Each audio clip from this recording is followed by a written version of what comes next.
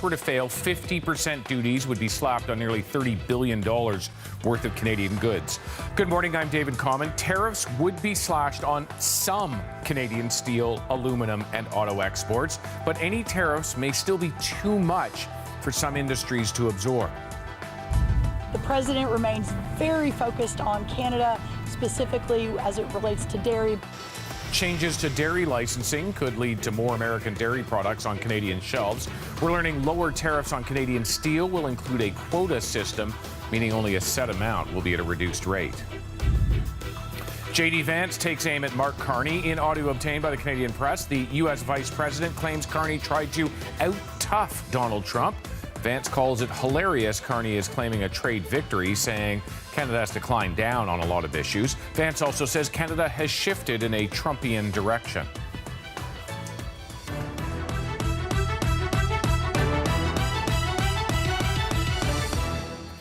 Our colleagues at Radio Canada are telling us that Dominic LeBlanc will be at the U.S. Commerce Department just about 2 hours from now. Earlier this week, the Commerce Secretary Howard Lutnick, very close to Trump, he's the one who oversees sectoral tariffs on auto, steel, aluminum, and lumber. Lutnick was in the talks. We do not know if LeBlanc and Lutnick will be meeting this morning. If there is a deal tonight, it appears provincial booze bans would be repealed. Rafi Boudjikanian looking at this for us. Rafi, the Prime Minister has asked for those bans to end. He's got to get the premiers on side. And at this point, some are sounding very defiant, while others are just silent. Yeah, David, perhaps nowhere are we seeing more of a contrast in attitudes than between Quebec Premier Christine Fréchette and Manitoba's Wab Kinew. Fréchette yesterday telling journalists that she had a little bit of a private one-on-one chat with Prime Minister Mark Carney. He explained some of the deal in the works to her, and she now is going to crunch the numbers and figure out whether or not it's a good idea to place alcohol back on store shelves in Quebec's provincially run liquor stores. Well, Wab Kinew is suggesting he may not even do that at all. Let's have a listen to the two. It is possible that we put back the alcohol on the shelves of the SAQ, but we need first to have the analysis. What I would say to Canadians is leave it there. If we put the booze back on the shelves, don't buy it, let it sit on the shelf. You know, Kinew went on for a while, and as I was listening to him, I was kind of asking myself, are the Americans listening to this, and how will they react if they are? Because he did not have kind words to say about U.S. President Donald Trump. I was thinking back to last year when those ads came out from the province of Ontario, and how much that annoyed the U.S. president at the time, and how, you know, we were told kind of behind the scenes that even those ads even kind of sank a potential deal at the time. So we're also hearing from the advisory council for the Canadian government that the Americans do in fact listen to everything that's said by Canadian officials. So I kind of got to wonder what impact could these kinds of words have. Doug Ford, incidentally, has been the silent one. You were referring to some who have not said anything at all. We haven't heard anything from Ontario's premier, who has really been kind of one of the most vocal politicians in this country to criticize the American administration. And meanwhile, this is just kind of hanging over the federal government, right? How to sell this agreement to Canadians. It seems that there is not much appetite for concession. If you listen to Abacus data pollster David Coletto, Canadians still kind of want to fight back. The evidence is that there's not a lot of Canadians out there who are inclined to think that we should be making concessions. I mean, you have to understand that there's still deep animosity towards the Trump administration, to the United States. That feeling of betrayal, I don't think has really left. And so there's not a lot of appetite for anything that doesn't get us back to the kind of relationship we had before. And even then, many Canadians are wondering whether that's a good thing or not. And in a way, this is of Mark Carney's own making, right? If you think back to last year, he won the federal election basically saying elbows up, right? He would be standing up against Donald Trump. So now the question will be, is he able to sell whatever this agreement is to Canadians? There are by-elections at the end of this month, 3 of them in Quebec and BC and Ontario. So there could be some kind of political price to pay for Carney quite quickly if he can't. There you have it. Rafi Boudjikanian, thanks very much. Rafi is, of course, in Ottawa, and as we look at it live on the left side of your screen there this morning, it is the heart of politics, but the heart of the negotiations happening there in Washington. We're going to watch for any new details about the proposed deal to come out, but one key question this morning is around the auto sector, critical in Ontario. There is a lot of question about whether the proposed cuts to tariffs would still leave a tariff that's too high for the auto sector to survive in Canada. We'll be talking to somebody who specializes in this area coming up next here on CBC Morning Live.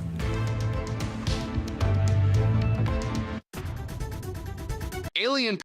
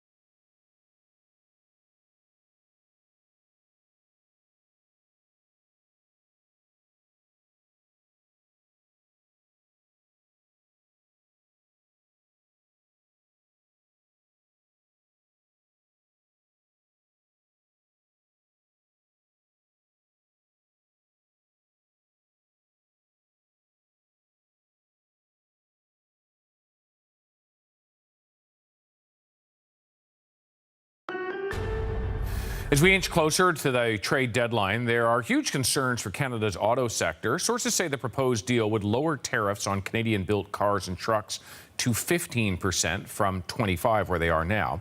But some industry sources feel the cut might not be enough for the auto sector to survive.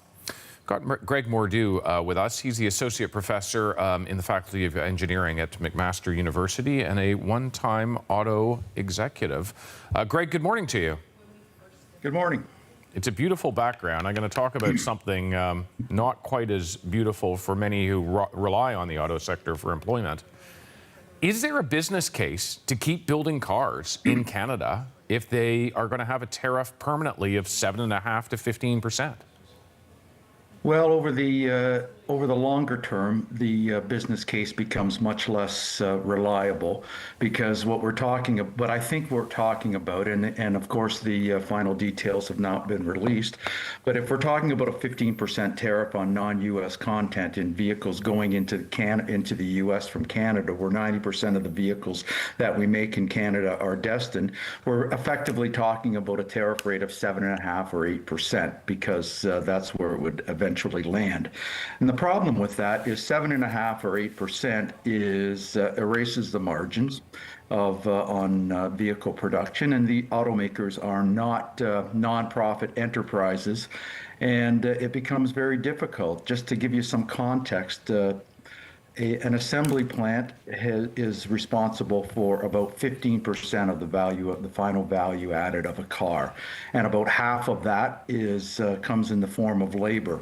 So effectively, if we end up with a 15% tariff and effectively 7.5% on non-U.S. content, we're asking automakers to pay for assembly plant labor twice. And bluntly, they are not inclined to do that over the longer term. The Trump administration has actually been very clear. The president's been very clear. He doesn't want cars to be built in Canada. Is that where we're heading? It could be. We can suspend all the conversations of whether it's fair or whether it makes sense.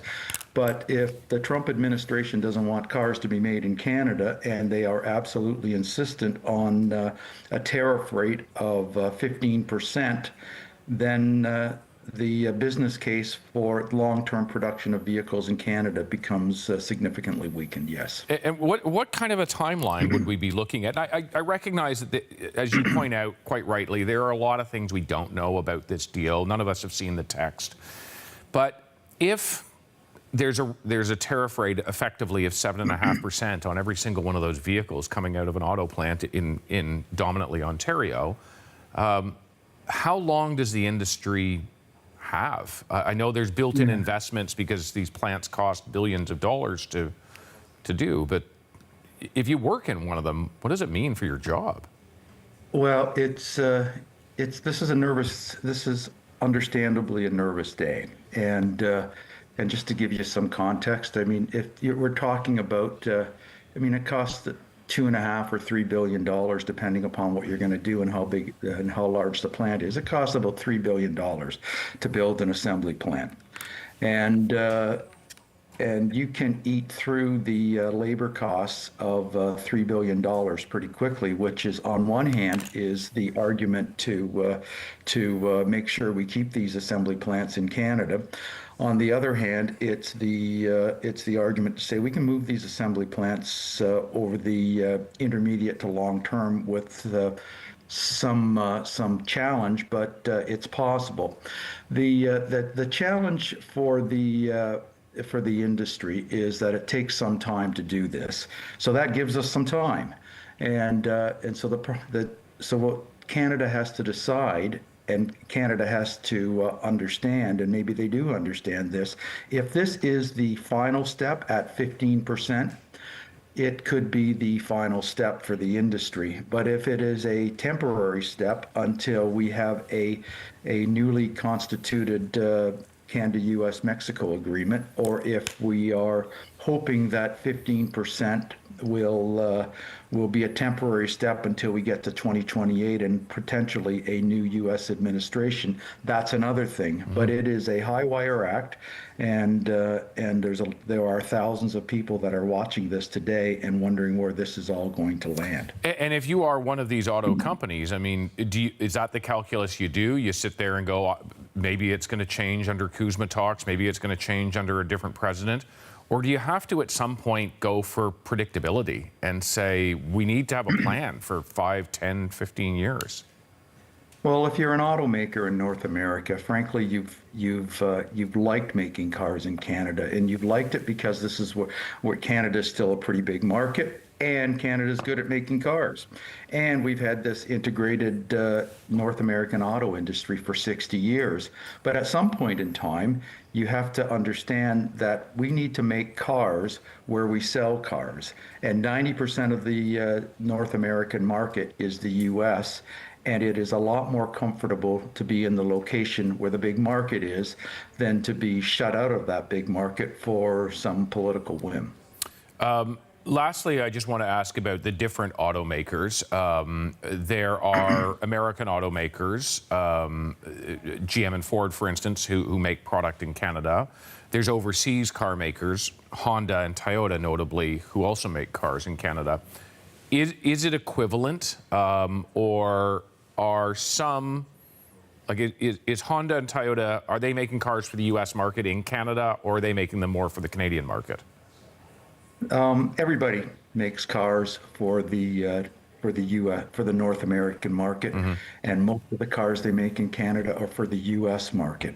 And the difference between the D3 and Honda and Toyota, there's a couple of fundamental differences. And over the past year, we've started to see this shake out. But the D3 have started to move production out of Canada. We've lost a plant in Ingersoll. We've lost a plant, or at least on long-term pause, in Brampton. General Motors has removed a shift from their assembly plant in Oakville, and they can do that because they have idle capacity in the U.S. So it's relatively easy, not easy, but relatively easy to do that, and they've done that. Honda and Toyota have not done that because they don't have idle capacity in the U.S. They are working full out. So in order to continue to satisfy the market, they need to continue to build cars in Canada. But over the longer term, they'll look at other alternatives, and it's over the longer term that we need to be concerned about. And there's the longer term, 2 years, 4 years, 5 years, but they can't continue to absorb tariff rates of about $6,000 or $8,000 per car, and continue to be successful, because the market will not absorb that $6,000 or $8,000 per vehicle. The market will say that car is worth that amount of money, and the market sets the price for the car, it's not a cost up. So they can't absorb it over the longer term. Right. Greg Mordew, thanks for the primer on understanding the auto sector in this country. Appreciate it. Thank you. The U.S. Vice President taking aim at the Prime Minister. J.D. Vance says Mark Carney is trying to out-tough Donald Trump and is not helping Canada. We'll have the story on where he said it just ahead here on CBC Morning Live.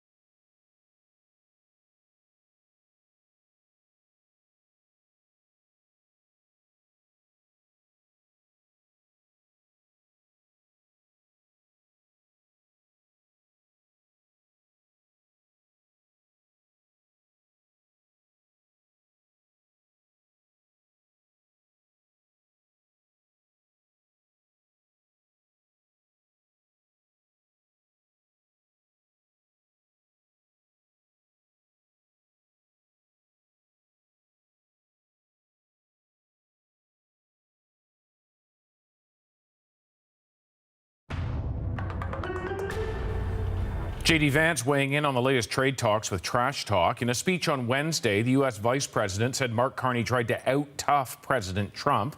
Chris Reyes taking a look at this for us. Chris, the White House boasting in many ways. This was in a private setting, but it all went public.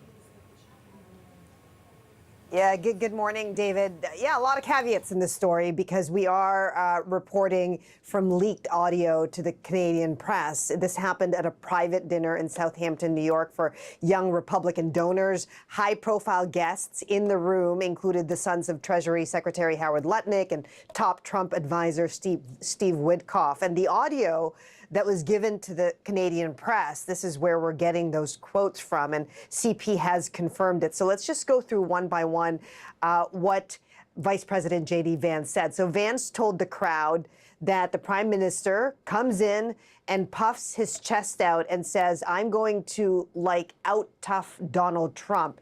It's hilarious because Carney presents this as some victory for Canada when fundamentally they climb down on a lot of issues. He also said that Trump saw an opportunity here to get some wins for the country. And the whole point of this is to change Canada's behavior, which they, not entirely, but they've certainly shifted in a Trumpian direction. Now, Vance also seemed to have some compliments for the Prime Minister, telling this crowd that he got along with him quite well and called him, David, a very sweet guy.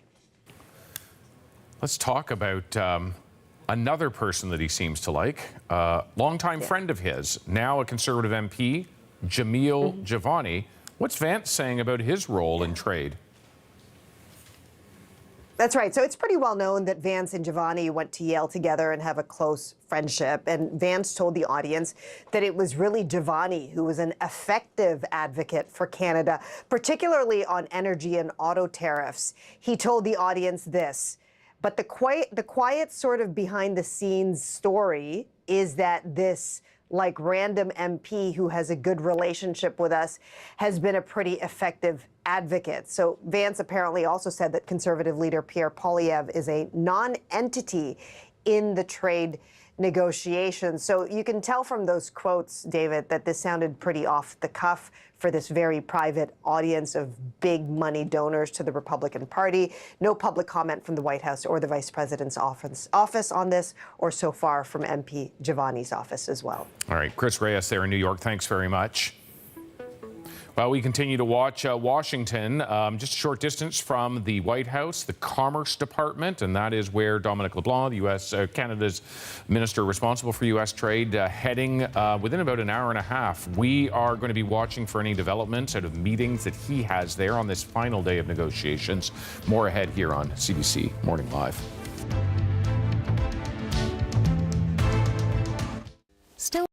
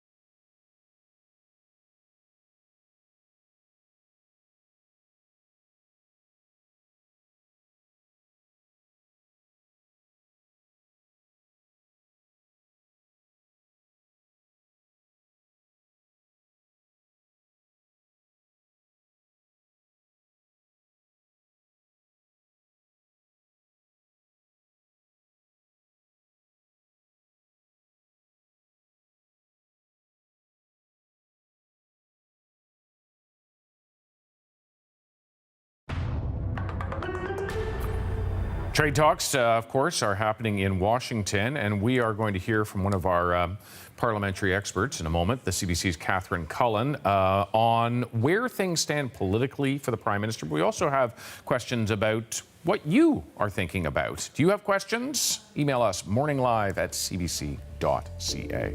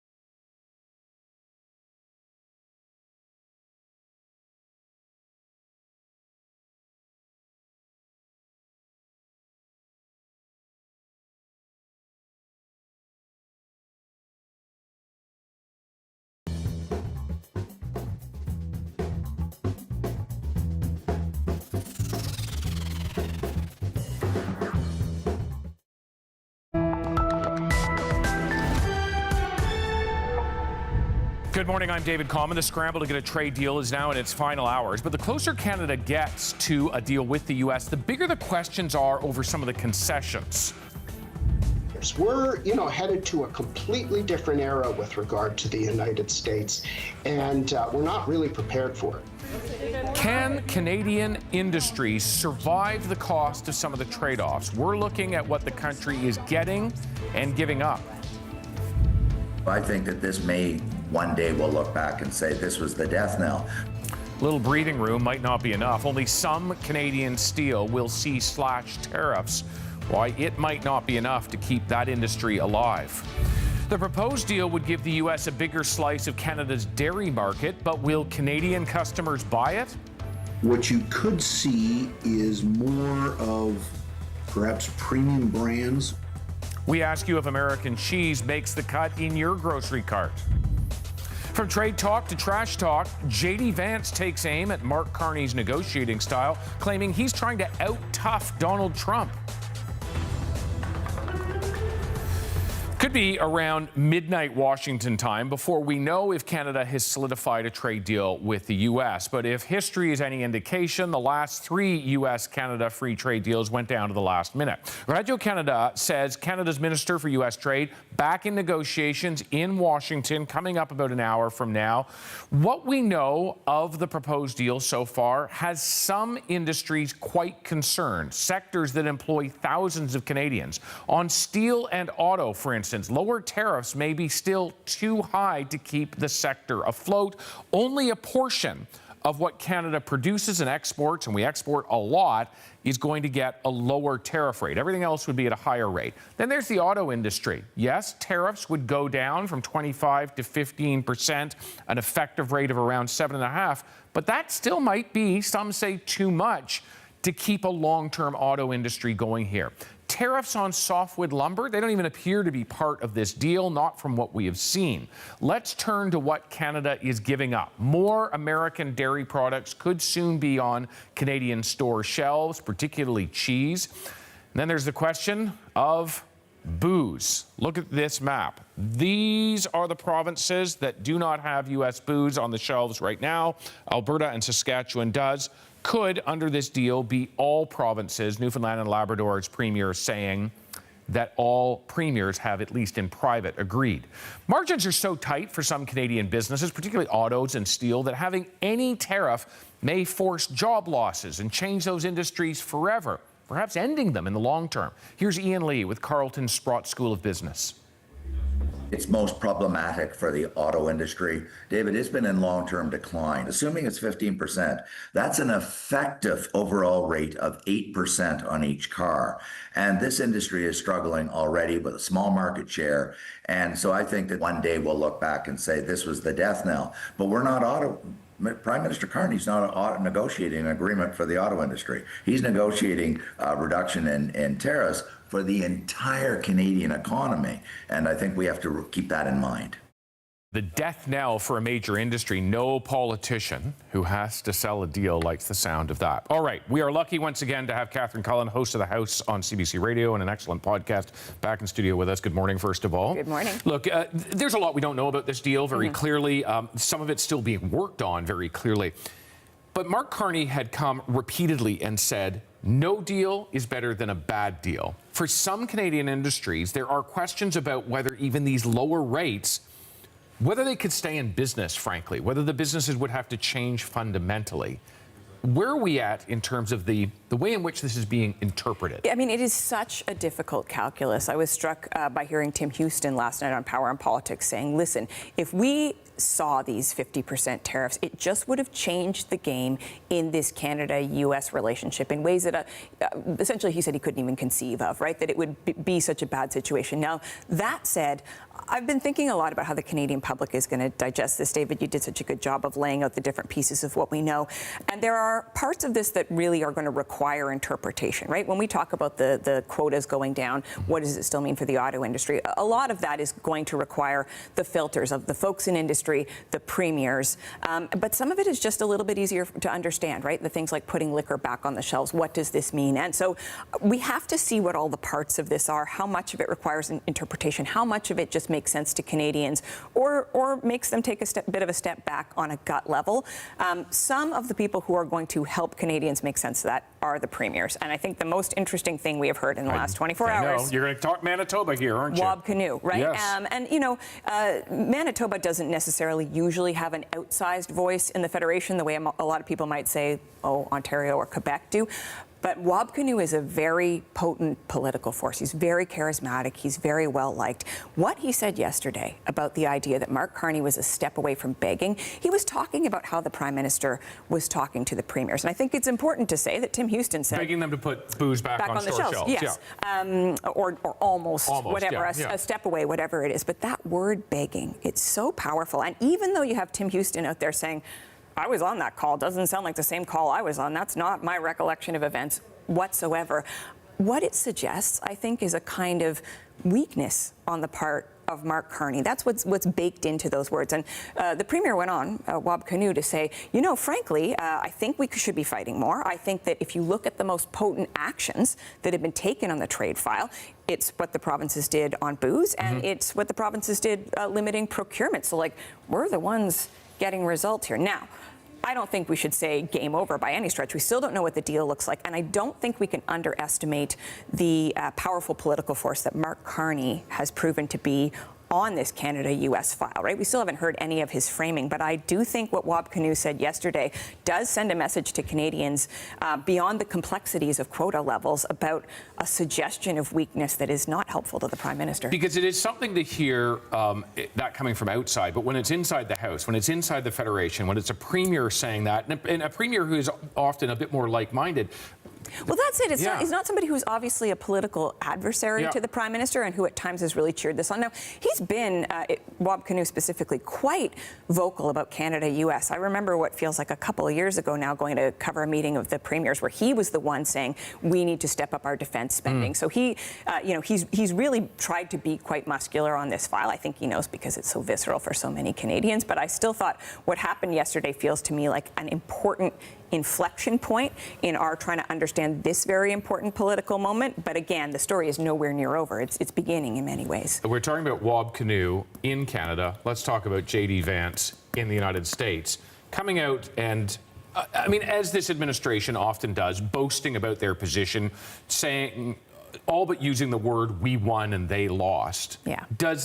What does that do, you know, not just to the national psyche, but to Mark Carney politically? Well, I mean, I think on this one, there's a bit of consider the source. And if you look at the specific message that Vice President Vance said in this conversation that was recorded, and some of which the Canadian press, I guess they've listened to the recording, it's basically like, yeah, Mark Carney, he's okay, but he's puffing up his chest. But you know who the real hero is here? My longtime best friend. Yeah, the guy I went to Yale Law School with. Indeed, who he's still Jamil Jivani. Jamil Jivani, Conservative MP, who's still quite close with. And the side swipe of Pierre Poilievre in all of this, too, that he is essentially irrelevant, but somehow suggesting that Mr. Jivani has played, if not an important role, at least brought real value to this whole process. Listen, I'm not in the rooms. I don't know. I find that quite a surprising turn of events, and I would suggest that at best, Vice President Vance is pretty parti pris on all of this. So I think it does look like just really giving a good friend of yours a pat on the back here. I'm not sure how far it goes beyond that particular conversation. But also, I will say, Jamil Jivani, pretty politically wily. So we'll see what, if anything, he does with these comments. Oh, yeah. He's got political smarts. Whether you like his politics or not, there's no question that he's got wiliness to it. Yeah. For sure, yeah. Look, you used the term inflection point, and I want to finish up our conversation looking at that, because it can be very hard in the moment to understand the historical context of a thing. But we are, as a country, seemingly on the cusp of accepting permanent tariffs as a reality that a Democratic president might be just as likely to keep on our auto sector, on Canada's steel sector. I can go on and on here. In so doing, auto assembly in this country will get smaller, quite likely. Could I mean, I'm getting way ahead of myself here, but could disappear. Are we at an inflection point for this country? All I can say is I find myself asking similar questions. When you hear some of the conversation that is going on right now about auto, and with this enormous, big, waving caveat that we only have part of this picture right now. And this is going to be, I think, a very complex deal, and it's going to take time to digest all of it.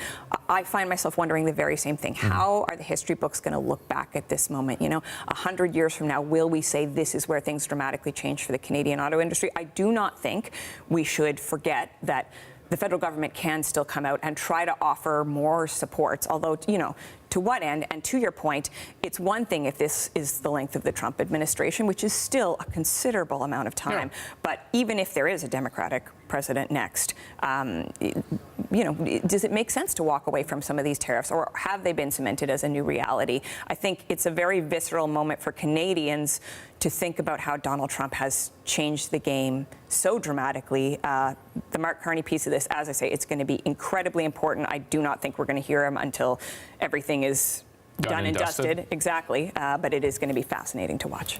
Catherine Cullen, always a pleasure. Thanks so much for the conversation. Great talking really enjoyed to you, it. Thank you. That is the CBC's Catherine Cullen. We are just learning that Dominic LeBlanc, who is Canada's minister responsible for these negotiations for U.S. trade, is set to meet in about an hour and 20 minutes. He will do so with Jamieson Greer, who is the U.S. trade representative, essentially the guy representing the Trump administration in these negotiations. We'll be watching for what comes of that meeting and whether Dominic LeBlanc says anything on the way into them. Big concern for the auto sector. Sources say the proposed deal would lower tariffs on Canadian-built cars and trucks to 15%. They're at 25% right now. But some industry watchers feel that even that cut might not be enough to justify producing cars in the long term in Canada. Here's Greg Mordew. Over the longer term, the business case becomes much less reliable, because what we're talking about, but I think we're talking about, and of course the final details have not been released, but if we're talking about a 15% tariff on non-U.S. content in vehicles going into the U.S. from Canada, where 90% of the vehicles that we make in Canada are destined, we're effectively talking about a tariff rate of 7.5% or 8%, because that's where it would eventually land. And the problem with that is 7.5% or 8% erases the margins of on vehicle production, and the automakers are not nonprofit enterprises, and it becomes very difficult. Just to give you some context, an assembly plant is responsible for about 15% of the value of the final value added of a car, and about half of that comes in the form of labor. So effectively, if we end up with a 15% tariff and effectively 7.5% on non-U.S. content, we're asking automakers to pay for assembly plant labor twice. And bluntly, they are not inclined to do that over the longer term. That is Greg Mordew, former auto exec and associate professor now at McMaster University. This, of course, deeply impacts Ontario's economy when we're talking about the auto sector. And so we're going to turn to the president and CEO of the Ontario Chamber of Commerce, Daniel Tisch, who's on the line. Daniel, good morning to you. Good morning, David. Look, you're seeing what we're seeing in terms of the leaks that are coming out. You just heard Greg Mordew there. This hits Ontario in an outsized way, what we're hearing, whether it's auto or the steel tariffs that stay but still get lowered. Can Ontario products still be competitive in the U.S. market if there's any kind of tariffs on them? Well, if the rumors are true, it's certainly concerning. I think that the suggestion that auto tariffs might go down from 25% to 15% without an exemption for all content made in the NAFTA zone, in other words, for Canadian content, I think that's very concerning. I think it likely dooms the entire North American auto industry to a slow death, and that would be of great concern to us. So certainly there is a case to be made that, and I'm sure if the government signs a deal today, they'll say it's the best available deal for right now, and we'll keep pushing in the context of the CUSMA renegotiations for something better. but that's just not available right now. Anyway, as it stands right now, we certainly would have a lot of concerns about the viability of the industry, and we'd have to look at what else is in the deal, because it's important to look at it holistically. Daniel, some of Trump's tariffs have been deemed illegal, including by his own courts in the United States. And so we have this temptation sometimes to say, well, it's not fair, or we need to push back.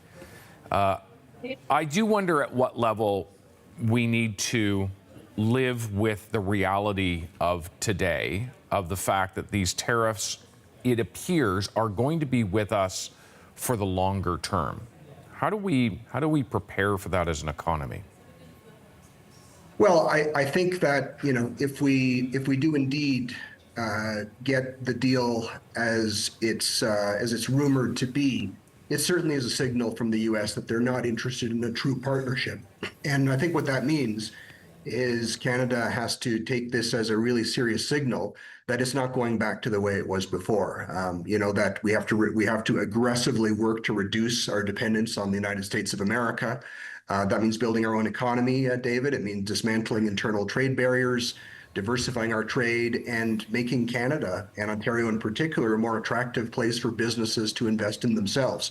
And it's worth noting, you know, like people talk about, oh, how dire this is and how we've got to make a deal, you know, but the Canadian economy has actually exceeded the best case scenario, or at worst, I'd say it's matched the best case scenario that economists laid out a year and a half ago when the tariff started. So we've been incredibly resilient. We're creating jobs faster than the United States is right now. Ontario is actually leading the way in job creation in the last month.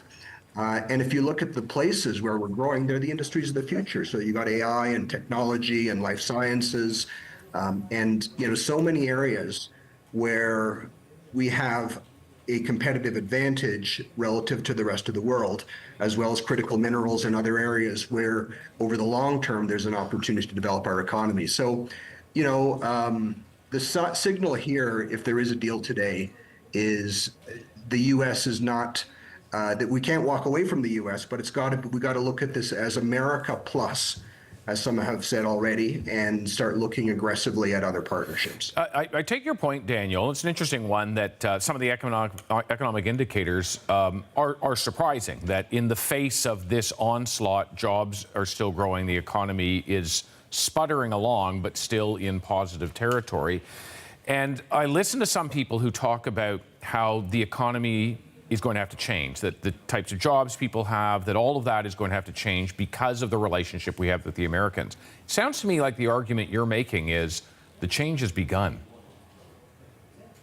Yeah, I think the change has begun, and look, and the reality is, we saw less U.S. trade last year, but we saw more trade with the rest of the world, and you know, that's a good thing. And so we have to just move a lot faster than we've been able to move. And one thing I think we're going to see, if and when there's a deal announced today, the reaction of the premiers will be very instructive, right? Because you know, premiers, you know, are powerful in this country, and we have to listen to what they have to say. And I think that we've got to think about how the federal government and the provinces move together in order to get stuff done, because I think we have a lot of gridlock in this country when we're trying to get big things built and big things done. And so we're going to have to look at how we can really develop a joint strategy and get everyone playing on Team Canada. Daniel Tish, very much appreciate you giving us some of your time to sort of look at it, particularly through the Ontario lens, which has specific exposure to this. Yeah, no, it's a pleasure. And I guess what we'll be looking for today is, you know, if there is a deal, is does it clearly restore the competitiveness of the sectors Trump has targeted? Are any concessions Canada makes fair and reciprocal with the U.S. concessions? And when Trump inevitably breaks this deal, do we still have some leverage? Finally, I'd say, is there a pathway to the extension of the Canada-U.S.-Mexico trade agreement? Those are really the four things that the Ontario Chamber is going to be looking for, and we're hopeful that the answer to at least a couple of those questions, you know, will be something that we can all live with. Absolutely. Daniel Tish, thanks so much. My pleasure. All right. In the midst of all of this, Canadian businesses still in limbo, like Daniel, trying to figure out what exactly might be in this deal. If you're a business owner, you're going, okay, no tariffs come 12:01 a.m. On the 19th, but now what? Where are we? Where is this headed? And I think that the not knowing, as much as everyone appreciates that you can't lay out the entire negotiation strategy for the public, the not knowing what's going on has been particularly challenging. Coming up, what's at stake and whether Canada perhaps should have taken a different approach when it comes to negotiations. That's next on CBC Morning Live.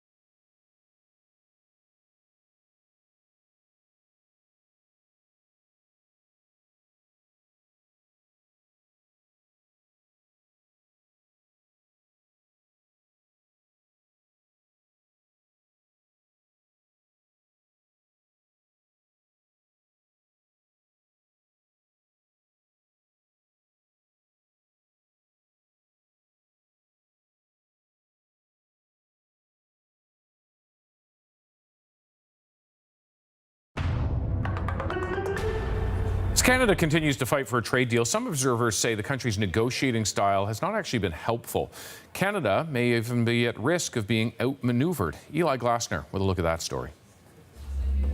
I talked to a guy named Barry Appleton, and I think he'd be very happy being described as the trade armchair quarterback, because this is a guy, he was an advisor with BC and Ontario for NAFTA. He's testified in front of the World Trade Organization, and he's not impressed. He is not impressed. I actually talked to him last Sunday when I was hosting News Network, and it was so interesting, and he was so passionate. Brought him back for a one-on-one. You saw that story, it was on The National last night. And he thinks, as you're saying, that when it comes to these talks, Canada has been kind of outplayed. And one of the reasons why is this interesting access to information that he says American trade negotiators have on demand when they go into the room, so that basically they are kind of better equipped than the Canadians are when we're sitting down across from them at the table. Take a look. But they've got a good trick, and the trick is they have these things called industry trade advisory committees. They have up to 700 people on Slack, connected in, the security cleared, connected in. So, you know, he was explaining to me, like, if you're looking at aluminum and these kind of roof shingles are good, but if we change it that way and change the clause, then it'll be better for our side. And so they have very specific knowledge. You can get that instant feedback. Exactly. Kind of Now, thing. Canada had something similar, Barry says, sectoral advisory groups. That was disbanded in 2013. There has been a new ministerial advisory committee created just last April, but evidently Mr. Appleton not that impressed. The other thing that he said, and I think really he keeps coming back to, and you heard that clip off the top, the frustration of like, what's happening with the talks? What do we do? How do we pivot? I mean, I've been hearing from manufacturers manufacturers just dealing with UPS, dealing with FedEx, trying to keep their businesses afloat. And so it's about having that open communication, and I think in a way diffusing the drama. He talked about transparency, and he actually compares what's happening right now in the trade talks to what happened with the Gordie Howe Bridge, where Canada put out kind of a vague description of how the contract with the bridge was going to work, and then eventually the entire contract was revealed, and America kind of put it out there, and there was quite the ripple effect, quite the blowback. He says this is how we should be approaching the trade talks, and here is where he points to Mexico. Mexico has been in talks with the United States for over a year, but they have diffused the drama because their agenda is out there in the public. Everything is calendared, so people know what they're talking about when they go into, you know, those meetings, that the cameras aren't present, and then there's less of a reaction. Let's take another look. But what they got were structured talks, so everybody knew in advance when they were going to be. That took a lot of the certainty into the system and the uncertainty out of the system, so people weren't as freaked. They also had agendas that were public, so we knew the issues that were being talked about. In Canada, we knew nothing. Yeah, I totally agree that in Mexico you don't see trade talk on the news. It's not. It's just not a thing in the way that it occupies the agenda here. But we also have very different economies. What we sell into the U.S., what we get from the U.S., very, very different from both sides. And I've been reading Maggie Haberman's book, Regime Change, and like, there's this one line that sticks with me. Trump likes the sound of Claudia Sheinbaum's voice on the phone, and that is, the book asserts, part of the reason the Mexican president gets a better approach. But they have a different negotiating approach as well.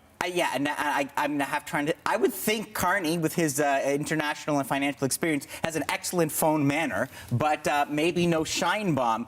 I mean, you're right that the economies are very different, but I think what is similar is that both Mexico and Canada are looking at these trade talks as essentially an existential threat. I talked to another guy named Diego Mariquin. He is the lead of the CUSMA initiative at the Center for Strategic International Studies, and he says that Sheinbaum is taking, perhaps with that great phone manner, a very different tact. But, and I think, it's good for you to point this out, this is the big difference between us and Mexico. They did not respond with retaliatory tariffs. And I think that kind of changes the tone. Take a look.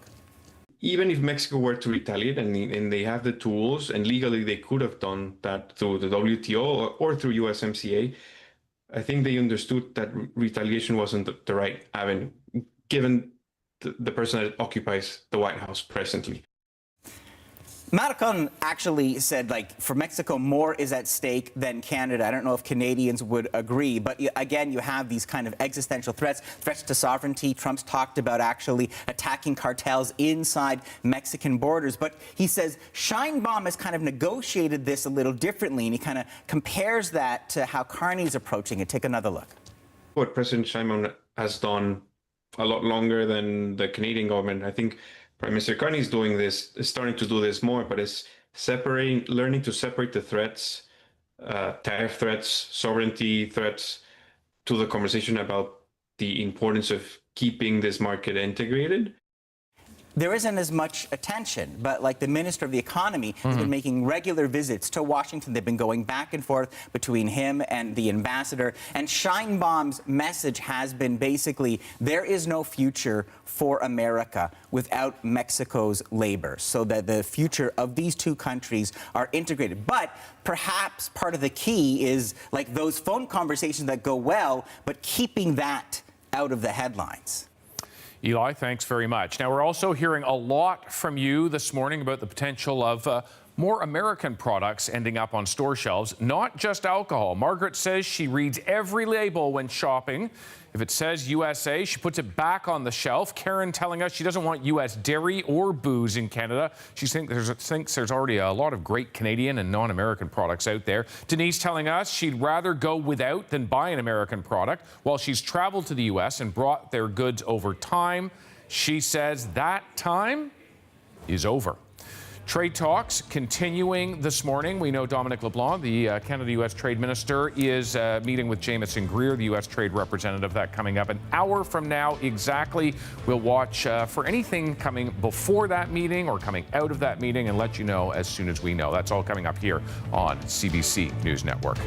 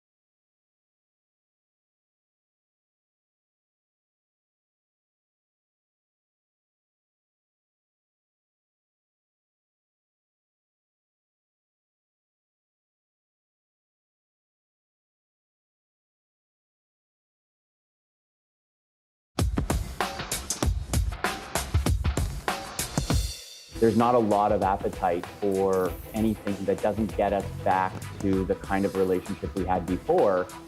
Canada and the U.S. have until midnight to finalize a trade deal that would avert new American tariffs. We're told they're very close, but if the talks were to fail, 50% duties would be slapped on nearly $30 billion worth of Canadian goods.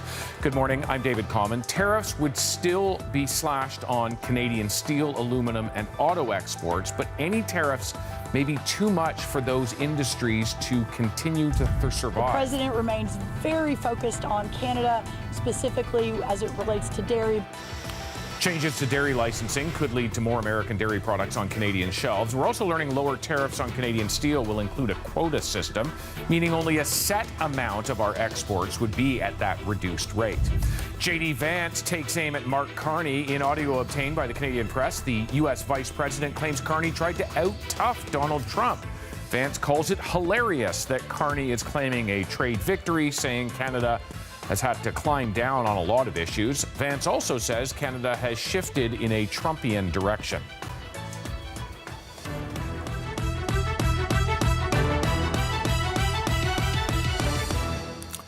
Happening in Washington, the Canada-U.S. Trade Minister, Dominic LeBlanc, set to meet with Jamieson Greer, Donald Trump's top trade negotiator, about an hour from now. They spoke for 3 hours yesterday. That is believed to actually be their longest session yet. If there is a deal before midnight Washington time, it could end provincial booze bans. Rafi Boudjikanian looking at this. Rafi, the Prime Minister has asked the premiers to put alcohol back on store shelves. Some of those premiers frankly, are sounding very defiant while others are just silent. We'll get to the quiet ones in a moment, David, but yeah, let's talk about those who have been speaking to the media. Nowhere do we see a better illustration of the contrast between them than in Quebec Premier Christine Fréchette and Manitoba's Wab Kinew. Fréchette telling reporters that she spoke privately to Prime Minister Mark Carney, got a bit of a sense of what's in the deal, and that based on crunching the numbers, she'll decide whether or not American alcohol, will go back on store shelves in Quebec. Well, Kinew is suggesting he may not do that at all. Let's have a listen. It is possible that we put back the alcohol on the shelves of the SAQ, but we need first to have the analysis. What I would say to Canadians is leave it there. If we put the booze back on the shelves, don't buy it, let it sit on the shelf.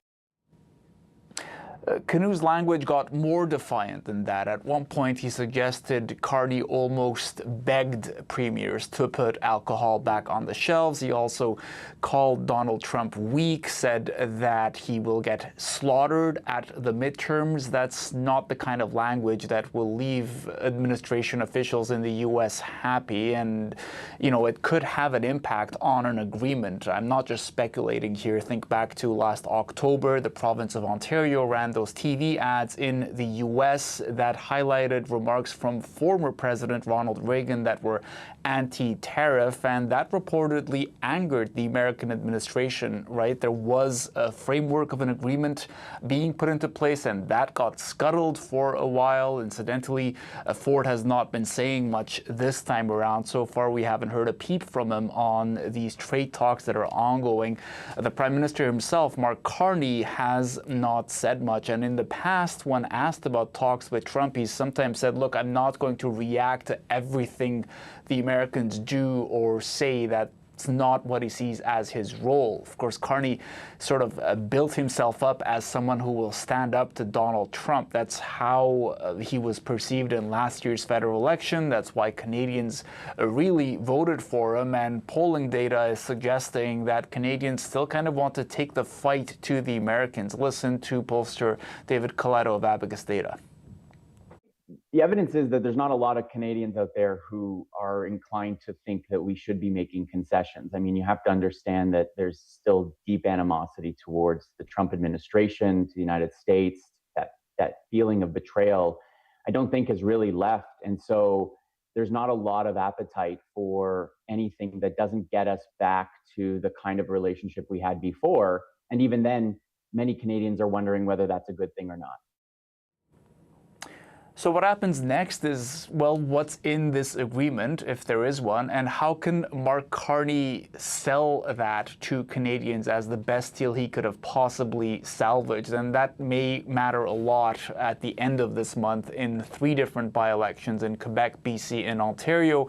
Carney could pay a political price if he's unable to convince Canadians that, you know, he did the best he could. There are also a number of other MPs who are leaving their seats. There could be 6 more by-elections before the end of the year, David. Rafi Boudjikanian, thanks very much. We've also been hearing from some Atlantic premiers on the alcohol issue. Newfoundland and Labrador, the first to say they would put alcohol back on their store shelves. Brett Ruskin looking at what the others are saying. So Tim Houston, Premier of Nova Scotia, saying that, you know what, he's not going to be playing personal politics when it comes to the decision as to whether to resume American alcohol sales here in Nova Scotia. If the Prime Minister, Mark Carney, asks him to put alcohol back on store shelves, if it's for the good of the country, he is game to comply and to do that and to cooperate. Here's what he had to say about that choice. When the Prime Minister asks something and it's good for the country, it's not my desire to try to play my own politics with it or try to, you know, maneuver it some way where I think it benefits me in some way. This is about the country. This is about tens of thousands of jobs across our country. Those are all families, they're all Canadians, and they need the support of the leadership, elected, business, community, all those things to push in the same way.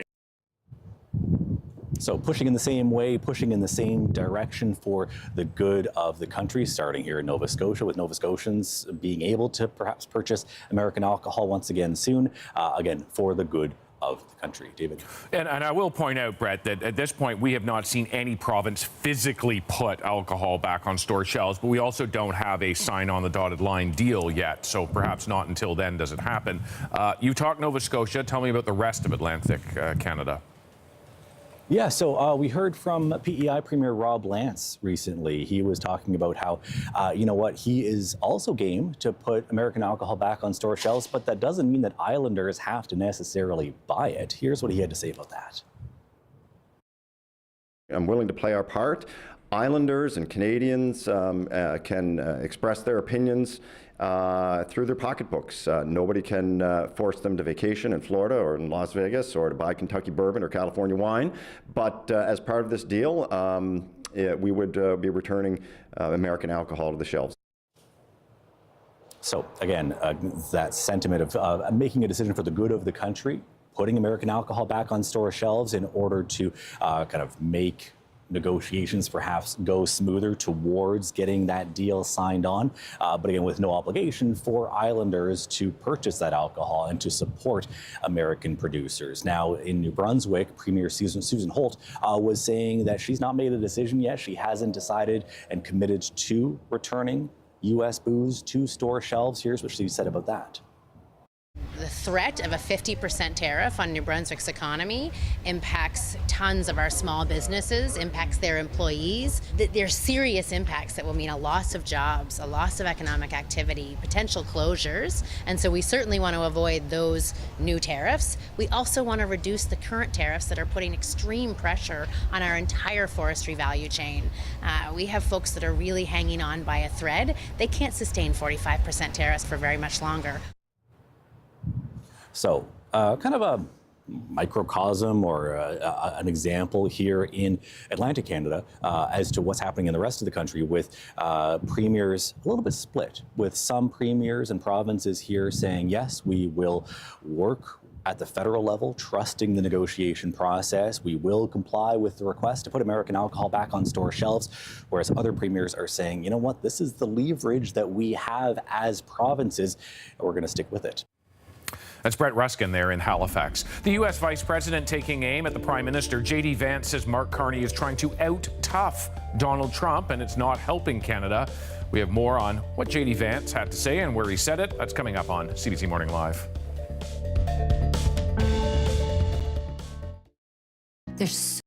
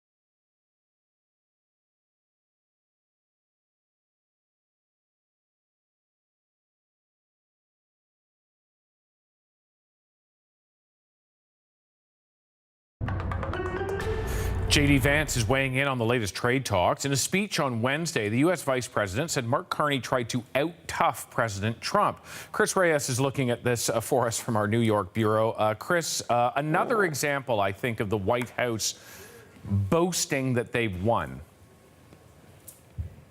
Yeah, and certainly Vice President J.D. Vance here seeming to share off-the-cuff stories at this private dinner in Southampton for young Republican donors. They had pretty high-profile guests there, David, including Commerce Secretary Howard Lutnick's son and top Trump advisor Steve Witkoff's son. The audio was given to the Canadian press, and CP has confirmed it. So I just want to read directly from the quotes from that audio.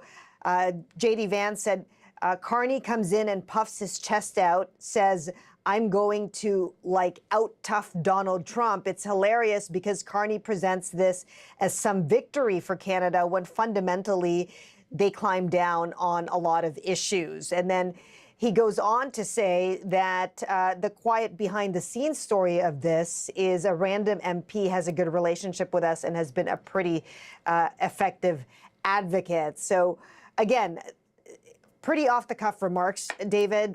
He also went on to say that Trump saw that there was an opportunity here to get some wins for the country. And the whole point of this is to change Canada's behavior, which they, not entirely, but they've certainly shifted in a Trumpian direction. Vance also seemed to have some compliments for the Prime Minister, telling this crowd that he got along with the Prime Minister quite well and then called him a very sweet guy. Well, that says something, doesn't it, Chris? Vance also talking about Jamil Javani, conservative member of parliament, but somebody Vance has known for years. They went together to school. Yeah. And that's who he was referring to in that quote that I just read, that random MP. It's well known that Vance and Giovanni went to Yale together and they have a close friendship. And Vance told this audience that it was Giovanni who was an effective advocate for Canada, particularly on energy and auto tariffs.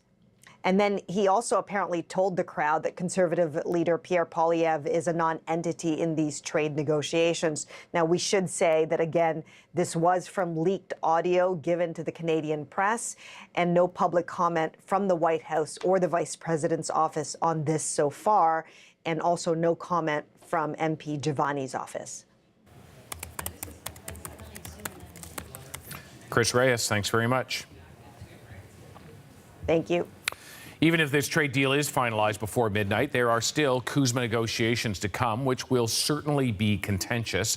Add in all the talk from the White House, and tensions between Canada and the U.S. remain very high. So where does it leave the relationship between the two countries? Here's a former U.S. trade negotiator.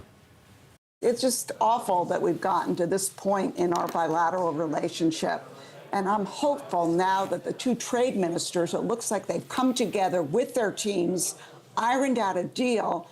That builds trust. It builds an important working relationship, something we really haven't seen to date under this administration. So I'm an optimist here. If the deal can be reached, the trade ministers can work together, then we can start formal negotiations with Canada and actually sit down with Canada and Mexico together, because after all, it is a trilateral deal. Look, there's some issues. If indeed we found some kind of a combination on dairy or booze or autos, that really then takes a burden off some of the USMCA negotiation. And if you look on the whole economic security side and energy side and critical minerals, there are many issues that are on the table for the USMCA negotiations where, frankly, Canada and the U.S. see largely eye to eye. Well, just hours left as we look at Washington for negotiators in that city, both Canadian and American, to come to a deal. We'll be looking at how you're feeling ahead of this looming deadline, some of the concessions that we're talking about, booze, cheese, you name it. Your comments, that's next on CBC Morning Live.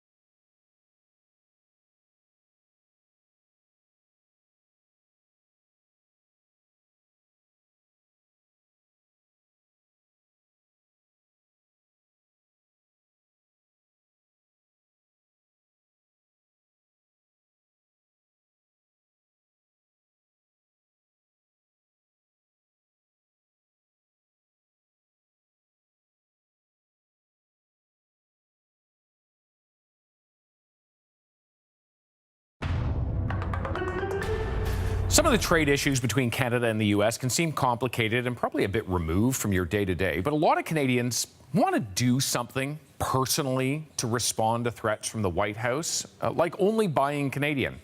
Darren's in downtown Toronto right now, and over the course of the morning, he's been asking people what they do. Darren. Yeah, very good morning to you, David. It's been fascinating, actually, talking to lots of people commuting into work today or going for a long weekend from Union Station here in Toronto, about what they think of these trade talks, firstly. And I have to say, it is front and centre of a lot of people's minds this morning. There's clearly a lot of uncertainty. I think an element of anxiety about whether there will be a deal today, what that might mean for ordinary people in their everyday lives. But also a kind of split opinion on whether any deal is better than a bad deal, if you like. When you look at the national polls, lots of Canadians, a majority of Canadians, seem to suggest that they think maybe the government is conceding too much, that maybe Mark Carney and the government should stand up to the United States a little bit more, take a tougher line. When I spoke to people here earlier on this morning, though, opinions a bit more split on whether essentially these talks are going well and whether the government is making enough or maybe too many compromises. Have a listen in. Do you fear, though, that Mark Carney might give away too many concessions to get a deal? Well, I'm hoping that whatever he gives away, that it's only temporary, and when the next person comes in, we can negotiate. You still buying Canadian? Is that still important to you? Absolutely. Yeah, the Buy Canadian, it is strong out there, okay? People have unified with that, and I think that even after the trade talks, if there is a deal, which I think there will be, they're still going to buy Canadian. I would usually go for Canadian markets if I have the choice. But if it comes down to a choice between, let's say, cost and Canadian, which one wins out then? Cost first. That's a really good question, Darren, because I think that is the conundrum for a lot of people when they're in the store. It comes down to cost versus Canadian at times.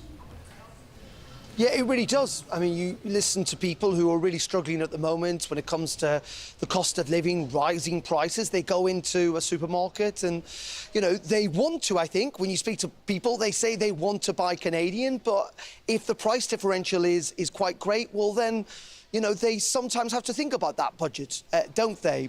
And at the same time, you also talk to people who are missing some American products. I spoke to quite a few people in the station this morning who are missing the particular type of wine that they really like or the liquor that they really like. And they want to see a deal because at least they want the choice potentially to be able to buy that. So it is pretty complicated. People are somewhat divided on, again, what a deal and what type of deal they want.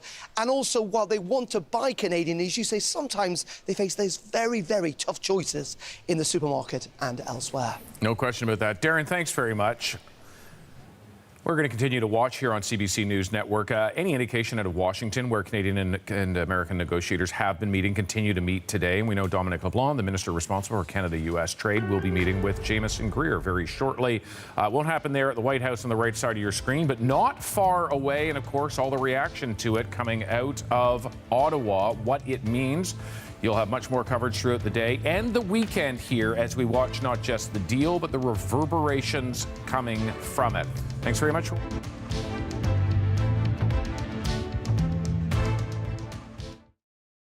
Hi.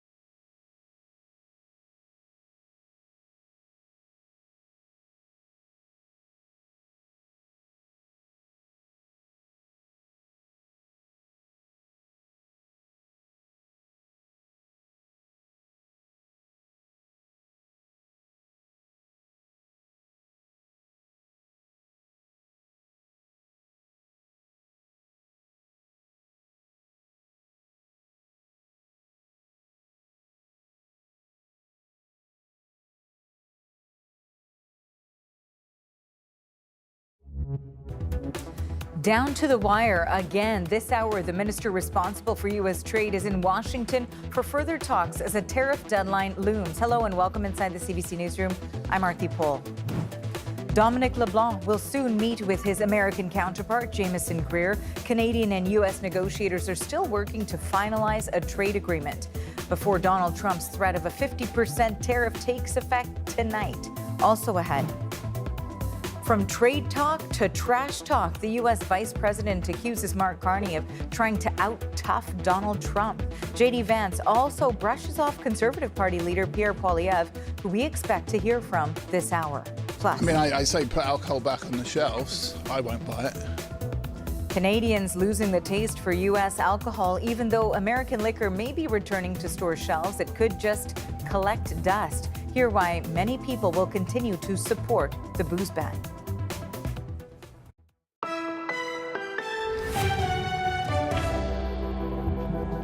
Tonight's tariff deadline is midnight Eastern Time. Hoping to avoid the new duty, Canadian officials are working with U.S. counterparts to finalize a trade agreement. We want to show you the view at Washington. We know that Ottawa's point man on the file will soon be back in negotiations. Dominic LeBlanc will meet this hour with the U.S. Trade Representative Jamieson Greer, and the clock is ticking in these crucial talks. But at this stage, it's still unknown if both sides can align before the U.S. president's latest tariff threats come into effect. And we know that several of Canada's key industry members are also on standby, anxiously waiting for details about how much Canada might gain or give up in these talks. So let's go through what we know about the proposed deal so far. Only a limited percentage of Canadian steel is getting a lower tariff rate. Sources say steel and aluminum will drop from 50 to 25%. But we're already hearing from businesses who say that amount is just not enough. And can the auto industry survive at a 15% tariff rate? It's expected to drop from 25%. Experts say that is not enough to remain profitable. And then, of course, the dairy sector. More American products could soon be on Canadian store shelves. Sources say we may see a change in how dairy import licenses are allocated by the government. And on top of all the official negotiations going on right now, U.S. Vice President J.D. Vance has also inserted himself into the conversation with some pointed remarks about Mark Carney made at a fundraising event in New York State. We know that Vance told attendees on Wednesday that the Prime Minister is a very sweet guy, but also one who puffs his chest out and says he's going to out-tough Donald Trump. Vance also said it was, quote, hilarious for Carney to present Trump's temporary tariff pause as a victory. Canada, in Vance's words, climbs down on a lot of issues. Now, the Vice President also took aim at Conservative Party leader Pierre Poilievre, labeling him as a non-entity in the negotiations. At the same time, he praised his longtime friend and Conservative MP Jamil Jivani for being an effective advocate for Canada. Okay, so a lot to digest here and go through and analyze. For that, we have Catherine Cullen joining us now, host of The House on CBC Radio. It's so lovely to have you here on set with me. Glad to be here. So that we can talk about all of these things. There's so many different aspects to all of this. Let's first talk about some of the details that we're learning about when we hear of what this deal may look like. Do the concessions, both of us have talked to so many industry leaders, the concessions to them feel like it's too much? I mean, I would say a couple of things. I would say that it does sound like some alarm bells, particularly some of the comments we've heard on CBC News over the course of the morning. We're arguing, is this an end moment for some particular industries? I do think we have to wait and see. It's clear, in part based on the fact that there are still negotiations happening today, right? Dominic LeBlanc, a meeting starting in just a few minutes' time, that there are still consequential things that have not yet been worked out, that this is going to be a very multifaceted agreement, and I think there are pieces of it yet that we don't quite understand. I think to Jamieson Greer's tweet earlier this week about, for instance, the digital alignment, right, which is sort of an opaque phrase, but suggests that there are going to be things here involving Canadian policy and tech giants, right? So there's a lot happening. I do think we want to see the full picture. We also want to see what the government will offer for industries that have to, take a hit that is now. We talked a lot about the importance of certainty. We've heard a lot about the importance of certainty. Certainty is good, but if the certainty is that things are going to be pretty tough for the foreseeable future, are there places the federal government can further step in and try and help? Or, as observers are saying, is this just going to be an incredibly difficult pill to swallow as the Canadian government accepted something that is going to have some very negative long-term consequences for some of these very important Canadian industries? And, you know, despite what we've heard from industries, their desire to go back to, 2018, for example, it's been made very clear by this U.S. administration that that's not going to happen. That's absolutely not on the table. But we know that those talks are ongoing. As you mentioned, of course, Canada's minister responsible, along with the USTR, they will be meeting this hour, hammering out more details. It's interesting when we look at that, because first they came out ahead of the deadline and said, hey, you know what? We've managed to make some progress. Then we actually saw them on the steps of the USTR say, we have an agreement. And now they're back for talks. And then once again, 3 hours yesterday, again talking now. What does that say about just how challenging things are behind closed doors? I mean, I do think an important part of the understanding of what's happening here is the expectations that Donald Trump set with that Truth Social post, yes. Where he said, deal, all caps, exclamation mark, when the Canadian government was saying, like, hey, we're making progress. Again, I would say that there are clearly still very consequential things that need to be worked out. Otherwise, you wouldn't see these conversations happening at the highest level. And this is, I think, also we're waiting on some premiers, in particular British Columbia, where we've only seen a statement, Ontario's Doug Ford, where we're all wondering, what is he going to make of this? And even Quebec, where we've heard quite a lot from Premier Christine Frechette, or certainly she's weighed in a couple of times. But she is still trying to make sense, she says, of the information she's been given privately. So are there conversations that are happening right now behind closed doors that could have a massive impact on whether ultimately Canadians decide that this is a palatable deal or not? That will be interesting to see.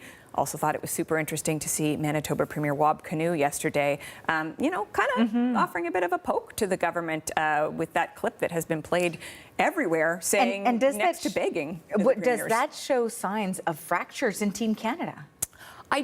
It's a really interesting question. And again, I mean, it's tough to keep saying wait and see. There is a suggestion that it's possible all the premiers are going to be willing to put alcohol back on the shelves. But this image that the Manitoba Premier has given us of a Prime Minister that he's generally had a pretty good relationship with, seeming like he's not fighting enough. There's a sort of a suggestion of a bit of weakness there. Wab Kinew went on to say that, what's been most effective with the Americans? It was taking alcohol off the shelves, and it was some of the rules around procurement that have kept the Americans out. And he's like, well, look what's ticked them off. That is clearly not unanimity. We heard from Tim Houston yesterday on Power and Politics, Nova Scotia Premier, saying, I don't know, I was in that meeting. That's not what I saw. It didn't look next to begging to me, but not a great moment, certainly for the Prime Minister. I'm very interested to see, aren't we all interested to see how he is going to try to frame all of this and the pitch he's going to make to Canadians. We know it's not going to be deal, exclamation mark, victory, victory, victory, but what do you say to Canadians to suggest this is the best we could do? This is not a bad deal, right? He's always said no deal better than a bad deal. What's the pitch going to be? Exactly. And you talk about the optics for the Prime Minister too when he tries to, of course, bring all of the premiers together and present this united front. When we're also talking about the optics, let's talk a little bit about what we've heard south of the border from the U.S. Vice President saying, these were remarks that were made that the Canadian press was given audio to, suggesting that he's tried to out-tough Donald Trump, that he comes across as a sweet guy, but really, does not present perhaps strength in these negotiations. That's sort of a little bit of the message that you're getting from J.D. Vance, saying that Jamil Jivani is much more effective. I mean, what do you make of the rhetoric coming from south of the border during this intense time? There are a few things happening here. I mean, first and foremost, no one, the Prime Minister, I'm sure, and his team don't particularly want to hear Mr. Vance suggesting that they're not tough enough, they haven't done a good enough job. It's not helpful. I do think we have to consider the context, which is that J.D. Vance is a dear friend of Jamil Jivani's. Yes. The swipe at the Canadian Prime Minister, I don't know that it's entirely surprising. The swipe at Pierre Poilievre, calling him a non-entity, is certainly very interesting. And then the suggestion that his dear friend has played an important role, and it would be very surprising to see a Conservative MP having significant impact here. I think you have to wonder how far Mr. Vance's words are going to be taken versus just being seen as a little bit of an effort to boost his friend. I'm interested to see what Mr. Poilievre and Mr. Giovanni are going to have to say about this. Yes, certainly, because we are standing by waiting to hear from both of them. Catherine, so much to digest. Thank you so much for coming in and for having this conversation here in studio. That is the host of CBC Radio's The House, Catherine Cullen. Thank you, Catherine. Thank you. Okay, so as we've been discussing, Prime Minister Mark Carney has asked the premiers to return American alcohol to store shelves. And Manitoba's Premier, Wab Kinew, described his request, as we were just discussing, as near begging. While Ontario's Doug Ford, the Premier of Ontario, long outspoken on U.S. trade, has remained tight-lipped. So let's bring in the CBC's Brett Ruskin for more on this part of the story. He joins us now from Halifax. Brett, tell us a little bit about this sort of wide range of messaging from the premiers. Yeah, Arthi, as Catherine was just saying a moment ago, there is kind of this split. There's a bit of a disagreement between the premiers as to what to do with the kind of the pressure point that many of them have been pushing with the removal of American alcohol from store shelves in their respective provinces. So let's start with Wab Kinew, Premier of Manitoba, talking about kind of the intention of what we should do now when he says that we are in this position of strength during these negotiations. Here's what he had to say. I think Donald Trump is very weak. I think America is weaker around the world today than it was a year ago. He's about to get slaughtered in the midterms, and the cost of living is the #1 issue, and he is completely out of touch with the cost of living of Americans. I think we should fight. I think we've got the upper hand. They're back on their heels right now. They're coming to us for a deal, and so I think we should fight. And so that is the Manitoba Premier. We also heard from the Premier of Quebec with Christine Frechette saying that she hasn't made a decision as of yet as to whether American alcohol will be on store shelves. She's still waiting to see because it is kind of that main bargaining chip that provinces have to use and to try to, use that pressure point that Americans have responded to negatively in many cases. But we have heard again the request come in from the Prime Minister saying, hey, we'd like for the sake of these ongoing negotiations for the provinces to return U.S. booze to those store shelves nationwide. Arthi. And Brett, you are in the Maritimes. So what are we hearing from the premiers of those provinces and their stance on taking on U.S. booze once again? Sure. Yeah, we heard from Tim Houston, the Premier of Nova Scotia, who said that he's willing to put his own personal politics aside and to comply and cooperate with Prime Minister Mark Carney's request to premiers to put American alcohol back on store shelves, saying if it's for the good of the country, he's game to help out for the country nationwide. Same idea over on Prince Edward Island with Rob Lance there, the Premier of PEI, saying, hey, we are going to put American alcohol back on store shelves, but that doesn't mean that Islanders necessarily are going to or have to buy this American product. And then finally, we heard from Susan Holt, the Premier of New Brunswick, talking about how she hasn't made a decision yet as to whether or not, if or when American alcohol will be back. Here's what she had to say. The threat of a 50% tariff on New Brunswick's economy impacts tons of our small businesses, impacts their employees. There's serious impacts that will mean a loss of jobs, a loss of economic activity, potential closures. And so we certainly want to avoid those new tariffs. We also want to reduce the current tariffs that are putting extreme pressure on our entire forestry value chain. We have folks that are really hanging on by a thread. They can't sustain 45% tariffs for very much longer. So again, some disagreement or some differing opinions amongst the premiers as to what could be done when it comes to American alcohol being sold on store shelves across the country. Martha. Thanks for this, Brett. That is the CBC's Brett Ruskin in Halifax. And we do want to show you another look in Washington. That is outside of the building where we know that Canada's minister responsible for the U.S. trade file will be meeting with his counterparts this hour, in fact, as they continue to hammer out the details, finalizing a trade deal that they hope will help Canada avoid 50% tariffs on $28 billion worth of Canadian goods. Again, that deadline, midnight tonight. We are watching for developments and we'll bring you them as they come into us. So as negotiations continue between Canada and the U.S., questions about what to expect and the legality behind any deal continue to arise. So for more on that, I'm joined now by Rini Rashid. She's an international trade lawyer at Macmillan LLP. Thanks so much for joining us today. Thank you for having me, Aarti. Okay, so when we're talking about negotiations, something that, of course, you're an expert in here, the position that Canada was starting with, 50%, the threat of 50% tariffs on such a wide range of Canadian goods, plus already tariffs in so many different industries as well. Was there any way to come out with a good deal, given the starting point? Look, I think Canada has maintained for a long time that we've had this preferred trading status with the U.S.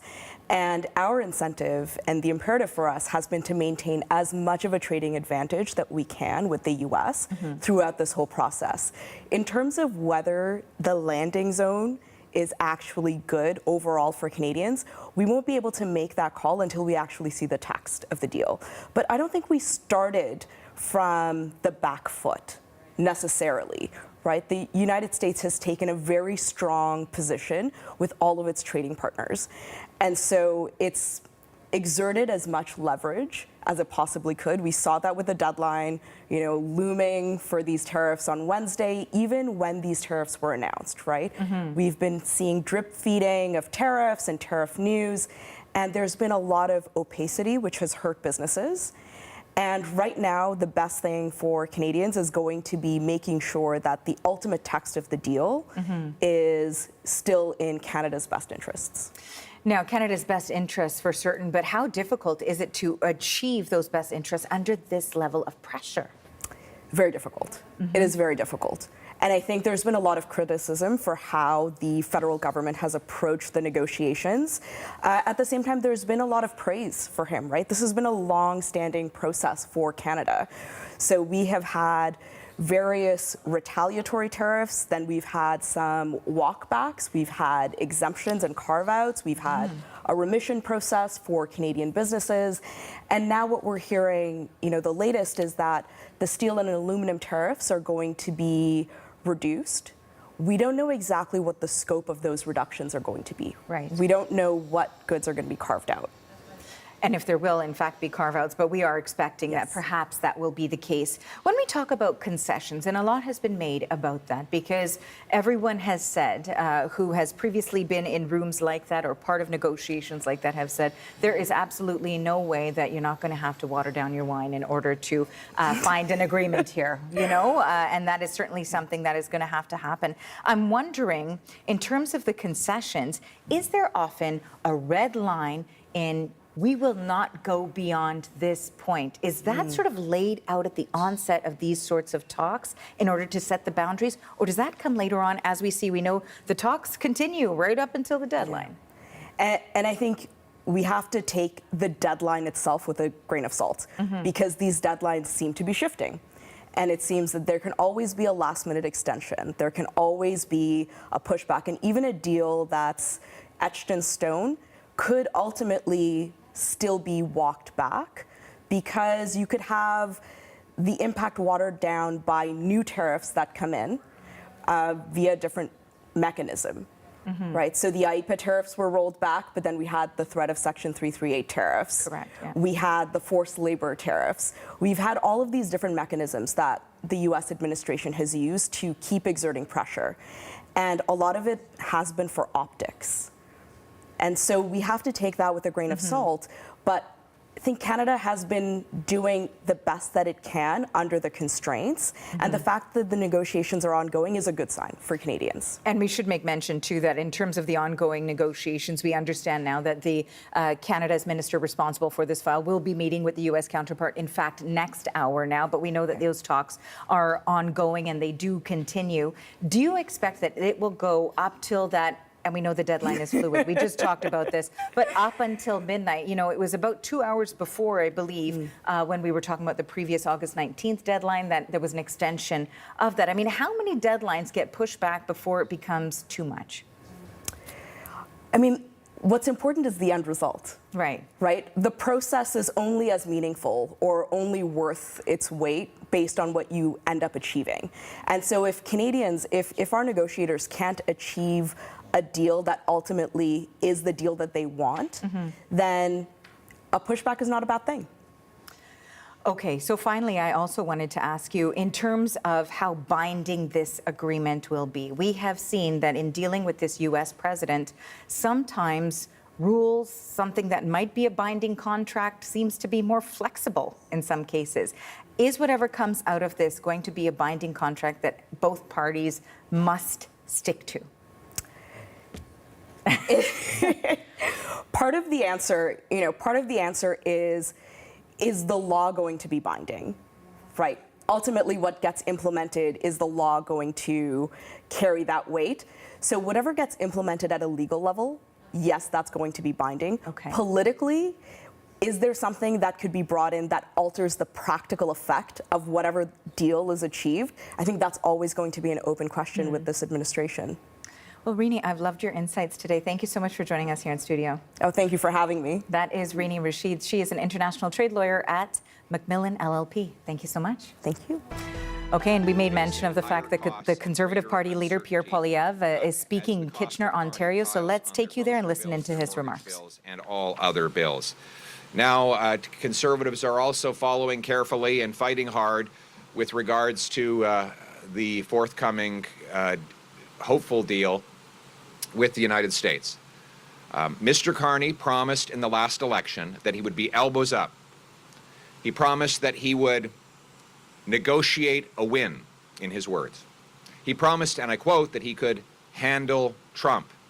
He promised he would not accept a bad deal. Mr. Carney, keep your promise. Fight for Canada. Don't take a bad deal. We expect a good deal, like you promised. And in fact, Mr. Carney said that he would get an even better deal than we had before. Well, before we had no tariffs. So we expect that he would at least match that. We are concerned about rumors that Mr. Carney might be willing to cave and accept one-sided tariffs that would ultimately put our businesses at a competitive disadvantage. If our aluminum, steel, lumber, and automobile companies are paying tariffs and competing with Americans' businesses that are tariff-free, then we might see a large sucking sound of Canadian jobs moving south of the border. We cannot accept the deindustrialization of our economy. That would put us at an incredible position of weakness while threatening the jobs of Canadians. We don't have to accept that. We need to fight for the good deal Mr. Carney promised. Conservatives put forward a real plan to leverage our natural resources through a strategic oil and minerals reserve that would be accessible to all of our tariff-free allies, to use our massive military purchases as leverage to access tariff-free trade with our allies, to put all of our leverage on the table and fight for Canada. That is what we expect the Prime Minister to do, and that is what we are fighting for. We are hoping that he will get the good deal that he promised. We also want the communities in which we live to be affordable once again. So we are fighting for an end to all gas taxes until Canada Day, which would save, of course, the ongoing trade talks between Canada and the United States in order to try and avoid the 50% tariffs that Donald Trump has threatened against $28 billion worth of Canadian goods. What we heard from Pierre Poilievre is sort of a demand for the Canadian Prime Minister to, quote, keep your promise. And that is something, of course, we know the Prime Minister campaigned on, that he would be the strongest leader of this country to stand up to Donald Trump, and that he would bring back the best deal for Canadians. And so that is what we're hearing from Pierre Poilievre. Of course, he's been quite critical up to this point about concessions and the method that the federal government has used, but has also said that he's willing to help in whatever capacity they might need his assistance. I do want to bring in the CBC's Rafi Bouchikanian. He was following along with us. Okay, so there's a lot on this file to report in terms of not new details, but of course the ongoing talks and what we've heard from Pierre Poilievre. What stood out to you from that, given, of course, the backdrop that we heard the U.S. Vice President talk about Pierre Poilievre in the past few hours? Yes, so there has been some reporting, Arthi, from our colleagues at Canadian Press that during a private fundraising event, the U.S. Vice President J.D. Vance suggested Pierre Poilievre has been a little bit of a non-entity in trade talks and praised Poilievre's MP Jamil Javani for being an advocate in a win-win situation, is how Vance described it. Now, we have not heard this audio ourselves. It appears to have been leaked to Canadian Press, which put a story out about it. It has been interesting to me to listen to Poilievre over the last couple of days. It kind of feels like, given a deal or agreement of some sort could be imminent, that he's coming out and sort of pre-positioning himself, if you will, suggesting that, you know, a deal where there are any kinds of tariffs is, a bad one, reminding Canadians that when Mark Carney won the election last year, he was positioning himself, the Prime Minister was positioning himself as the one who would be standing up to Donald Trump and negotiating a win, in Poilievre's words, quoting Carney himself from last year, and getting Canadians the best possible deal he could. Now, it looks like, from what we're hearing from sources, that this deal will include some level of baseline tariffs, right? We've been hearing from sources that, for example, the 50% tariff on steel and aluminum would go down to 25%, that an auto tariff would still be in place, etc. So Poilievre coming out now and saying any tariffs would be bad is him essentially laying the ground for being able to criticize the Prime Minister once we know the final terms of this agreement, which of course has still not been signed. Okay, we continue to watch, and of course we continue to also monitor for some questions that may be thrown to Pierre Poilievre, and then we'll bring Rafi back with us again. Thank you for this. That is the CBC's Rafi Boudjikanian in Ottawa. Okay, so as we wait to see if Canada and the U.S. sign that trade deal before tonight's deadline, we're asking Canadians how they're feeling about the potential deal and about their shopping habits going forward. That's coming up right here on CBC News Network.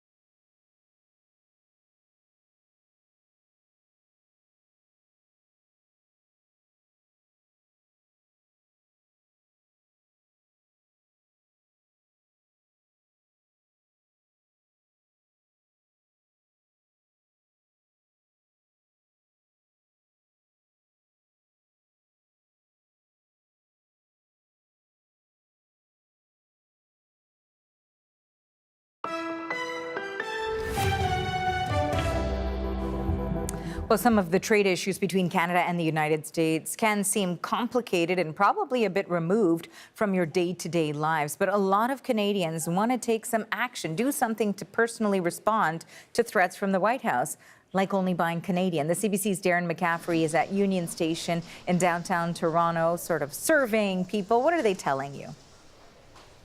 Yeah, it's been really interesting this morning speaking to lots of people going to work on this Friday, maybe going away for a long weekend. Very much thinking, I think, about trade today. It does feel that it's front and centre of a lot of people's minds. There are clearly concerns about whether there will be a deal, what this deal maybe looks like, whether the Prime Minister, whether the government is making too many compromises or not enough compromises to get a deal. And I think on that issue, it does seem like Canadians are a little bit split. When you look at the national polls, certainly over the last couple of days, it seems the majority of people are slightly concerned that maybe too many concessions are being made. When I spoke to people here in Union Station, pretty evenly divided. Some people feeling that it is better to get a deal, even if that means giving away a little bit more. Others saying that Canada needs to be more steadfast, if you like, in its negotiations with the US government. Let's have a listen into what some people told me here in Toronto a little earlier. I have no plans to buy US alcohol until things clear up, maybe a new president or something like that. Yeah, no plans. I don't think I really pay attention to it. Yeah, I just kind of grab. If it looks good, I'm going to buy it. I would usually go for Canadian markets if I have the choice. But if it comes down to a choice between, let's say, cost and Canadian, which one wins out then? Cost first. You know, and that last guest that you spoke to there, that certainly really sort of nails the point for a lot of Canadians, because they want to perhaps buy Canadian, but the rising cost of living makes that difficult. So how is that then factoring into decisions when you're speaking to people out there today? Yeah, it really has been, not just here in Toronto, but as you saw there, also in Winnipeg as well. I think a lot of people are facing those really, really tough choices, aren't they? When they go to the supermarket, they see something that is got a Canadian label on it, and they do want to buy a Canadian. But also people are struggling at the moment quite a lot with the cost of living, with the fact that we've seen goods go up in price. And that means that decision sometimes can be very tricky indeed. And for a lot of people, that choice is very difficult, because in the end, they do want to save some money. But I think the sentiment, at least, that people want to, as best they can, buy Canadian still remains pretty strong, certainly amongst the people that I've been speaking to today. But there is also a section of people who want to also have the choice to buy some of those American goods today. I spoke to quite a few people who talked about how they were missing certain American liquors or certain American wines, and that they hope there will be a deal, that those will be back on the shelves, so at the very least they have the choice potentially to buy some American goods again. So it'll be really, really interesting to see how people juggle that decision, but also, as I say, real anxiety and real concern about whether there will be a deal later on today and how that will impact ordinary Canadians, and whether ultimately it'll be a fair deal for Canada. Okay, Darren, thank you for this. That is the CBC's Darren McCaffrey at Toronto's Union Station. Okay, we do want to take you now back to Kitchener, Ontario. The Conservative Party leader is now taking questions. Let's listen in. Is it acceptable for Canada to accept a 25% tariff on steel and aluminum as part of a deal with the U.S.? No, absolutely not. I'm very concerned about the deindustrialization of our country if our key industries pay one-sided tariffs. So I was at an aluminum company yesterday, and they say their competitors on the American side of the border are not paying any kind of tariff. Well, they are. So tell me how the Canadian company is supposed to compete against an American company when only our guy pays the tariff. I don't know how it's going to work. Mr. Carney's got to tell us how he's going to avoid the full deindustrialization of our economy if he accepts one-sided tariffs as part of this deal. We want the good deal that Mark Carney promised.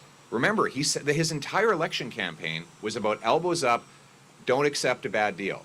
Well, one-sided tariffs on Canadian industry would be a bad deal. We want a good deal, and that means full free trade and open competition within North America. In French, please. Merci beaucoup. Non, ce n'est pas Thank you very acceptable. much. No, that is not acceptable. It's not acceptable to accept a deal that applies tariffs to our industries, only our industries, and I don't know how Canadian companies can possibly compete against companies that are not paying the same tariffs. And I'm worried that this will cause the deindustrialization of our economy and that companies will leave Canada en masse to avoid having to pay these tariffs. And that will cost us jobs, as well as the self-reliance we have as an economy. Mr. Carney promised a good deal. Now he has to deliver it. U.S. Vice President J.D. Vance has suggested that Jamil Jivani has played an important role in the trade negotiations. Were you aware of Jivani's efforts, and do you think they were influential? I told all my members of Parliament to use every single contact they had to fight for Canada and Canadian jobs. And I reiterate that to any of our MPs or any Canadian. If you have contacts south of the border, use those to put pressure to fight for tariff-free trade. So that we can protect our industries and have renewed access to the biggest and most lucrative market anywhere on earth. Okay. Thank you very much. We were just listening in there to Conservative Party leader Pierre Poilievre as he's speaking in Kitchener, Ontario, who is appearing there for an event, but of course also taking some questions related to the ongoing trade talks that will get underway in Washington in about an hour's time. I do want to bring in the CBC's Rafi Boudjikanian, who's been following along. Interesting there to hear him respond to the questions about the reporting surrounding the U.S. Vice President and about the comments surrounding his MP, Jamil Jivani, as well. It's interesting, Rafi, because previously the Conservative Party has somewhat distanced themselves away from Jivani's approach. But here he said, hey, if you have a way to get a better deal, go for it. Yeah, although he kind of generalized his answer, right? He was asked, were you aware of Jamil Jivani's efforts? And he said, I've been asking all my MPs if you have a way to reach out to the U.S. to try to help us get a better deal, then go for it. I don't think I even heard him say Jivani's name in his answer. I also note he was not asked, at least in the part we saw, about the other part of what J.D. Vance reportedly said in this private fundraiser, which was that he himself, Pierre Poilievre, has been a bit of a non-entity when it comes to negotiations with the U.S.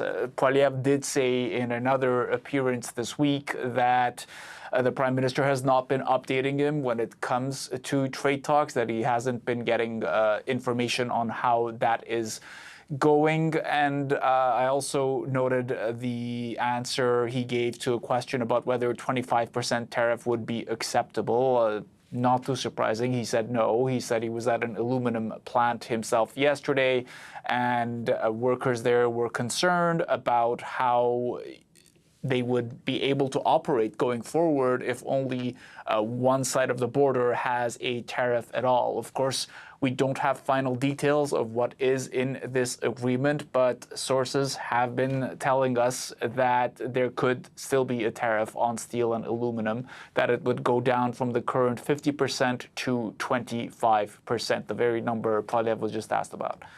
Okay, a lot to continue to watch for here. Thanks for this, Rafi. The CBC's Rafi Boudjikanian in Ottawa.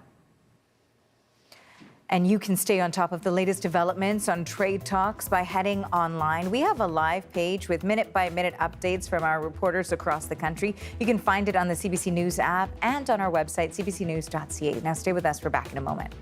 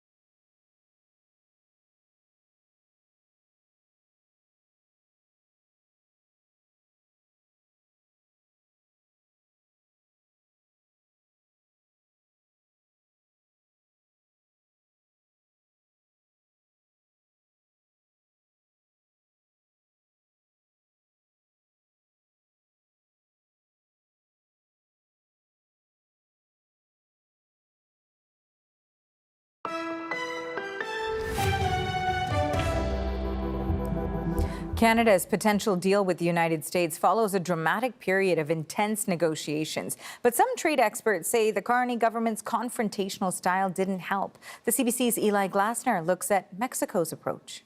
I love the people, but they're nasty. Nasty leadership. What a difference a few weeks makes. Look, we have a very nice relationship with leadership right now. With a new trade deal on the horizon, a change in tone. Thank you. Merci, Jameson. Bonne journée. But as both sides iron out the details, businesses are holding their breath. Any day where we're not getting hit with a 50% tariff is better than a day where we are. Brian Mallow is the Vice President of Legislative Affairs with the Canadian Federation of Independent Businesses, who represent everything from hockey stick makers to antique dealers. If you asked any business owner what's the word to define it, it is uncertainty. It's just the ground is constantly shifting. In a world where a Trump truth post changes everything, he says the lack of messaging from the federal government remains an issue. You're going, okay, no tariffs come 12:01 a.m. On the 19th, but now what? Where are we? Where is this headed? And I think that the not knowing what's going on has been particularly challenging. And again, I think our members are always frustrated with government officials at all levels and their lack of understanding about running a small business. Part of our problem was we structured the talking wrong. Former NAFTA advisor Barry Appleton has strong feelings about how the talks played out. But he says behind Trump's bluster... Oh, it's called tariffs.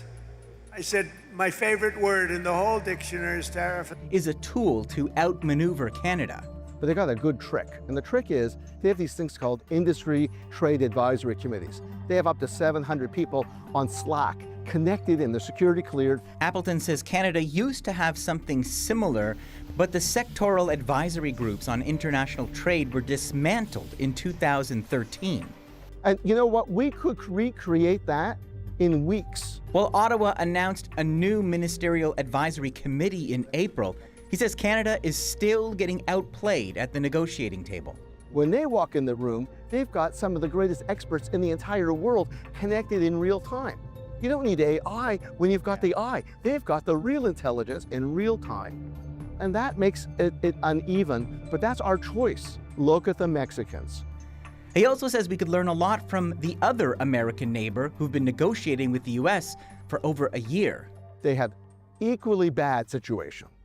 But they are not having a meltdown like we're having. They're not having 24-hour news coming down to a countdown clock. And trust me, it's not better in Mexico, but it's a lot more certain.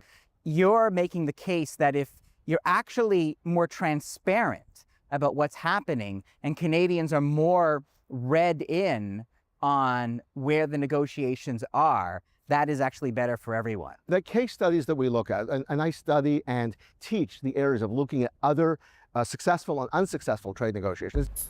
Appleton points to the Mexican negotiations that follow an open and established schedule.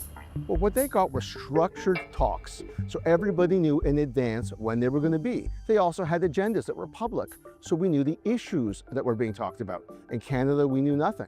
Diego Maricon leads the CUSMA initiative at the Center for Strategic and International Studies. What do you think Sheinbaum understands about Trump, or how her approach perhaps differs to our Prime Minister? I think what President Sheinbaum has done a lot longer than the Canadian government, I think Prime Minister Carney is doing this, is starting to do this more, but it's learning to separate the threats, tariff threats, sovereignty threats, to the conversation about the importance of keeping this market integrated. For Canada, I think at the beginning of this process, they were very angry. But look, what I'd like to see, Canada become our 51st state. I mean, that's understandable. They said, how can we talk about extending an agreement if you're at the same time talking about absorbing our territory? But let me ask you, Mr. Prime Minister, will there always be a Canada? There will always be a Canada. All right, elbows up. Elbows up.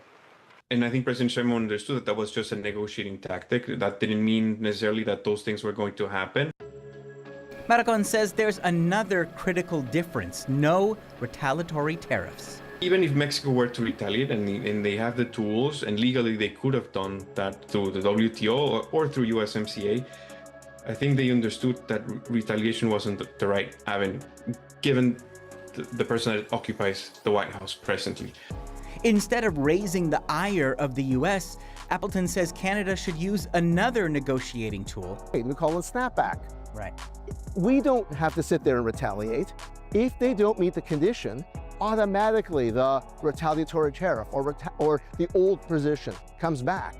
And while Canada refines its approach, Maracon says Canada and Mexico need to start prepping for the real challenge, CUSMA's future. Right now, they're talking about dairy, they're talking about digital trade, they're talking about the pipeline. Those things are easily solvable. These, like the second part, which is going to be next year, and again, we're going to hear plenty of threats when we get to that latter stage. It's going to be a lot more difficult, and it's going to require a lot more coordination between Mexico and Canada if we want to get this right. So it's going to get harder. Great. All right. Yeah, we're just getting started.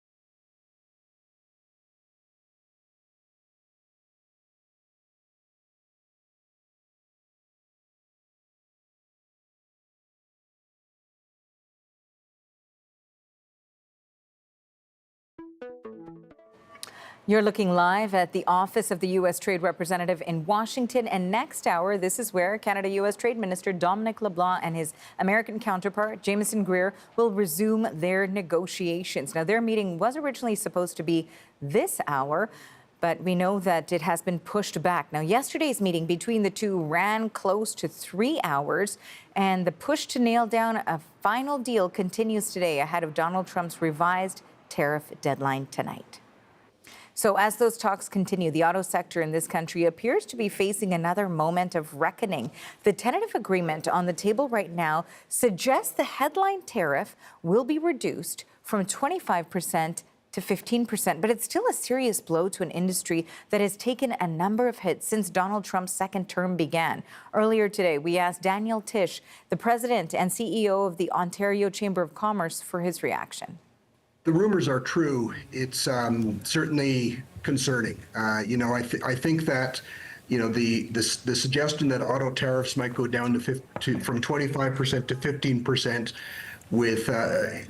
without an exemption for all content made in the NAFTA zone, in other words, for Canadian content, I think that's very concerning. I think it likely dooms the entire North American auto industry to a slow death, and that would be a great concern to us. So certainly there is a case to be made that, and I'm sure if the government signs a deal today, they'll say it's the best available deal for right now, and we'll keep pushing in the context of the Kuzma renegotiations for something better, but that's just not available right now. Anyway, as it stands right now, we certainly would have a lot of concerns about the viability of the industry, and we'd have to look at what else is in the deal because it's important to look at it holistically.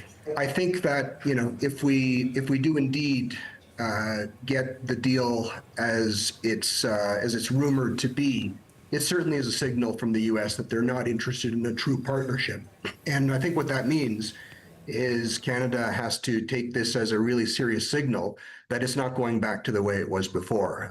You know, that we have to aggressively work to reduce our dependence on the United States of America.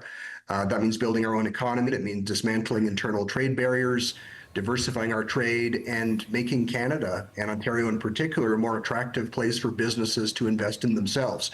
And it's worth noting, you know, like people talk about, oh, how dire this is and how we've got to make a deal, you know, but the Canadian economy has actually exceeded the best case scenario, or at worst, I'd say it's matched the best case scenario that economists laid out a year and a half ago when the tariff started. So we've been incredibly resilient. We're creating jobs faster than the United States is right now. Ontario is actually leading the way in job creation in the last month. And if you look at the places where we're growing, they're the industries of the future. So you got AI and technology and life sciences, and you know, so many areas where we have a competitive advantage relative to the rest of the world, as well as critical minerals and other areas where over the long term, there's an opportunity to develop our economy. So, you know, the signal here, if there is a deal today, is the U.S. is not, that we can't walk away from the U.S., but we got to look at this as America plus, as some have said already, and start looking aggressively at other partnerships. That was Daniel Tish, the president and CEO of the Ontario Chamber of Commerce. Now stay with us. Plenty more news straight ahead right here on CBC News Network.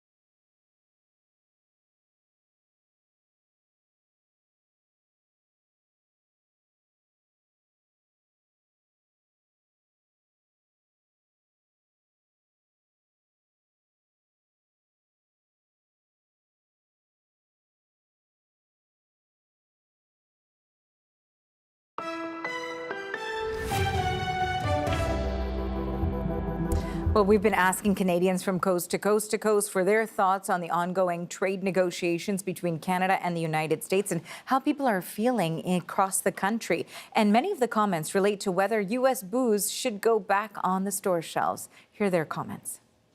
I don't mind if it comes back in. The message was sent. It has been sent. Whether it actually makes a difference, I don't know. Yeah, I think it will take a while to rebuild that confidence in the relationship. It's just been kind of torn down. It's not going to hurt anybody if they put it back on the shelves. People might buy it or they might not. But to the Americans, it looks like a concession, but it's not really a serious concession. Right now, with the way everything is, no, I'm staying Canadian.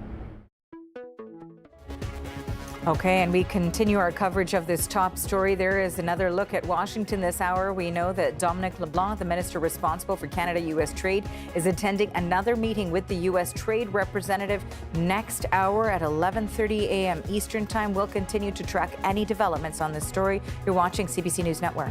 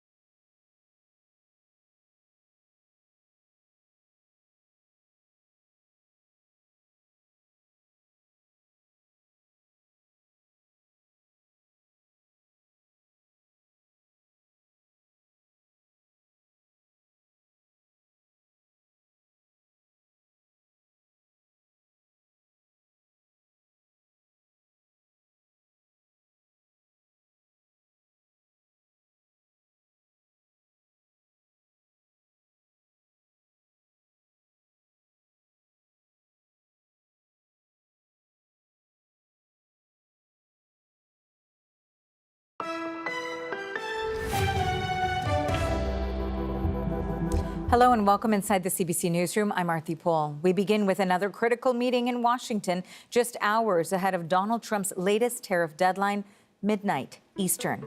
You're looking live now at Washington. Canada's Minister for U.S. Trade Representative, or U.S. Trade rather, Dominic LeBlanc and his American counterpart, Jamieson Greer, are Face-to-face again this hour, this country's negotiating team is aiming to secure a tentative deal that would yield less punishing tariffs. At this stage, it's still unknown if both sides will come to full agreement before Trump's latest threat of 50% tariffs come into effect.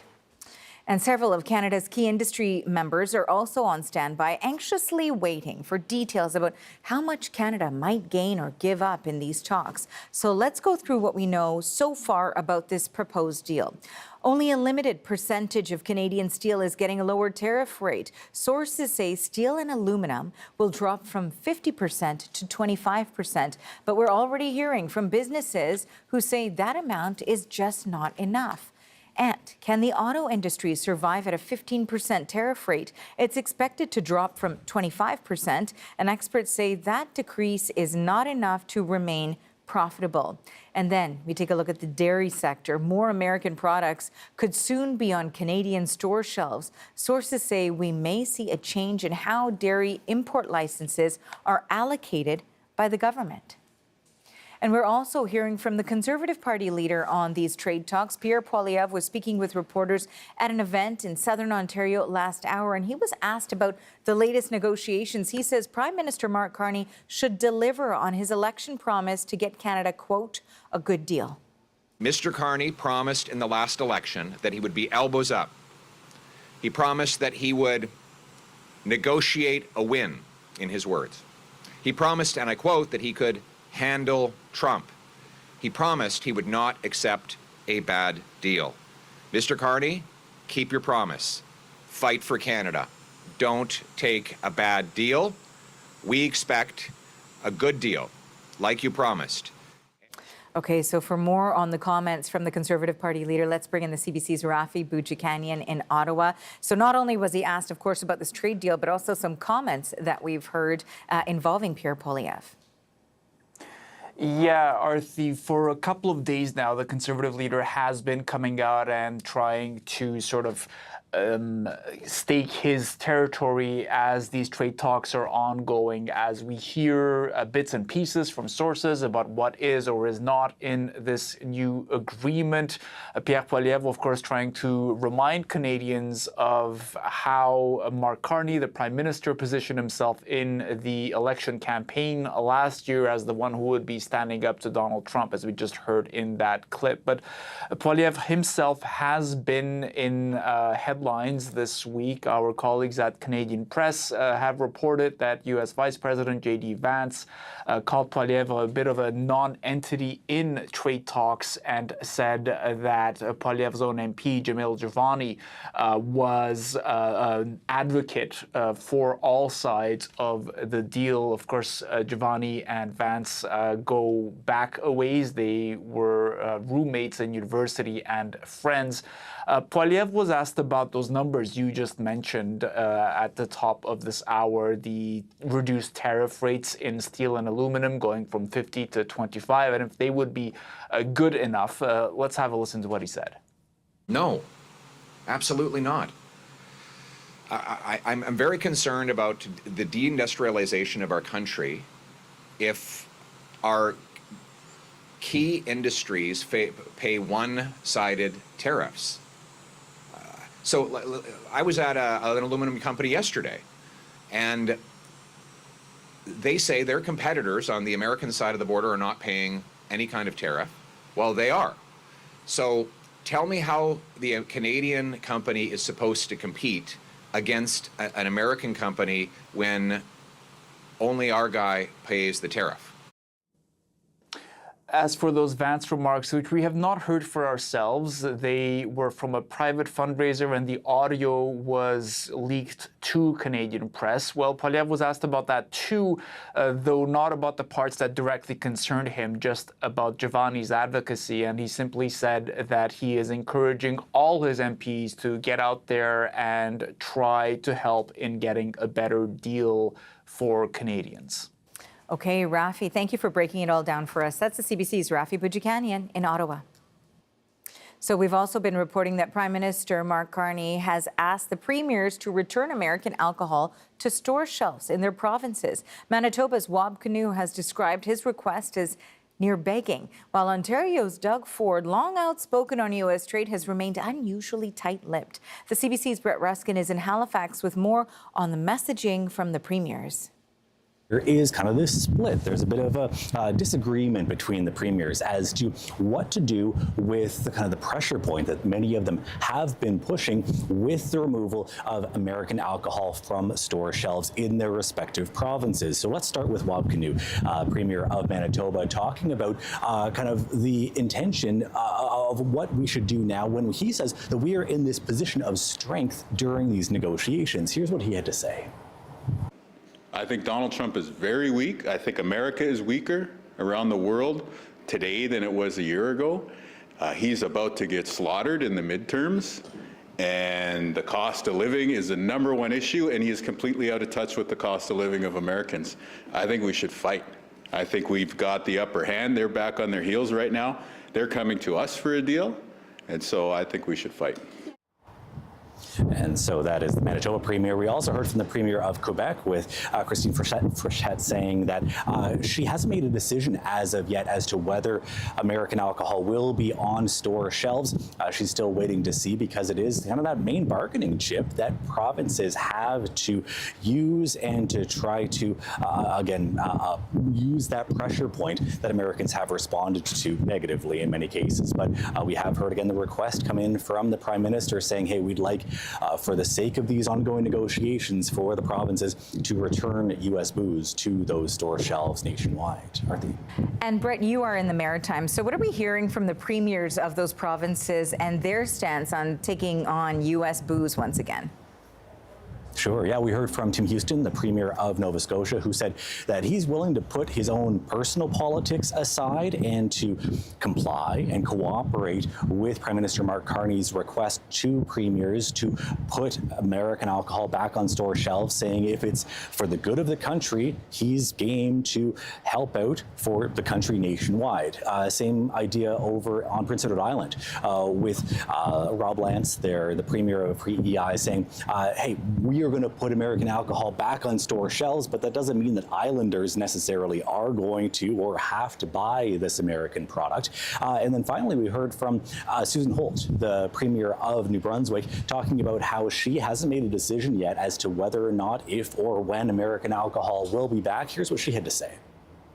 The threat of a 50% tariff on New Brunswick's economy impacts tons of our small businesses, impacts their employees. There's serious impacts that will mean a loss of jobs, a loss of economic activity, potential closures. And so we certainly want to avoid those new tariffs. We also want to reduce the current tariffs that are putting extreme pressure on our entire forestry value chain. We have folks that are really hanging on by a thread. They can't sustain 45% tariffs for very much longer. So again, some disagreement or some differing opinions amongst the premiers as to what could be done when it comes to American alcohol being sold on store shelves across the country. Martin. The CBC's Brett Ruskin in Halifax. Thanks, Brett. Well, Donald Trump's punishing tariff deadline now just hours away. The clock ticks down. We might not know if there is a deal until the very last minute. The last 3 free trade deals weren't reached until their midnight deadlines. Well, Catherine Cullen, host of The House on CBC Radio, joined me on set last hour, and we talked about what's known so far about the proposed deal and what we've been hearing from some industry leaders who say the concessions under discussion are just too much. I would say a couple of things. I would say that it does sound like some alarm bells, particularly some of the comments we've heard on CBC News over the course of the morning. We're arguing, is this an end moment for some particular industries? I do think we have to wait and see. It's clear, in part based on the fact that there are still negotiations happening today, right? Dominic LeBlanc, a meeting starting in just a few minutes' time, that there are still consequential things that have not yet been worked out, that this is going to be a very multifaceted agreement, and I think there are pieces of it yet that we don't quite understand. I think to Jameson Greer's tweet earlier this week about, for instance, the digital alignment, right, which is sort of an opaque phrase, but suggests that there are going to be things here involving Canadian policy and tech giants, right? So there's a lot happening. I do think we want to see the full picture. We also want to see what the government will offer for industries that have to, take a hit that is now. We talked a lot about the importance of certainty. We've heard a lot about the importance of certainty. certainty is good, but if the certainty is that things are going to be pretty tough for the foreseeable future, are there places the federal government can further step in and try and help? Or, as observers are saying, is this just going to be an incredibly difficult pill to swallow as the Canadian government accepted something that is going to have some very negative long-term consequences for some of these very important Canadian industries? And, you know, despite what we've heard from industries, their desire to go back to, 2018, for example, it's been made very clear by this U.S. administration that that's not going to happen. That's absolutely not on the table. But we know that those talks are ongoing. As you mentioned, of course, Canada's minister responsible, along with the USTR, they will be meeting this hour, hammering out more details. It's interesting when we look at that, because first they came out ahead of the deadline and said, hey, you know what? We've managed to make some progress. Then we actually saw them on the steps of the USTR say, we have an agreement. And now they're back for talks. And then once again, 3 hours yesterday, again talking now. What does that say about just how challenging things are behind closed doors? I mean, I do think an important part of the understanding of what's happening here is the expectations that Donald Trump set with that Truth Social post. Thank you, Ruthie. Where he said, deal, all caps, exclamation mark, when the Canadian government was saying, like, hey, we're making progress. Again, I would say that there are clearly still very consequential things that need to be worked out. Otherwise, you wouldn't see these conversations happening at the highest level. And this is, I think, also we're waiting on some premiers, in particular British Columbia, where we've only seen a statement, Ontario's Doug Ford, where we're all wondering, what is he going to make of this? And even Quebec, where we've heard quite a lot from Premier Christine Frechette, or certainly she's weighed in a couple of times. But she is still trying to make sense, she says, of the information she's been given privately. So are there conversations that are happening right now behind closed doors that could have a massive impact on whether ultimately Canadians decide that this is a palatable deal or not? That will be interesting to see. Also thought it was super interesting to see Manitoba Premier Wab Kinew yesterday, offering a bit of a poke to the government with that clip that has been played everywhere, saying and does next to begging. Does that show signs of fractures in Team Canada? It's a really interesting question. And again, I mean, it's tough to keep saying wait and see. There is a suggestion that it's possible all the premiers are going to be willing to put alcohol back on the shelves. But this image that the Manitoba Premier has given us of a Prime Minister that he's generally had a pretty good relationship with, seeming like he's not fighting enough. There's a sort of a suggestion of a bit of weakness there.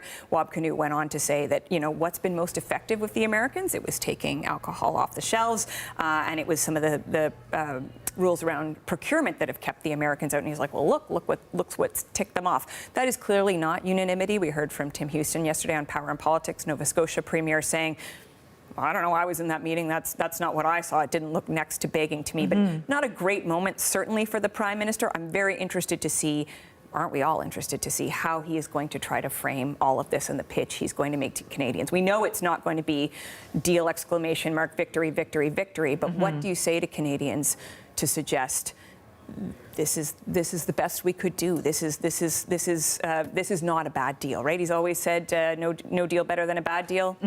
What's the pitch going to be? Catherine Cullen, host of The House on CBC Radio, speaking with us last hour. Thanks, Catherine. Well, Canadian businesses remain in limbo, anxiously waiting for word of a trade deal with the United States. If you're a business owner, you're going, okay, no tariffs come 12:01 a.m. On the 19th, but now what? Where are we? Where is this headed? And I think that the not knowing, as much as everyone appreciates that you can't lay out the entire negotiation strategy for the public, the not knowing what's going on has been particularly challenging. Coming up, what's at stake for Canadian businesses and whether Canada should be taking a different approach at the negotiation table. That is just ahead right here on CBC News Network.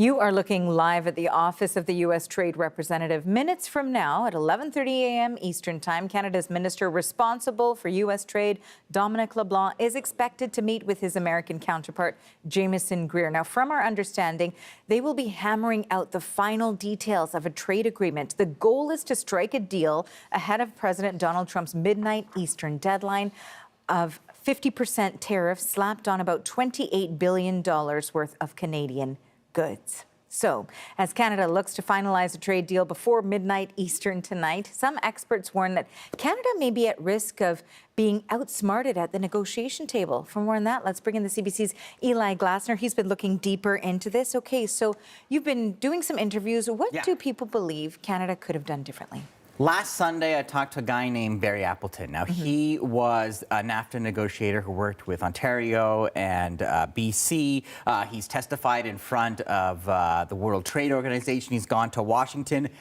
He is not impressed with the way that these negotiations have played out, and had some really strong critiques in terms of missed opportunities, tools they haven't used, and information that Canada isn't making the most of. And the first real point he had is the idea of expertise. That's why he contends that when Canada and the U.S. go into that negotiating room, Canada is being outmaneuvered and outgunned because of this system that he says Americans have, where there are hundreds of experts instantly on call. Take a look.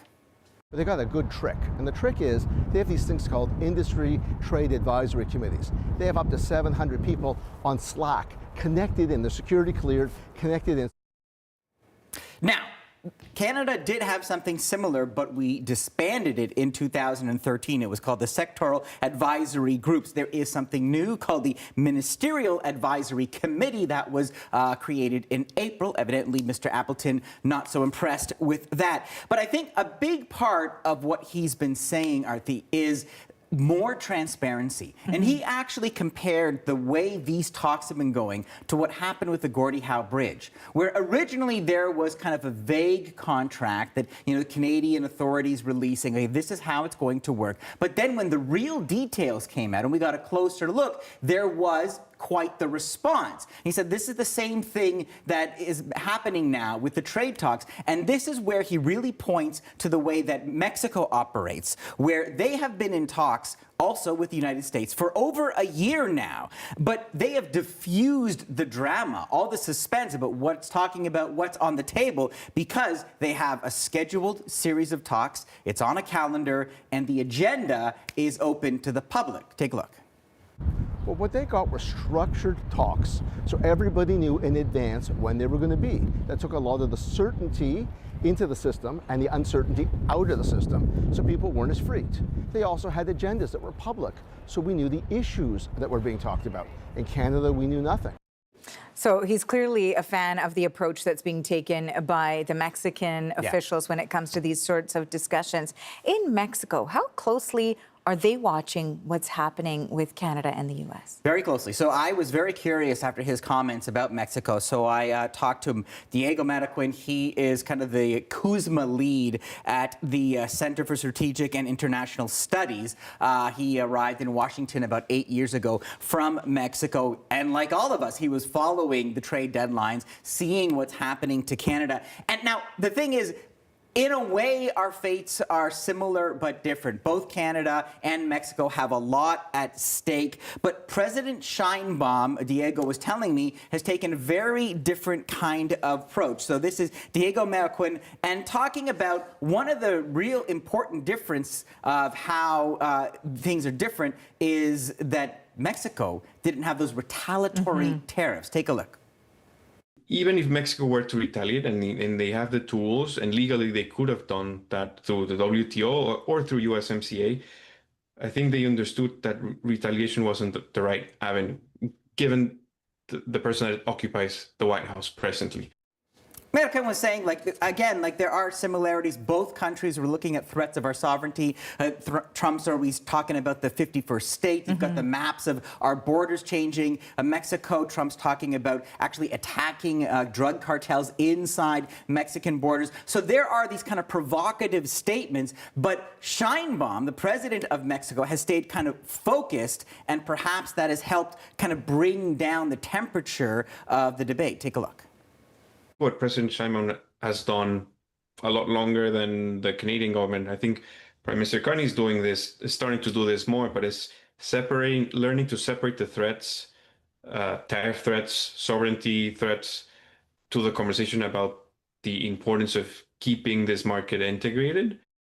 Now, to go back those tools that I mentioned that Canada may not be using, Appleton pointed out two things. A snapback clause. Instead of having the retaliatory tariffs where you get into this kind of escalation game, Mexico has the idea of the snapback clause where you build that in to the new contract, the new agreement. So if the other side changes, then there's an automatic penalty, and then you're not kind of retaliating. And the other thing that's interesting is as the negotiations started with Mexico, they had what Appleton called a standstill. So as negotiations continue, no new tariffs, and I guess that takes the pressure off. But it's interesting, talking to Diego Maricon, he's saying what we're going through right now, he says, is the easy stuff. I don't know if talking about softwood lumber and dairy is easy, but he says what's coming next, the future of CUSMA, dealing with origin, dealing with products from China, dealing with energy,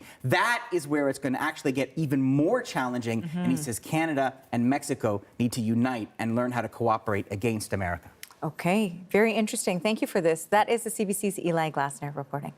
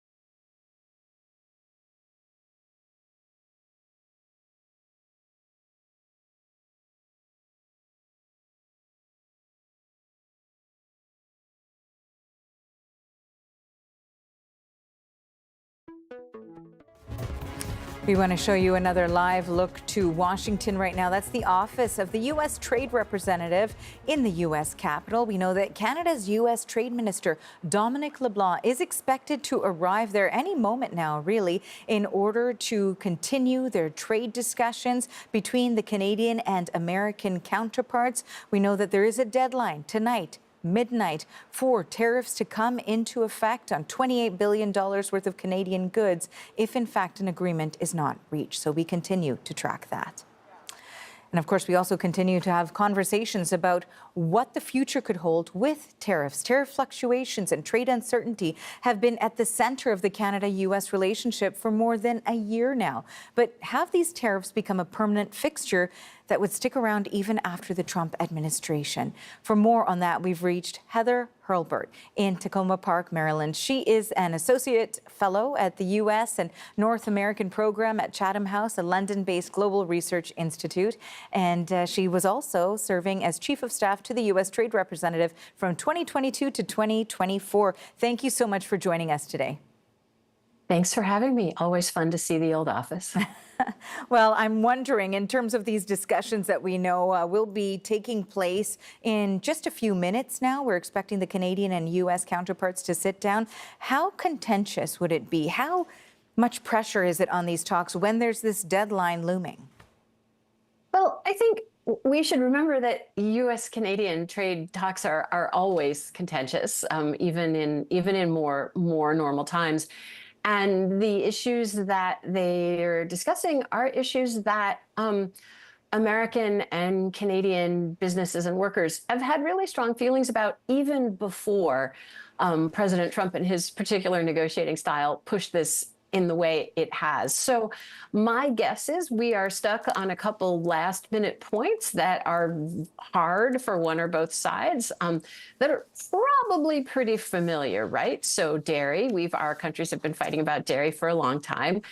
And of course, President Trump's desire to frame this up as a big win for his administration and his voters as we come toward the midterm elections. You know, I wanted to ask you, in terms of those long-standing irritants, as they've been described, between the Canadian and U.S. side, you've got inside intel here. What was the ask before? What was the sort of level that the U.S. wanted to see in terms of access to some of these markets, specifically when we're talking about dairy, for example? So, going back to even the negotiation of NAFTA and then USMCA, U.S. dairy farmers have always wanted more access to Canadian markets. And U.S. construction companies and the U.S. timber industry has always had big feelings, let's just say, about the way Canada structures, and some would say subsidizes its timber industry. So they're all kind of normal trade issues, right, that professionals on both sides of the border are very used to dealing with. But you layer over top of that, I think, President Trump having a set of views about what the relationship between the U.S. and Canada should be, that really don't fit in the normal trade space at all, that are much more geopolitical and frankly dominant based in nature. And then, of course, the other thing we have to remember is that the pretext for this round is that the U.S. put on tariffs and then Canada responded. So now what we're really negotiating over here is Canada's response tariffs, which in a way is a tribute that those tariffs, and I think the alcohol and the removal of U.S. alcoholic beverages from Canadian stores has really caught Americans' attention, in a way that we're not used to here. So in an odd way, it's the success of Canadian counter tariffs that helped get us here. It's interesting as we continue to watch the dynamic as it plays out. And part of what's interesting, too, is we've got a U.S. administration right now that does appear to be more forthcoming with information, whether or not that is verified information or not, coming in the form of those social media posts. Whereas we've got a very tentative Canadian side when it comes to the information that we're learning. On the one hand, we had the U.S. president say, we've got a deal. And then we had the prime minister say, we are making progress. So when we look at it from that standpoint, too, what sort of approaches on either side are more effective?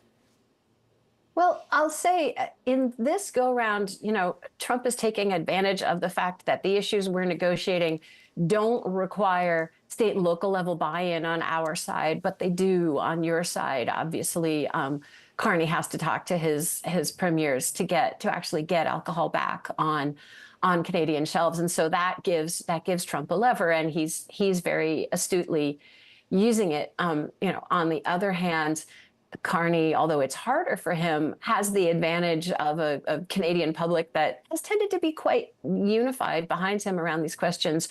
Whereas I don't think you can say most Americans are thinking very hard about any of the individual small issues that are at stake here. And frankly, the interesting thing is in our media markets, Trump's announcement this morning that he's going to let a large amount of beef into the U.S. untariffed, that's going to be the lead trade story in the U.S. today rather than the Canada deal. And again, that gives Carney an advantage in one way because you've got a united country behind you. But on the other hand, it gives him a disadvantage because Trump can make moves without getting a lot of pushback, frankly, on our side. Now, as we sort of zoom out a little bit from this current issue, these current talks that are set to get underway any moment now, I'm wondering, what is the long-term impact of these negotiations that we're seeing now? Is there at any point a way back to the economic relationship that the two countries shared before, or is that relationship now, under the U.S. President Donald Trump, forever changed? Well, this is the $100 billion question, right? Because, first of all, the long-term impacts of this level of instability, never mind the actual tariff levels, is that this level of instability, prices going up and down, tariffs going up and down, supplies being interrupted, is that it makes it harder to hire workers, and it makes it harder to give people sustainable, stable jobs, and it makes it harder to invest and grow businesses on either side of the border, right? So there are those long-term implications that won't easily go away. But you've also had, I imagine you've had a bit of a surge in a domestic Canadian alcohol market, for example. You certainly have some U.S. aluminum producers saying, wait a minute, we kind of like the idea of 50% tariffs on Canadian aluminum. That would make some of our product that isn't affordable to produce more affordable to produce. So anytime you put on a tariff, you create constituencies for that tariff. And the ease of taking them off depends, as we were saying a minute ago, how powerful that political constituency is. So we're going to have some economic wreckage to sort through on both sides in thinking about what a more stable U.S.-Canadian economic relationship could look like. And frankly, I do understand, as an American, as a diplomat, as a former government official, I do understand that there's a lot of rage and anger and mistrust on the Canadian side after the back and forths and some of the rhetoric that has been directed at Canada. So I don't understate the level of the challenge involved, but I should say the vast majority of Americans, and including elected officials, are interested in a stable, productive relationship with Canada. So is there a path back? Yes. Will it be winding and costly? Also, yes. Heather, very finally, I wanted to zoom out just a little bit further. So we zoomed out to look at the overall Canada-U.S. relationship. What about the global relationship that we're seeing right now? Because the tariffs are not only impacting Canada, these are tariffs that the U.S. has placed on a number of different countries where there had been trade before. So when we look back at this moment in history, several, perhaps a decade or more down the line, how will it look? How will we reflect on the changes that are happening right now and the long-term impacts of them? So it's really clear that the U.S. is not going back to its role of the early 2000s as one of the leading cheerleaders of a low tariff free trade system. The big question, I think, for Canadians and others is whether countries like Canada's fellow members of the CPTPP trade partnership, whether other big exporting countries are going to band together and salvage a significant low tariff free trade part of the global economy, or whether more economies tend to follow the the road that President Trump is setting up, and that I have to note China, through its own subsidy policies, has also contributed to. So in a real way, the answer to that question might sit as much with you in Canada as with us in Washington. Heather, I want to thank you so much for this discussion. It was very insightful. We appreciate your expertise. It was great to be with you. That was Heather Hurlbert. She is a former chief of staff to the U.S. Trade Representative. Thanks so much for joining us. Okay, so we do continue to await the arrival of Dominic LeBlanc at the U.S. Trade Representative's office in Washington. And as we continue to wait for that meeting to get underway, I want to bring in the CBC's Kate McKenna, who's in Washington, who has been doing some incredible reporting for us on this file. So thanks once again for making time for us. I know how busy you are covering all of the details on this. What are you hearing right now in terms of these last-minute negotiations? Well, I mean, one thing we're hearing is that this meeting appears to be late. It was supposed to at first start at 10:30, then it was supposed to start at 11:30. So it's possible that they're just running a little bit late in traffic, but really down to the wire now. And actually, Arthur, maybe I can just start with talking about kind of how this government has approached these meetings at the USTR in contrast to how the previous government did, which is, you know, they've been just getting out of their car, walking into the building. And we can recall that when Chrystia Freeland was working on renegotiating CUSMA, she would hold these big news conferences outside. But, you know, today's one of the first days I haven't been outside the USTR waiting for Dominic LeBlanc. And it's only been in recent days that we've received any sort of comment from him. And it's usually along the lines of, we still have work to do. So yesterday he says they're very close.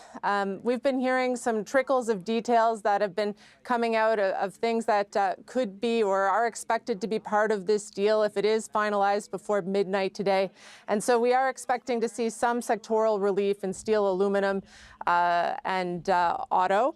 The question will be, will it be enough for Canadians? So for steel and aluminum, we're talking about going from 50% to 25%, but they're still talking about derivatives, or at least as of last night, they were still talking about derivatives and exemptions on steel. We are expecting some sort of quota system when it comes to steel, although the details of that are unknown at this point.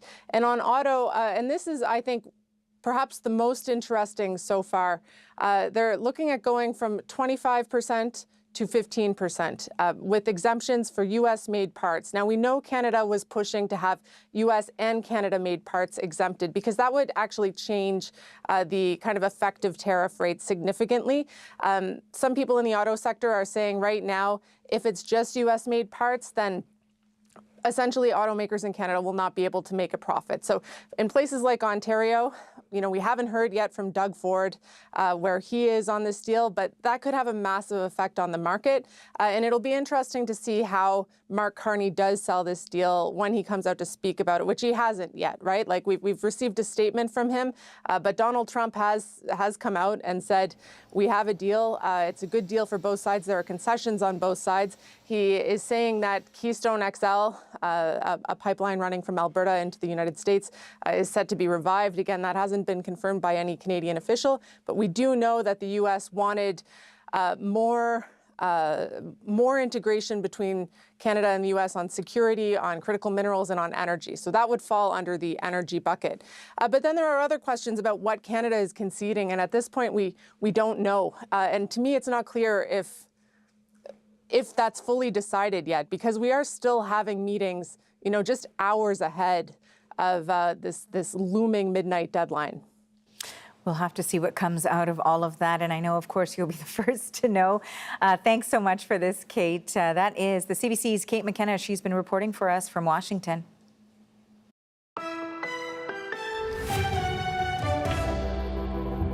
Do you have high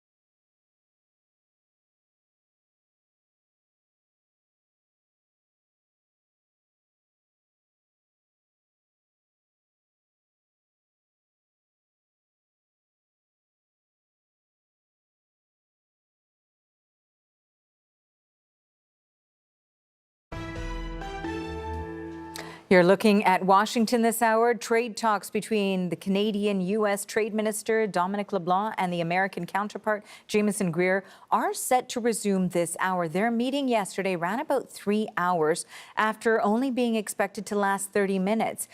The push, of course, to nail down a final deal continues today ahead of Donald Trump's revised tariff deadline just after midnight tonight. Now, the pair were set to meet at 11:30 a.m. Eastern time, so things do appear at this hour to be running slightly behind schedule, but we'll keep track of it all for you. So with that midnight tariff deadline looming, let's bring in the CBC senior business correspondent Peter Armstrong, who's been following it for as well, since that deadline was put into effect. We certainly know that uncertainty has been a big part of this story. We've heard from the Prime Minister, we'd rather have no deal than a bad deal, but would we rather have certainty than uncertainty? I think so. And I mean, it depends on, we talk about these industries as though they're monoliths. And they're not. Even the auto industry, you've got the Detroit Three that are going to have a different perspective on what this will mean than the Japanese automakers Honda and Toyota. You've got in the steel industry, you've got the big guys like Algoma, and then a bunch of little guys that they all have different perspectives on what they need to get through this. And like the steel industry, for example, Artie, and this I think has happened in every industry across the country, even those not impacted by tariffs, have done an incredible job of pivoting and of adapting and of navigating these really stormy waters. And there is something, the books that will be written about the last 18 months of how corporate Canada has found a path through this without collapsing into disaster or recession or whatever. It has been a remarkable thing. But like I say, they all want and need different things. The softwood guys, I haven't heard anything about softwood yet. And it is remarkable to me how patient the people I'm talking to on that side of the file, they're saying, let's see what they tell us. Let's, there isn't a deal yet. We'll get briefed if there is one. We'll find out what it is and we can react. Everybody's out there trying to get their message out, right? And rightly so. But at the end of the day, these Canadian businesses want certainty above all else. They are, most of them, a lot of them are willing to trade some tariffs for that certainty, some quotas or some combination of the two. There is a ton of flexibility. There is a sense among the businesses I speak to that there is a moment here to maybe get through whatever the last 18 months has been, but that I think a lot of them see it as something of a way station towards a broader renegotiation of NAFTA or of CUSMA, that we can there is this deal, but hopefully that leads to another deal down the road that will make this deal even better, or maybe not as bad, I think is probably the better. Not as bad. That sounds very accurate, along with the lines of what a lot of the experts I've been interviewing have been saying. It's interesting because you're talking about how the Canadian economy has fared, and certainly there was the COVID recovery. Let's go a little bit back. The COVID recovery, which was years in the making and still happening, and then we had the conflict involving Ukraine and the impact that had, as well. The conflict in the Middle East, and then of course these ongoing now trade negotiations. I mean, what has all of this been like for Canadians? Look, this has been tough, and you can go back further than that. When the price of oil fell off a cliff in 2015, at the end of Stephen Harper's tenure and the beginning of Justin Trudeau's tenure, we haven't seen the levels of growth that we saw in those pre-2016 years, 2015, 14, 13, since. We just haven't. And I remember the New York Times writing about, Canada having the biggest and most successful middle class in the world. It doesn't feel like that now, does it? And in spite of all of the trouble and strife, and boy, there's been a lot of trouble, and boy, there's been a lot of strife. And again, these businesses have done an amazing job of navigating their way through it. I am struck by how bullish people are about the future. And we're in a moment of pro-growth in a way that we really haven't been in a very long time in Canada, where there are people saying, let's get the wheels turning. Let's see where we can go. The tariffs have made that really hard, but in their own way, they've also kind of spurred that conversation along. It's a really tough time. And where these tariffs have hit They've hit incredibly hard, right? They have not hit evenly. This hasn't been, an equal parts. It has where it's hit in Windsor, Ontario, and up in Sault Ste. Marie, and in, lumber towns in BC. This has been really hard, but they're pushing their way through it. And they're hoping they can get some relief in this deal, and that will lead to a bigger renegotiation of CUSMA, where they can redraw some of those lines again.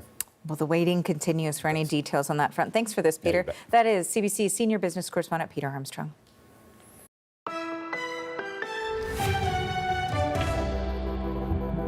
If you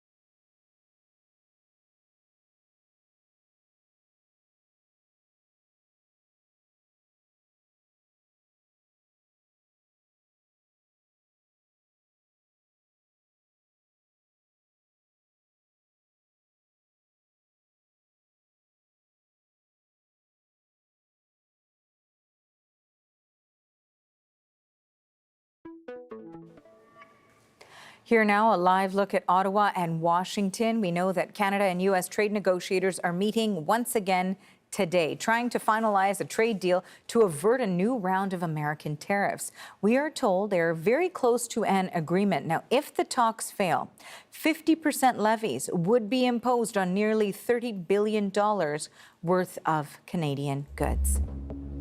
And the Canadian auto sector is one of the many industries that's eyeing possible tariff relief. Sources say the proposed deal would lower tariffs on Canadian-built cars and trucks to 15% from the current 25%.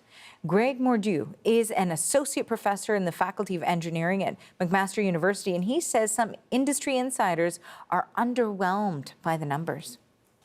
If we're talking about a 15% tariff on non-U.S. content in vehicles going into the U.S. from Canada, where 90% of the vehicles that we make in Canada are destined, we're effectively talking about a tariff rate of 7.5% or 8%, because that's where it would eventually land.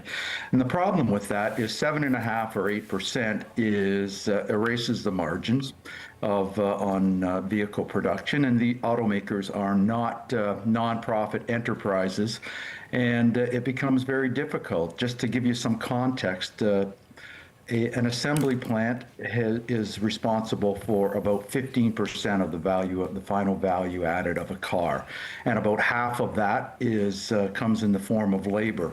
So effectively, if we end up with a 15% tariff and effectively 7.5% on non-U.S. content, we're asking automakers to pay for assembly plant labor twice. And bluntly, they are not inclined to do that over the longer term. And just to give you some context, I mean, if we're talking about, it costs $2.5 or $3 billion, depending upon what you're going to do and how big and how large the plant is. It costs about $3 billion to build an assembly plant. And you can eat through the labor costs of $3 billion pretty quickly, which is, on one hand, is the argument to make sure we keep these assembly plants in Canada. On the other hand, it's the argument to say we can move these assembly plants over the intermediate to long term with some challenge, but it's possible. The challenge for the industry is that it takes some time to do this. So that gives us some time. And so what Canada has to decide, and Canada has to understand, and maybe they do understand this, if this is the final step at 15%, it could be the final step for the industry. But if it is a temporary step until we have a newly constituted Canada-U.S.-Mexico agreement, or if we are hoping that 15% will be a temporary step until we get to 2028 and potentially a new U.S. administration. That's another thing. That was Greg Mordew. He is an associate professor in the Faculty of Engineering at McMaster University.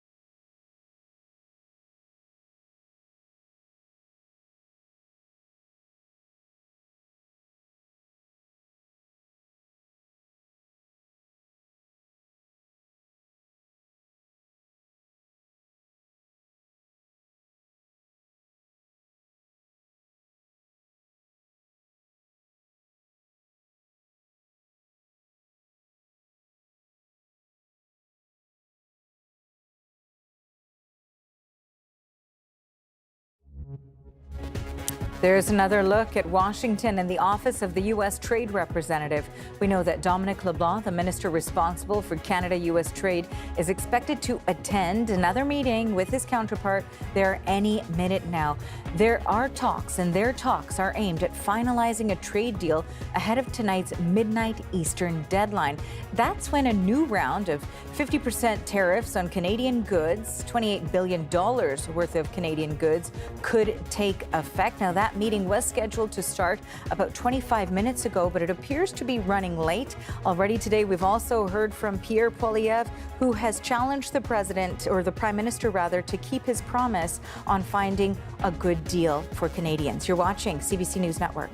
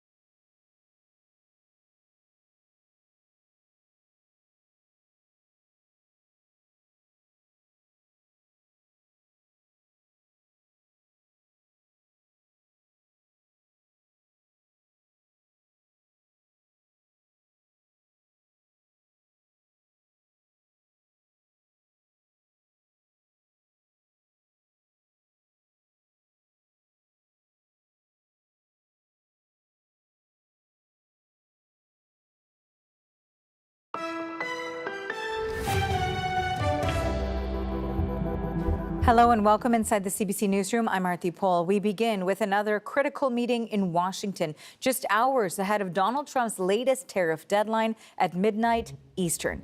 Canada's Minister for U.S. Trade, Dominic LeBlanc, and his American counterpart, Jamieson Greer, are set to meet again face-to-face at any moment now. This country's negotiating team is aiming to secure a deal that would yield less punishing tariffs. It's still unknown at this stage if both sides will come to full agreement before Trump's threat of that new 50% tariffs come into effect. So let's get more now on what's at stake as we approach the midnight deadline, which is about 12 hours away. The CBC's Kate McKenna is in Washington with the most crucial issues as the clock ticks down. We've been hearing some trickles of details that have been coming out of things that could be or are expected to be part of this deal if it is finalized before midnight today. And so we are expecting to see some sectoral relief in steel, aluminum, and auto. The question will be, will it be enough for Canadians? So for steel and aluminum, we're talking about going from 50% to 25%. But they're still talking about derivatives, or at least as of last night, they were still talking about derivatives and exemptions on steel. We are expecting some sort of quota system when it comes to steel, although the details of that are unknown at this point. And on auto, and this is, I think, perhaps the most interesting so far. They're looking at going from 25% to 15% with exemptions for U.S.-made parts. Now, we know Canada was pushing to have U.S. and Canada-made parts exempted because that would actually change the kind of effective tariff rate significantly. Some people in the auto sector are saying right now, if it's just U.S.-made parts, then essentially automakers in Canada will not be able to make a profit. So in places like Ontario, you know, we haven't heard yet from Doug Ford where he is on this deal, but that could have a massive effect on the market. And it'll be interesting to see how Mark Carney does sell this deal when he comes out to speak about it, which he hasn't yet, right? Like we've received a statement from him, but Donald Trump has come out and said, we have a deal. It's a good deal for both sides. There are concessions on both sides. He is saying that Keystone XL, a pipeline running from Alberta into the United States, is set to be revived. Again, that hasn't been confirmed by any Canadian official, but we do know that the U.S. wanted more integration between Canada and the U.S. on security, on critical minerals, and on energy. So that would fall under the energy bucket. But then there are other questions about what Canada is conceding, and at this point we don't know. And to me, it's not clear if that's fully decided yet, because we are still having meetings, you know, just hours ahead of this looming midnight deadline. That's the CBC's Kate McKenna reporting for us from Washington. But we do know that the Conservative Party leader, Pierre Poilievre, has weighed in on these trade talks. Earlier today, he said that when he was speaking with reporters in Southern Ontario, he was asked about these latest negotiations. And he says Prime Minister Mark Carney should deliver on his election promise to get Canada, quote, a good deal. Mr. Carney promised in the last election that he would be elbows up. He promised that he would negotiate a win, in his words. He promised, and I quote, that he could handle Trump. He promised he would not accept a bad deal. Mr. Carney, keep your promise. Fight for Canada. Don't take a bad deal. We expect a good deal, like you promised. Okay, so for more on the comments from the Conservative Party leader, let's bring in the CBC's Rafi Boudjikanian in Ottawa. So not only was he asked, of course, about this trade deal, but also some comments that we've heard involving Pierre Poilievre. Yeah, Arthi, for a couple of days now, the Conservative leader has been coming out and trying to sort of stake his territory as these trade talks are ongoing, as we hear bits and pieces from sources about what is or is not in this new agreement. Pierre Poilievre, of course, trying to remind Canadians of how Mark Carney, the Prime Minister, positioned himself in the election campaign last year as the one who would be standing up to Donald Trump, as we just heard in that clip. But Poilievre himself has been in headlines headlines this week. Our colleagues at Canadian Press have reported that U.S. Vice President J.D. Vance called Poilievre a bit of a non-entity in trade talks and said that Poilievre's own MP, Jamil Javani, was an advocate for all sides of the deal. Of course, Javani and Vance go back a ways. They were roommates in university and friends. Poilievre was asked about those numbers you just mentioned at the top of this hour, the reduced tariff rates in steel and aluminum going from 50 to 25, and if they would be good enough. Let's have a listen to what he said. No, absolutely not. I'm very concerned about the deindustrialization of our country if our key industries pay one-sided tariffs. So I was at an aluminum company yesterday, and they say their competitors on the American side of the border are not paying any kind of tariff. Well, they are. So tell me how the Canadian company is supposed to compete against an American company when only our guy pays the tariff.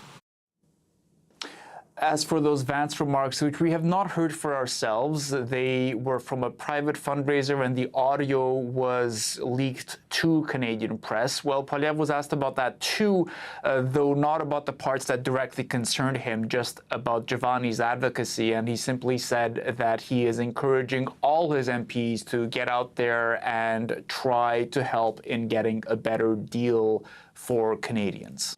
That's the CBC's Rafi Boudjikanian reporting from Ottawa. So, as we've been laying out, the clock is ticking for Canada to strike a trade deal with the United States. So what's happening in these last hours before that deadline? For more on that, we've reached former Conservative MP and Minister Lisa Raitt in Milton, Ontario. She's also a member of the Advisory Committee on Canada-U.S. Economic Relations and the Vice Chair Office of the CEO at CIBC. Lisa, thank you so much for making time for us.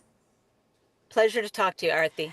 You know, we've got our eye, of course, to Washington and the U.S. Trade Representative's office as we wait for Minister LeBlanc to arrive there. The meeting is pushed back a little later now. What do we know about the urgency surrounding these talks, and what details need to be hammered out right now ahead of that deadline?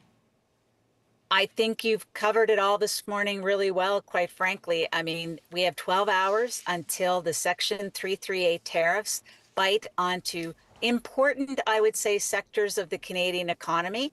And as a result, everybody is very focused on seeing what we can accomplish in that short period of time in order to make sure that those tariffs do not come into place. It also involves Section 232 sectoral tariffs that you were talking about, and mainly because the Canadian team really wants to normalize and stabilize the trade relationship with the United States when it comes to tariffs. And covering both of these things would be, I think, a good outcome. In terms of the way that different sort of committees have been brought into this, we know certainly that the Prime Minister held some communication with the premiers as well following the avoidance of that first tariff deadline on August 19th.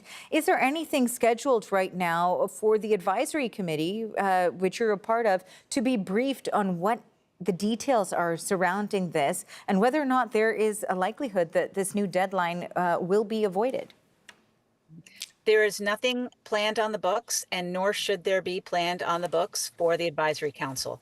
The team is focused on one thing only. They're focused on getting a negotiation completed and a deal signed. That is exactly where they should be. It made sense that the Prime Minister had to talk to the premiers because, as we have learned, one of the more important items that has to be disposed of is the booze ban and the procurement bans that provinces have. You need to have the buy-in of premiers, so it makes absolute sense that the Prime Minister would talk to them. I also understand that leaders in the sectors that would be impacted have been consulted, and I think if they're having conversations about what is possible and what's not possible, that too is entirely appropriate. The Advisory Council has done its job, and I expect and assume that we will hear from the team after either tonight when the tariffs are avoided, or on the unfortunate case that the tariffs aren't avoided. And then from there we'll take it. But we look forward to I can't speak for the whole council, but I would say I look forward to seeing the conclusion of this matter and then hearing about the results that they accomplished. You know, you touched on it there too, that premiers have really played quite an important role in these ongoing discussions in retaliation as well. And you talked about the buy-in from the premiers, because that booze ban, the U.S. booze ban, of course, that's a provincial matter. Given what we've heard from some of the premiers, let's talk about Manitoba's premier, for example, who really feels quite strongly about that retaliatory measure. I mean, how difficult do you think that's going to be? I think it became clear that the Prime Minister personally asked the premiers to do this, and that he probably explained very clearly the importance of showing this effort to the President of the United States in order to get to a comprehensive deal on tariffs that is beneficial to all of their provinces, especially avoiding the tariffs that are being threatened on us and getting out from underneath some of the sectoral tariffs that are extremely difficult for them. So, I mean, I listened to what Scott Moe said. I listened to what Tim Houston said. And for me, I think they're accurately reflecting that the premiers around the table did indicate that they would be open to dealing with the booze bans and the procurement issues. I also understand why some premiers aren't coming forward. They want to see what's happening to the sectors that are most impacted in their province before they come out and say anything. What I don't understand, and I said it yesterday, is why the Premier of Manitoba wanted to take the moment in order to say things about the President of the United States, which distracts from what we're really trying to accomplish at a table, and that's getting to a deal. And in terms of that, too, we certainly have seen that the words of premiers do get carried to the U.S. president's ears as well. And if they ruffle his feathers, it has shown that in the past it has the potential to derail talks. Do you think that is something that we could see here, too? I mean, we've heard specifically from Manitoba's premier. We know that Ontario's premier has been outspoken in the past. We haven't heard from him yet. No, as I said, I'm sure he is waiting to see what the final number is going to be on auto and steel. Those are in two incredibly important sectors here. And he's got to conclude whether or not that deal is good enough for him to go ahead and say that we'll remove the booze ban. So there's a lot of power for Mr. Ford here. He has a great, I would say, responsibility to choose right, because if he doesn't remove the ban, my guess is that there's not going to be a deal. And in terms of, do I think the words of Mr. Canoe has harmed the trade negotiations? No, I don't believe that they have. We would have heard by now whether or not there was a problem with it, but it certainly is a distraction. Now, Lisa, I just want to keep you for one moment. We're going to take a pause and take our viewers to Washington. Dominic LeBlanc has just arrived at the U.S. Trade Representative's office, so let's listen in. Sign it. Details for Canadians. Is the deal falling apart?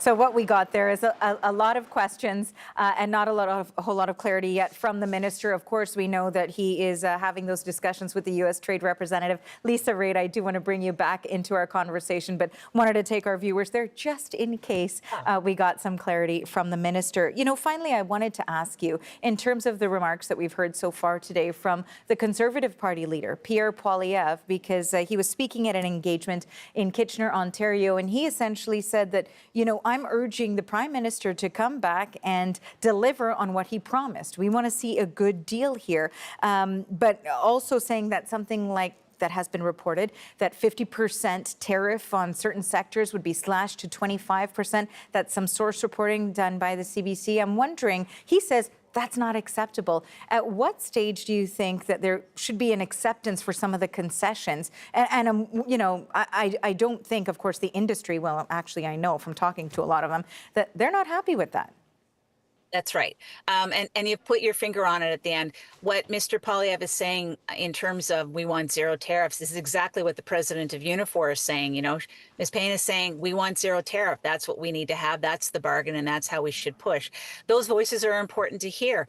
We need to understand exactly what the impacts of a 15%, 10%, 25% tariff is going to be on these important industries. So the opposition is going to do their job, which is they're going to hold the government to account for the promises that they made at the beginning and remind Canadians that when they talked about trade, this is what they told you they could get, and this is what we're offering now.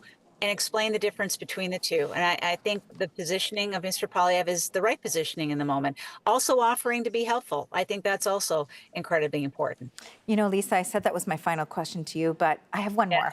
I wanted to ask you, speaking of how to be helpful, we know that there have been some comments that have been reported by the Canadian press about the U.S. Vice President, audio that has been leaked suggesting that he said that the Prime Minister has tried to sort of show that he is stronger than perhaps he is behind closed doors, but then also crediting Jamil Jivani as well, a Conservative MP, with being more effective. What do you make of that? Well, first of all, I make the fact that the vice president wants to be early on the bandwagon of showing what a great leader President Trump is and how tough he is. And he's tougher than the Prime Minister of Canada. That's how I take that first part, especially in front of a crowd that he's fundraising off of. The second part, though, about Jamil Jivani, I would say be very careful about thinking if this was a compliment that's beneficial to Mr. Jivani, because basically what J.D. Vance is saying is that Jamil Jivani had a lot to do with this deal. Congratulations to him. But what happens if the people of Oshawa really don't like the auto tariff that's about to be put on the autos permanently? Then he's going to have to explain whether or not he really was part of the deal, doesn't he? A lot to sort of chew on there and digest. We appreciate your time as always, Lisa. Thanks so much. That is Lisa Raitt. She is a member of the Advisory Committee on Canada-U.S. Economic Relations and the Vice Chair Office of the CEO at CIBC. We reached her today in Milton, Ontario. Okay, so as we saw moments ago, the Minister for Canada-U.S. Trade, Dominic LeBlanc, just arrived for his meeting with his American counterpart, and we saw him arrive today with quite the entourage. So for more intel on all of that, let's go back to the CBC's Kate McKenna. She's in Washington right now. So there wasn't just one van that pulled up. There was multiple. Who's attending this meeting? Well, we saw in that shot with Dominic LeBlanc, we saw Marc-André Blanchard, who is the Prime Minister's Chief of Staff. We saw Mark Wiseman, who is Canada's ambassador to the U.S. These are kind of new additions to these meetings at the USTR, but both of them were also there yesterday. We know that there were other representatives from the Prime Minister's office, like last week, Tim Krupa, who is another senior level staffer from the Prime Minister's office, was also there. But certainly the introduction of the Chief of Staff is sort of adds even more of a profile. We also saw, of course, Janice Charette, who is Canada's chief trade negotiator, walking in. She has been there the whole time. In fact, she's there, it seems, all of the time. She was there until 9 o'clock last night, working with her counterpart to try and get this deal done. And I didn't see on the feed, but I'm told that also there was more of an entourage. There were people from global affairs and finance negotiators who were there to try and get this deal done. And that is unusual. Again, I didn't see it on the feed, but I'm told that it is happening today.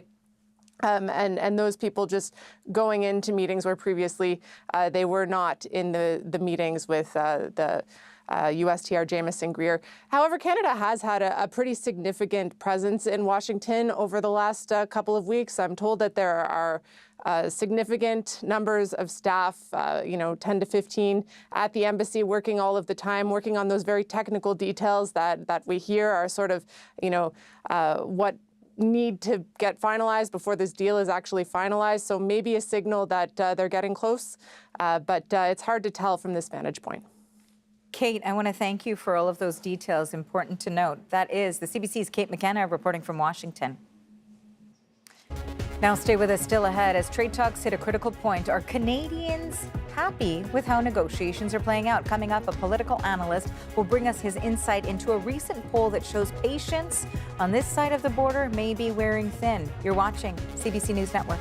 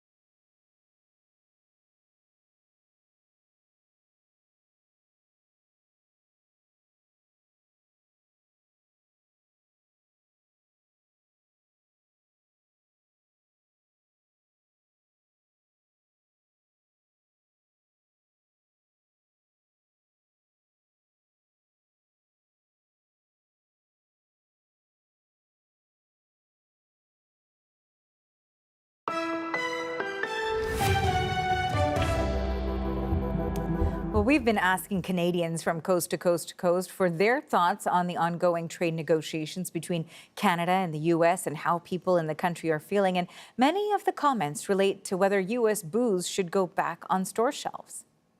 I don't mind if it comes back in. The message was sent. It has been sent. Whether it actually makes a difference, I don't know. Yeah, I think it will take a while to rebuild that confidence in the relationship. It's just been kind of torn down. It's not going to hurt anybody if they put it back on the shelves. People might buy it or they might not. But to the Americans, it looks like a concession, but it's not really a serious concession. Right now, with the way everything is, no, I'm staying Canadian. Okay, so some differing opinions there, and we certainly know that that's something that we want to dig deeper into, the Canadian sentiment here. We know that Léger, a federal public opinion survey and market research firm, has been asking Canadians about their thoughts on trade negotiations. So are Canadians happy with the government's approach? To answer that question, we've reached Philippe J. Fournier in Montreal. He is the editor-in-chief of 338 Canada, and independent election and polling analysis media. Thank you so much for making time for us. Thank you, Harthi.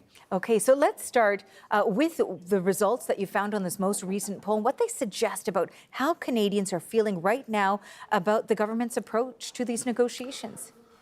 Well, I mean, the poll is very complex and it has a lot of questions, but something stood out in this poll is that the Canadians, really their patience is wearing thin.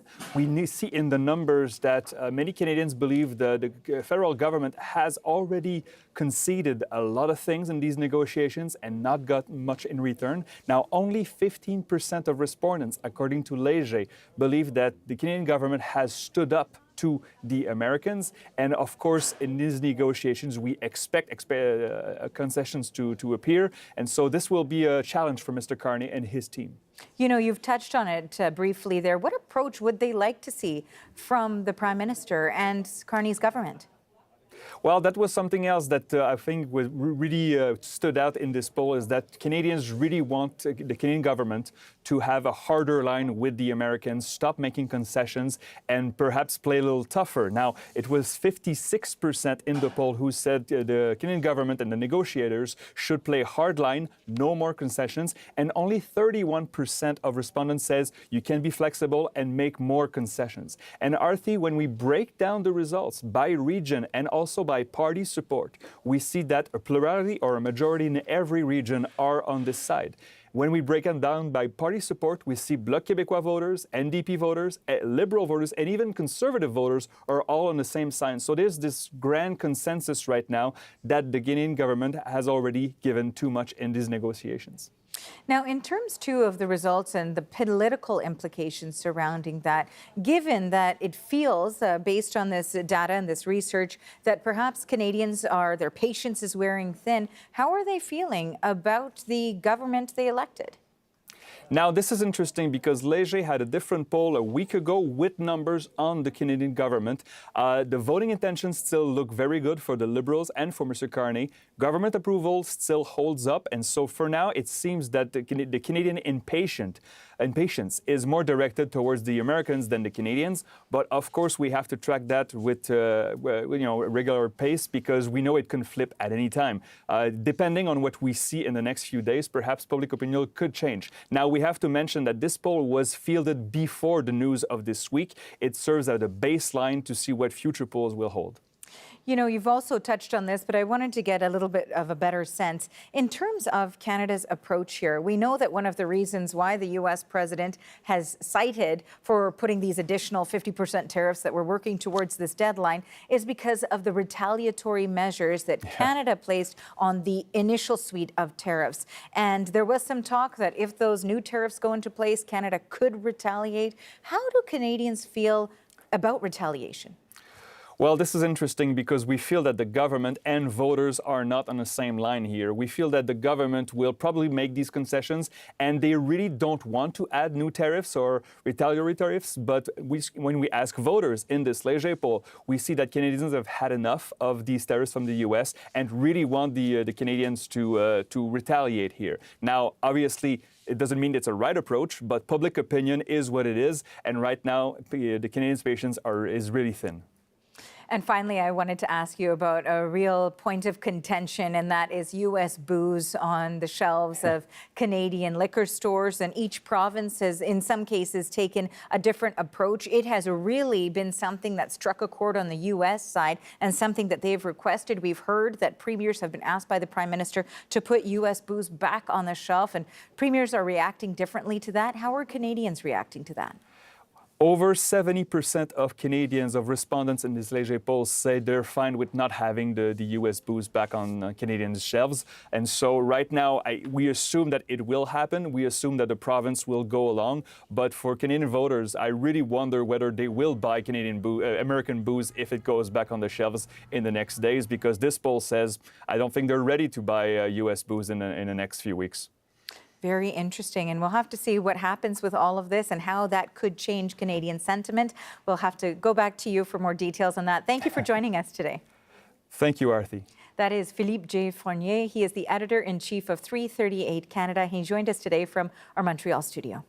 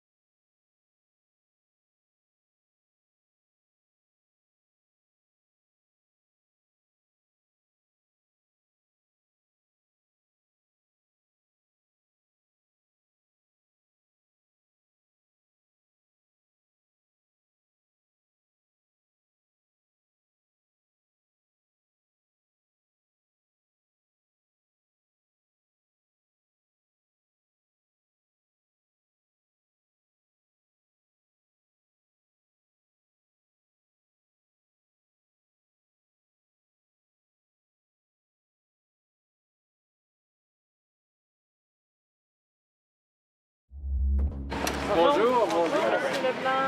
Ça va? Oui. Content de vous voir. Bonjour, bonjour. Okay, so that was Canada-U.S. Trade Minister Dominic LeBlanc heading into a meeting with his U.S. counterpart Jamieson Greer in Washington a short time ago. No answers there to any of the questions from reporters. We know that the two sides face a midnight deadline to finalize a trade agreement and avoid hefty tariffs on a range of Canadian products. As talks in Washington continue, businesses in British Columbia are also watching closely for any updates on the deal. So for more on what the various sectors in that province are hoping for, we've we've reached Jen Riley in North Vancouver. She is the president and CEO of the BC Chamber of Commerce. Thank you for making time for us today. Thanks for having me, Arthi. Okay, so let's talk about what you're hearing from your members in terms of this waiting game for a deal and what it could mean for businesses in BC. It's just another day with a bingo card, not sure where we're going. We actually did some math to find out how many times we felt like we've been in this position. And over the last 21 months, we counted about 15 times that we're on again, off again, what's happening. And I think that level of uncertainty is really the headline here. So we are feeling hopeful we get some relief across all of the sectors that are going to be affected if these do not lift today, but I'm not sure if we're holding our breath. You know, it's interesting because a longstanding point of contention, certainly between the U.S. and Canada, has been lumber. What are you hearing in terms of that industry when it comes to potential relief on any of the sectoral tariffs and whether that'll be included? So that's a really tough one for us in British Columbia. It's a huge industry for us. And as we know, or many people know, softwood lumber have had a 35% tariff for decades. That increased by 10% more recently, giving us a 45% hit. And that's one of the reasons we've had 21 mills close over the last couple of years. And right now, we'd be adding more to lumber if this came through. That would be 10% on things like the frames you put on doors and any elements where wood becomes pulp or paper. So it's just like we can't stop it coming. So I don't think we're a winner in this one. Any way you cut the cake. And hopefully that's where future negotiations would lead us. Do businesses that you've been discussing this with or talking to, do they think that there is any way that Canada comes out on top, that British Columbia comes out with a win, no matter how you cut the cake, as you say? You know, I think there are some wins on the fact that we've been able to leverage some of the things that were important to us. Certainly the fact that we had tariffs on the auto sector, it looked like the counter tariffs that we put on has perhaps given us the relief back from 50 to the 25, which would be fantastic for us. And I think, you know, we're pretty happy that if we don't get the 50% on our wineries and we get the aluminum, for example, aluminum and steel had gone up to 50%. That would be relief. We do have aluminum smelters here in British Columbia. Bringing that back to 25% would be a big boon for us as well. I have to also ask you, of course, about the U.S. booze on the shelves in BC liquor stores. We know that, you know, British Columbia's premier has taken a strong stance against this before. You know, he did at one point say there's not a chance in hell that U.S. alcohol is coming back to British Columbia. Now there's been this ask from the Prime Minister. What's the appetite like for U.S. alcohol at the BC liquor store or with BC consumers? I think consumers are the ones that will tell us that story if we bring it back. I would applaud the premiers, any of the premiers, to be able to try to use that as a point of leverage to get some of the items that we wanted, but we'd welcome it back on the shelves with the Team Canada approach if this is where we need to go as a country. But if you ask me as a consumer, I probably will be sticking to my BC wine. I finally wanted to ask you too, in terms of support for those businesses, as you say, who have been in this on again, off again limbo situation more than a dozen times in a short period of time as well, waiting to see what happens with these tariffs. What additional supports might they be looking for, perhaps from the federal government, in order to help continue to navigate through this, given, of course, that we know that there will be tariffs that will continue to be in play? I think support really is coming in the transparent communication we continue to get from our government. So I think that support is putting it on the table, realizing that our economic growth is critically important to the communities across Canada. So continuing to keep it on that table and holding the fact that we are more than the little sister, the little brother. Canada has a role as a real power in this global economy, and we'd love to see our federal government and our provincial government continuing to stand up for that with transparent communication. Well, Ms. Riley, I want to thank you so much for your insights and for the perspective from British Columbia. Thank you for joining us. Thanks for having me. That is Jen Riley. She is the president and CEO of the BC Chamber of Commerce. She joined us today from North Vancouver. Okay, so again, as we wait to see if Canada and the U.S. can finalize a trade deal before tonight's midnight deadline, we're asking Canadians how they're feeling about the deal and about their shopping habits going forward. That and much more coverage is coming up right here on CBC News Network.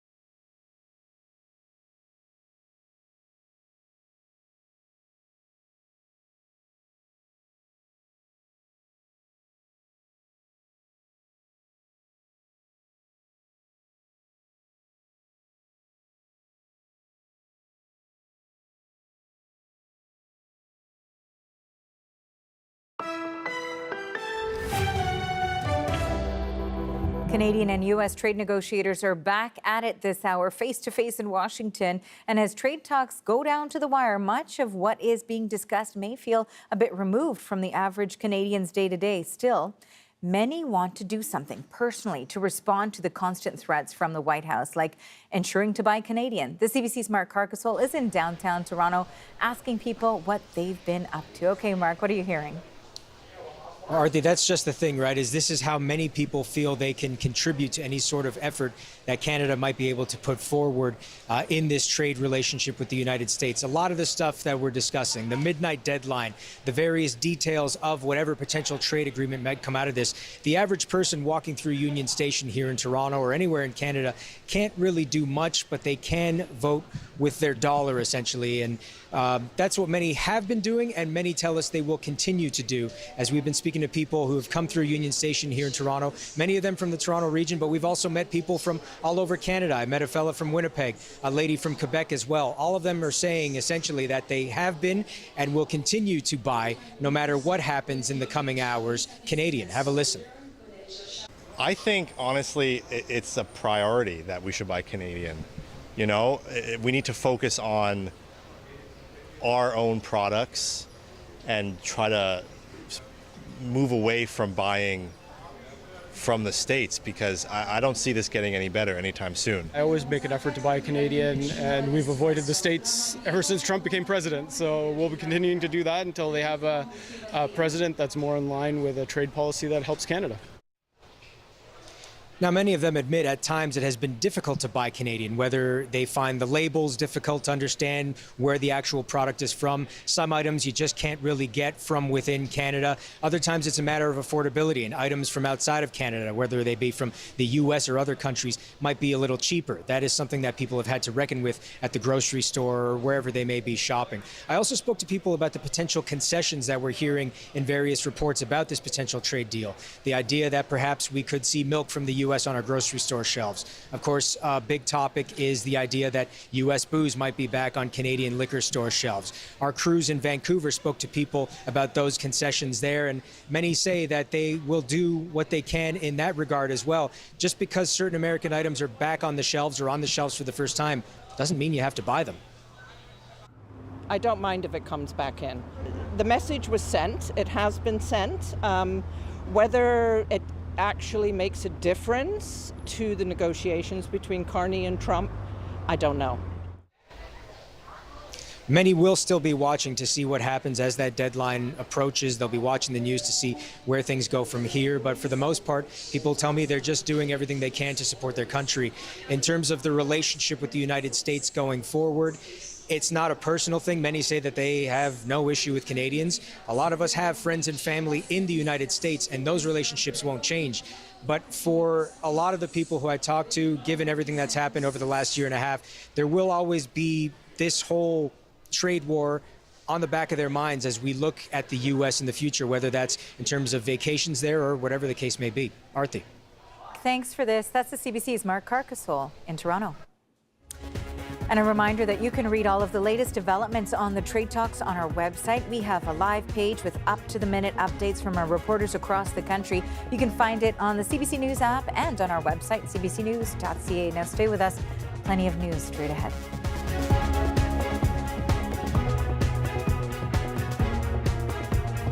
Big dream.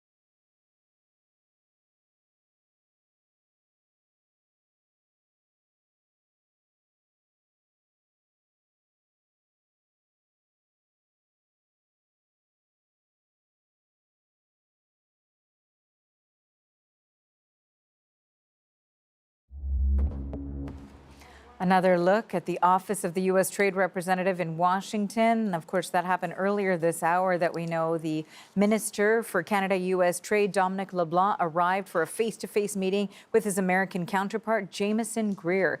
Now, this country's negotiating team is aiming to secure a tentative deal that would yield less punishing tariffs. It's still unknown, though, at this stage if both sides will come to full agreement before Trump's threat of 50% tariffs come into effect.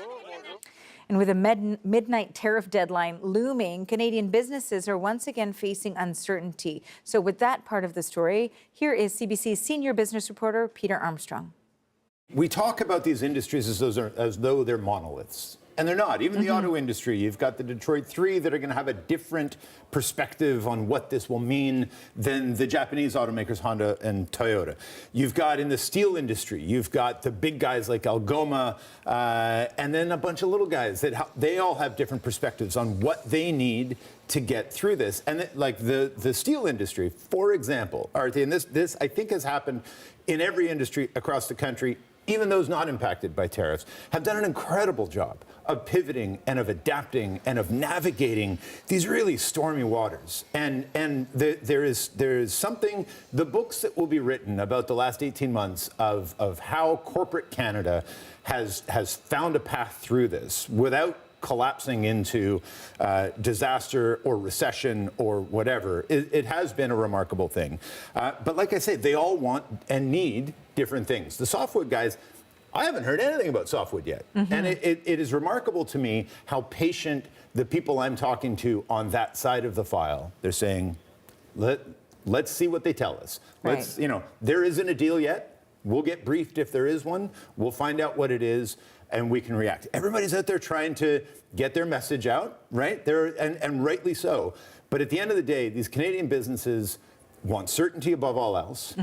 They are, most of them, a lot of them are willing to trade some tariffs for that certainty, some quotas or some combination of the two. There is a ton of flexibility. There is a sense among the businesses I speak to that there is a moment here to maybe get through whatever the last 18 months has been, but that I think a lot of them see it as something of a way station towards a broader renegotiation of NAFTA or of CUSMA, that we can there is this deal, but hopefully that leads to another deal down the road that will make this deal even better, or maybe not as bad, I think is probably the better. Not as bad. That sounds very accurate, along with the lines of what a lot of the experts I've been interviewing have been saying. You know, it's interesting because you're talking about how the Canadian economy has fared, and certainly there was the COVID recovery. Let's go a little bit back. The COVID recovery, which was, you know, years in the making and still happening, and then we had the conflict involving Ukraine and the impact that had as well. The conflict in the Middle East, and then of course these ongoing now trade negotiations. I mean, what has all of this been like for Canadians? Look, this has been tough, and you can go back further than that. When the price of oil fell off a cliff in 2015, at the end of Stephen Harper's tenure and the beginning of Justin Trudeau's tenure, we haven't seen the levels of growth that we saw in those pre-2016 years, 2015, 14, 13, since. We just haven't. And you know, I remember the New York Times writing about, you know, Canada having the biggest and most successful middle class in the world. It doesn't feel like that now, does it? And in spite of all of the trouble and strife, and boy, there's been a lot of trouble, and boy, there's been a lot of strife. And again, these businesses have done an amazing job of navigating their way through it. I am struck by how bullish people are about the future. And we're in a moment of pro-growth in a way that we really haven't been in a very long time in Canada, where there are people saying, let's get the wheels turning. Let's see where we can go. The tariffs have made that really hard, but in their own way, they've also kind of spurred that conversation along. It's a really tough time. And where these tariffs have hit, they've hit incredibly hard, right? They have not hit evenly. This hasn't been, an equal parts. It has, where it's hit in Windsor, Ontario, and up in Sault Ste. Marie, and in, lumber towns in BC. This has been really hard, but they're pushing their way through it. And they're hoping they can get some relief in this deal, and that will lead to a bigger renegotiation of CUSMA, where they can redraw some of those lines again. CBC's senior business correspondent Peter Armstrong. Now stay with us. There's much more straight ahead right here on CBC News Network.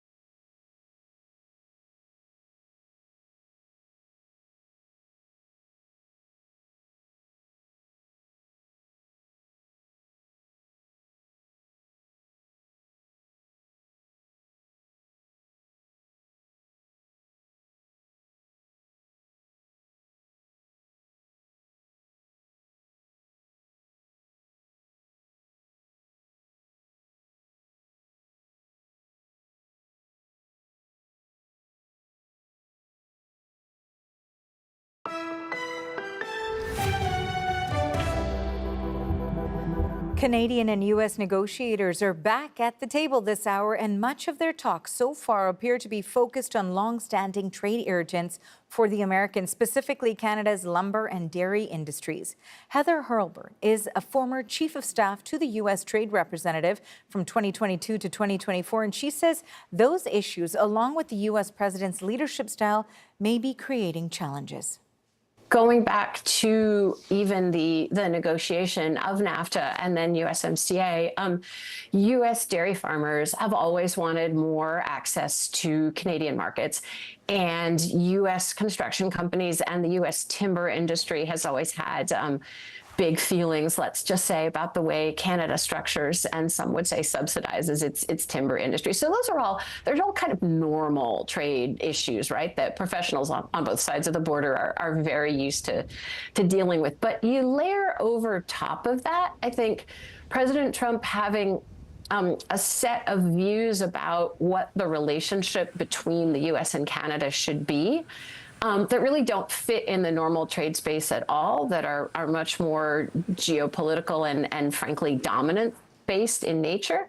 And then, of course, the other thing we have to remember is that the pretext for this round is that the U.S. put on tariffs and then Canada responded. So now what we're really negotiating over here is Canada's response tariffs, which in a way is a tribute that those tariffs, and I think the alcohol and the removal of U.S. alcoholic beverages from Canadian stores has really caught Americans' attention, in a way that we're not used to here. So in an odd way, it's the success of Canadian counter tariffs that helped get us here. That's Heather Hurlburt, and she served as Chief of Staff to the U.S. Trade Representative from 2022 to 2024. You heard her mention alcohol on Canadian shelves. Well, Prime Minister Mark Carney is asking premiers to put American alcohol back in Canadian liquor stores. But Manitoba Premier Wab Kinew says the request came close to begging across the country. Premiers are sending very different signals about what they'll do next. Ontario's premier usually has the largest voice, but we haven't heard from him yet. Here's Brett Ruskin.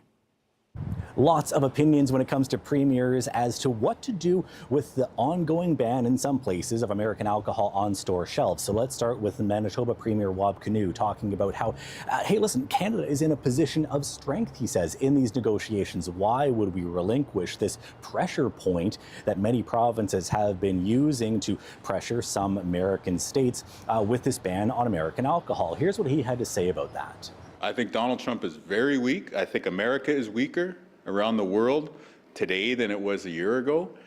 He's about to get slaughtered in the midterms, and the cost of living is the #1 issue, and he is completely out of touch with the cost of living of Americans. I think we should fight. I think we've got the upper hand. They're back on their heels right now. They're coming to us for a deal, and so I think we should fight.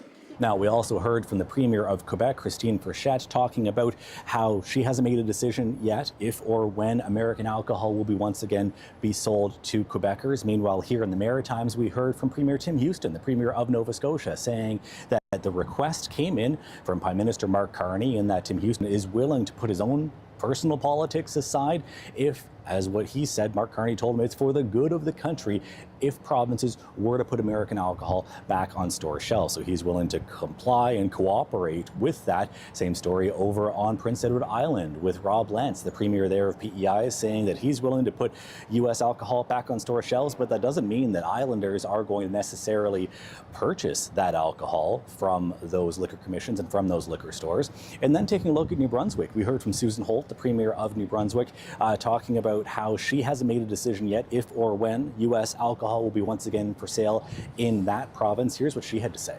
The threat of a 50% tariff on New Brunswick's economy impacts tons of our small businesses, impacts their employees. There's serious impacts that will mean a loss of jobs, a loss of economic activity, potential closures. And so we certainly want to avoid those new tariffs. We also want to reduce the current tariffs that are putting extreme pressure on our entire forestry value chain. We have folks that are really hanging on by a thread. They can't sustain 45% tariffs for very much longer. So a variety of different opinions from premiers across the country as to whether or not they should be putting American alcohol back on store shelves. Obviously still a question as to if that alcohol does go back on store shelves, whether Canadians will actually buy it. Brett Ruskin, CBC News, Halifax.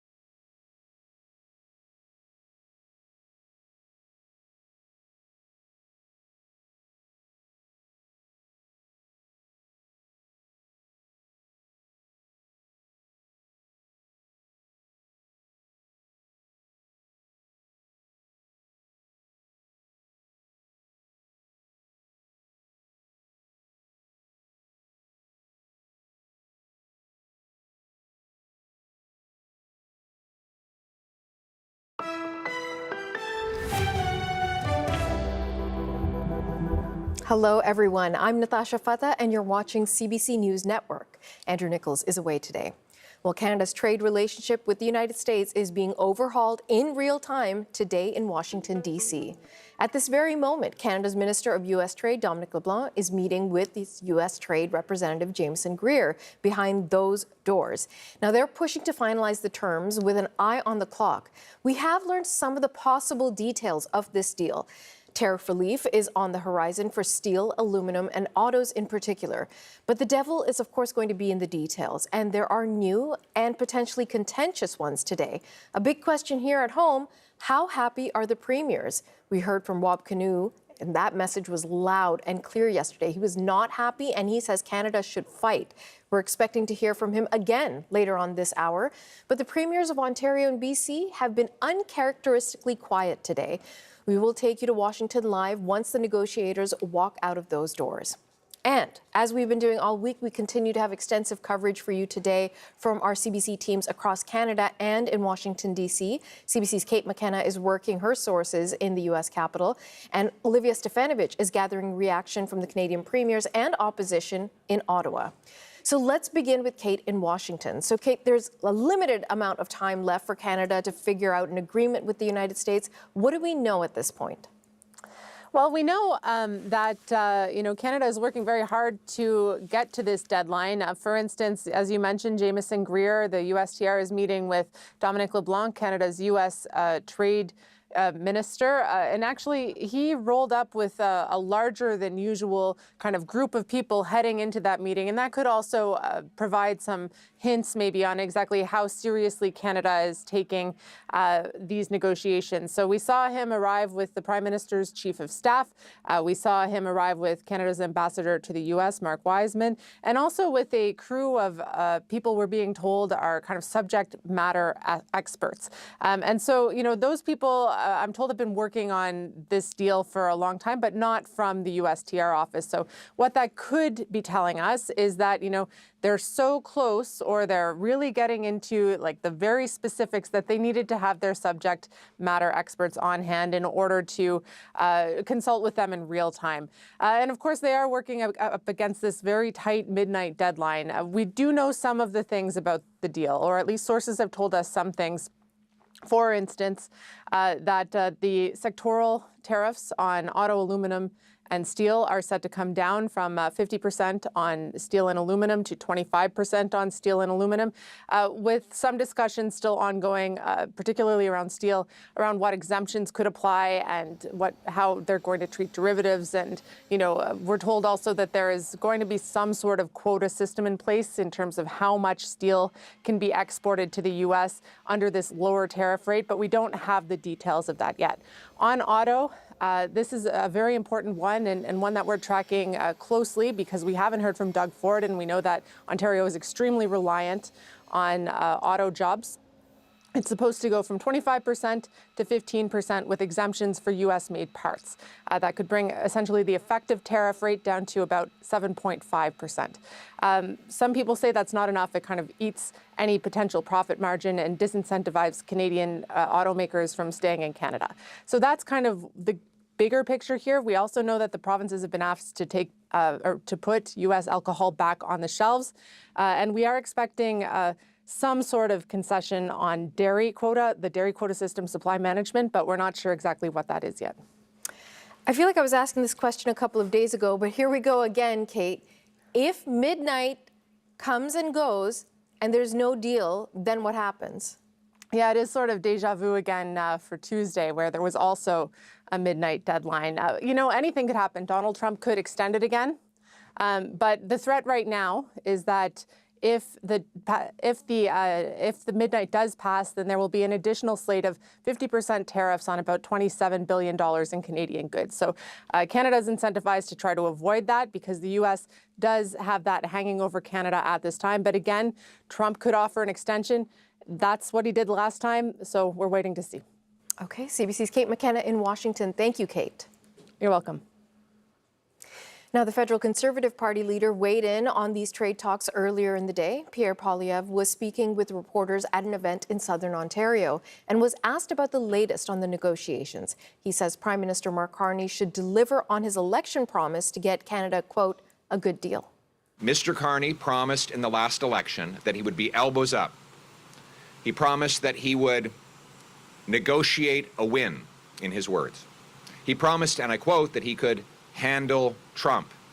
He promised he would not accept a bad deal. Mr. Carney, keep your promise. Fight for Canada. Don't take a bad deal. We expect a good deal, like you promised. And Pierre Poilievre isn't the only one taking aim at the Prime Minister. There's also criticism at a high level within the Trump administration. For more on all of this, let's turn now to CBC's Olivia Stefanovich in Ottawa. So, Olivia, let's start with the Conservative Party leader. Take us through what else we heard from him. Well, Conservative leader Pierre Poilievre says that Canada should not accept a deal where there are one-sided tariffs, so tariffs against Canada, but no retaliatory tariffs. Poilievre also pointing out today that Prime Minister Mark Carney promised he could negotiate a better deal than the one that exists with the U.S. at this time. And we are still waiting to see, of course, what the details are of what's on the table and if that is in fact the case. Now, we have heard from sources who've been briefed on these negotiations and the tentative deal that the Prime Minister will only sign a deal that he feels is right for Canada. And according to these sources, what's on offer, Carney is supporting that, at least for now. Of course, these details are still being negotiated, still being finalized at this time. And Carney is also in a difficult spot here, Natasha, because of the fact that Canada is facing this 50% levy against hundreds of Canadian goods, even those goods that are compliant with the Canada-United States-Mexico agreement known as CUSMA, which have been exempt from tariffs so far. So this is a challenging situation for the Prime Minister. And he's trying to land a deal here, according to sources, that will set the path forward for the CUSMA review going forward. So still a lot to sort out there. What we know for sure from sources who've been briefed on these talks, and even premiers who've come out and spoken publicly about what they've heard, is that, yes, Canada is getting tariff relief, but there will still be some tariffs that are here to stay.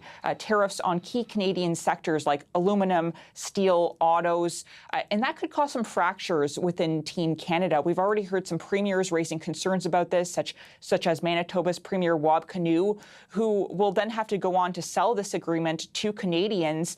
And so as we keep our eyes on Washington to see how the negotiations go between the U.S., the minister responsible for Canada-U.S. trade and the U.S. Trade Representative Jameson Greer, keep in mind that the federal government is also having to negotiate with premiers who may be upset about what's on offer here, and the federal government may have to offer something to these premiers to get them on side to support this deal.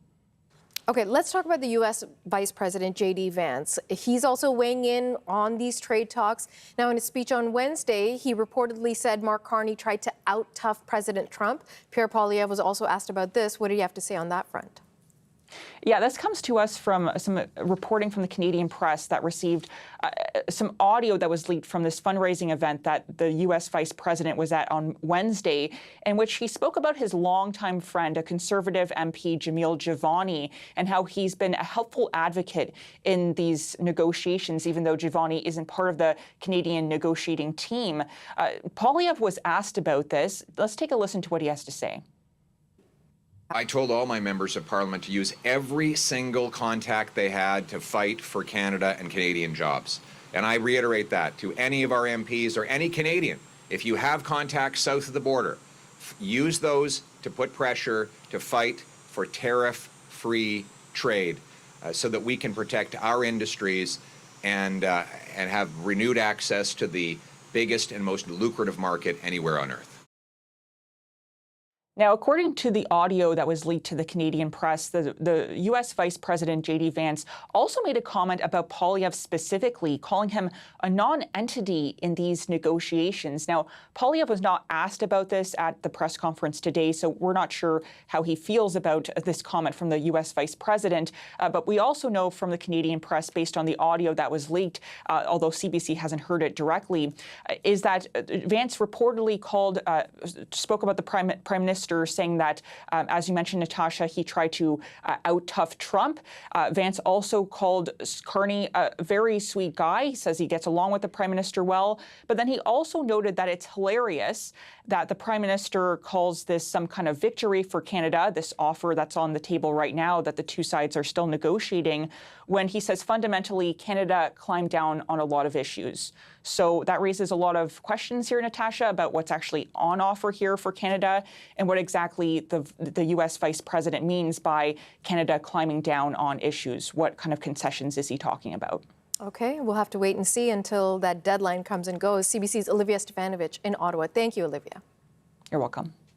Okay, let's dig deeper into how this conversation is unfolding with our next guest. His name is Mark Snyder, and he is the Vice President of Government Relations at Paradigm Strategies. He's joining us from Montreal. Mark, thank you very much for joining us. Thank you for having me, Natasha. So, Mark, I hope you heard my colleague Olivia's report about what J.D. Vance reportedly said to a group of young Republicans last night, or on Wednesday night, I should say. And it isn't so much a matter of whether what he said is true or not. Because we know that posturing is a big part of this administration in the United States. It's more a matter of the effect it has on the confidence of Canadians as they're waiting for this Prime Minister to seal a deal with the United States. How do you think this is being managed? Well, I think those are two different issues. First of all, when J.D. Vance talks, my level of trust in the veracity of what comes out of his mouth is very, very low. The American administration is known to exaggerate / lie just as well as it breathes. So I won't put that much stock into that. Now, what the real question is, how much are we giving away in these negotiations in order to get a better access to the American market, better than we have now, but still inferior to what we had a year ago? I think the problem for many is that we just don't know. I mean, nothing is really being released publicly. Sources tell our colleagues, on condition of anonymity, some of the possible details. I mean, this is something that is going to have a huge impact on the Canadian economy, on Canadian jobs, on the citizens of this country, and we're not getting a ton of information from the key people at the negotiating table. Is that the right strategy? I think it's absolutely normal and absolutely the right strategy to stay quiet right now.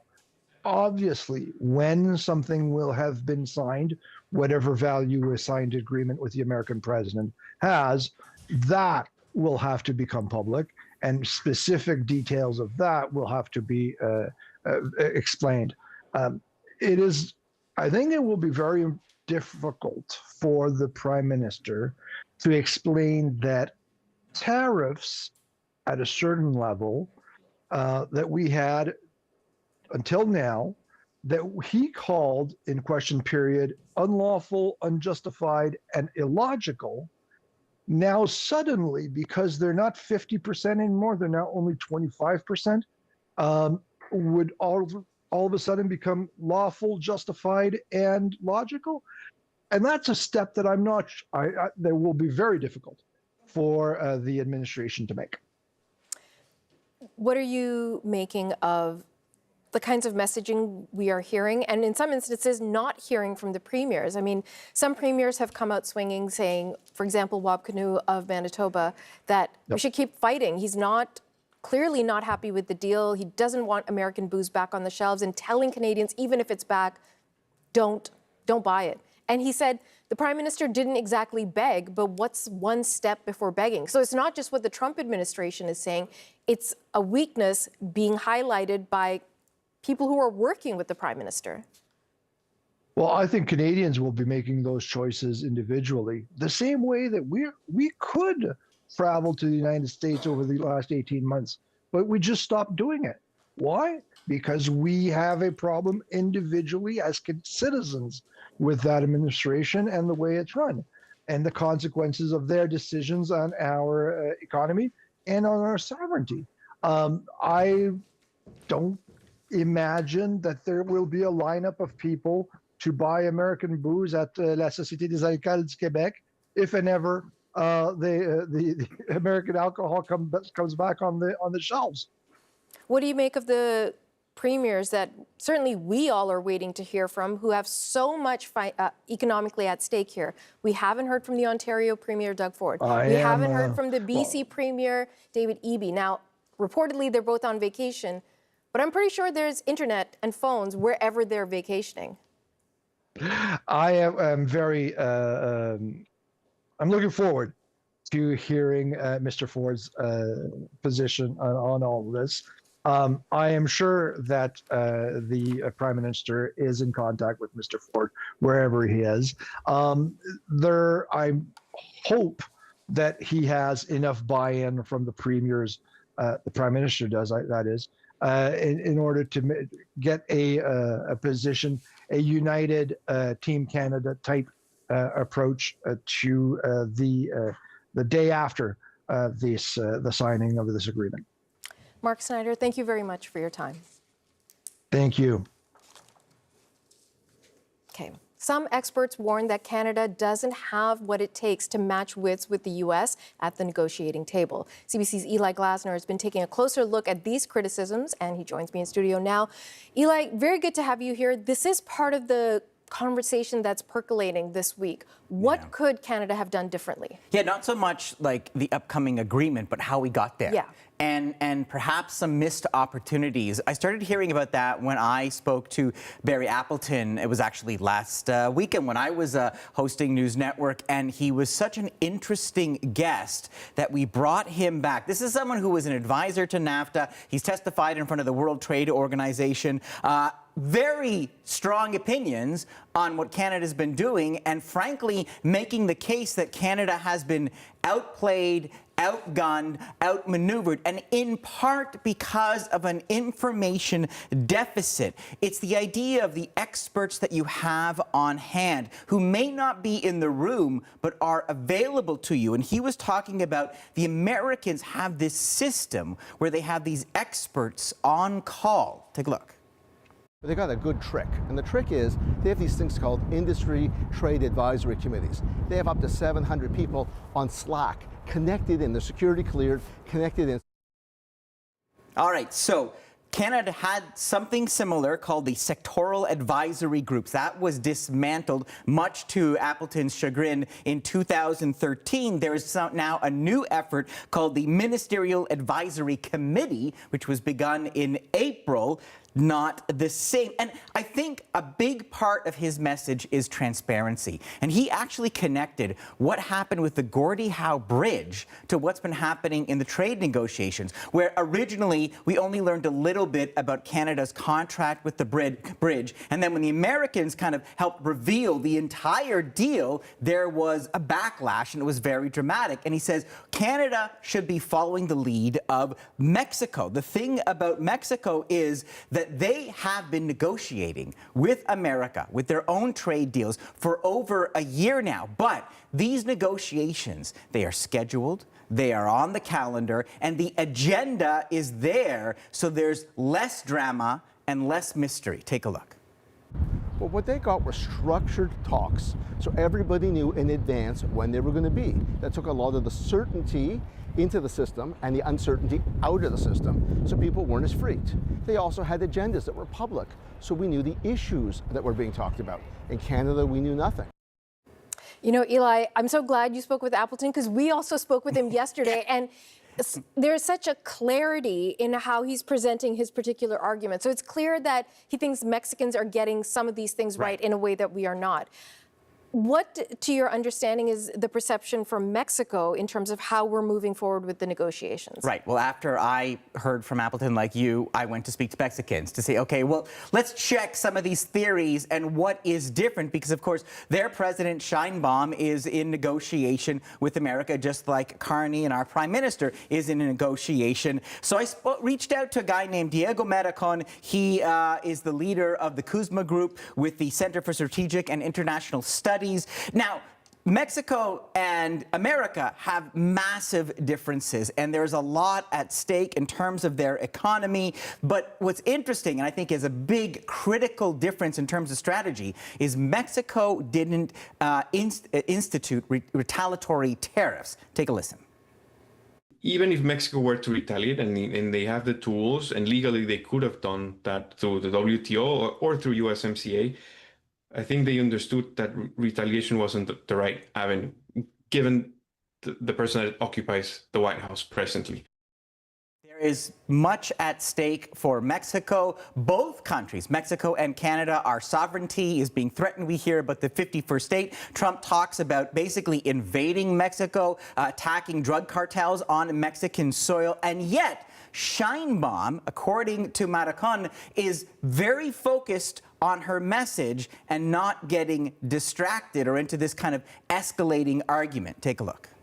What President Sheinbaum has done a lot longer than the Canadian government. I think Prime Minister Carney is doing this, is starting to do this more, but it's learning to separate the threats, tariff threats, sovereignty threats, to the conversation about the importance of keeping this market integrated.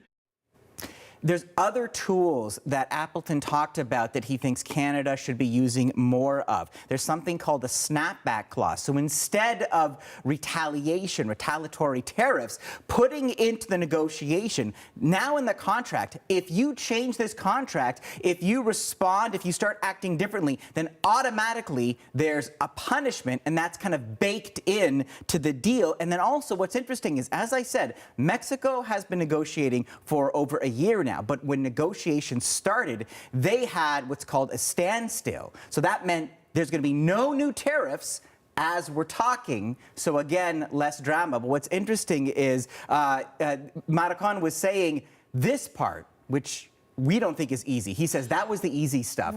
But he talked about dairy, he talked about softwood. He said that is nothing compared to what comes next, which is the future of CUSMA. And he thinks that's going to be even more challenging. And this is where Canada and Mexico need to start cooperating as we're dealing with America. Fascinating stuff. Eli Glasner, thank you so much. My pleasure. Okay, as we're all waiting to see if Canada and the U.S. can finalize that trade deal before tonight's deadline, we're also asking Canadians how they're feeling about this, about the deal and about their shopping habits going forward. We'll bring you that and much more coming up right here on CBC News Network.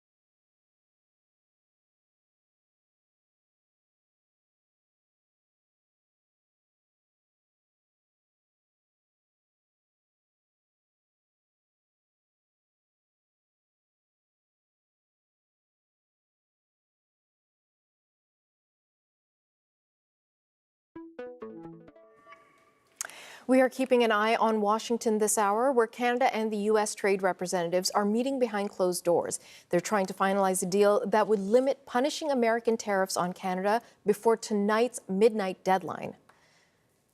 Now, much of the talk so far appear to be focused on long-standing trade irritants for the Americans, specifically Canada's lumber and dairy industries.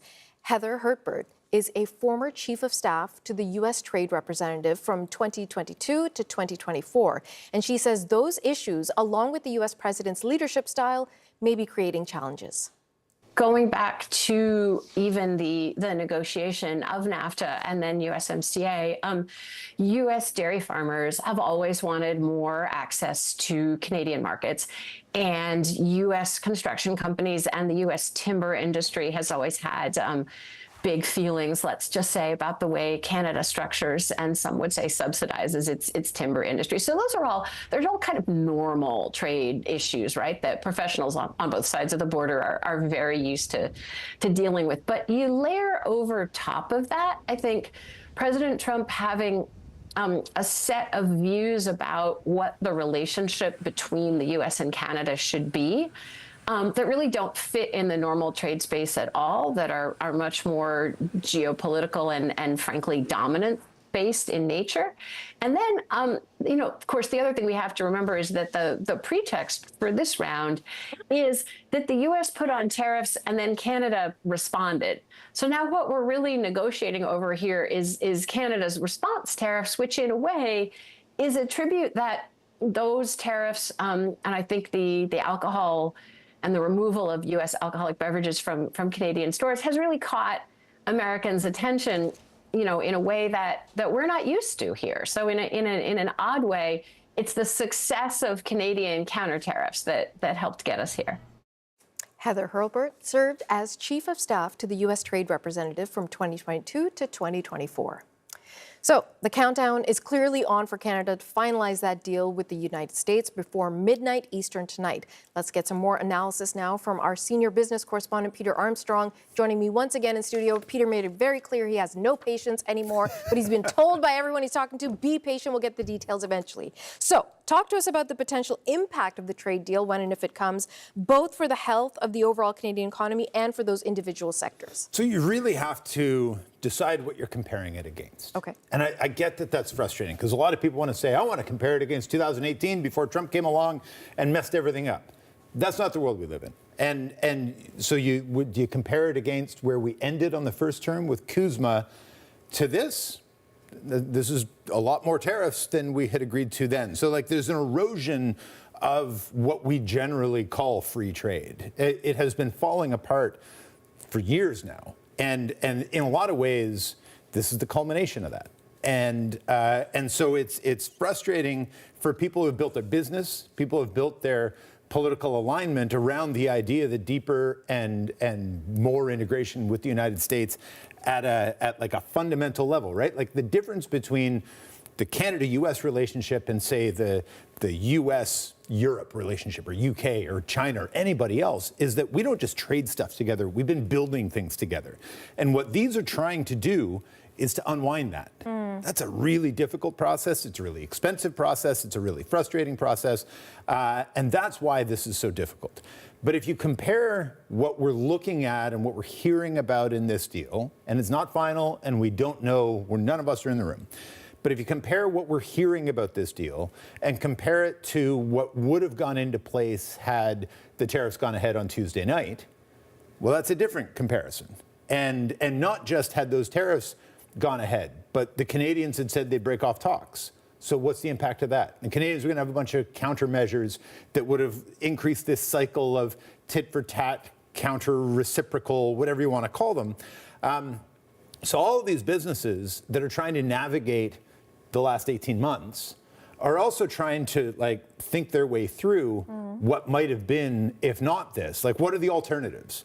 And I think that's really, that's kind of in its way the most disappointing, frustrating, saddening part of this conversation is when you really game through what the alternatives are, none of them are good.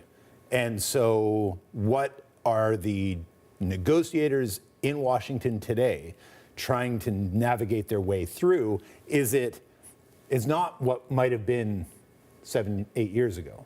It's what's on the table this week versus what was on the table last week. Right. And what was on the table last October. I've been trying to talk to American businesses about if this thing emerges, and it sounds like it's fairly close, roughly, to what they were talking about in October before Donald Trump blew up the talks after the Doug Ford ad aired.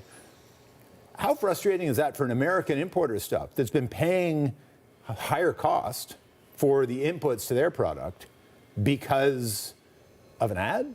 The frustrations run deep for all parties in this. Yeah, I mean, there was so much good stuff in what you just said. I do want to highlight that distinction. It seems obvious, but now that you've said it out loud, that with other people there is trade, but in North America we've been building stuff together. It's a fundamentally different relationship than almost any other countries in the world. And it requires such deep integrated trust and infrastructure. So let's talk about the impact that has on Canadians, because before the second Trump administration, things were working very differently. And now we're in this situations. You know what, Peter, hold that thought for 1 second. I think we need to go to Washington, where we might have a shot of Dominic LeBlanc. There he is, coming out. Let's listen. Sorry.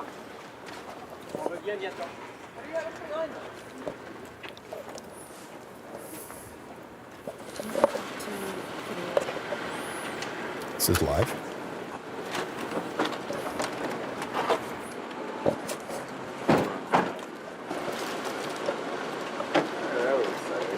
No, we're good. No. Yeah. So we were talking about.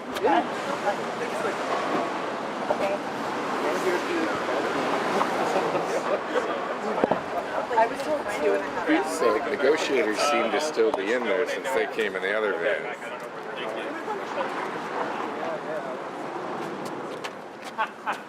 Or Chick-fil-A. Okay, folks, forgive us. It's live and breaking. Now, you saw Dominic LeBlanc, the minister responsible for U.S.-Canada trade, get into that minivan. Unlike the previous few days, he didn't say anything to the reporters waiting outside. And I overheard someone, I don't know if it's one of our guys, if it was one of the American reporters, say, well, the negotiators must still be inside because they came in another minivan. So who knows? Forgive us. We're trying to figure it out in real time with you. And I've still got Peter with me. I mean, nothing from Dominic LeBlanc this time, and that meeting is much shorter than it was yesterday. Any interpretations? Yeah, the timing is interesting. He only got there at 12, and here it is 1:30, so less than an hour and a half. I didn't expect him to say very much of anything at all. I'm being told they just went to lunch. So, you know, again, it is remarkable to me. I was just talking to NPR, our sort of radio equivalent in the United States. They're not following this at all. This isn't news. They're not paying attention. Like, we are breathlessly following Charette and LeBlanc going to lunch. Yeah. And they are, you know, J.D. Vance is giving a speech in Ohio. The tariff news that's making news in the United States is that Donald Trump has announced he's going to drop tariffs on beef imports. Because magically, if you drop the price, if you drop the tariff on a product, the cost goes down for American consumers. Who knew such a thing might happen? But that's the news, and I mean, it doesn't really jibe with them getting a sense of what the what the broader tariff policy is. But it is important for all of us. These negotiations are ongoing. We're not in the room. We're getting, you know. Kate McKenna's in D.C. doing amazing work digging on this. Katie Simpson is sending stuff in from holidays. You know, Kat Tunney was on the ground for that scrum that we just watched, or that whatever that was that we just watched. We're on top of it. And when we have information, we will pass it along. But I think this is just a replay of LeBlanc getting into his car. But, you know, we're told from our reporter on the ground that they're going for lunch. Yep. So he said he'll be back shortly. So, hey, we didn't know if this was it and he was walking out of there, or I guess more likely just taking a time out to grab some food. Someone said Chick-fil-A, so I don't know. Maybe that's where they're headed. But we really appreciate your patience at home, folks, because, yeah, we are breathlessly following all of this because there is so much at stake for Canadians. And Peter Armstrong, you've done a great job sort of honing in on all of that for us. Really appreciate your time as always. No worries. All right, folks, let's take a look now at Winnipeg if we can. We are waiting to hear once again from Manitoba Premier Wab Kinew, and we're going to be listening for any more comments he might make about the trade negotiations in Washington. Don't forget, it was basically 24 hours ago yesterday that we took that live press conference with him, and he said that Canada should continue to fight the U.S. tariffs, to keep going, keep negotiating, and he says Canada has all the leverage, that the Americans are weak. Is he going to continue that same messaging today, or maybe dial it back a bit? We'll have to wait and see. Kinew is set to speak any moment now. We'll take you there live right here on CBC News Network.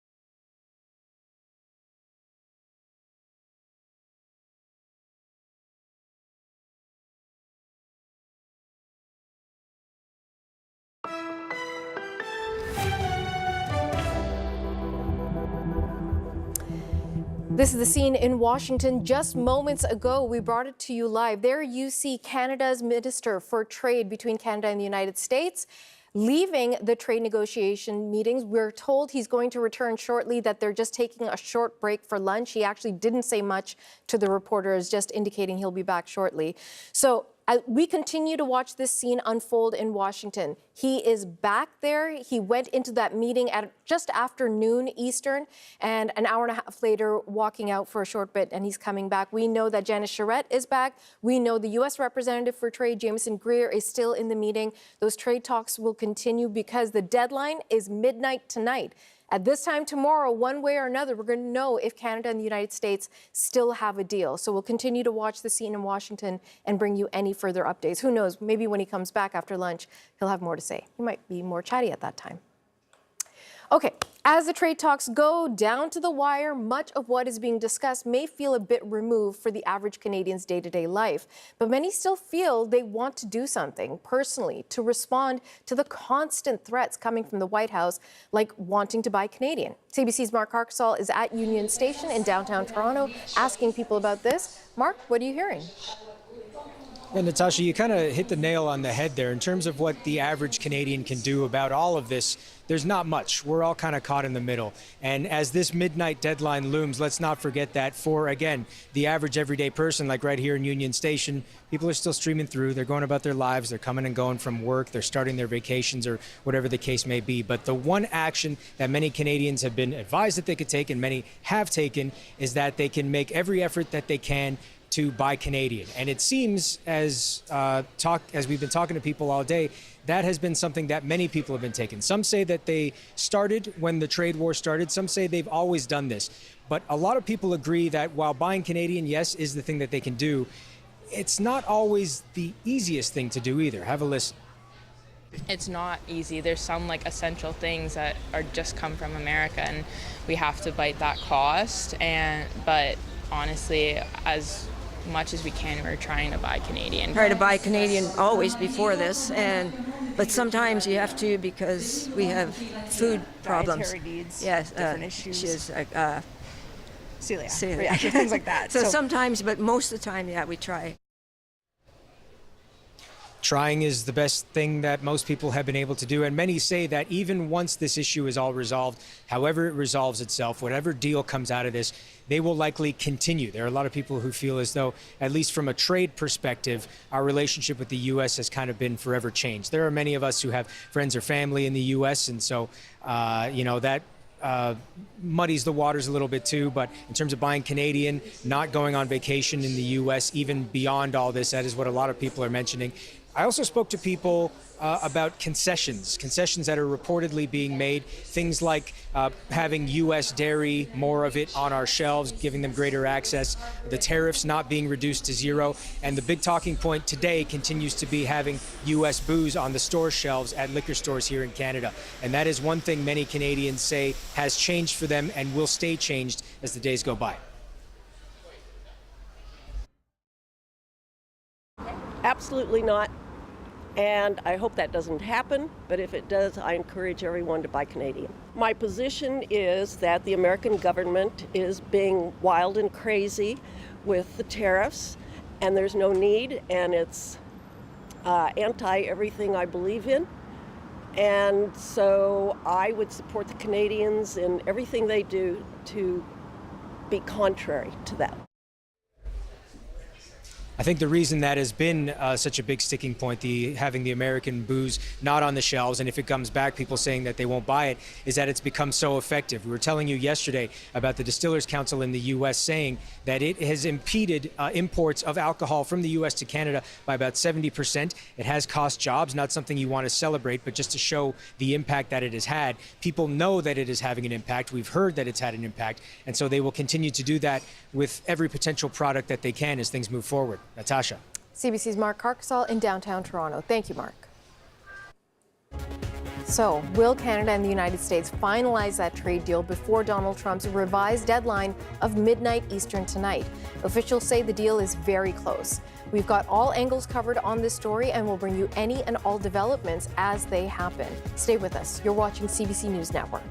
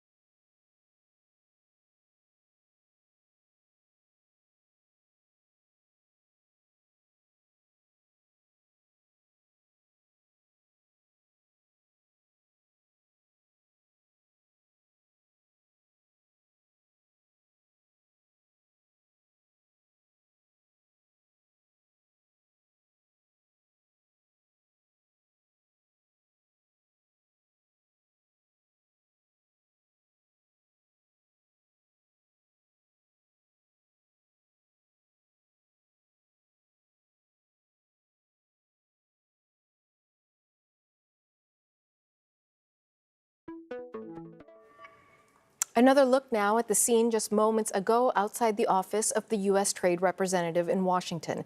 Canada's Minister for U.S. Trade, Dominic LeBlanc, had been meeting with his counterpart, Jamieson Greer. LeBlanc told reporters he's leaving for a little bit. He'll be back soon. The two sides have been working to finalize a deal just hours ahead of Donald Trump's extended tariff deadline for midnight tonight. Now, as we've been reporting, Prime Minister Mark Carney wants American alcohol back on store shelves as trade talks enter into a critical stretch. But some provincial and territorial premiers aren't ready to budge yet. Now, Lisa Raitt is a former cabinet minister and a former member of parliament. She's now a member of the Prime Minister's Canada-U.S. Advisory Committee on Economic Relations. She gave us her perspective. The Prime Minister personally asked the premiers to do this, and that he probably explained very clearly the importance of showing this effort to the President of the United States in order to get to a comprehensive deal on tariffs that is beneficial to all of their provinces, especially avoiding the tariffs that are being threatened on us and getting out from underneath some of the sectoral tariffs that are extremely difficult for them. So, I mean, I listened to what Scott Moe said. I listened to what Tim Houston said. And for me, I think they're accurately reflecting that the premiers around the table did indicate that they would be open to dealing with the booze bans and the procurement issues. I also understand why some premiers aren't coming forward. They want to see what's happening to the sectors that are most impacted in their province before they come out and say anything. What I don't understand, and I said it yesterday, is why the Premier of Manitoba wanted to take the moment in order to say things about the President of the United States, which distracts from what we're really trying to accomplish at a table, and that's getting to a deal. Lisa Raitt is a member of the Prime Minister's Advisory Committee on Canada-U.S. Economic Relations. She's also a former cabinet minister in the Harper government. Our extensive coverage of the trade talks continues throughout the afternoon. We will be back in just a moment.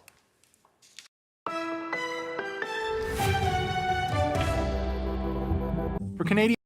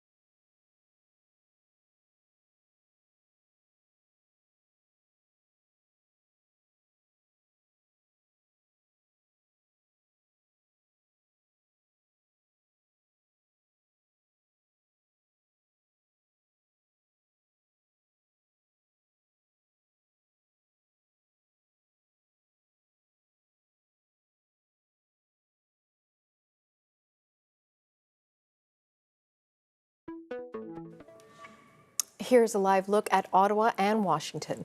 Canada and U.S. trade negotiators have been meeting once again today.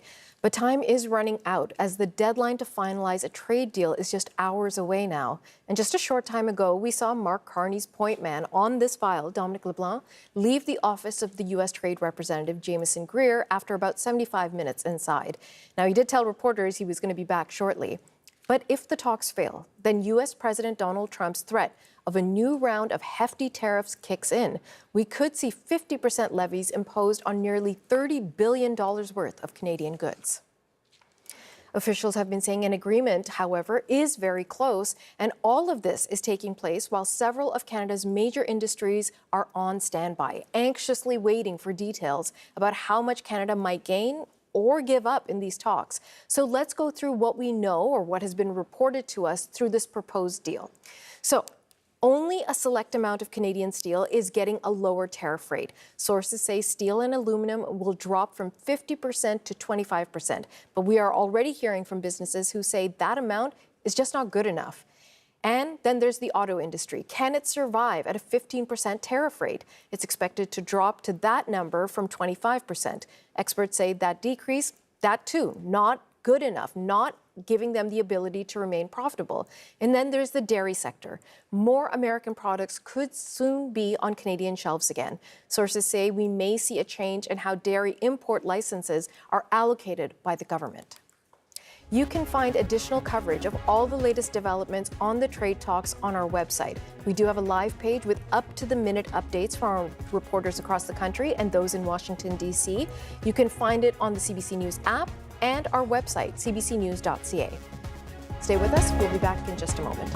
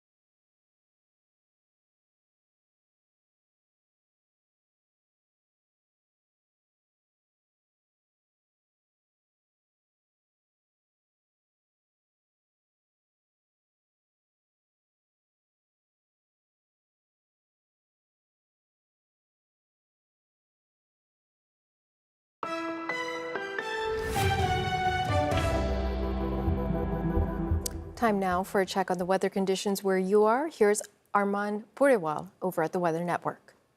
We start off your national forecast across the country where it is fairly quiet to end off the week. We do have a risk of thunderstorms moving through northern Ontario, but lots of sunshine from west to east. Now, we start off in northern Canada where we do have a series of low pressure systems bringing showers as well as thunderstorms over the weekend. So this is beneficial, especially for regions including Yellowknife, the fire zone regions. But let's show you the next 7 days for a place like Iqaluit. It is drying out in the forecast. However, the gloomy days are back as we head into next week with temperatures in the single digits. But where it's not going to be in the single digits, that's across the prairie, especially into this weekend. This upper level ridge that is soaring temperatures well into the low 30s. But it is going to change. And this is alongside this low that's going to be moving along the coast towards British Columbia, bringing in widespread rainfall, and then towards the prairies, cooling down temperatures as well as bringing the threat for thunderstorms too. But until then, enjoy this afternoon. It's also the heat as well as the air quality likely that will be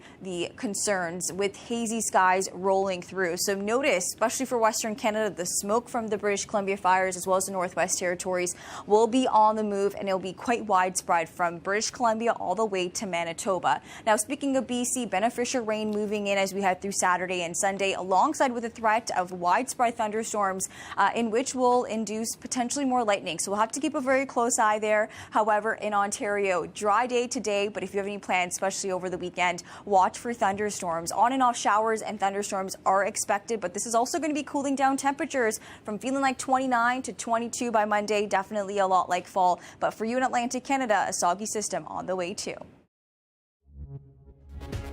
And we continue to keep a close watch on Washington. The deadline for an incoming 50% U.S. tariff on $28 billion worth of Canadian goods kicks in at the stroke of midnight unless a trade deal can be struck ahead of time or there's another delay. The president might say, hey, you get a couple more days, but we're all still working with the idea that, in fact, tonight is the deadline. There you see Dominic LeBlanc a few moments ago leaving the meeting. He said he's going to be back shortly, and we'll continue to bring you ongoing coverage right here on CBC News Network.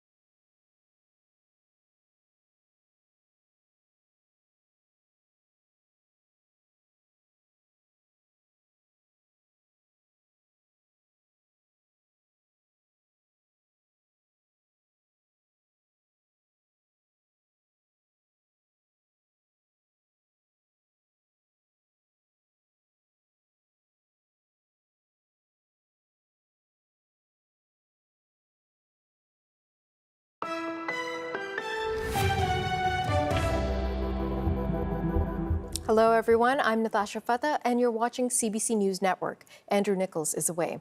Canada's trade relationship with the U.S. is being overhauled in real time today in Washington, D.C. Here's a look at the office of the U.S. Trade Representative, Donald Trump's point man on the tariffs file right now. And this is the scene that unfolded just a few moments ago. We saw Canada's Minister for U.S. Trade, Dominic LeBlanc, leaving for a lunch break. The work isn't stopping, though. Canada's negotiators are pushing to finalize the terms with an eye on the clock. We've learned some of the possible details of a trade deal. Tariff relief is on the horizon for steel, aluminum, and autos in particular. But the fine print is where this deal is going to be either made or broken. There are new and potentially contentious sticking points that need to be addressed, and not much time to do it. We are going to have extensive coverage for you today from our CBC teams across Canada and Washington. CBC's Kate McKenna is working her sources in the U.S. Capitol, and Olivia Stevanovich, is gathering reaction from the premiers and the opposition from Ottawa. Okay, let's begin with Kate in Washington. Kate, what do we know about the talks so far? Well, we know that right now Canada's top negotiators are off to lunch. So what does that tell us? That tells us maybe this is going to be a long meeting between Jameson Greer and his team and Dominic LeBlanc representing Canada and his team. So in that video you showed just a couple minutes ago, we saw the Prime Minister's Chief of Staff, Canada's ambassador to the U.S., LeBlanc, and Canada's chief trade negotiator, Jenna Charette, all get in a car. We're told that they are on their way to get some sort of lunch and that they will be coming back for more meetings this afternoon. That is not the entire delegation that's at the USTR today. We also know that some subject matter experts are also present. It's not clear if they get lunch or how that exactly is working for them. Hopefully that they do. But, you know, this is really going down to the wire. They've been meeting at the USTR almost every single day, but it is unusual to have an entourage this large. It has only been in the last couple of days that the ambassador and the Prime Minister's Chief of Staff have also been attending. And it might tell us that they are really getting down to the wire in terms of dotting the I's and crossing the T's, you know, having those subject matter experts there present to be consulted in real time so that both sides can be working out a deal in real time. But the question is exactly how much remains before a deal is finally struck. I mean, Donald Trump said that there was a deal on Tuesday.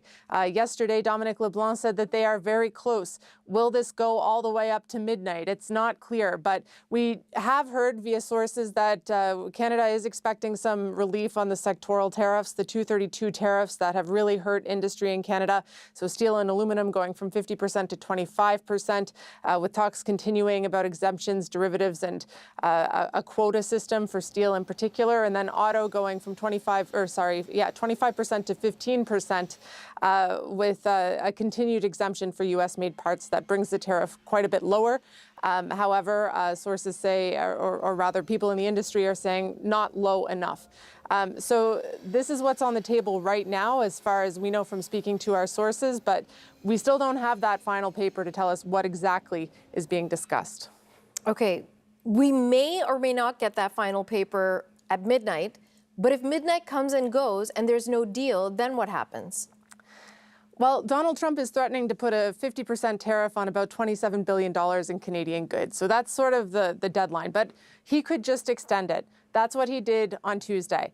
There are no real firm rules around that. So that's what we're waiting to see. I mean, the other alternative is they get a deal. So either they get a deal, or the tariffs go ahead, or Donald Trump extends it again. Those are kind of the three scenarios that we're waiting to play out. Okay, CBC's Kate McKenna in Washington. Thank you, Kate. You're welcome. The Conservative Party leader weighed in on these trade talks earlier in the day. Pierre Poilievre was speaking with reporters at an event in Southern Ontario and was asked about the latest negotiations. He says Prime Minister Mark Carney should deliver on his election promise to get Canada a good deal. Mr. Carney promised in the last election that he would be elbows up. He promised that he would negotiate a win, in his words. He promised, and I quote, that he could handle Trump. He promised he would not accept a bad deal. Mr. Carney, keep your promise. Fight for Canada. Don't take a bad deal. We expect a good deal, like you promised. Okay, and the Conservative leader isn't the only one taking aim at the Prime Minister. There's also criticism at a high level from within the Trump administration. So for more on all of this, let's turn to CBC's Olivia Stevanovich in Ottawa. So Olivia, what has the U.S. Vice President J.D. Vance reportedly been saying? Well, this comes to us from the Canadian Press, which received leaked audio of a fundraising event that the U.S. Vice President J.D. Vance was at on Wednesday evening, in which Vance talks about his friendship with a Conservative MP from Ontario, Jamil Jivani. He has a large automotive industry in his riding. He's friends with Vance, and he's been trying to involve himself in this work to try to get some relief for the auto sector and for Canada in this trade war with the U.S. Vance calls Jivani a helpful advocate for Canada. That's what he said at the fundraising event. And he also made a comment about Jivani's party leader, Conservative leader Pierre Poilievre, calling Poilievre a non-entity in these negotiations. Now, keep in mind, Jivani is not formally part of Canada's negotiating team. He's been doing this work on his own. And Poilievre, at a press conference earlier today, was not asked to weigh in on Vance's comment about him specifically calling Poilievre a non-entity, but he did weigh in on Jivani's involvement in this work with the U.S. and the Trump administration. Here's what Poilievre had to say about all of this. I told all my members of Parliament to use every single contact they had to fight for Canada and Canadian jobs. And I reiterate that to any of our MPs or any Canadian. If you have contacts south of the border, use those to put pressure to fight for tariff-free trade so that we can protect our industries and have renewed access to the biggest and most lucrative market anywhere on earth. As you mentioned, Natasha, Vance also made a comment about the Prime Minister, saying that Carney tried to out-tough Trump. He also said that the Prime Minister is a nice guy. He says he gets along with him quite well, but that it's hilarious in Vance's view that Carney is trying to describe what's on offer here between Canada and the U.S. as a victory, because Vance alleges that Canada climbed down on a lot of issues, raising questions about what kind of potential concessions Canada made, or if this is advanced damage control from the Americans. Okay, and interestingly enough, Olivia, we're hearing today from former Prime Minister Justin Trudeau commenting on the trade talks, something he really hasn't been doing. So what did he have to say? Yeah, reporters caught up with the former Prime Minister at the unveiling of a monument here in Ottawa. Now, Justin Trudeau was quite diplomatic in his response when asked to weigh in on the trade war with the U.S. Keep in mind that Trudeau was the one who started the whole Elbows Up campaign and initiated strong retaliation against the U.S. president for Trump's trade war against Canada and the tariffs against Canada. Trudeau imposed a lot of counter tariffs that, some of which have been clawed back by the Carney government. Here's what Trudeau is saying about all of it now. I had the opportunity and the challenge a number of years ago of renegotiating NAFTA, and the reason we got to a good deal was because Canadians were strong, Canadians were united. I see Canadians right across the country strong and united again about standing up for our country and our values, and I know that's going to help the government get to the right place. Now, Trudeau did not take a lot of questions, but one has to wonder whether, if he was in Carney's shoes, if he would sign this deal that's on offer with the U.S. president now, or continue fighting like Manitoba Premier Wab Kinew is calling for. We're also hearing from his former Deputy Prime Minister, Chrystia Freeland, who recently commented on Bloomberg TV, calling what's been reported so far about the potential deal between Canada and the U.S. as a bad outcome for both Canada and the U.S., Freeland noting that it's not good for Canada to accept any tariffs from the U.S. And according to sources who've been briefed on this deal and premiers who've spoken publicly, tariffs are here to stay. CBC's Olivia Stefanovich in Ottawa. Thank you, Olivia. You're welcome. Okay, friends, I think we are now going to Winnipeg, where Manitoba Premier Wab Kinew is speaking. Let's listen. Chance to be involved from the very beginning. And we've got a one project, one review framework with the federal government. So again, if there's other projects out there that want to get going, by all means, come see us. We'll make it happen. I find business people make excuses when they don't have the money to move a project forward. So that's why I'm saying come see us. If there's a specific project that is needing a road to be built, we'll build it. If there's a specific project that needs infrastructure, needs hydro to move from a 10-year timeline to a 1-year timeline, we've proven with mining development that's underway in northern Manitoba today that will make that stuff happen. So by all means, if you've got the money to invest, we'll make it happen. We want it to happen in the right way, environmentally speaking, Indigenous engagement.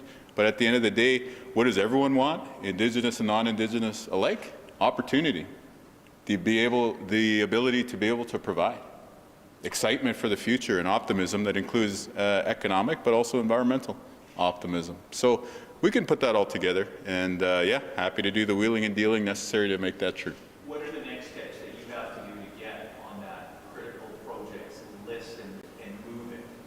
You know, there are people still in Ottawa that are kind of going, well, let's see what happens with Churchill. This is a major point today, but where are you in that process in convincing the Premier or the Prime Minister, sir, of those next steps in getting this?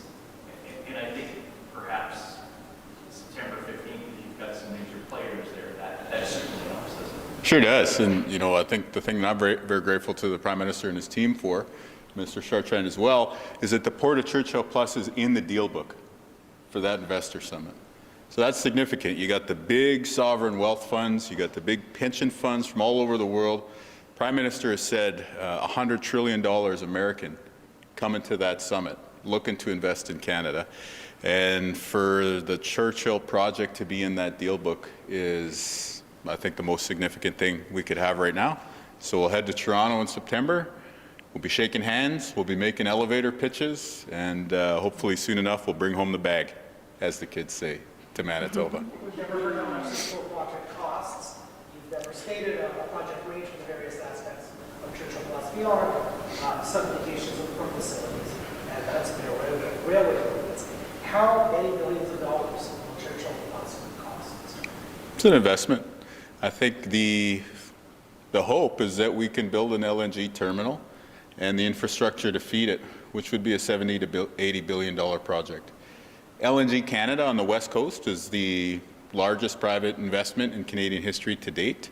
And in order for Churchill to move energy products and to be economically viable, we basically have to build a project of that scale.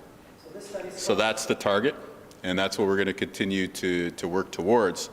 Having year-round shipping is a prerequisite for that level of investment, and having ice-breaking capacity in the region would unlock private sector dollars to make that happen.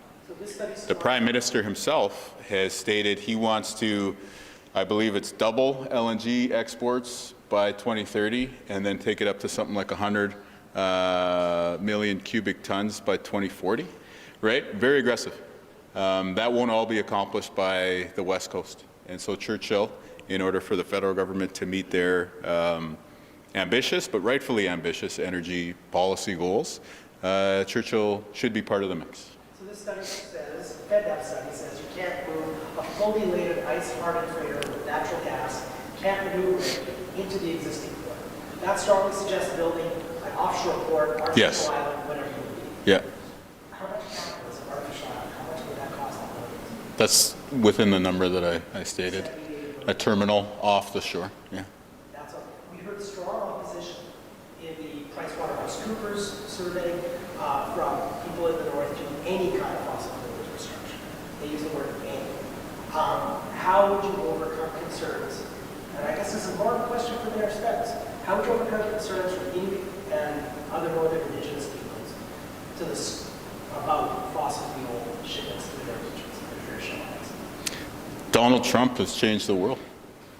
Conversations that were politically no-go territory when Trudeau was the Prime Minister are now the way of doing business under the current orientation that our country has. And I've seen evidence of that in the north.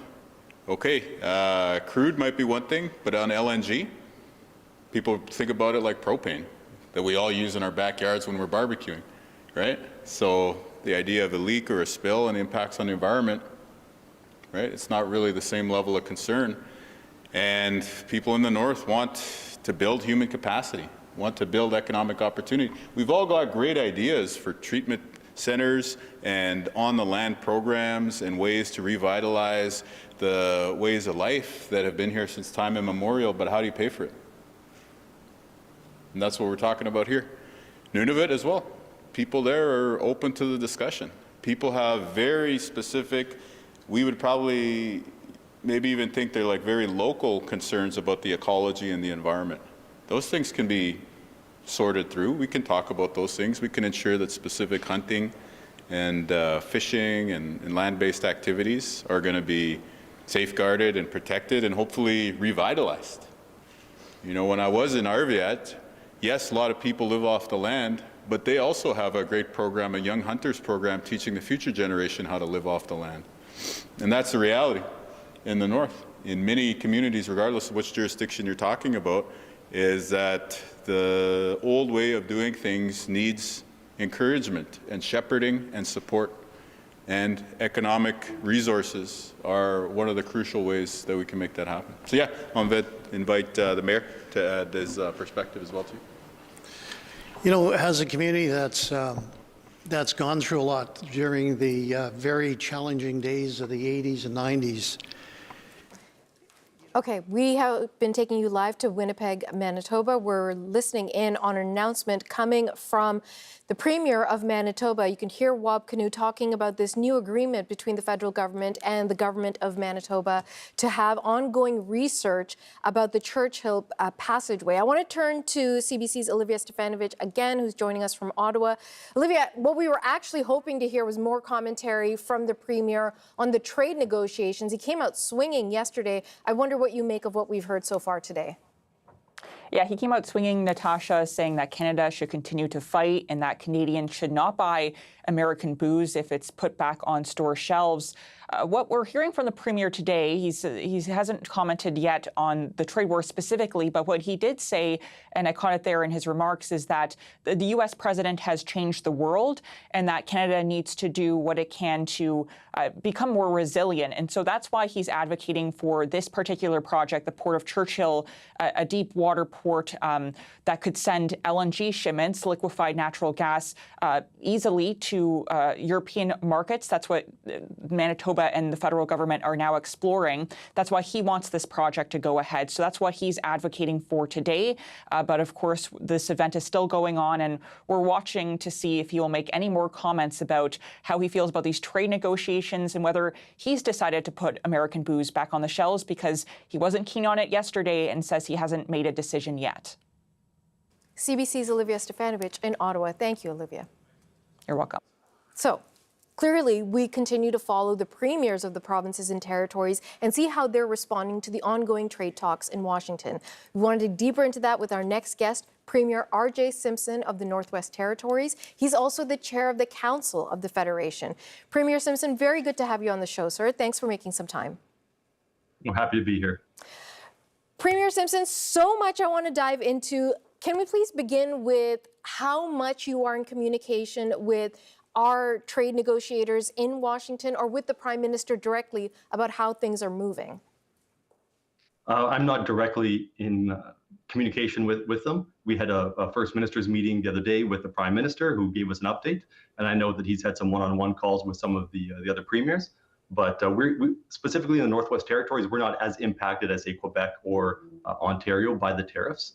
And in terms of the trade negotiators, I mean, they're busy. So I'm not bothering them. I have Dom's phone number. I'm not going to bother texting him these days, though. Okay, fair enough.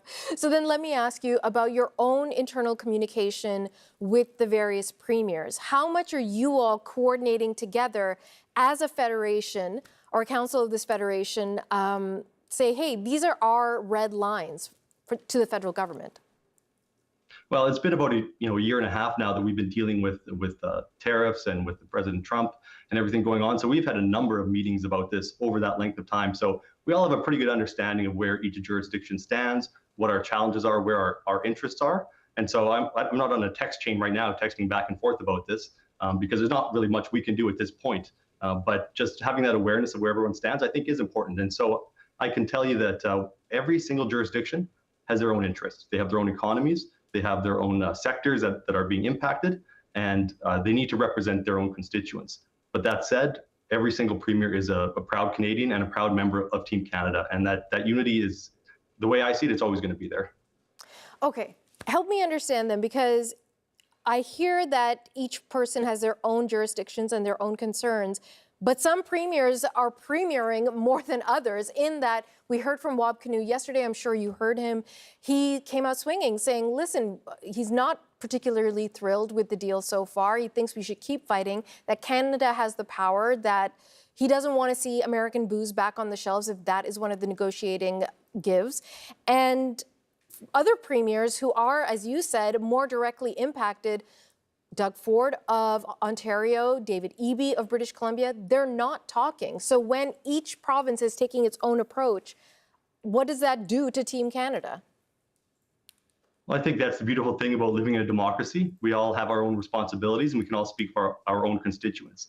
But, in terms of the comments that Premier Kinew made yesterday, I'll say this about him. I know that he is a proud Canadian.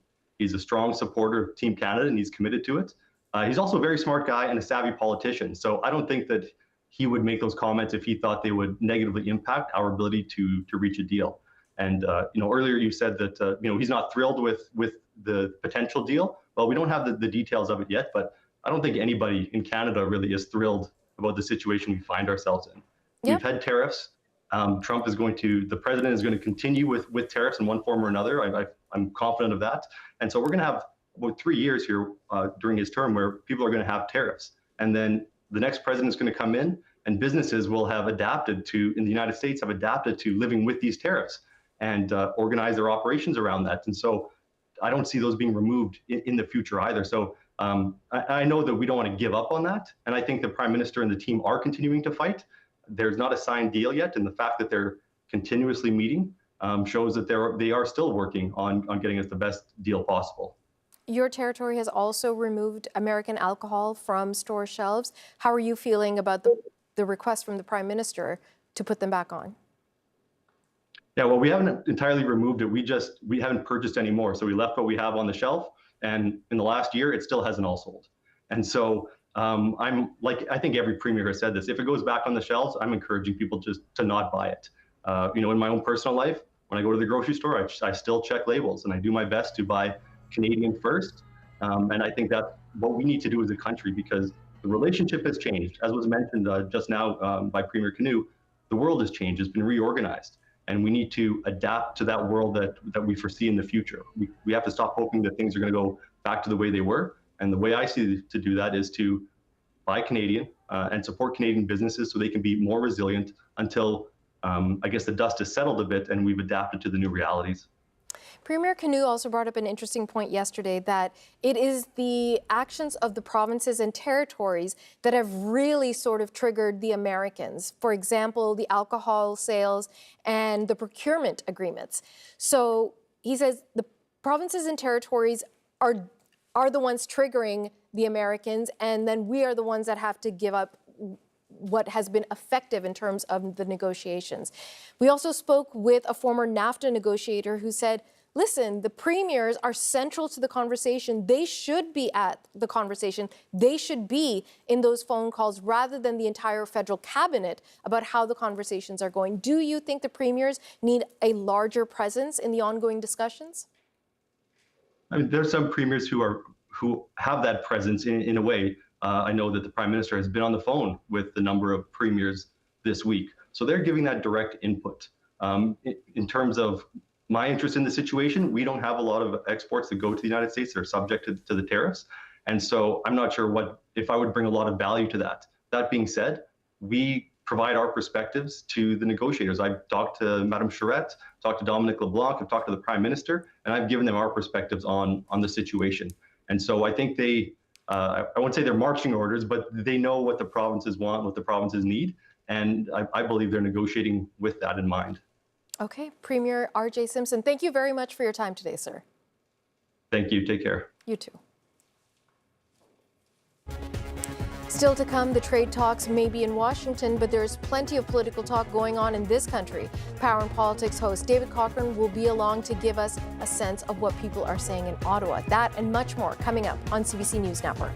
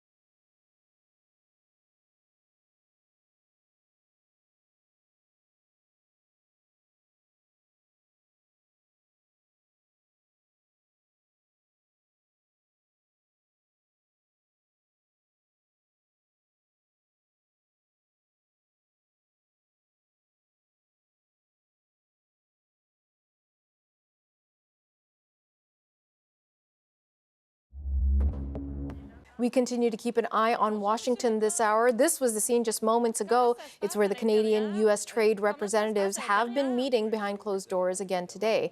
And we believe they've adjourned right now for lunch. So this is that scene of our trade minister heading out the door.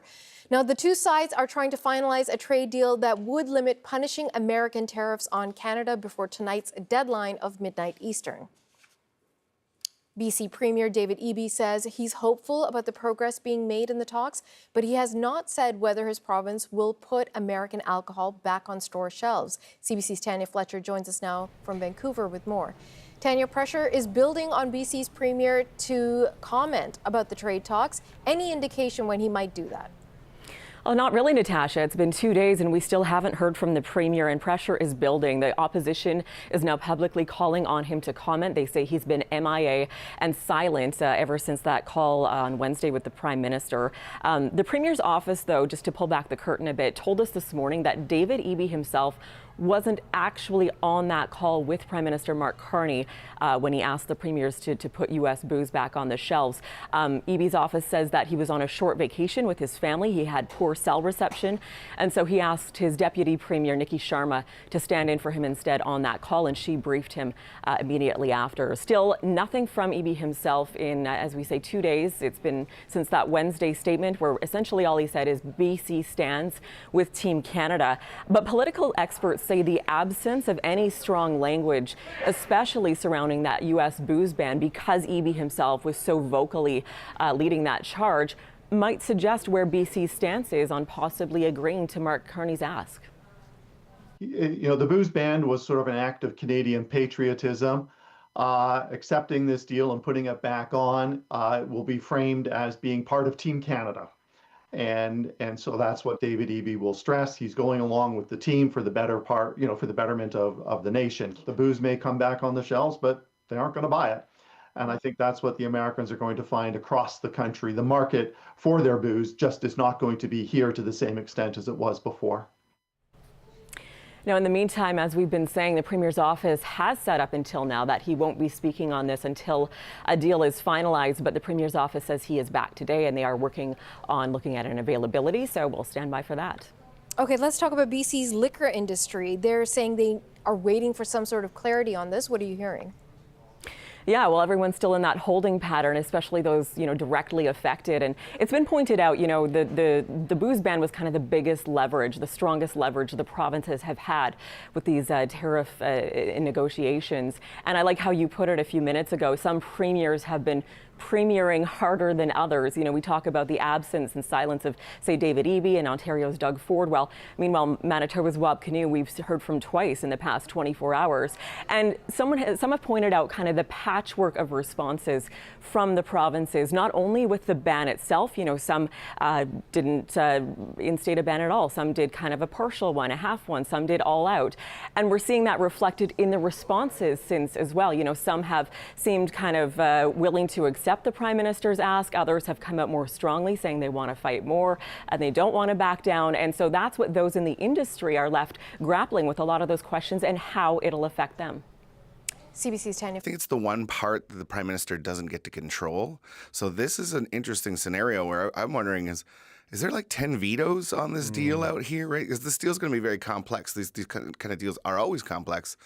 And if it's good for 9 out of 10 provinces, does the one province that takes a little bit of a hit, do they get to extort something out of this by saying, okay, we'll put the booze back on the shelves, but I'm going to need this from the federal government to do it? And I'll add as well, the wine industry seems to be getting a bit antsy as well. Just within the last hour, a press release hit my inbox from the wine growers of BC. They're calling on the province to ensure that any return of U.S. alcohol does not come at the expense of BC products, perhaps taking a back seat, saying the Buy BC messaging should remain. That campaigning should not just disappear from a provincial standpoint if, in fact, the U.S. alcohol does return. But a lot of ifs, a lot of hypotheticals, and a lot of speculating at this point because we still don't know what the provincial government stance is, at least here in BC. Natasha. Okay, CBC's Tanya Fletcher in Vancouver. Thank you.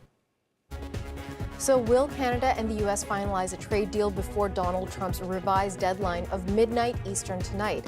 Officials say a deal is very close. Coming up, we'll speak to the host of Power and Politics, David Cochrane, and get his insight on the trade talks. Stay with us. You're watching CBC News Network.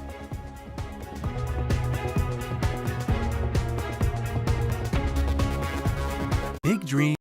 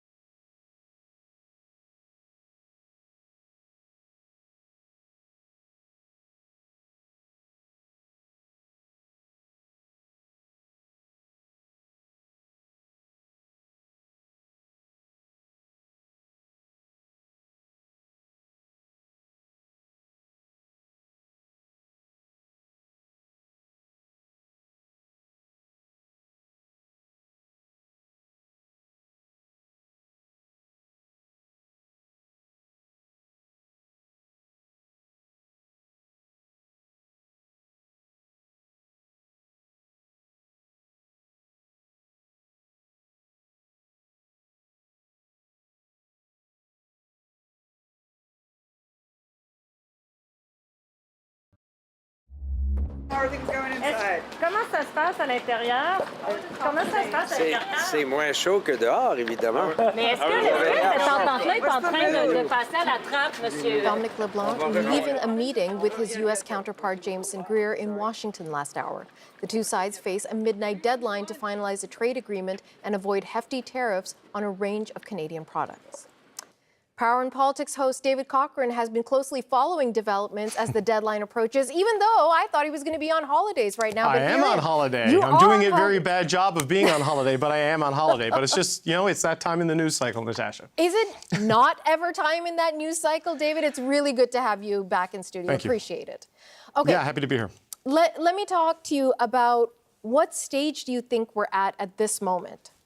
Yeah, look, it's really hard to know with any utter certainty for a number of reasons. That really only the people at the table in the room in Washington, D.C. right now, and a few select people, obviously at the top levels of the Canadian government, know anything for sure. And you are dealing with the Trump administration, so things can change. We are all counting down to that midnight deadline where the new tariffs will come in and have quite a profound effect on the Canadian economy and perhaps a irreparable effect on the Canada-U.S. relationship should they proceed. So in the next, 8-9 hours or so, it's either there's a deal, there's no deal and it falls apart, or there's another extension. But what is clear in whichever of those outcomes we do reach at the end of the day here, Natasha, is that the era of free trade with the United States is over.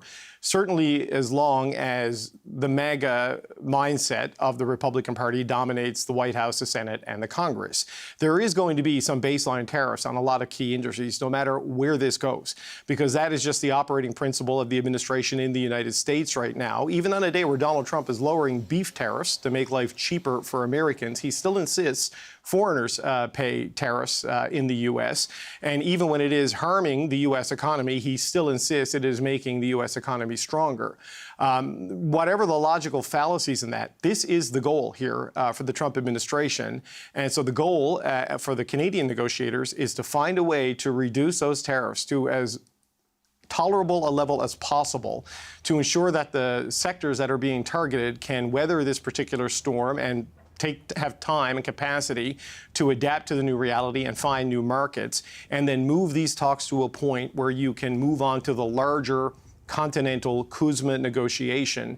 Because as significant as these sectoral tariffs are, the ultimate goal is to preserve as best you can tariff-free access to the U.S. economy and as much of the CUSMA framework as absolutely possible, because the entire world is worse off in its trading relationship with the United States since Donald Trump came in. The goal for Canada is to be the least worst off. It's going to be worse than it was at the start of the Trump administration. The hope over the next little while is they can set the stage and find a path where it can be an agreement that Canada can live with and still save as much of the value and opportunity of CUSMA as possible. It's a tough task. It's a tough task. It's a huge goal. They're working towards that goal. But part of the goal is also selling that deal, whatever it ends up looking like, to the various premiers who each and every one has a different stake in this and has a different opinion on how to move forward. Talk to us about what you're seeing on that front. Yeah, there are two really key things from two different premiers that stood out to me this week. One was when Scott Moe, after the briefing with the Prime Minister the other day, said it's very clear that the existing trading relationship is no longer possible. We've got to adapt to a new reality. I mean, that is the baseline, a factual reality I think Canadians find themselves in. And the second is we've heard absolutely nothing from Ontario Premier Doug Ford. And when is the last time the Canada-U.S. relationship, that story has been this tense for this long, and Doug Ford has been this silent for this long? He's in a really tough spot here. Doug Ford was Captain Canada. He was the chair of the Council of the Federation when all of this started. He is the biggest bulk buyer, not him personally, but the LCBO, of alcohol in the world. And the Prime Minister has asked the premiers to put alcohol back on their shelves if there is a deal, in return for accepting an arrangement that will instill on a permanent, agreed-upon basis baseline tariffs and tariff quotas on industries that are critical to the Ontario economy. You look at steel, you look at auto, you look at these things. So Doug Ford is being asked to give up his one trump card, his biggest trump card in this entire negotiation, in return for accepting permanent tariffs on core industries in southern and southwestern Ontario. Now, he was frustrated, I am told, by people who were on the call the other night with the Prime Minister. He did say he was on Team Canada and would play ball as best that he could, but he wasn't happy with where this is going. Now, is that an unhappiness with what the Prime Minister and his negotiators are doing and willing to accept, or is it just an unhappiness with the entire situation, which was, caused by the trade policies and the economic ambitions of the U.S. administration? So there's going to be losses in this. It seems inevitable, either because Canada agrees to them or the U.S. just extracts them. Because if this falls apart, what's the next move from the U.S. administration in terms of escalating this if Canada walks away and says this is too much? Auto in particular, we're hearing, is a tough one, because you see this headline tariff of 15% that the U.S. wants to put on cars made in Canada. If you accept this floated proposal of 50% rules of origin from the United States, that half of all the parts in the car need to be made in America, you could get that tariff rate cut in half down to 7.5%, which, if you listen to people like Flavio Volpe, is higher than the profit margins of a lot of the automakers in the country. So what is the definition of rules of origin? Does it include Canadian-made parts? Is it North American-made parts? That leaves you with a viable industry. If you don't get there, though, it's going to be a lot harder. So the costs are actually quite significant for Doug Ford if this goes the wrong way, at least in terms of politically for him to have to accept a concession that really hurts a lot of the foundational industries of the central Canadian economy. David, let me just ask you, because we were in this position just a few days ago, what happens come midnight and there's no deal? And again, we're here, midnight could come and go and there's no deal. So then what happens? Yeah, if there is a deal, then it will be the scouring of the fine print of the deal. Like, what is in it? What does it mean? What has Canada conceded to here? And does this truly pave the way for a rapid move on doing things with the broader CUSMA negotiation where you get to an entire package that maybe it's livable? That's a big question. There is going to be a lot of criticism and concerns about the position Canada finds itself in. I do not know how you exact leverage on a president, for example, who thinks the tariffs are making his country richer and uses the stock market as a gauge, when really it's artificial intelligence investment that is masking the underlying damage that essentially his trade and his foreign policies are inflicting on the U.S. economy. So if there is a deal, it entrenches a baseline of tariffs in the Canada-U.S. relationship that has not been there for decades. That is going to be challenging and problematic politically, and the Prime Minister is going to have to sell that. If there is no deal, then what does that mean for escalation? How do you then get to a conversation about the broader CUSMA agreement? And then what extra price does the U.S. demand to even get back to this point? That is the question I have on this, because, Donald Trump, the size of the economy that the U.S. is compared to Canada's, they just have more they can do. And so the question becomes, what happens there?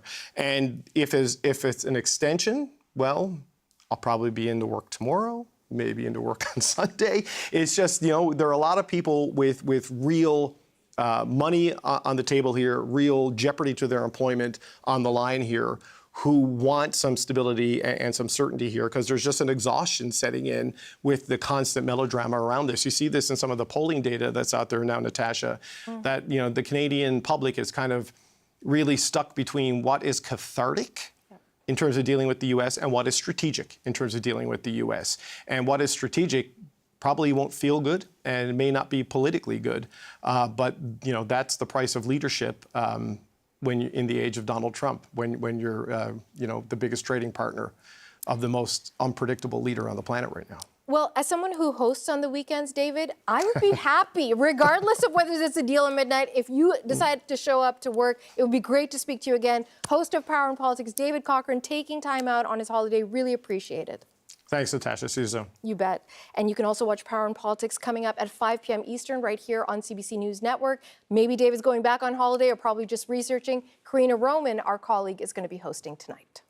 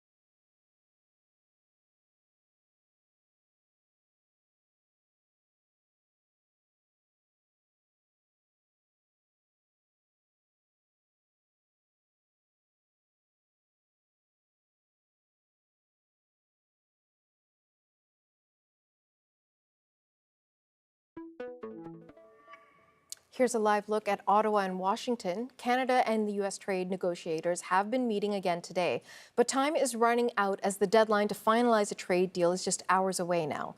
Last hour, we saw Mark Carney's point man on this file, Dominic LeBlanc, leaving the office of the U.S. Trade Representative Jameson Greer after about 75 minutes inside. He told reporters he'll be back shortly. If the talks do fail, then U.S. President Donald Trump's threat of a new round of hefty tariffs kicks in, and we could see 50% levies imposed on nearly $30 billion worth of Canadian goods. Let's dig deeper into all of this with our next guest, Jacques Shore. He is the Government Affairs and Trade Partner at Gowling WLG. Jacques, good to speak to you again. Good to speak with you and good to be with you, Natasha. Thank you. Jacques, let's pick up where we left off. Here we are on Friday. The deadline is looming again. What are you thinking about what's going on in Washington? Well, I send my best wishes and hope certainly that the arrangement will be concluded. It's interesting, the last couple of days, there's the rumors, we see the speculation, bits and pieces of what we think is going to be in this arrangement at this point. It's not great, because I think while that is going on, the comments are being made may not be very helpful to the negotiation team. I have a lot of confidence, actually, in who we have there, in Dominic LeBlanc and Janice Charette and a couple of others that are engaged. But I think right now we have to hope that we are going to end up with something that is positive. It is not likely going to be what we would have had, what we had a year and a half ago. But the world has changed as a result of the change of administration in the United States. And it's very clear what it is that President Trump wants to do. And that has a lot more to do with what he would like to see change in the United States rather than what he wants to do to us. But we have to really come to an agreement. There's no question about that. There's been some criticism of the Prime Minister, or at least the negotiations so far, how they're going and how much Canada is giving up. What's your take on that? Well, it's a tough spot to be in, between a rock and a hard place, really.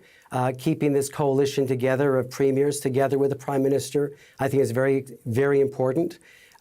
We need to have the Prime Minister lead on this, and I think that he is doing everything that he can in the best interests of our businesses, as they say, our farmers, our workers, and the economy. But I do think that at the end of the day, the decision will be made to get the best of what we can get. I think we're in a moment also where we're realizing that what we will get may very well be a pause in terms of where we are in negotiating with the United States in terms of what our position will be. But we really are still in a relatively, maybe I can say, great position if we protect those CUSMA goods that are normally covered without the issues of what we're dealing with steel, aluminum, auto parts, lumber. I mean, those sectoral issues are extremely difficult on our economy. But we do need to preserve and protect as best as we can the free access, essentially, with respect to all of that, and that's a huge part of our economy. That's more than 85%, if you look at it, of what right now is in CUSMA. So I think that's going to still ensure that we are the envy of the world in that we have that deal with the Americans. And I think it's going to be really important for those that are going to communicate the message when there will be criticism on us that we might not have the best deal or have exactly what we had a year and a half ago. Because what we had a year and a half ago, I think, is unrealistic at the moment.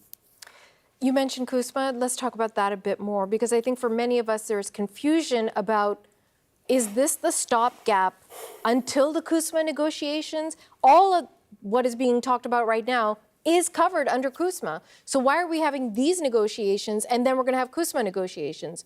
Or this replaces all of that? No, a great point. I think that needs to actually be worked out. Those are details which will be addressed. But no, I think this is actually a sidebar. It's a sidebar that basically is looming. That is, maybe even sort of that I guess heavy hammer that basically sits over us.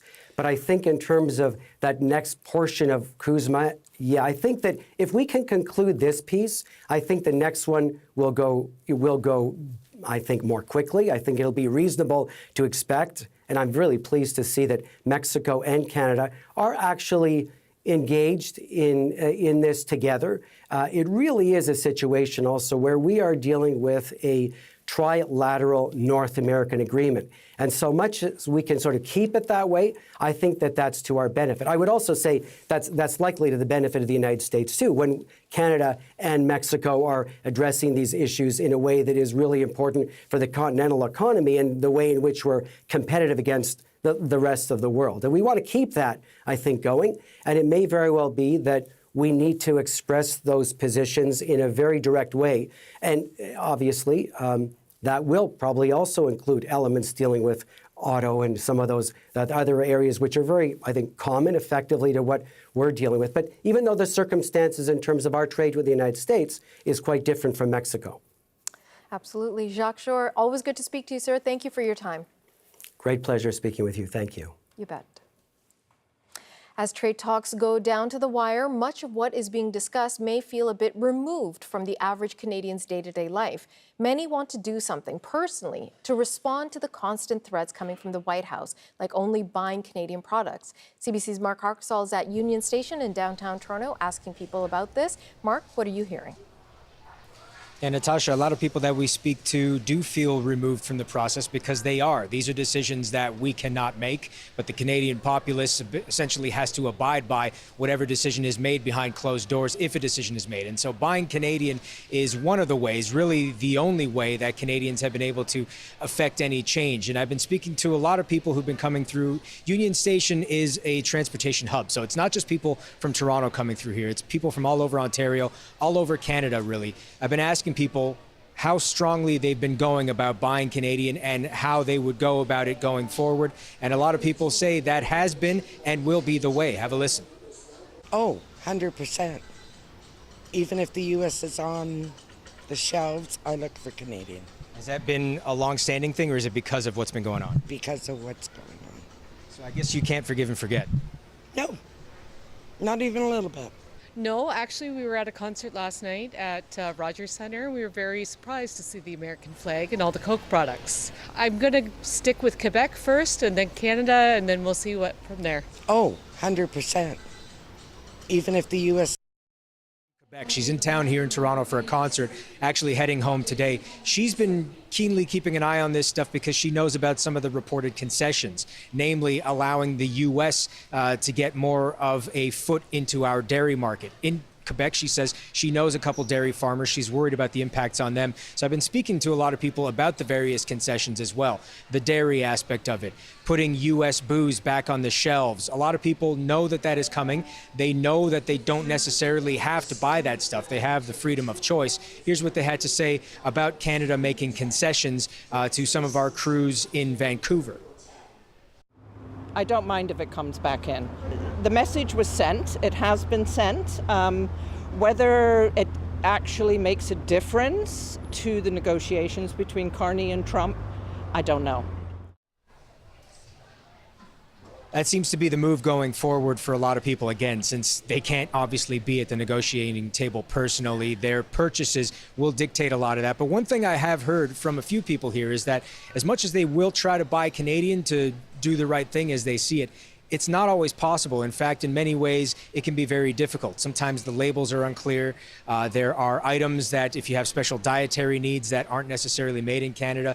And affordability obviously plays a big role in it too. And a lot of people have said that, yes, I want to buy Canadian, but sometimes a product from outside of Canada, sometimes even an American product, can be cheaper than it is to buy the Canadian product. And so I have to go that route. So still a lot of things for consumers to consider as we move forward in whatever form we move forward in, if there is a trade deal with the U.S. after today. Natasha. CBC's Mark Harksall in downtown Toronto. Thank you, Mark. Yep, that's where the latest trade meeting is underway right now in Washington. Canada's trade team is getting some last-minute FaceTime with the U.S. Trade Representative Jameson Greer as the tariff deadline quickly approaches. Just over 9 hours away before new 50% U.S. tariffs kick in on a host of Canadian goods. That's unless a deal is struck before midnight or the president then delays it once again. So here's what we're waiting to see. What is going to happen in the next few hours? Is everything going to get finalized by that midnight deadline, or is there going to be another extension?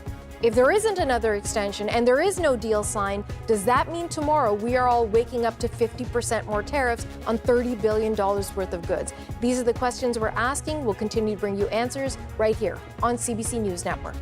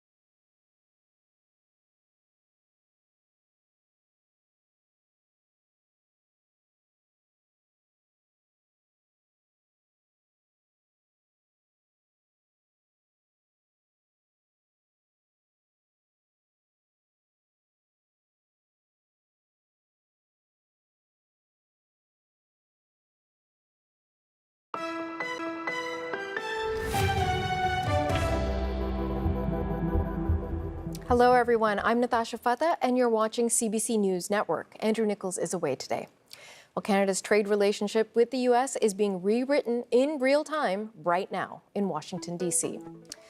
So let's take a look at Washington, D.C. We know Canada's trade team is locked in face-to-face discussions with their American counterparts. Earlier, we did see Canada's U.S. Trade Minister, Dominic LeBlanc, leave for a short break. We are expecting him to return at some point. He said he's going to be back soon. I don't know what soon means. We thought he'd be back by now. But the work, we assure you, has not stopped in his absence. Canada's negotiators are pushing to finalize terms with an eye on that clock. Now, we have learned about some of the details of a possible deal. Here's what we're hearing from sources talking to CBC, that there is tariff relief on the horizon for steel, aluminum, and autos in particular, but the fine print is where the deal could be made or broken. There are new and potentially contentious sticking points that need to be addressed, and there's not much time to address them. We're going to have extensive coverage for you today from our CBC News team across Canada and in Washington. We are going to begin in the U.S. Capitol with Kate McKenna, and she tells us more about who's in the room and the challenges they're facing. Well, this is really going down to the wire. They've been meeting at the USTR almost every single day, but it is unusual to have an entourage this large. It has only been in the last couple of days that the ambassador and the Prime Minister's chief of staff have also been attending, and it might tell us that they are really getting down to the wire in terms of dotting the I's and crossing the T's, you know, having those subject matter experts there present to be consulted in real time so that both sides can be working out a deal in real time. But the question is exactly how much remains before a deal is finally struck. I mean, Donald Trump said that there was a deal on Tuesday. Yesterday, Dominic LeBlanc said that they are very close. Will this go all the way up to midnight? It's not clear, but we have heard via sources that Canada is expecting some relief on the sectoral tariffs, the 232 tariffs that have really hurt industry in Canada. So steel and aluminum going from 50% to 25%, with talks continuing about exemptions, derivatives, and a quota system for steel in particular, and then auto going from 25% to 15%, with a continued exemption for U.S.-made parts that brings the tariff quite a bit lower. However, sources say, or rather people in the industry are saying, not low enough. So this is what's on the table right now, as far as we know from speaking to our sources, but we still don't have that final paper to tell us what exactly is being discussed. Okay, we may or may not get that final paper at midnight, but if midnight comes and goes and there's no deal, then what happens? Well, Donald Trump is threatening to put a 50% tariff on about $27 billion in Canadian goods. So that's sort of the deadline, but he could just extend it. That's what he did on Tuesday. There are no real firm rules around that. So that's what we're waiting to see. I mean, the other alternative is they get a deal. So either they get a deal, or the tariffs go ahead, or Donald Trump extends it again. Those are kind of the three scenarios that we're waiting to play out. Kate McKenna in Washington. Power and Politics host David Cochrane has been closely following the developments as the deadline approaches. He says it's difficult to get a read on what stage the talks are at.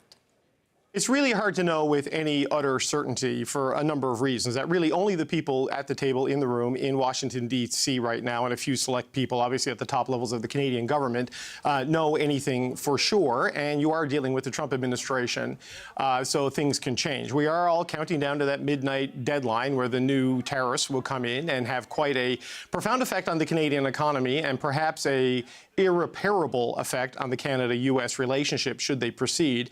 So in the next, 8-9 hours or so, it's either there's a deal, there's no deal and it falls apart, or there's another extension. But what is clear in whichever of those outcomes we do reach at the end of the day here, Natasha, is that the era of free trade with the United States is over. Certainly as long as the MAGA mindset of the Republican Party dominates the White House, the Senate, and the Congress. There is going to be some baseline tariffs on a lot of key industries, no matter where this goes, because that is just the operating principle of the administration in the United States right now. Even on a day where Donald Trump is lowering beef tariffs to make life cheaper for Americans, he still insists foreigners pay tariffs in the U.S. And even when it is harming the U.S. economy, he still insists it is making the U.S. economy stronger. Whatever the logical fallacies in that, this is the goal here for the Trump administration.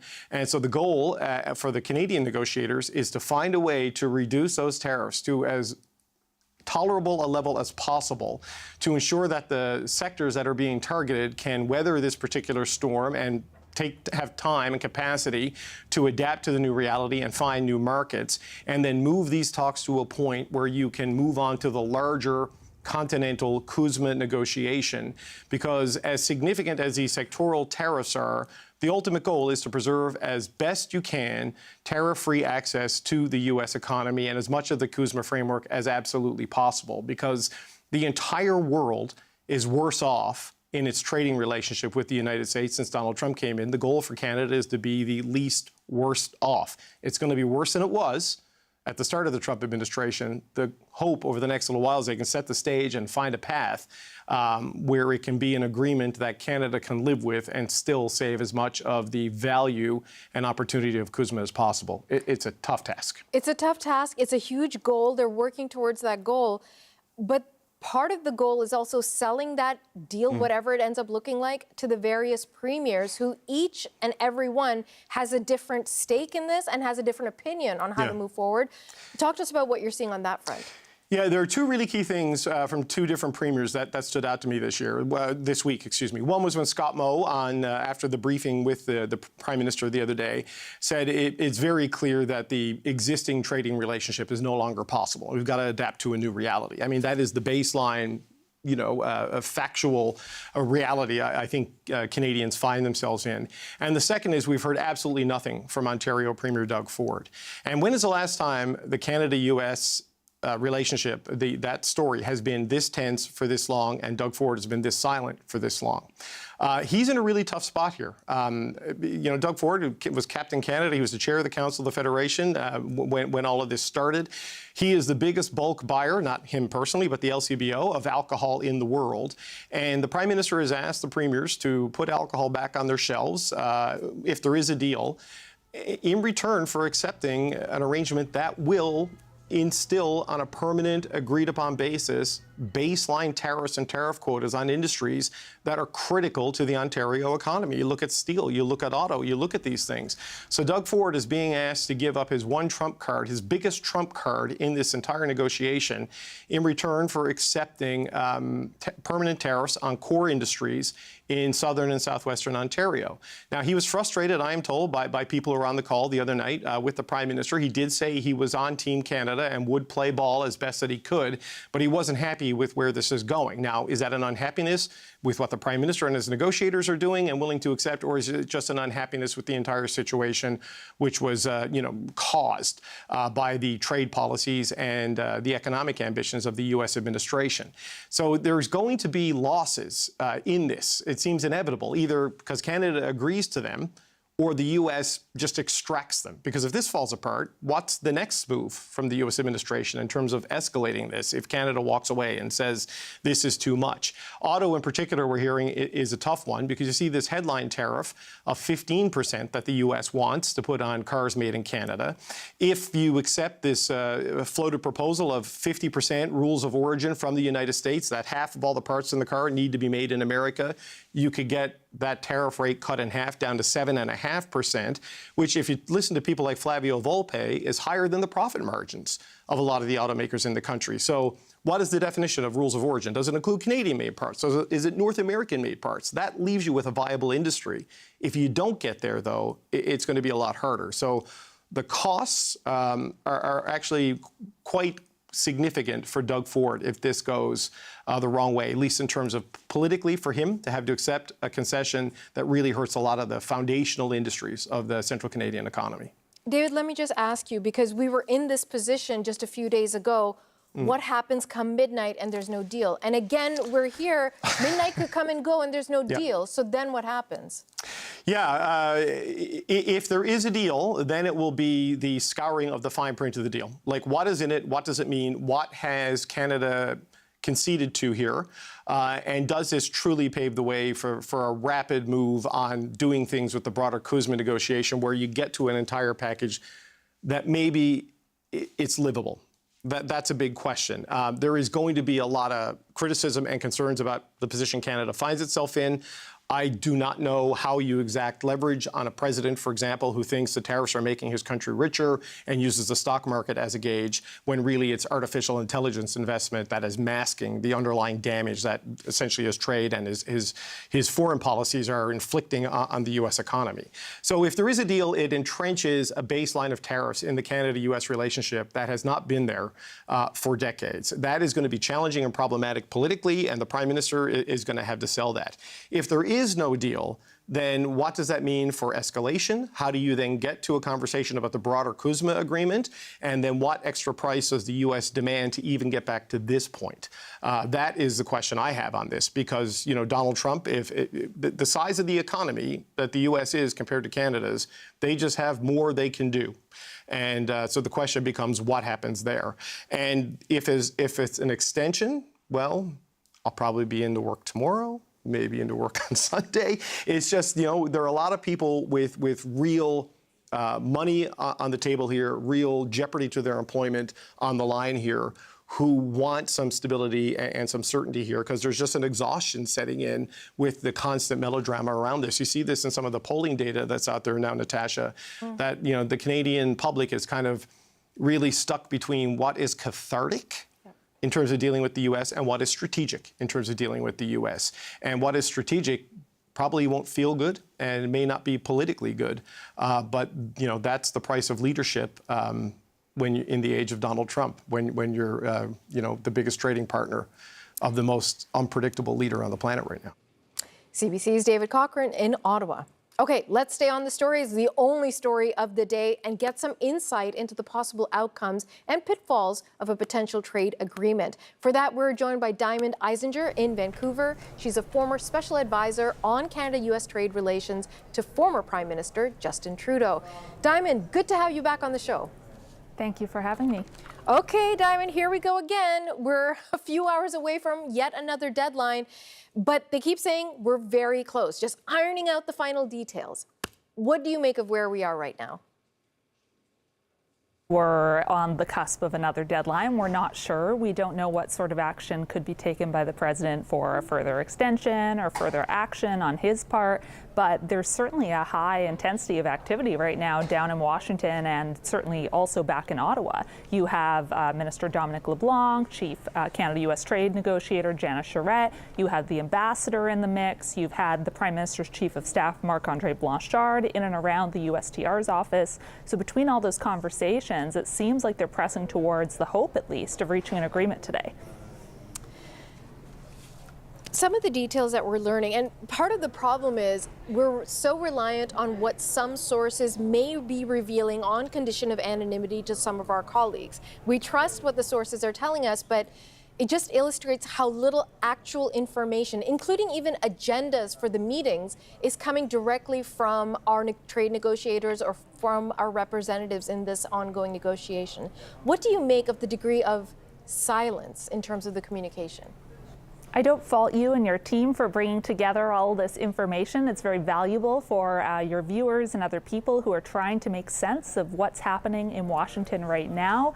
You're right, though, there has not been some sort of public-facing communication officially on the record from the Government of Canada to talk about what is actually at hand here, what the potential agreement, if any, could contain. And we're finding out also a lot of information from within the United States, because they are undertaking, it seems right now, in the last day or two, their own domestic consultative processes with their own industries. And so given the integrated nature of some of these industries as well across North America, for example, in the auto sector, steel and aluminum, they are actually learning from their American colleagues or American trading partners more than they are the Canadian government right now. Now, of course, that's the balance between wishing to negotiate in public, wishing to press ahead for progress in private. It's a very delicate balance, but I know Canadians are going to have a lot of questions if we get to this deal of what it actually contains and if it's agreeable for most Canadians. And not only most Canadians, but people who are central to this conversation, the premiers. Now, we've heard over the course of the week a lot of premiers saying, I need more information, I'm waiting to have a one-on-one conversation, or I've had that one-on-one conversation with the Prime Minister. And some of the premiers have been very quiet. For example, Ontario's Premier Doug Ford. He's normally so vocal. He comes out and says exactly what he thinks. What do you make of the fact that we haven't heard from him yet? We heard initially from a few premiers in quick succession following the meeting that was had with the Prime Minister, but generally from provinces that are lesser affected by the reality right now. Of course, all Canadians are affected by Canada-U.S. instability, but that they were lesser compared to, for example, Ontario, Quebec, British Columbia. It took longer for Quebec and BC to comment as they tried to unpack what they had heard from the Prime Minister, but even those were holding statements at best, as they said, as you say, we need more information, we need to find out more. We have not heard from Premier Doug Ford, and I think this is perhaps one of the most consequential days for him politically of being Premier. This is a moment where he, as the representative of Canada's largest province, could potentially make or break a deal in terms of how viable it is for economic contributors within his province. So I'm very surprised that we haven't heard from him. Perhaps he has gone to ground with his team to do some analysis. Perhaps he is sidebarring and having private discussions with the Prime Minister and his team. But honestly, given the lack of concrete information in the public square or even available to premiers, I'm not confident that Doug Ford could actually be doing that analysis right now. Should more information be shared with the premiers? Well, that's the delicate balance. I mean, realistically, once you draw in a lot of provincial teams and territorial teams from across the country, information is going to leak out. Things are going to start moving, potentially accelerated even more quickly in a way that may or may not be favorable to the Government of Canada. But we are in a federated confederation here in Canada. We work closely with our provinces and territories. We work closely with our industries. And back in 2017 and 2018, although granted with a bit of the luxury of time here, in the renegotiation process that moved from NAFTA to CUSMA, we had in-depth consultative opportunities with stakeholders, with premiers, with others to bring them along in the process, up to and including on the final weekend before the agreement in principle on CUSMA was struck, directly speaking hourly, through the weekend into the night to key representatives, folks like representatives of major private sector unions here in Canada. So between all of those elements, that's what the Government of Canada still needs to be doing. And I think they're very seized, though, with this conversation with the Americans right now, which is important, but both things need to happen in parallel. Okay, Diamond Eisinger, former Special Advisor on Canada-U.S. Trade Relations to former Prime Minister Justin Trudeau. Thank you. Thank you. You bet. Canadian politicians are also reacting to the latest details on the trade negotiations, including Conservative Party leader Pierre Poilievre. We'll bring you that angle coming up on CBC News Network.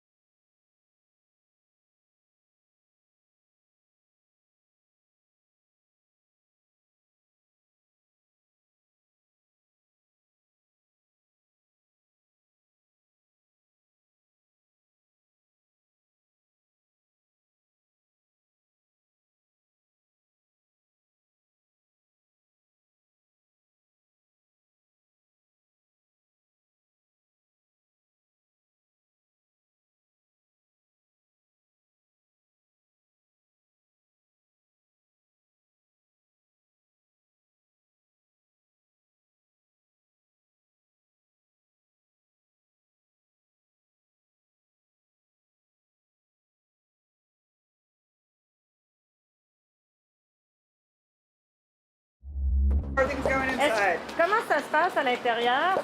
Comment ça se passe à l'intérieur? C'est moins chaud que dehors, évidemment. Mais est-ce que cette entente-là est en train de passer à la trappe, monsieur?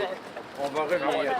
On revient bientôt. Canada-U.S. Trade Minister Dominic LeBlanc leaving a meeting with his U.S. counterpart Jamieson Greer in Washington earlier in the day. The two sides face that midnight deadline to finalize a trade agreement and avoid hefty tariffs on a range of Canadian products. So far, details of what's being discussed have been sparse. But earlier, the Conservative Party leader did weigh in on what we do know so far about the trade talks.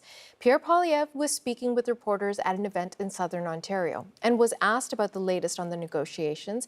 He says Prime Minister Mark Carney should deliver on his election promise to get Canada a good deal. Mr. Carney promised in the last election that he would be elbows up.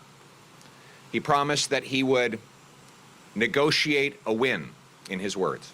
He promised, and I quote, that he could handle Trump. He promised he would not accept a bad deal. Mr. Carney, keep your promise. Fight for Canada. Don't take a bad deal. We expect a good deal, like you promised. And okay, let's turn to CBC's Olivia Stefanovic joining us from Ottawa. Olivia, we just heard from Poilievre there. Tell us what else he had to say and more of the reaction that you're tracking. Well, Natasha, a good deal in Conservative leader Pierre Poilievre's view would be a deal with no tariffs. So he's setting himself up to oppose any deal that Canada signs with the U.S. that has tariffs, even tariff relief. If these tariffs are reduced, that wouldn't be acceptable to Poilievre. He wants to see them eliminated completely. And we know from sources who have been briefed on these talks, Natasha, and even premiers who've spoken publicly that there are going to be tariffs in this deal. They will be reduced, but there will be some measure of tariffs in this deal. So that will continue to be an issue for Poilievre and the Conservatives moving forward. We're also hearing from Green Party leader Elizabeth May. She's expressing sympathy for the Canadian negotiating team, given the position that it finds itself in with this midnight deadline of tariffs still looming. But she also has concerns about what she's hearing that could be in the deal. Let's hear more from May. I have every sympathy in the world for what our negotiators are going through. We are Team Canada, but we do not want to see us cave on our values and what matters to Canadians to protect our resources through economic sovereignty. Now, a source with knowledge of these talks tells CBC News, Natasha, that there are 3 stages here for the Canadian negotiating team. The first stage involves an interim deal, which is what the negotiating team is trying to get to with the U.S. right now, one that would see the new tariffs avoided, the tariffs that are supposed to take effect after midnight, and the tariffs that are already in place, these sectoral tariffs, reduced. The second stage would then be to enter into negotiations with the U.S. about cooperation on energy and critical minerals for the American defense purposes. And that's what May says she has a concern about. And the third stage would be to renew the Canada-United States-Mexico agreement known as CUSMA, which the Prime Minister is trying to get to by signing a deal with the U.S., hoping that that deal will lead to that. But of course, these negotiations are not finalized yet. Now, we are hearing some concerns from premiers about what's on offer here. Particularly, we're hearing from Manitoba Premier Wab Kinew saying that Canada should continue to fight. He also has concerns about the Prime Minister asking premiers to put alcohol, American alcohol, back on store shelves. Kinew expressing that he is not very keen on that and that the Prime Minister almost begged premiers to do this. The Premier of the Northwest Territories was asked to weigh in on this, especially given that Kinew has faced some criticism over his comments. Here's what the Premier of the Northwest Territories is saying about Kinew's comments and also the trade negotiations in general. In terms of the comments that Premier Kinew made yesterday, I'll say this about him. I know that he is a proud Canadian. He's a strong supporter of Team Canada, and he's committed to it. He's also a very smart guy and a savvy politician. So I don't think that he would make those comments if he thought they would negatively impact our ability to reach a deal. And earlier you said that he's not thrilled with the potential deal. Well, we don't have the details of it yet, but I don't think anybody in Canada really is thrilled about the situation we find ourselves in. So the Northwest Territories Premier R.J. Simpson there says in his territory, they didn't actually remove American booze from the shelves. He says they just didn't order any more, but no one has really been buying American booze. It still sits on store shelves. And he says going forward, like Kinew, he's encouraging Canadians not to buy American alcohol. Another voice who has spoken about this today is someone we haven't heard much from, former Prime Minister Justin Trudeau, commenting on the trade talks. What did he have to say? Yeah, the media caught up with the former Prime Minister at a monument unveiling in Ottawa. He was pretty diplomatic, Natasha, in his comments. He just took a few questions about the trade talks with the U.S. One has to wonder whether if Justin Trudeau was in Mark Carney's shoes, if he would sign this deal with the U.S. president or keep on fighting, as Manitoba's premier is urging the federal government to do. Here's more from Trudeau. I had the opportunity and the challenge a number of years ago of renegotiating NAFTA, and the reason we got to a good deal was because Canadians were strong, Canadians were united. I see Canadians right across the country strong and united again about standing up for our country and our values, and I know that's going to help the government get to the right place. We're also hearing from Trudeau's former Deputy Prime Minister, Chrystia Freeland. Now, she resigned because of Trudeau's leadership and then ran for Liberal leader, lost to Carney. She's now a regular contributor to American television. And she recently spoke to Bloomberg TV, Natasha, and described what she's hearing about this potential deal between Canada and the U.S. as a bad outcome for both countries. She says it would not be good if Canada accepts tariffs against its sectors. And for the U.S., she calls U.S. protectionism self-mutilating. And she also says that, in her view, she believes the Prime Minister, Mark Carney, is willing to take a trade deal with the U.S. that's less favorable, on less favorable terms, in exchange for business certainty. CBC's Olivia Stefanovic in Ottawa. Thank you. You're welcome. Okay, so with all that in mind, is Canada and the United States going to finally get a trade deal before Donald Trump's revised deadline of midnight Eastern tonight? Officials say yes, the deal is very close. We've got all the angles covered for you on this story, and we'll bring you any and all developments as they happen. Stay with us. You're watching CBC News Network.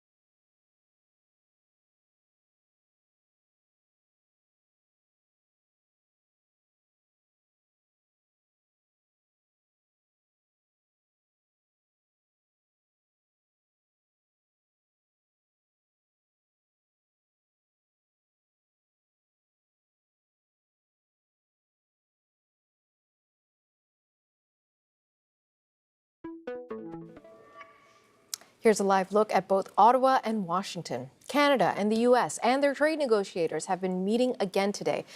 But time is running out, with that midnight deadline to finalize the trade deal is now just hours away. If the talks do fail, then U.S. President Donald Trump's threat of a new round of hefty tariffs could kick in. What does that mean? Potentially 50% levies imposed on nearly $30 billion worth of Canadian goods. Now, as we continue to follow the trade talks between Canada and the United States, industry leaders are keeping a close eye out for more details on a potential deal.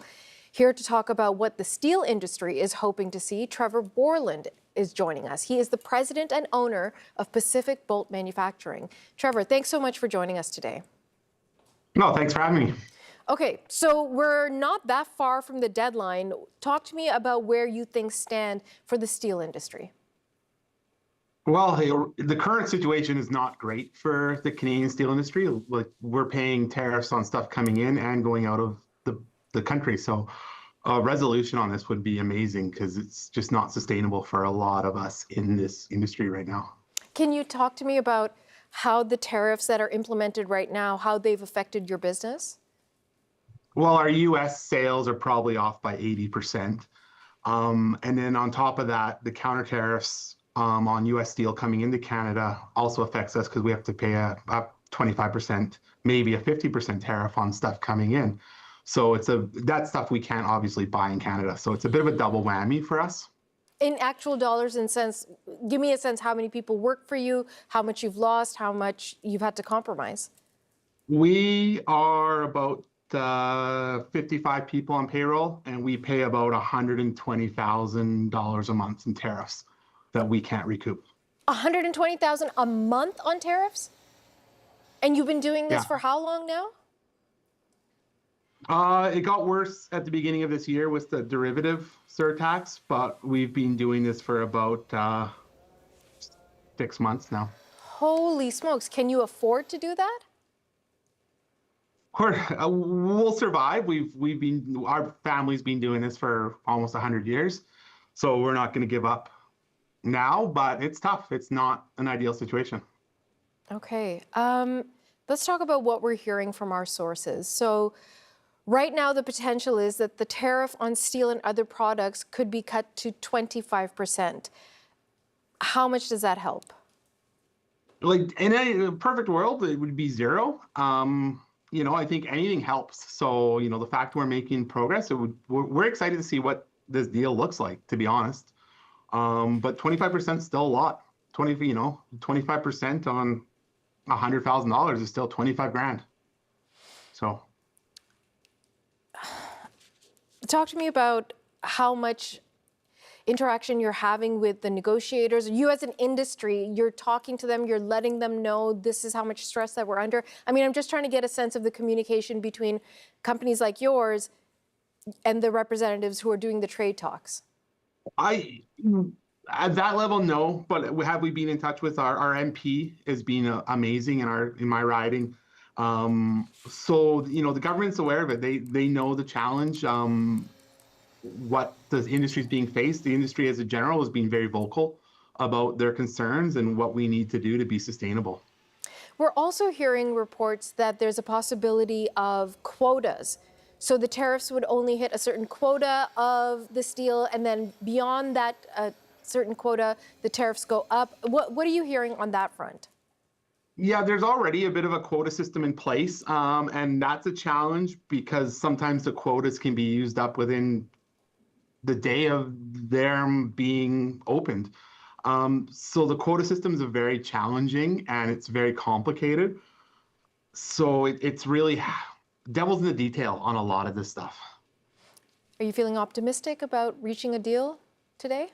We're hopeful. Like, it's I'm excited. I'm obviously, like, we're proud Canadians. We're proud to be manufacturing in Canada. So anything that can do to support, the people that work for me and their families is, hey, it's a step in the right direction. So, cross our fingers that in a couple hours we'll hear a deal that, really helps out the steel industry.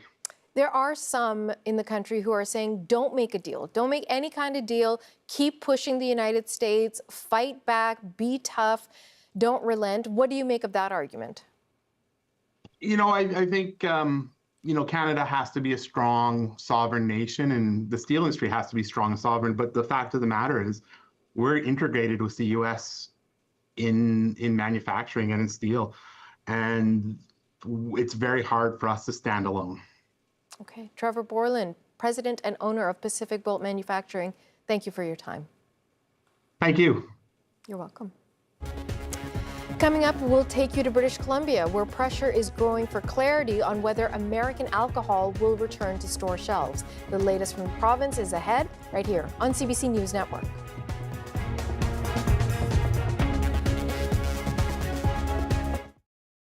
First.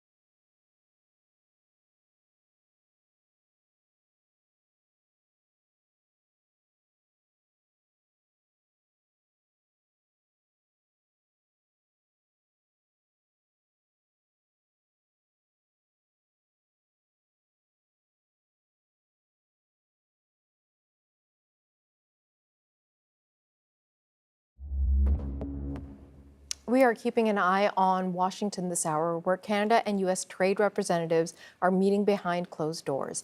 They're trying to finalize a deal that would limit punishing American tariffs on Canada before tonight's midnight deadline. Now, BC Premier David Eby says he's hopeful about progress being made in those trade discussions, but he has not said whether his province will put American booze back on store shelves. CBC's Tanya Fletcher joins us now from Vancouver with more on this part of the story. So, Tanya, the pressure continues to build for BC's Premier to say something about the trade talks. Any indication when we might hear from him? Still nothing, Natasha, and as you say, that pressure is building every hour that passes.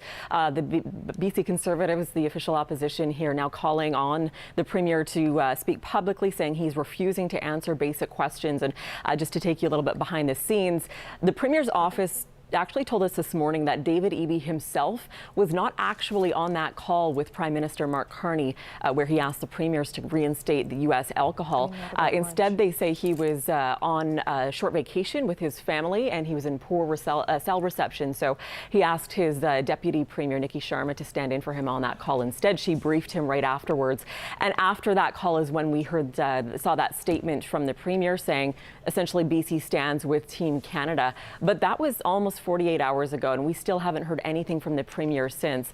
One of his cabinet ministers was speaking today, just within the past hour, at an unrelated event, Minister Adrian Dix, and he was asked about this, and particular to the U.S. booze boycott, was asked, how reluctant is the province to give up that kind of leverage if BC in the end doesn't get what it wants through those negotiations? And here's how the minister answered. Certainly no decisions have been made because there's no deal yet, as I understand it. But we are determined to defend the interests of British Columbians. And that's why the Premier, with the support, overwhelming support of British Columbians, save members of the official opposition, engaged in these actions, because we are determined to defend the interests of British Columbia.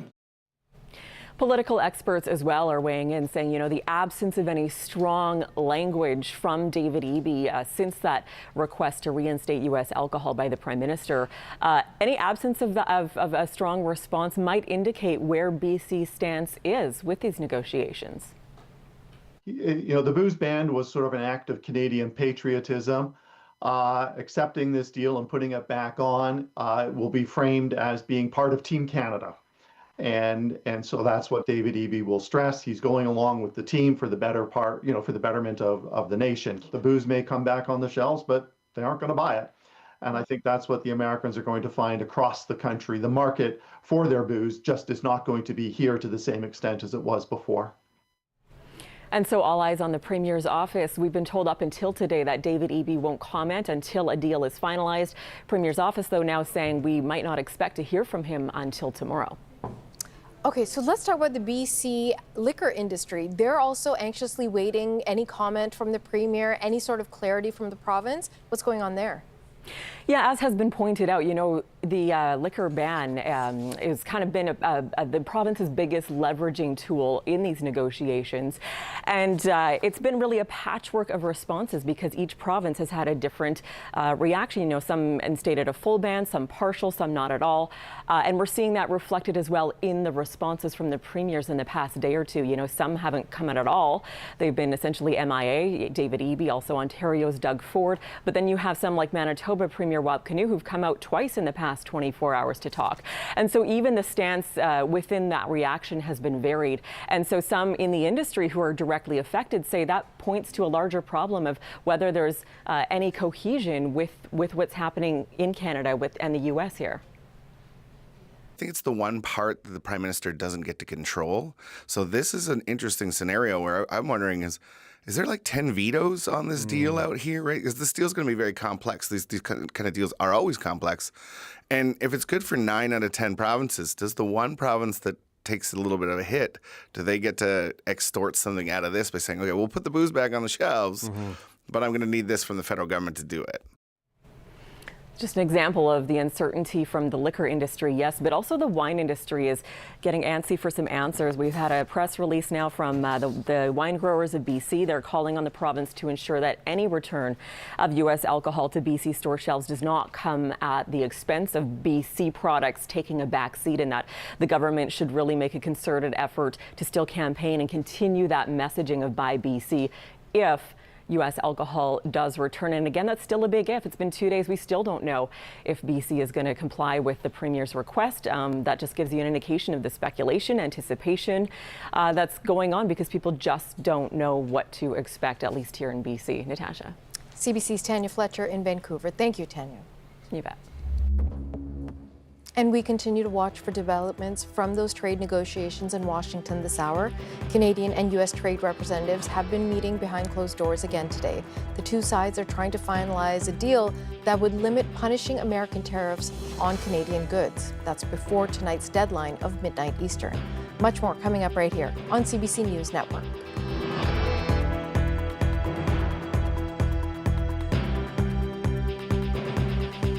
My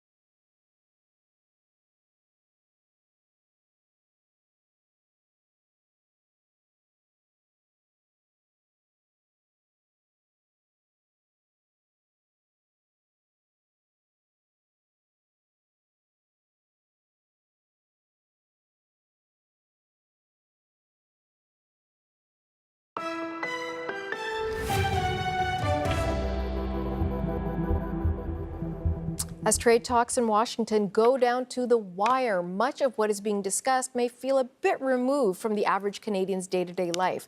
But many Canadians want to do something personally in order to respond to the constant threats from the White House, something elbows up, like ensuring that they're buying Canadian. CBC's Mark Harkesall is at Union Station in downtown Toronto asking people about this. Mark, what are you hearing? And Natasha, since this trade situation with the U.S. evolved pretty much over the last year and a half, I can't tell you the amount of times that I've been out here speaking to regular people, everyday people who didn't really know how to go about this, but who very much sort of feel caught in the crosshairs, caught in the middle of all this, because there's nothing most of us can do about this. These negotiations are happening way above our heads, obviously, and the average Canadian just has to live with the consequences of it. But the one way that people know of, have been told about, is to vote with their dollars. And people have been doing the best that they can to try to do that. A lot of people I've spoken to, not just today, but in days, weeks, and months past, have said that they have tried their best to buy Canadian, as much as they can anyway. And that sentiment still exists today, even though we seem to be on the cusp of some sort of trade deal. Here is what people here at Union Station have told me today thus far about how they've gone about buying Canadian, how strongly they've gone about that, and what they plan to do in the future. I think, honestly, it's a priority that we should buy Canadian. You know, we need to focus on our own products and try to... Okay, sorry about that, Mark, but we're going to go to Washington because Dominic LeBlanc is back. Clear away, clear away, clear away. Some of them are, not all of them.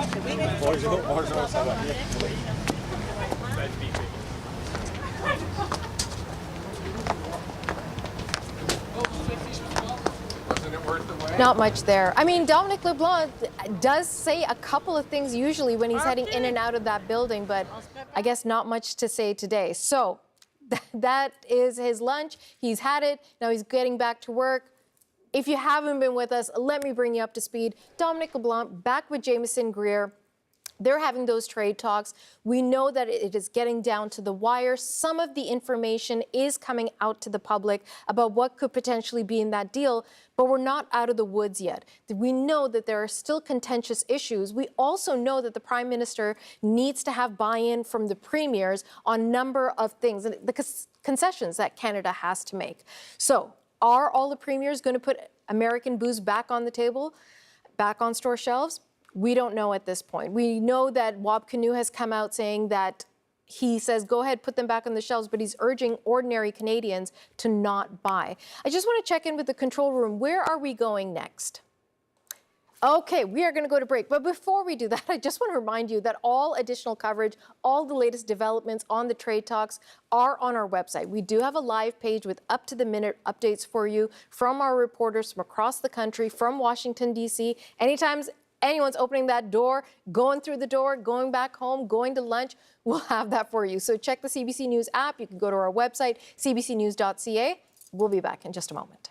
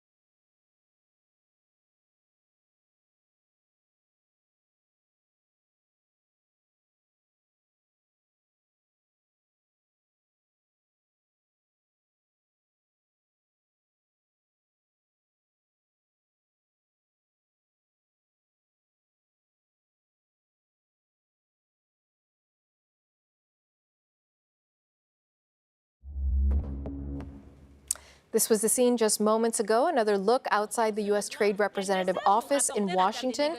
There you have Canada's Minister for U.S. Trade, Dominic LeBlanc, coming back from a short break to hold more talks with his American counterpart, Jamieson Greer. The two sides have been working to finalize a deal just hours ahead of Donald Trump's extended tariff deadline for midnight Eastern tonight. We were hoping to get some comments from the minister. He just went back in and presumably is getting back to business. So officials have been saying an agreement is very close, and all of this is taking place while several of Canada's major industries are on standby, anxiously waiting for details about how much Canada might gain or give up in these talks. Let's go through what we know at this point about a proposed deal. Okay, so only a select amount of Canadian steel is getting a lower tariff rate. Sources say steel and aluminum will drop from 50% to 25%, but we are already hearing from businesses who say that amount just isn't good enough. And let's talk about the auto industry. Can it survive at a 15% tariff rate? The levy is expected to drop to that amount from 25%, but experts say that too, not good enough, will not keep the industry profitable. And in the dairy sector, more American products could soon be on Canadian store shelves. Sources say we may see a change in how dairy import licenses are allocated by the government. And as we've been reporting, Prime Minister Mark Carney wants American alcohol back on store shelves as trade talks enter this critical stretch. But some premiers aren't ready to budge. Lisa Raitt is a former cabinet minister and a former MP. She's now a member of the Prime Minister's Canada-U.S. Advisory Committee on Economic Relations. She gave us her perspective. The Prime Minister personally asked the premiers to do this, and that he probably explained very clearly the importance of showing this effort to the President of the United States in order to get to a comprehensive deal on tariffs that is beneficial to all of their provinces, especially avoiding the tariffs that are being threatened on us and getting out from underneath some of the sectoral tariffs that are extremely difficult for them. So, I mean, I listened to what Scott Moe said. I listened to what Tim Houston said. And for me, I think they're accurately reflecting that the premiers around the table did indicate that they would be open to dealing with the booze bans and the procurement issues. I also understand why some premiers aren't coming forward. They want to see what's happening to the sectors that are most impacted in their province before they come out and say anything.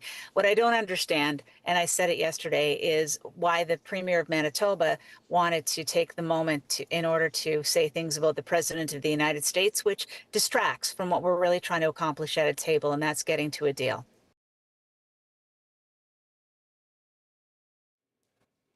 In other trade-related news, the port in Churchill, Manitoba could soon be open for shipping year-round. The facility is located on Hudson Bay, part of a crucial route transporting Canadian products to the market.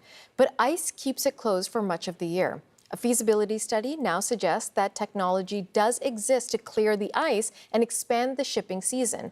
Manitoba Premier Wab Kinew says his province is ready to move on this project. What have people said about Churchill? They've said, oh, you got to de-risk it because of short shipping season. You got to de-risk it because of Indigenous participation. You've got to de-risk it because of regulatory. Okay, great. We've got a study that says year-round shipping can happen now. We've got the Crown Indigenous Corporation so that every Indigenous government has had a chance to be involved from the very beginning. And we've got a one project, one review framework with the federal government. So again, if there's other projects out there that want to get going, by all means, come see us. We'll make it happen. The feasibility study was conducted by the University of Manitoba. It found that warming oceans and modern ice-clearing vessels are now capable of clearing a year-round shipping lane through Churchill.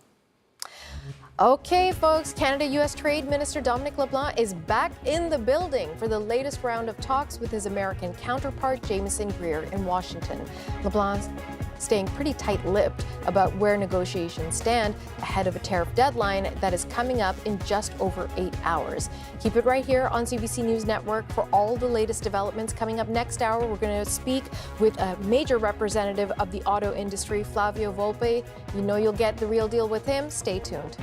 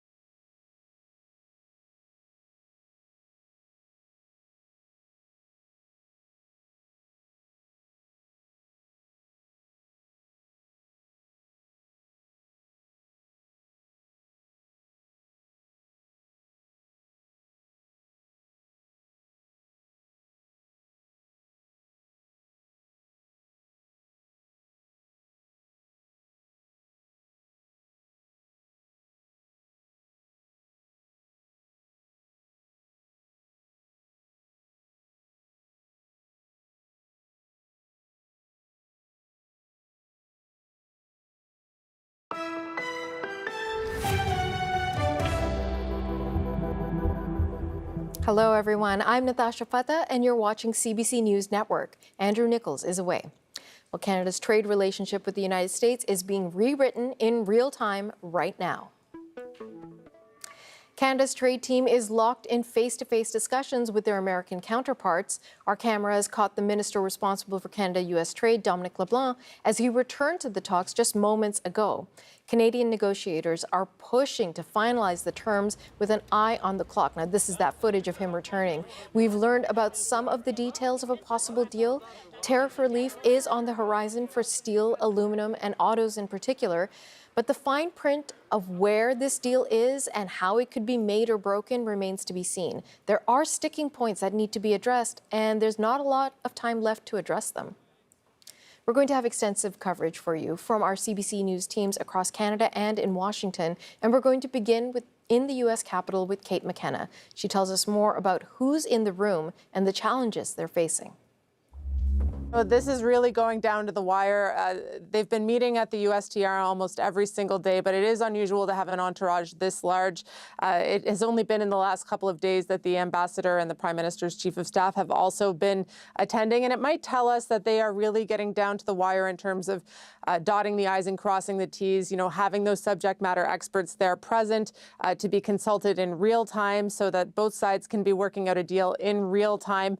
But the question is exactly how much remains before a deal is finally struck. I mean, Donald Trump said that there was a deal on Tuesday. Yesterday, Dominic LeBlanc said that they are very close. Will this go all the way up to midnight? It's not clear, but we have heard via sources that Canada is expecting some relief on the sectoral tariffs, the 232 tariffs that have really hurt industry in Canada. So steel and aluminum going from 50% to 25%, with talks continuing about exemptions, derivatives, and a quota system for steel in particular, and then auto going from 25% to 15%, with a continued exemption for U.S.-made parts that brings the tariff quite a bit lower. However, sources say, or rather people in the industry are saying, not low enough.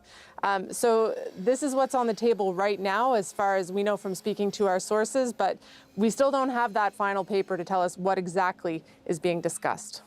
Okay, we may or may not get that final paper at midnight, but if midnight comes and goes and there's no deal, then what happens? Well, Donald Trump is threatening to put a 50% tariff on about $27 billion in Canadian goods. So that's sort of the deadline, but he could just extend it. That's what he did on Tuesday. There are no real firm rules around that. So that's what we're waiting to see. I mean, the other alternative is they get a deal. So either they get a deal, or the tariffs go ahead, or Donald Trump extends it again. Those are kind of the three scenarios that we're waiting to play out. CBC's Kate McKenna in Washington. For more on all of this, I want to welcome a familiar face to our program. Flavio Volpe is joining us in studio. He's the president of the Automotive Parts Manufacturers Association and a member of that advisory committee on Canada-U.S. economic relations. Flavio, always good to have you. Thanks so much for making some time. Thank you. I imagine you've been busy. Well, I represent about 250 companies who are all calling for updates. And, right. They're all Canadian, and they're asking on both sides, how are we doing? And then how are we doing? And sometimes, depending on what time of day they're calling me over the last week, it's up or down on either column. Okay, so I have the same questions, which is, you're in that advisory committee. You're very front and center with senior officials who are part of the negotiating team. What can you share with us about what you know about this deal? Look, in some ways, they're in an impossible scenario where we're up against the clock, against promised hurt on parts of the Canadian economy that don't have another market option. We saw that not just in the 338s that are threatened, but a few industries, including automotive and steel and aluminum and lumber, on the 232s over the last year and a half. How do you get out from under that and then keep as much leverage as you can for the upcoming promised formal CUSMA renegotiations?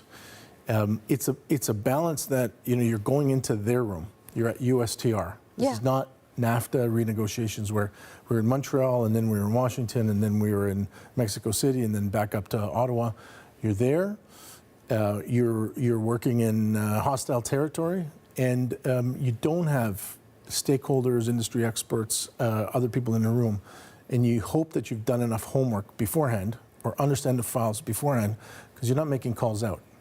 You know what? I think you're the first person I've spoken to that's highlighted the geography of the situation, that we are not having any of these bilateral negotiations in a Canadian location at all. So that is really fascinating. I wonder about this issue of CUSMA, because for so many of us, your industries that you represent are covered under CUSMA, and yet these other negotiations are happening. So what benefit is there for any agreement that happens tonight if all of it needs to be reworked eventually for CUSMA, or what's done today is what gets carried over for CUSMA?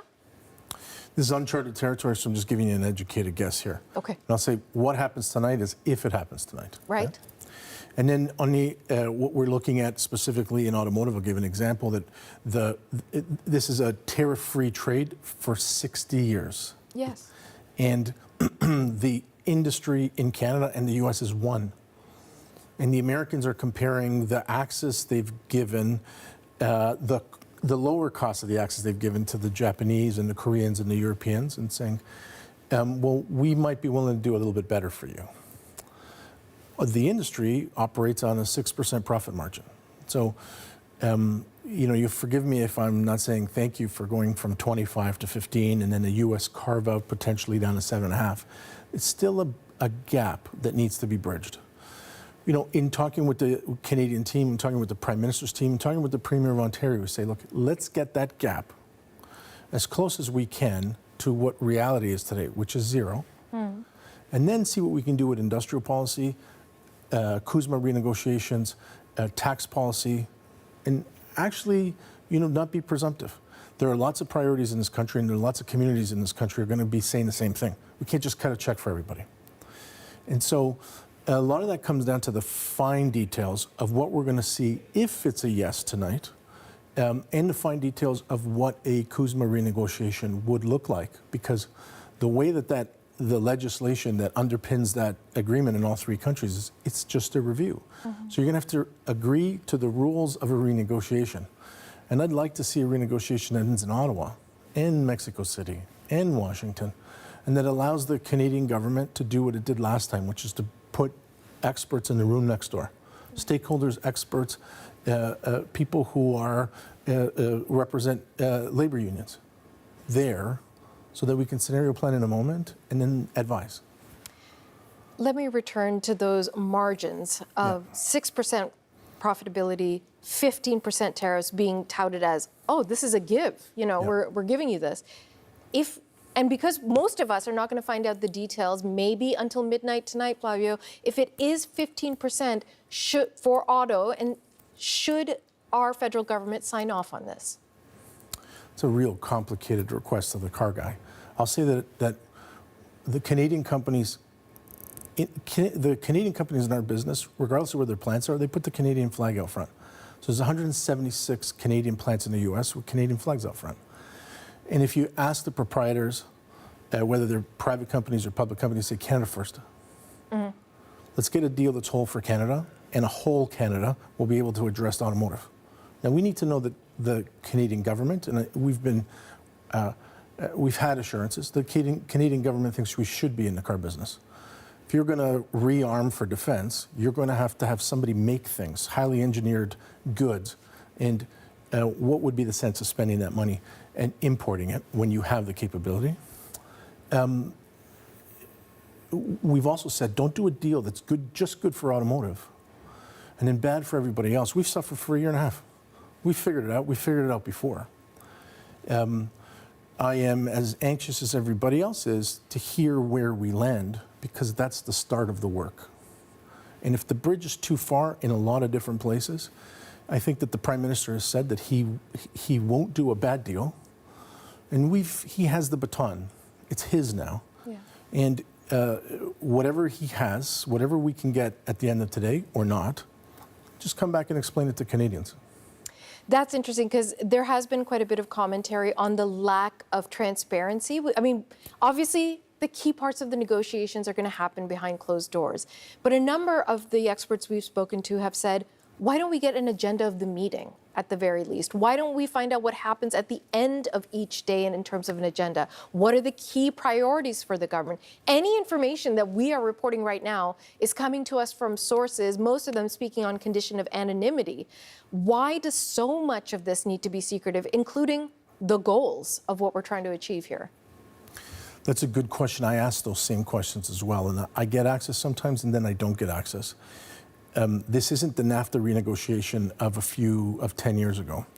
This is the President of the United States putting an economic threat on us. We don't have to go too far back when he said, I want to exert economic power over Canada as part of his general annexing threats. He doesn't negotiate the way that all of us are trained to understand what bilateral negotiations are.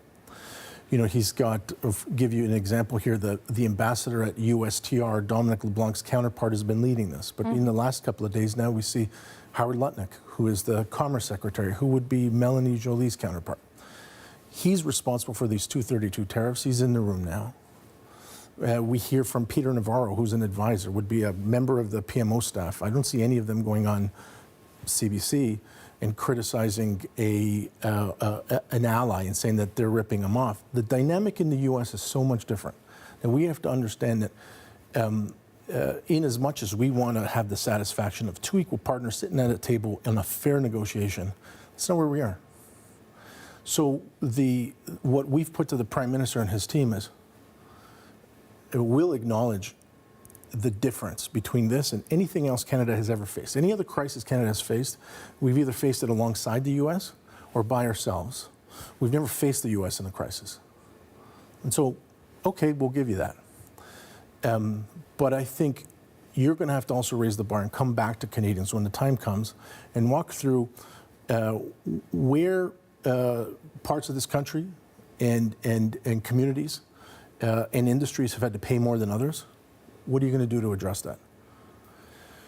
I think it'd be naive of us to be able to say that we're going to be able to bridge all those gaps. I think Canadians have understood in the last year and a half that there's a new reality in our bilateral relationship. Some of us can look elsewhere.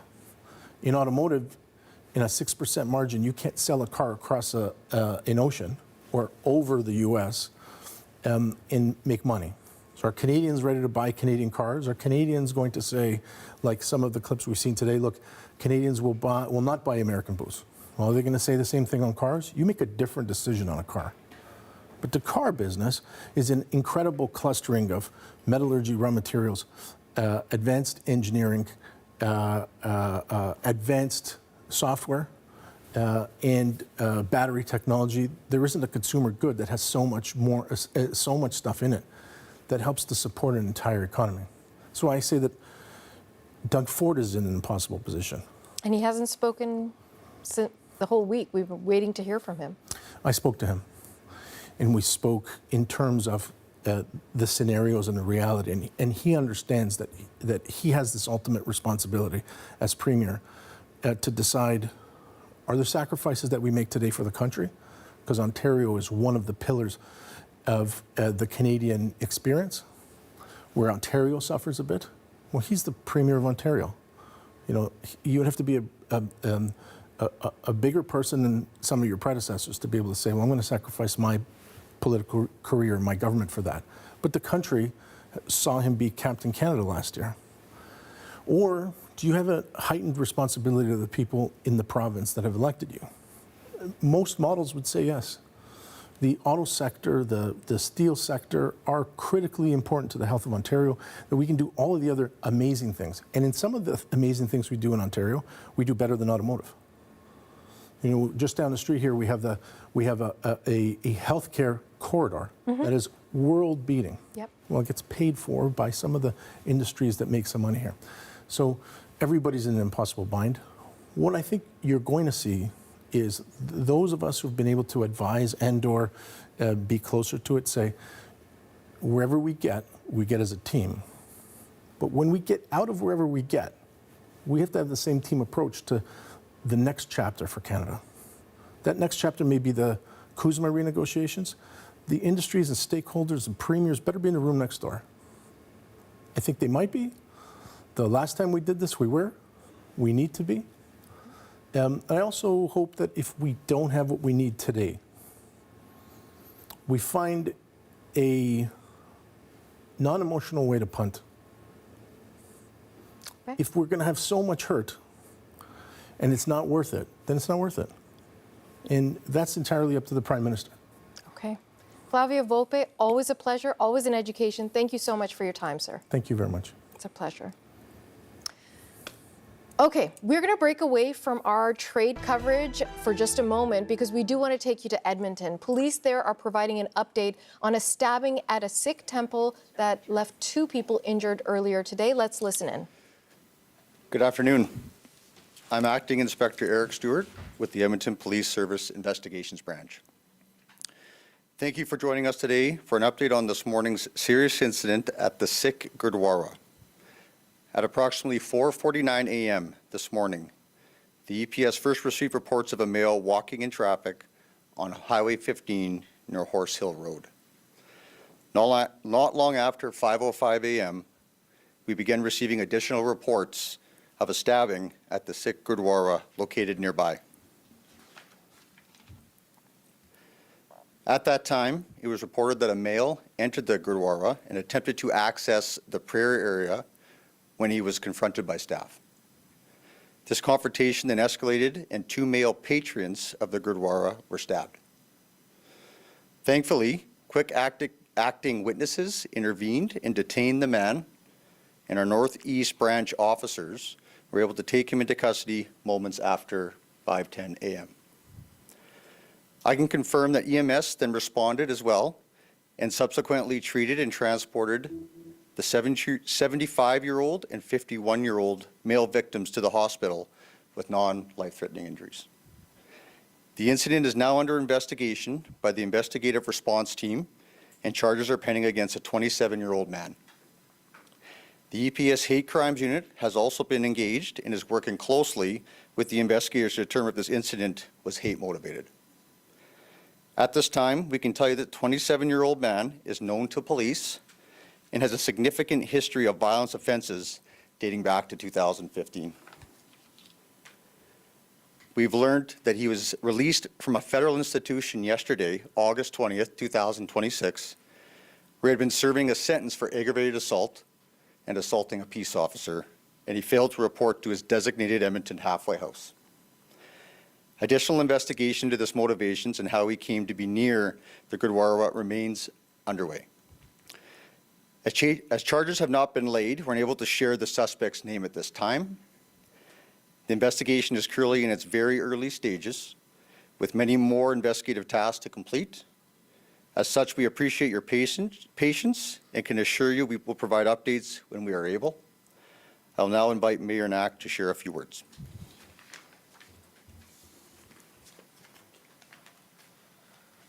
Councillor Paquette, come on.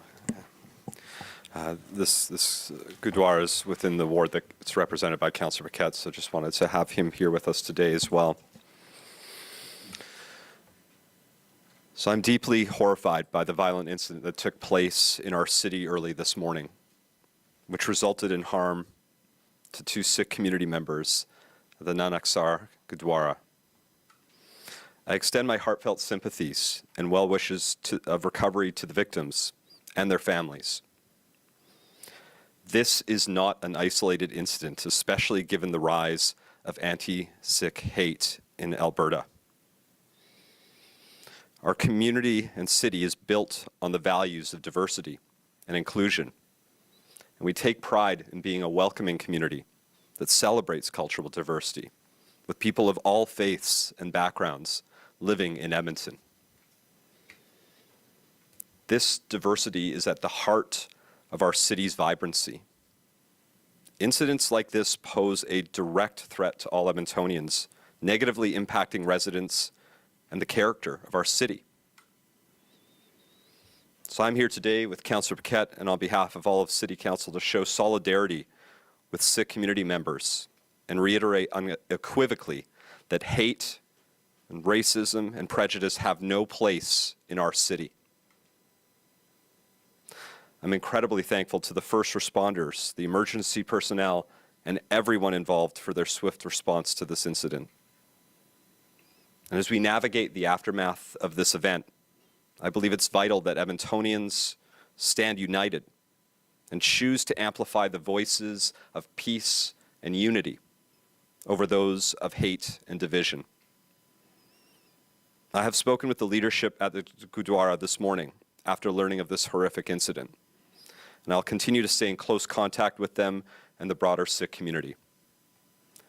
The safety and well-being of Edmontonians is our top priority, and everyone here today is committed to ensuring that incidents like this do not continue. So thank you, and I'll turn it over to... Okay, so we have been taking you to Edmonton, Alberta, where we've been getting an update from the police and the mayor on a violent incident that took place at a Sikh Gurdwara earlier today. It happened at around 5 in the morning. So here's what police are saying. There's a 27-year-old male in custody. These are the exterior shots of the Gurdwara. And they say that there were reports of a man who entered into the temple and he stabbed at least 2 people. And we know that 2 people were transported by EMS for non-life-threatening injuries. Now we also know that not only is the general police involved, but the hate crimes unit has been involved in this. They're investigating whether hate, racism was in fact a motive in this crime. Charges are pending at this point, and the person's name is not being released. But they did say he is known to police, has been convicted of a host of violent offenses, and in fact was just released yesterday for time he was serving for an assault of a police officer. But he did not go to the halfway house where he was meant to check in with the peace officers there. So as a result, the police are saying it might have led to this incident. Of course, all of this needs to go through the criminal process. Charges need to be laid. If there's a trial, we'll see what happens there. But it's a story that's really, really troubling. And you can hear there from officials that they are highlighting that racism has no place in the city of Edmonton. But as we all know, unfortunately, sometimes it finds its place. So we'll continue to watch this story and bring you any further developments that come in. Now, still ahead, we'll take you back to our top story. We'll take you back to Washington because the countdown for tonight's trade deadline continues to tick down as we wait to see if Canada and U.S. can finalize that agreement. We're asking Canadians how they're feeling about it, about the deal, about their shopping habits, if they think they should move forward, if they're going to buy American again. All that and more coming up right here on CBC News Network.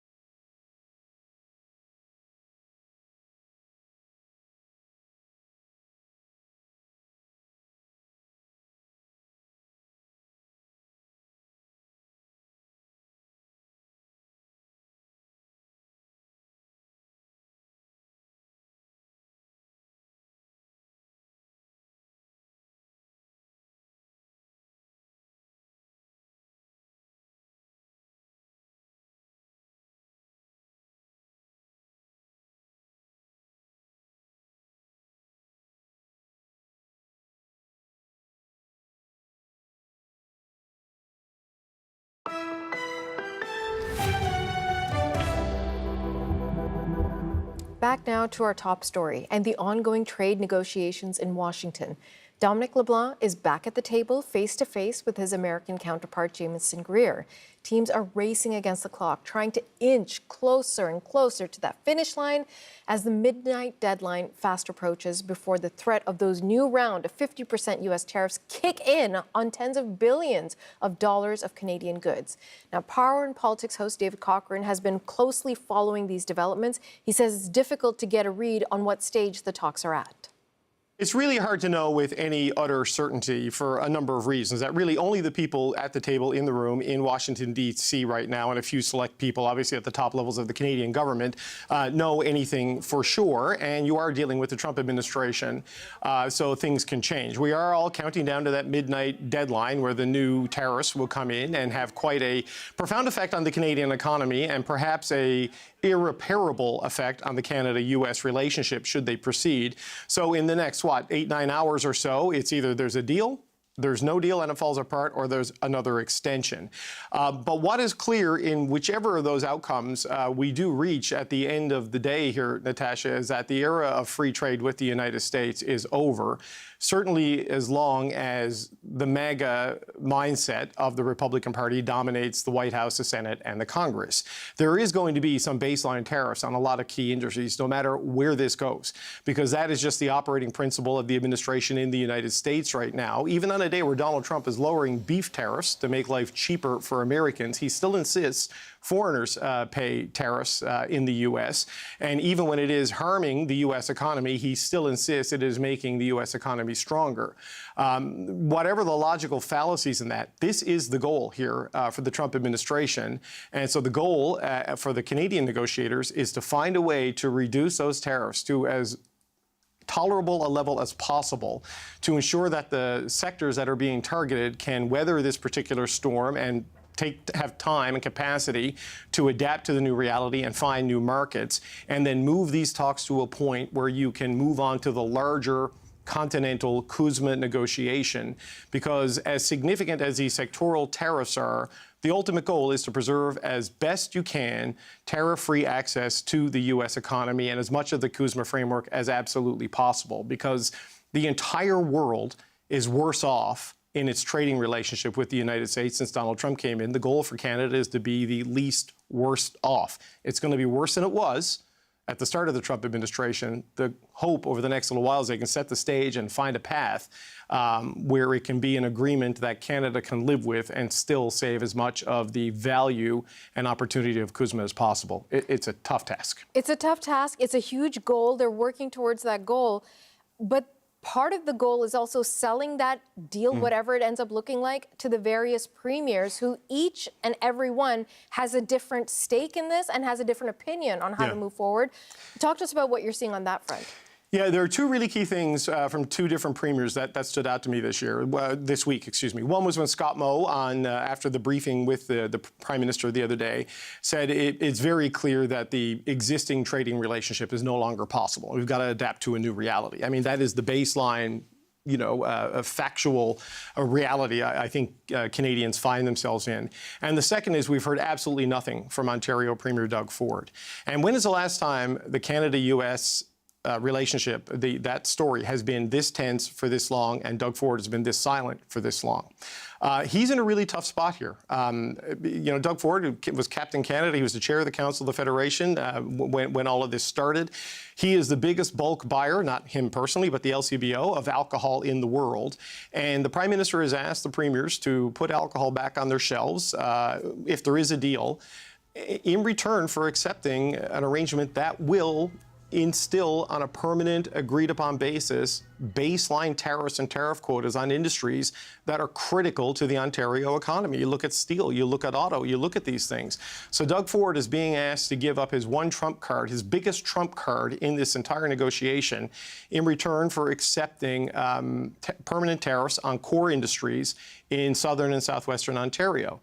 Now, he was frustrated, I am told, by people who were on the call the other night with the Prime Minister. He did say he was on Team Canada and would play ball as best that he could, but he wasn't happy with where this is going. Now, is that an unhappiness with what the Prime Minister and his negotiators are doing and willing to accept, or is it just an unhappiness with the entire situation, which was, caused by the trade policies and the economic ambitions of the U.S. administration?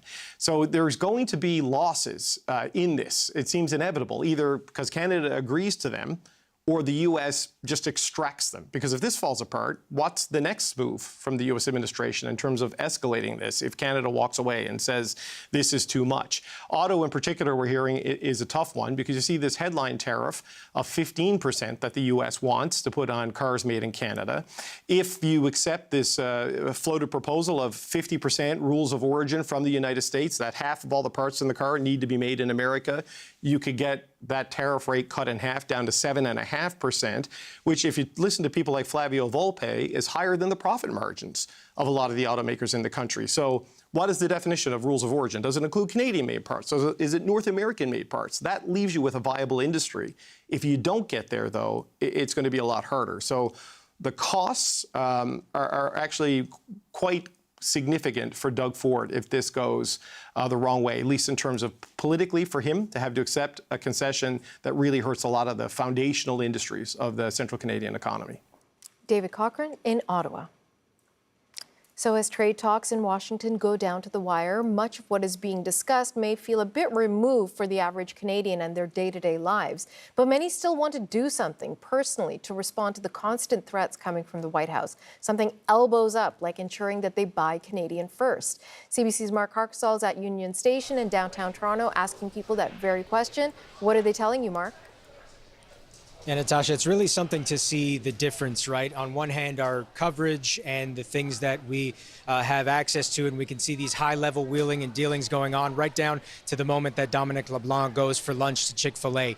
But when you speak to the average everyday Canadian that doesn't see this stuff as part of their job, doesn't deal with it because they're not politicians, many feel that there's not really much that we can do. We sort of have to go with whatever happens. But one thing that people have been instructed and advised that they can do for the last year and a half is do everything that they can to buy Canadian, support your own economy, support your own manufacturers and retailers. And many people tell me that's exactly what they've been doing.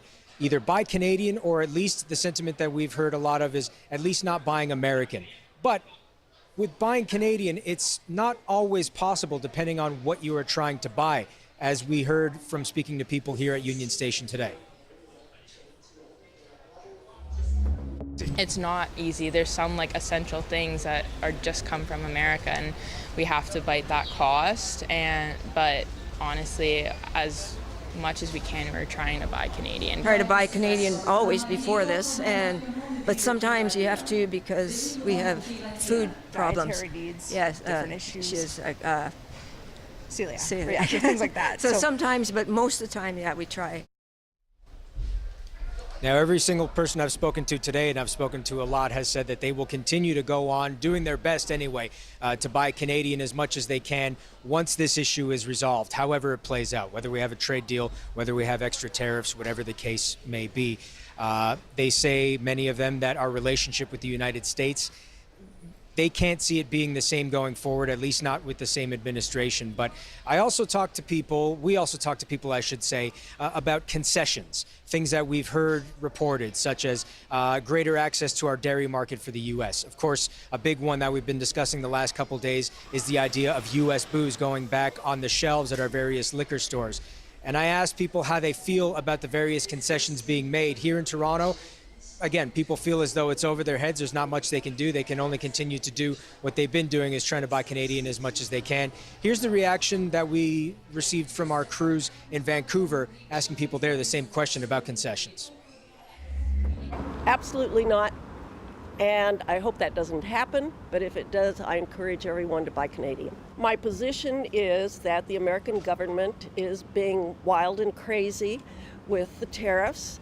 And there's no need, and it's anti-everything I believe in.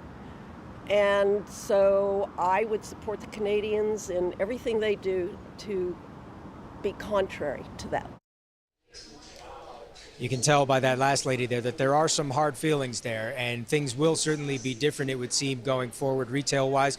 We'll see. This is what people say. Practice, as I mentioned yesterday, is an entirely different thing. We do know that things like the U.S. liquor boycott, though, have had its effect. We heard from the Distillers Council in the U.S. over the last couple days that they've seen a significant reduction in the amount of alcohol they've obviously been able to export to the United States. It has also cost them at least 1,000 jobs. So when you play economic games like this, there are real economic consequences, certainly. Natasha. CBC's Mark Harkesall in downtown Toronto. Thank you, Mark. You can find additional coverage of all the latest developments on today's trade talks on our website. We have a live page with up-to-the-minute updates from our reporters across the country and in Washington. You can find it on CBC News' app and on our website, CBCNews.ca. We'll be back in just a moment.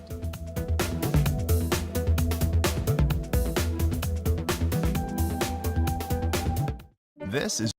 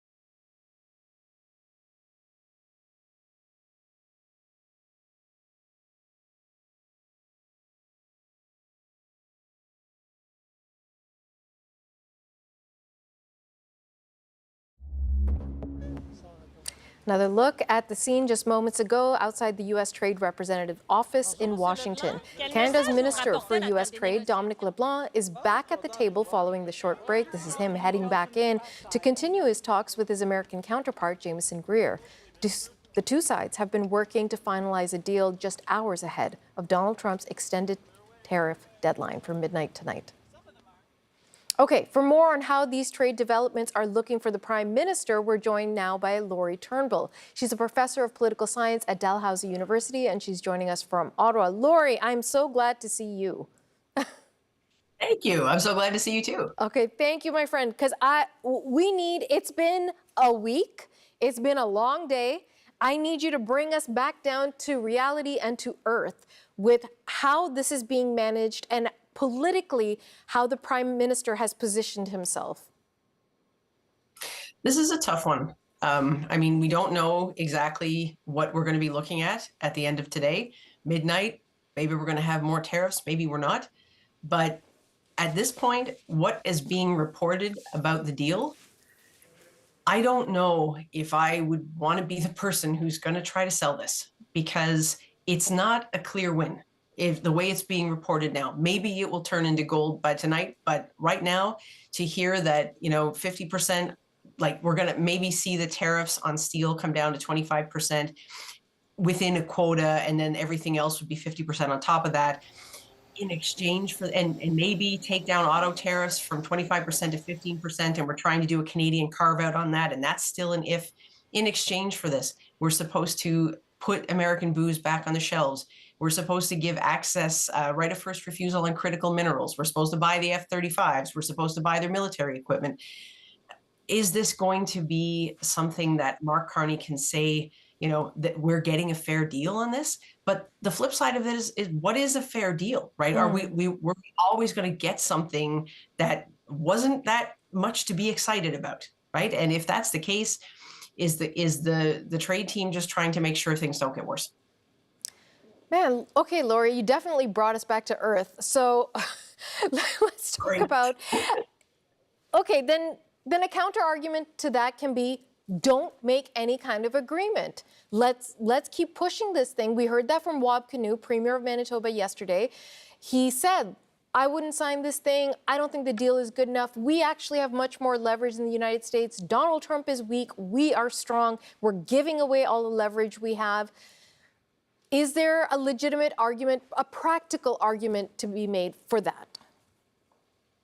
So I have concerns that if we give up our leverage now over something that, again, what if we finish the day and it's 25% on a set number of steel exports to the U.S.?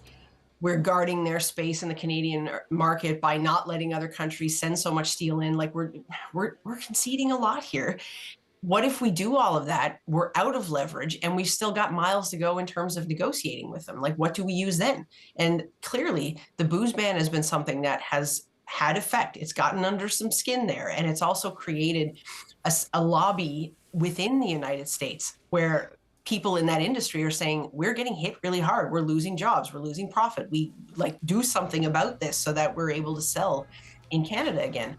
And so if we're giving up that leverage now, what is that going to mean a couple of months from now? However, if we don't sign something now, I believe, I might be wrong, I believe that he's not going to taco this time. I think that we'll see those tariffs on that list of things come through, and that'll be 50% tariffs on $28 billion worth of Canadian goods. So it's honestly, I don't envy the trade team at this point.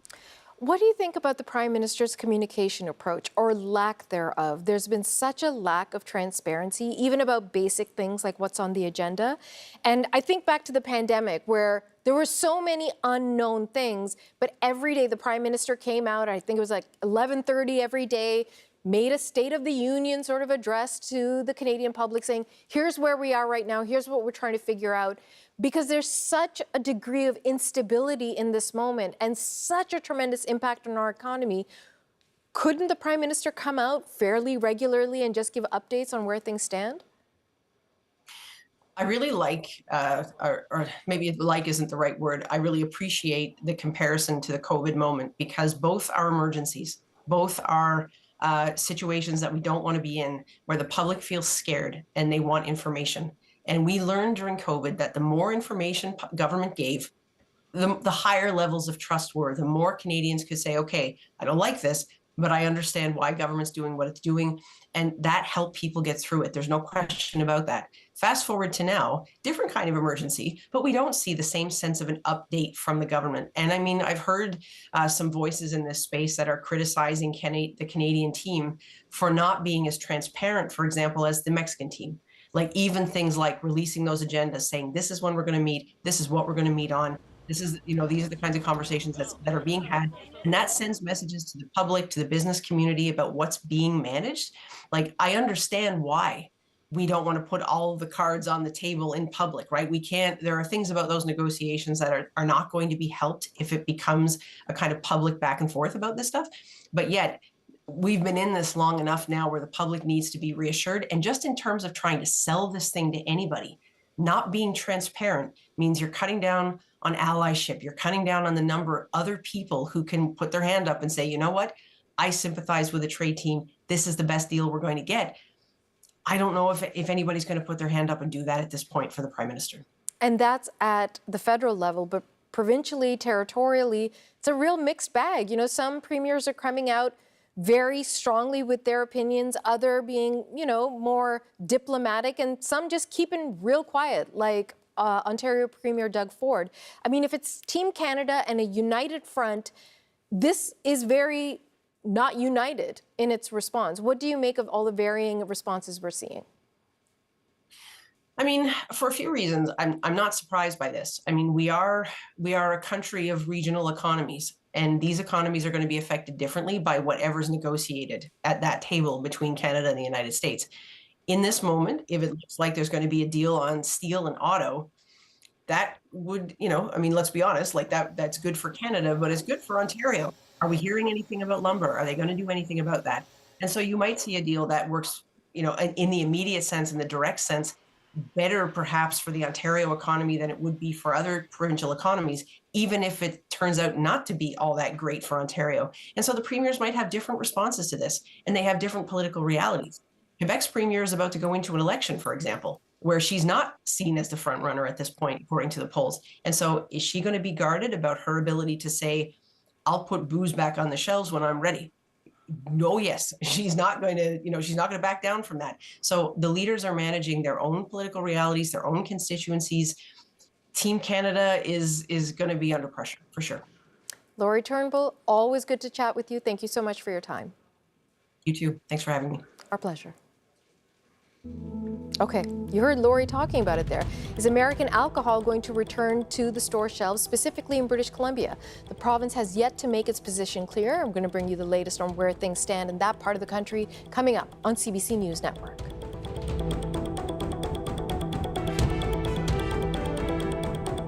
For Canadians.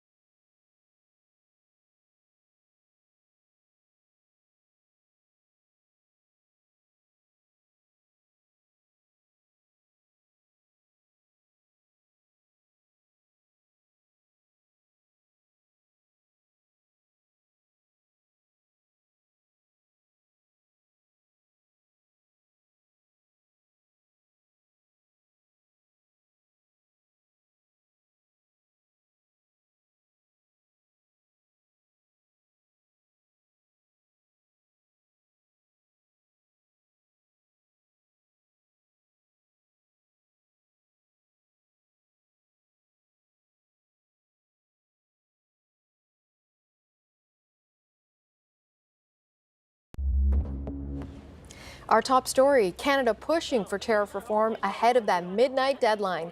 Negotiators want relief for sectors like steel, aluminum, forestry, autos. A deal could help end the uncertainty that's plaguing Canadian businesses. No deal means Canada faces new U.S. levies on nearly $30 billion worth of Canadian goods.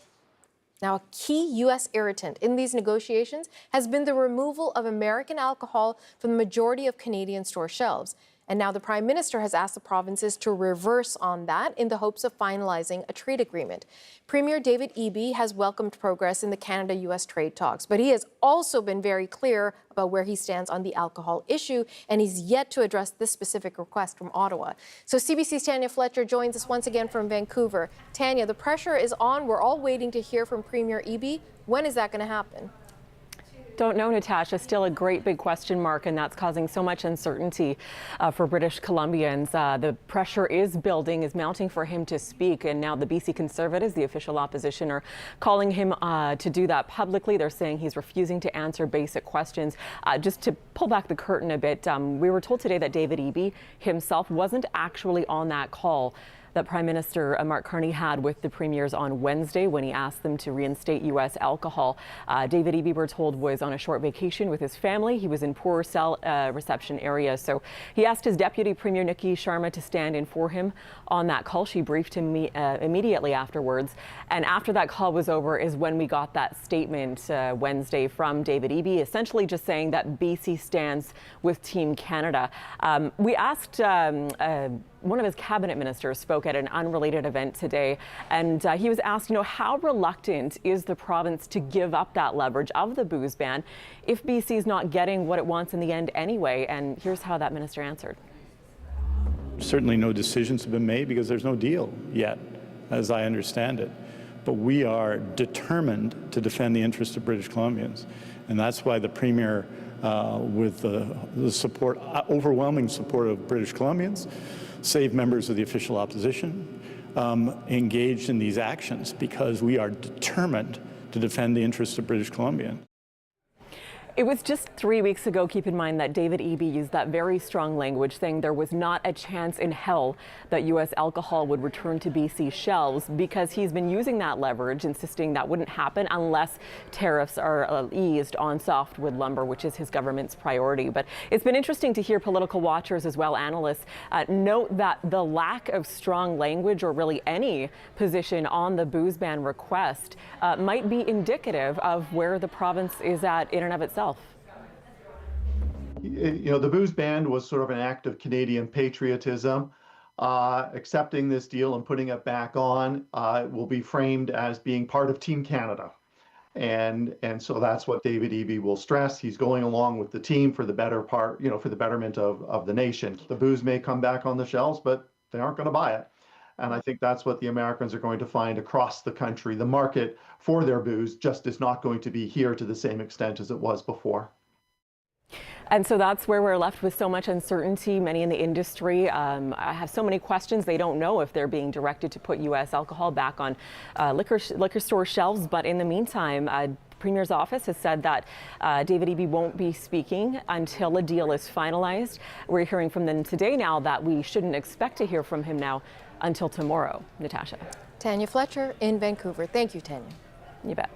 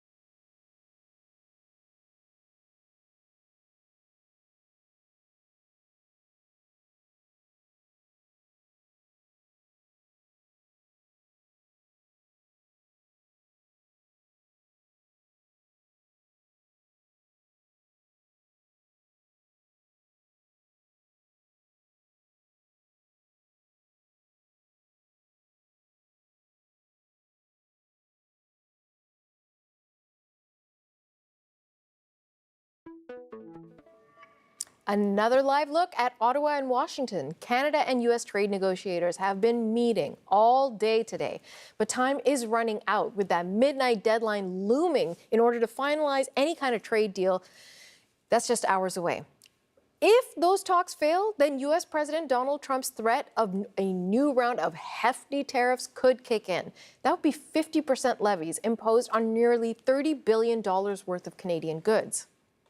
There is other trade-related news. The Port of Churchill in Manitoba could soon be open for shipping year-round. The facility is located on Hudson Bay, part of a crucial route transporting Canadian products to market. But ice keeps it closed for much of the year.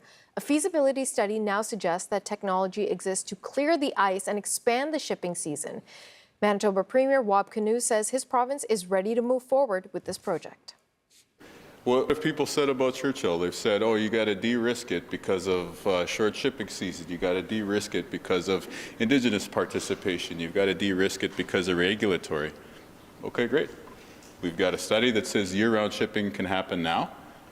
We've got the Crown Indigenous Corporation so that every Indigenous government has had a chance to be involved from the very beginning. And we've got a one project, one review framework with the federal government. So again, if there's other projects out there that want to get going, by all means, come see us. We'll make it happen. The feasibility study was conducted by the University of Manitoba, and it found that warming oceans and modern ice clearing vessels are now capable of clearing a year-round shipping lane through Churchill. Okay, folks, I'm Natasha Fatha. Thanks so much for joining us. As we've been telling you all day, trade talks are still ongoing in Washington. Canada's delegation is meeting behind closed doors with American Trade Representative Jameson Greer right now. Both sides trying to finalize that deal before the midnight deadline. Canada is staring down an incoming 50% U.S. tariffs on a range of goods worth $20 billion. Tune in to Power and Politics coming up next with Karina Roman. And tune in tomorrow. I will be back. So will the whole team. We're going to give you all the latest right here.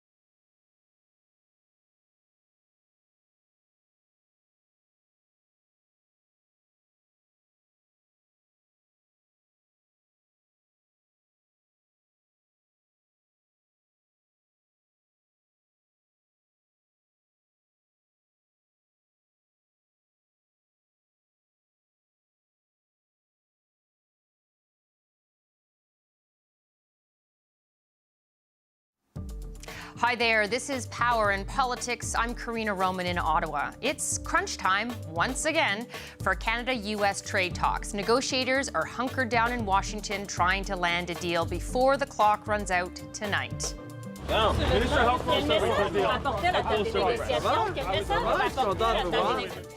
At this hour, Canada-US Trade Minister Dominic LeBlanc is meeting with his US counterpart Jamieson Greer. Is a deal imminent, or is there still a chance this all falls apart? The latest just ahead. And Everything I said yesterday stands. Not concerned. one premier is irritated, another is MIA as the Prime Minister asks them to put US booze back on the shelf. The Power Panel is there to talk about the fractures we're seeing in Team Canada. And Mr. Carney, keep your promise. Fight for Canada. Don't take a bad deal. Conservative leader Pierre Poilievre accuses the Prime Minister of caving to the U.S., calling this potential deal one-sided. Just ahead, the party's trade critic on what Conservatives would do differently. Power in Politics starts right now.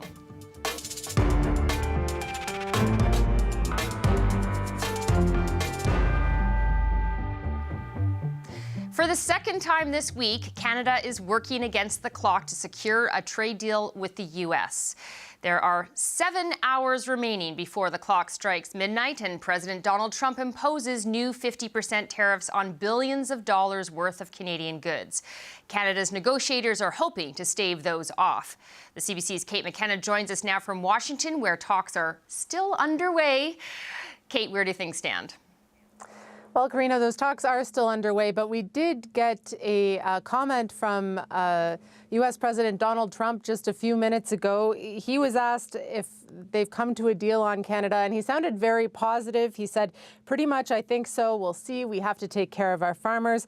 The deal with Canada is moving along. We should be able to have a deal with Canada. And then he said he only makes good deals. Now, at this hour, we know that Dominic LeBlanc, the U.S.-Canada Trade Minister, as well as a gaggle of top officials from Canada are currently at the USTR office meeting with Jamieson Greer. They've been there since about noon. They did take a lunch break, but they're back. And they are up against this clock, So in addition to Dominic LeBlanc being there, of course, Jenna Charette is there. She has spent more time in that building than anyone else from Canada at this point. She's Canada's chief negotiator. Mark Wiseman, the Canada's ambassador to the U.S., and Marc-André Blanchard, the Prime Minister's chief of staff, all there today, as well as some subject matter experts from finance or from global affairs who are all there just trying to dot the I's and cross the T's to get a deal done at this point. So it is the final time. It's the final few hours, unless, of course, Donald Trump extends it again, because they are waiting for potentially these 50% tariffs to be put in place, the 338 tariffs that would target specific industries in Canada, most heavily in Ontario, Quebec, and British Columbia.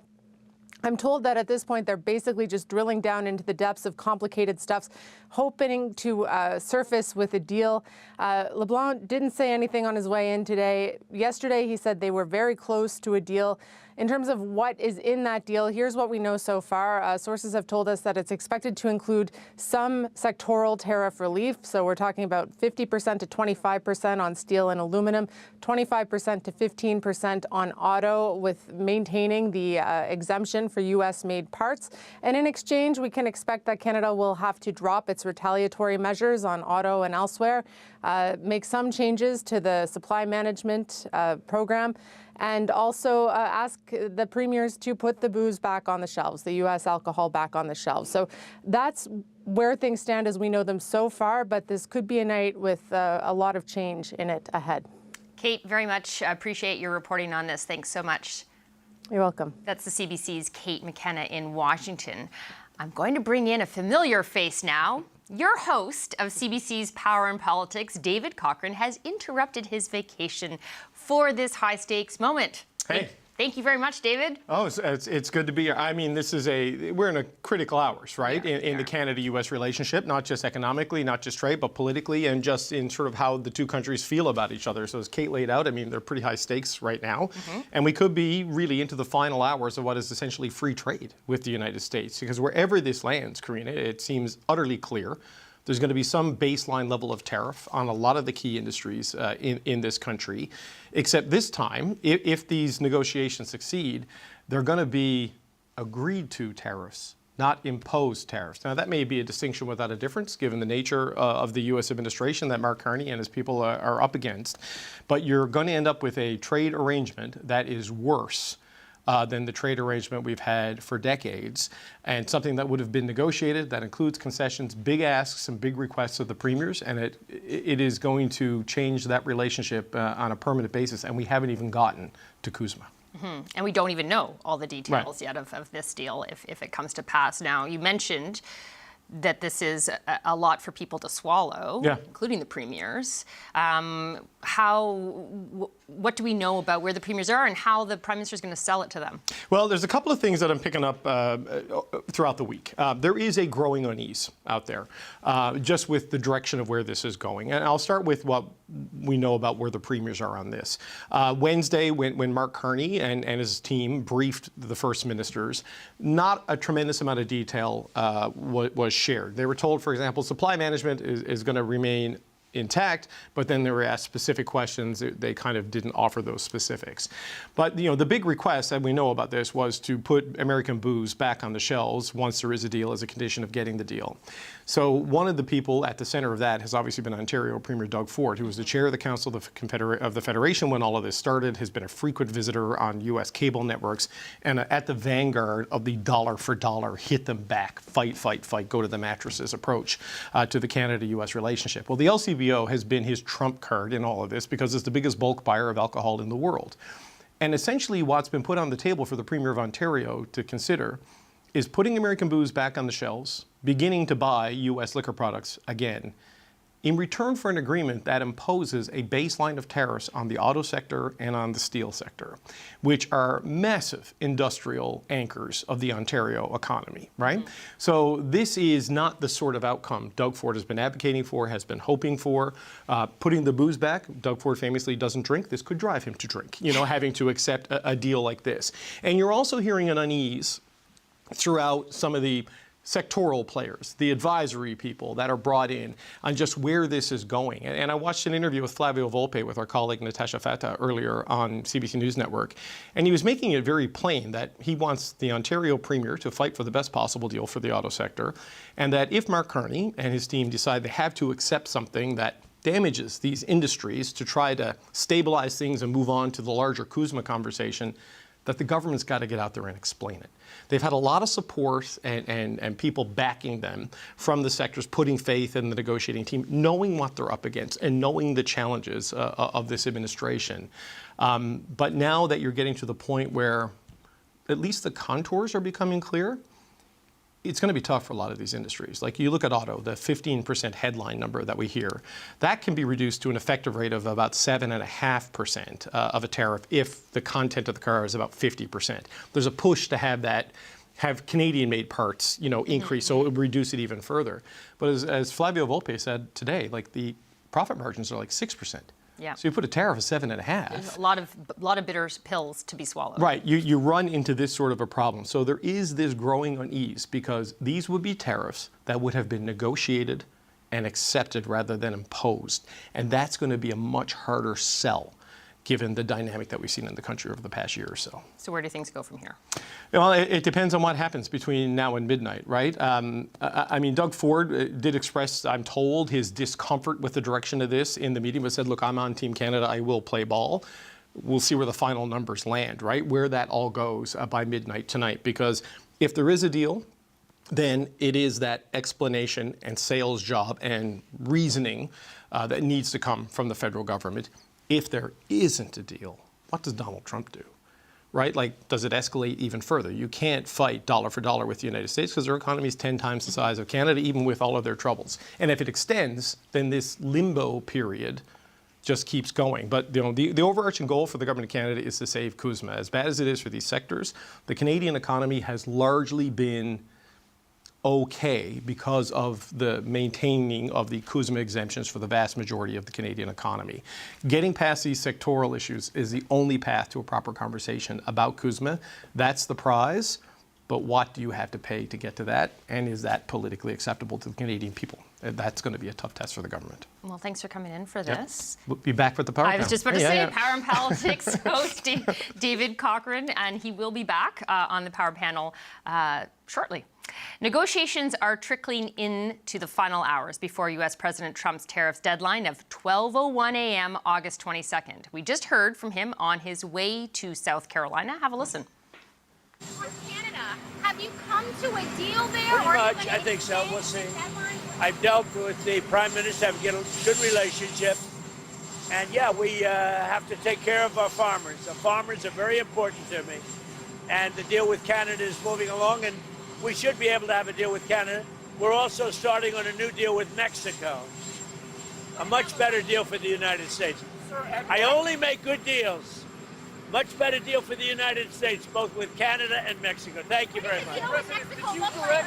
Here to help shed some light on a still elusive trade deal is Ralph Goodale. He's a member of the Advisory Committee on Canada-U.S. Economic Relations and former High Commissioner to the UK. Thanks, Mr. Goodale, for coming in again.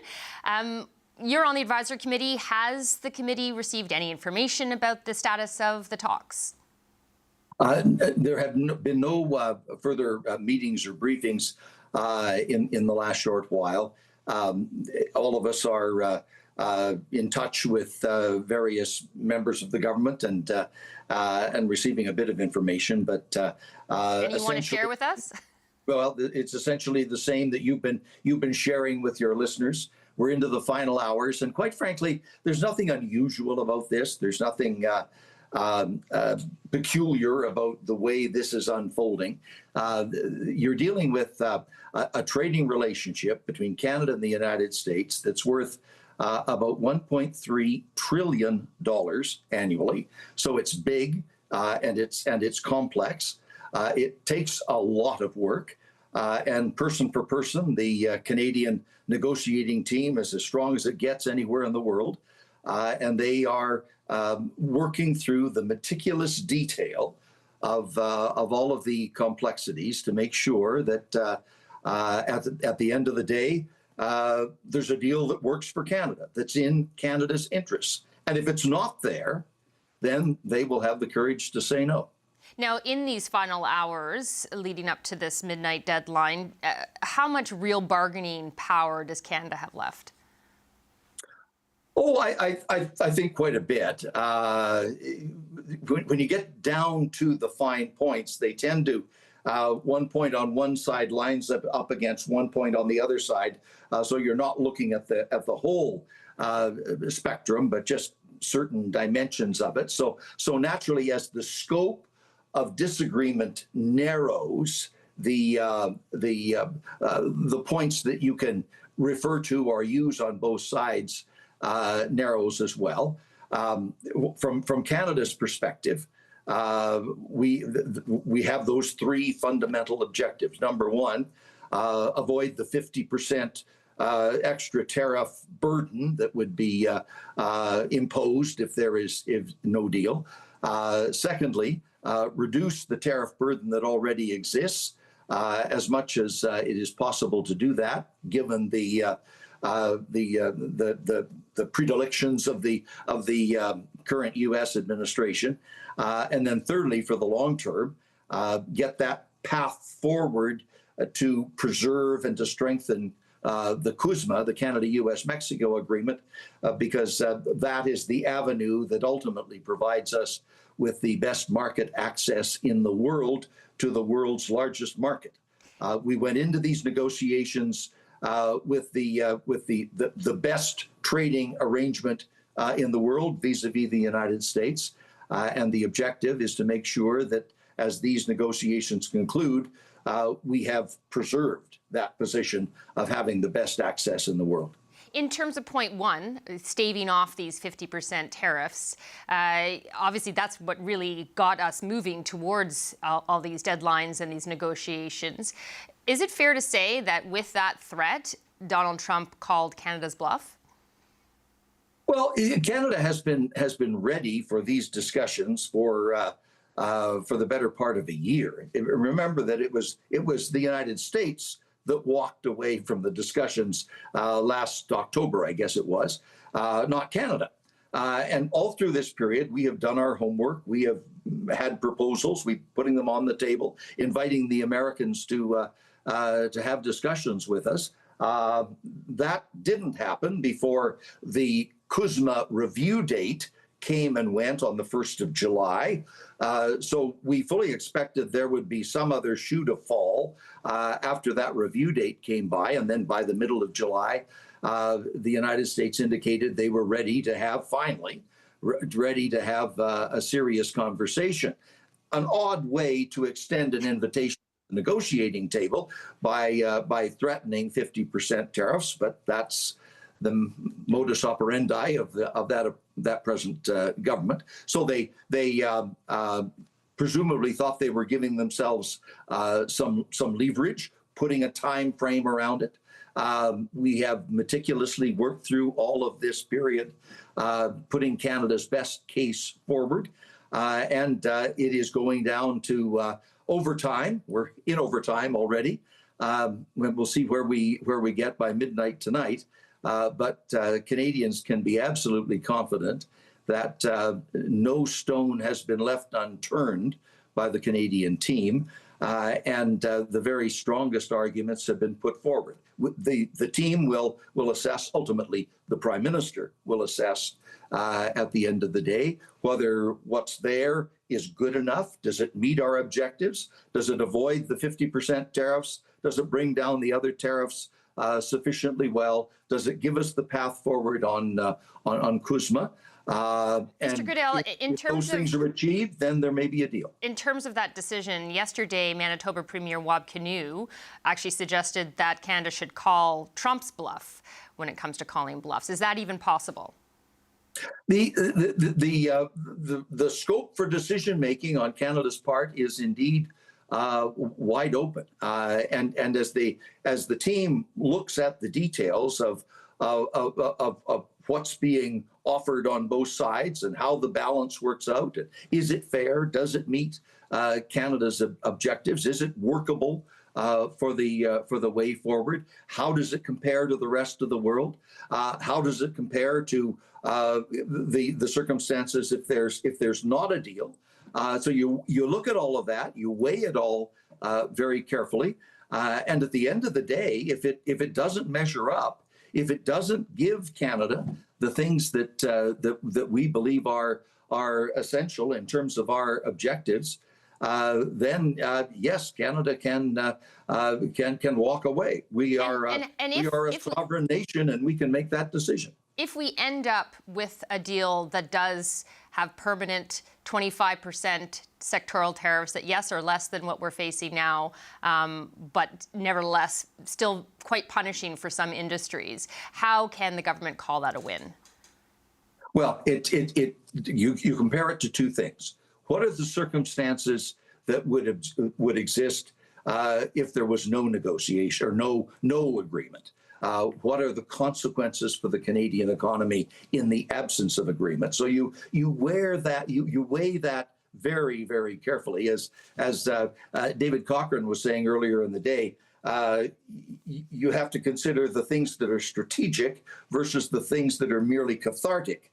The catharsis may make you feel better for a little while, but the best strategic decision will actually get you results that support the Canadian economy. There may well need to be decisions about industrial policy questions in Canada that would be needed to go forward to support certain sectors of the Canadian economy.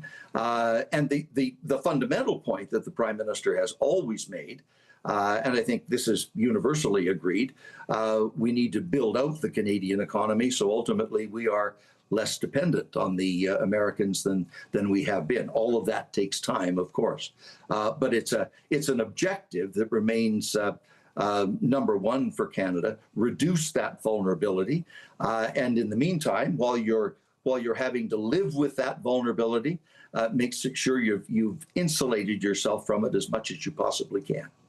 Have to leave it there. Thanks very much for your time today. Thank you. That's Ralph Goodale, who is a member of the Canada-US Economic Advisory Committee and former High Commissioner to the UK. Conservative leader Pierre Poilievre is urging the Prime Minister not to accept a bad deal. Up next, Poilievre's trade critic, Shivaloy Majumdar, on what they think of the potential terms.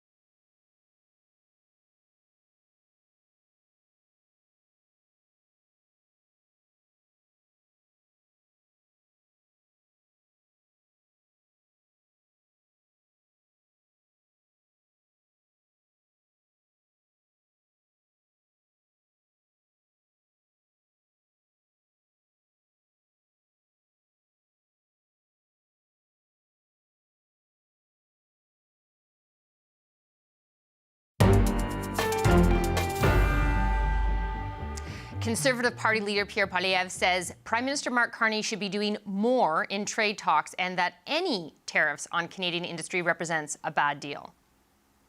We want the good deal that Mark Carney promised. Remember, he said that his entire election campaign was about elbows up, don't accept a bad deal. Well, one-sided tariffs on Canadian industry would be a bad deal. I told all my members of Parliament to use every single contact they had to fight for Canada and Canadian jobs. And I reiterate that to any of our MPs or any Canadian. If you have contacts south of the border, use those to put pressure to fight for tariff-free trade. For more on the Conservatives' approach, I'm joined by Alberta MP and Conservative critic for Canada-US relations, Shivaloy Majumdar. Welcome to the show. Thanks for having me. So you heard there, and you well know your party's position. Your party wants to see a deal with no tariffs at all. I'm sure everyone would like to see that too, but is that really realistic, seeing as President Trump has seen tariffs as a way for his government to raise money? You know, it's interesting you asked that question. I would also point out former Finance Minister Chrystia Freeland's interview on Bloomberg today, where she described a structural weakness of tariffs that are one-sided. Unilateral, one-sided tariffs that are focused on deindustrializing our economy is an existential risk to the country. And the Prime Minister had promised a better deal, a deal that would be good for the Canadian all aluminum workers, lumber workers, steel workers, and other manufacturing, auto workers. The permanent disadvantage of permanent tariffs is an obvious concern that premiers would have, that the opposition has, and I'm sure Mr. Carney's own caucus has when it comes to the direction that he's taking these negotiations. Of course, we haven't seen the deal yet. I think it's probably important for us to take a measure of what is ultimately announced, if it is announced, and then have a chance to respond accordingly. Since you brought up Chrystia Freeland, she also, though, said in an interview that while no one's happy to see some kind of permanent tariff there, she did say that will also be a bad deal for both countries. Yep. And she also said, though, that a deal at least would provide some certainty for businesses, even if it kind of sticks in our craw that we're having to accept tariffs. So is that not sort of a bigger picture of just saying this is not great to having tariffs? I mean, I think everyone agrees it's not great to have tariffs, but it's what we have to accept, it seems. And that's exactly the fair point to make, because here we are a year and a half into the Prime Minister's tenure, where we've had plenty of opportunity to build up the Canadian strength on our industrial base, on AutoPac 2.0 proposals, on delivering a strategic minerals and energy reserve as a positive incentive in negotiations. We've had over a year to build up our strength to negotiate with Washington and with the world, and we've seen that squandered. And even in these negotiations that we're in right now, the unilateral and unjustified tariffs that President Trump has imposed on Canada is intolerable to all of us. We don't like Canada being used as a punching bag. But let's not forget that we are entering these negotiations on American terms, not terms defined by Canada. These are not the terms that we should be negotiating from a position of weakness. And it's a sad story for the sectors that are involved in the provinces and communities that are dealing with very anxious and existential questions. Well, how would we come at it from a more position of strength? I mean, your party has suggested that Canada and negotiators have not used the leverage to its full potential, but you're not at the negotiating table. None of us are. None of us. So how do we know that they haven't used all the leverage that your party has recommended using? It's a great question. I'm grateful for it. From the very beginning, we have said that we would unlock our resources, we would unlock our industrial base, that we make the big decisions, the catalytic ones that the Prime Minister also campaigned on in the last election. We said that we would build up the strength of this country to be able to negotiate with strength with the United States and with the world. What we have seen instead is a year and a half of concession after concession after concession of getting nothing.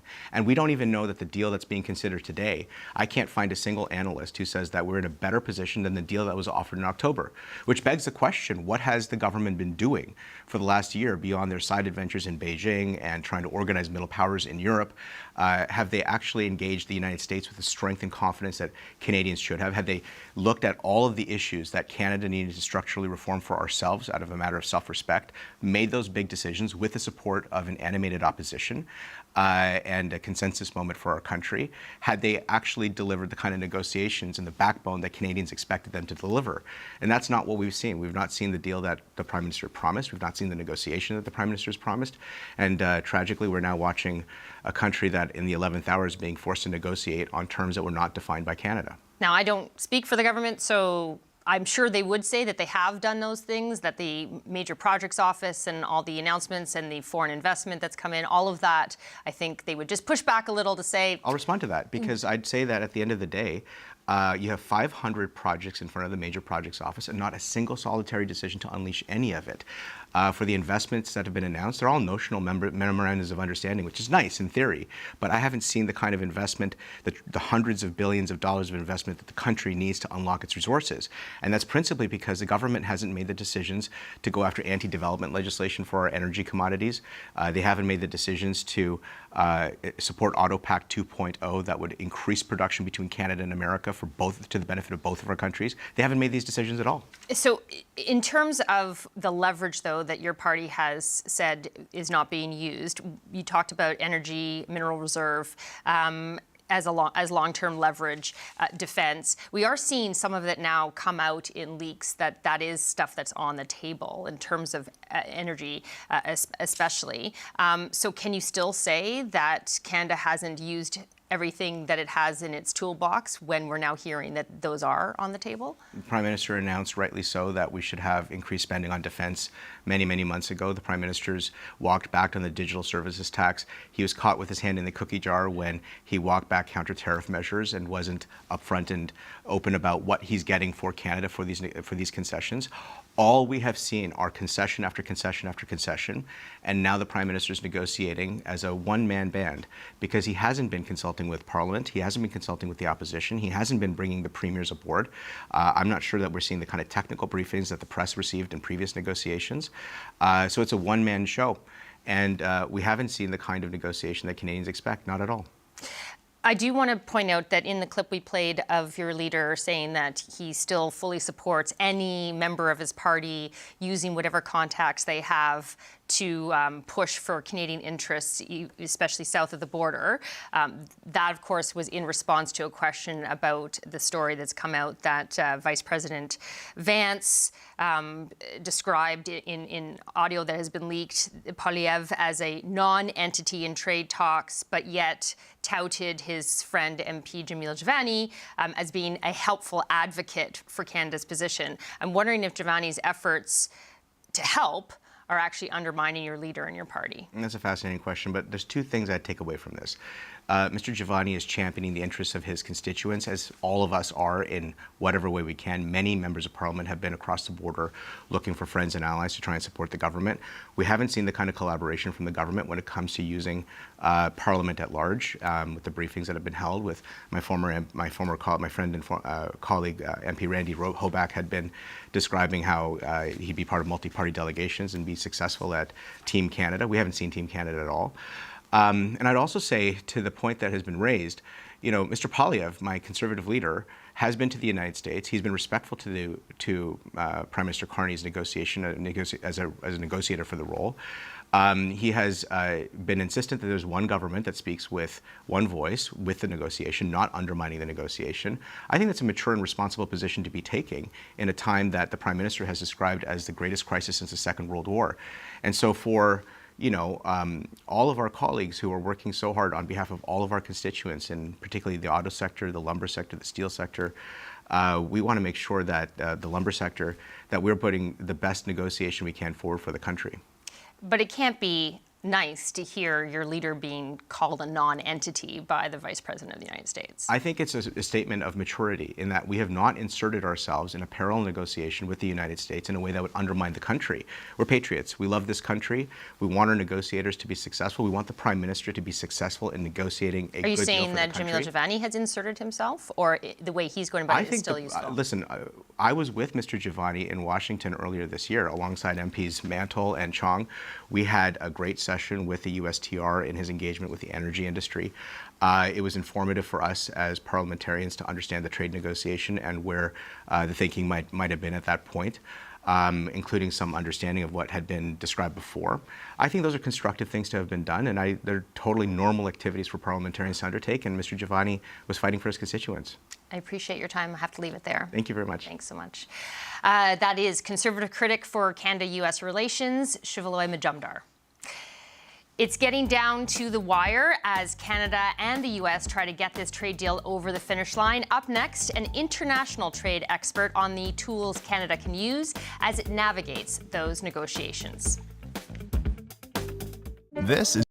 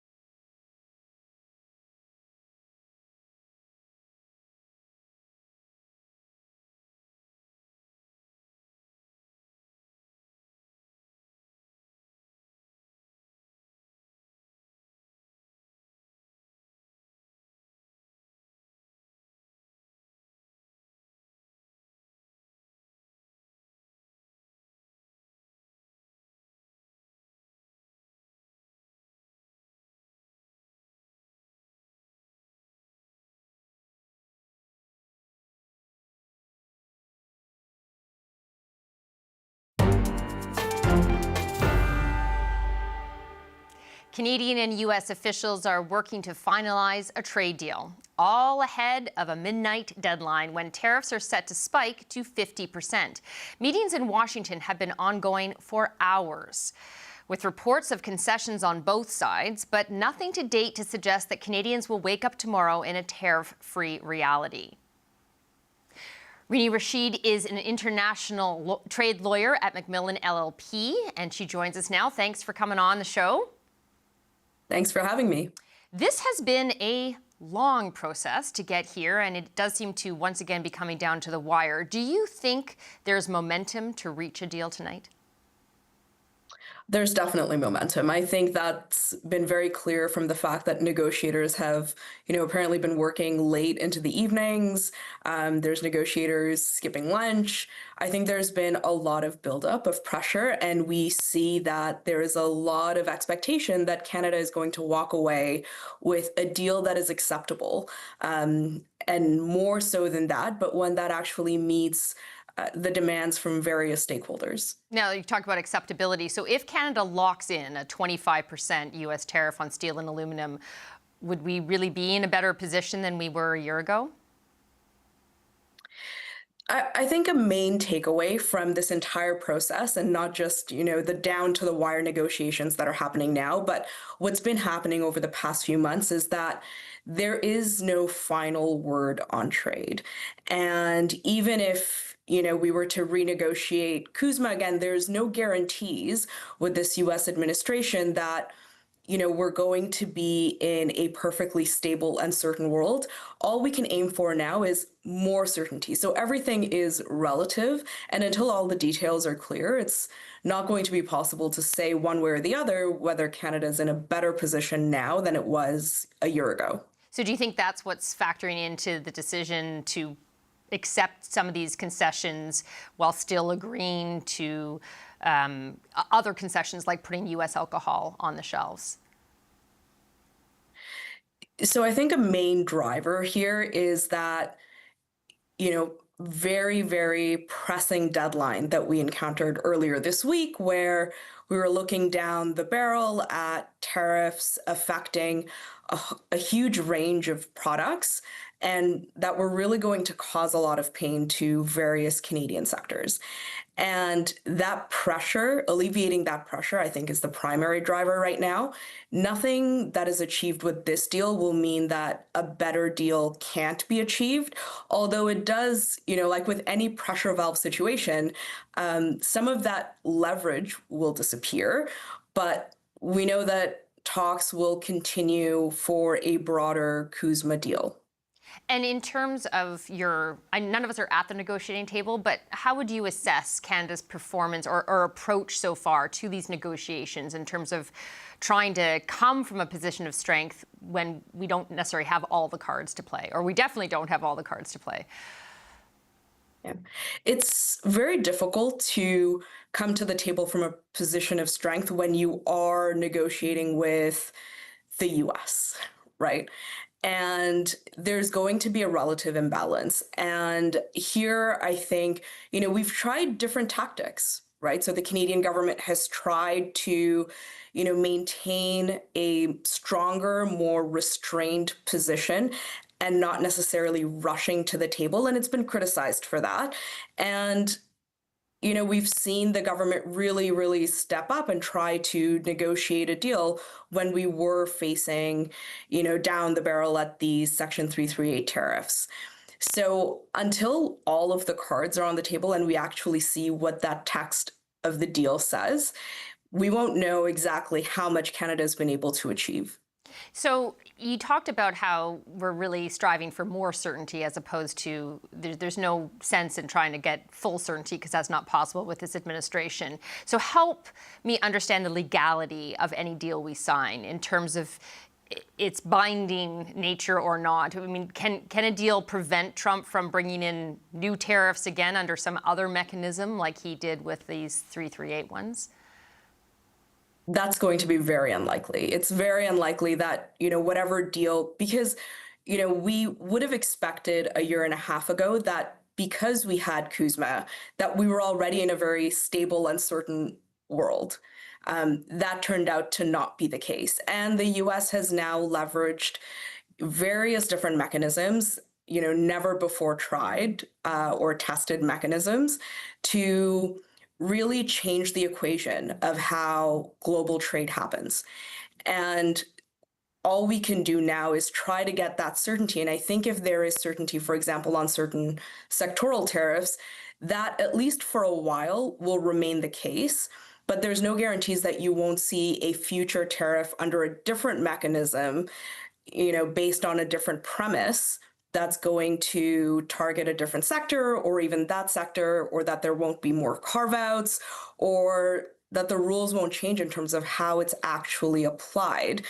Because in a lot of cases, we see announcements and policies that are rolled out that aren't necessarily tested. And by the time they are tested, a lot of that pain, a lot of that damage has already occurred. Because the legal process takes a while when you're trying to contest these things. Another question on legality is that the Globe and Mail and my colleague Ashley Burke is reporting that the Trump administration is asking for right of first refusal on purchasing Canadian critical minerals and completing the purchase of the F-35 fighter jets as two examples of things that are also on the table.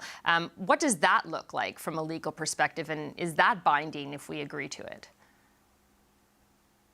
Again, the nature of how binding that agreement is going to be is going to depend on the text of the agreement. Is this, more like a gentleman's handshake, or is this going to be something that's a lot firmer, something that's spelled out, right? So, various different international instruments, parties can agree to binding terms, right? So a right of first refusal depends on what that actually looks like in the text of an agreement in a contract. And also wanted to just look ahead to future CUSMA talks and discussions. Would a deal like, if we get a deal, would that exist in parallel? Do we have a sense of how it could fold into a future deal? This deal, I mean, that we're looking at right now. So one thing we have seen in terms of how the U.S. administration approached those reciprocal deals that, the bilateral deals that it agreed to while the IEEPA tariffs were in place, is that even when the IEEPA tariffs were then, dismantled, that bilateral trade deal that had been negotiated as a way to relieve the pressure of the IEEPA tariffs remained in place. And so we've seen, even with other tariff mechanisms that have been brought in, that sometimes there will be a carve out for those bilateral agreements that the US entered into.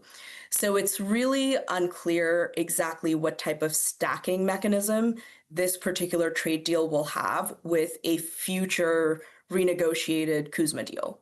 But it could set sort of a negative precedence in that once we agree to something, it's really hard to undo that going forward. It could, and I think, the Canadian government has been very wise to that fact, and it's been one of the drivers for why we haven't rushed into negotiations before, or why we haven't, hastily agreed to terms previously, because there was always an offer from the US of, agree to baseline tariffs across the board, or agree to, more concessions. And I think that was always the fear, is that once we lock into something, it's going to be very, very hard to roll that back. And we saw that with the first Trump administration as well. Certain tariffs that were brought in were not even rolled back under the Biden administration. And so once you set a new status quo, it is very difficult to roll that back. Okay, really appreciate your time on this. Thanks so much. Thanks. That's international trade lawyer Rini Rashid. Manitoba's premier is standing behind comments he made about the U.S. president and the Prime Minister's request to put American booze back on shelves. Up next, the political stakes riding on this deal for the Prime Minister here at home. The Power Panel with a special guest are up next to talk about that.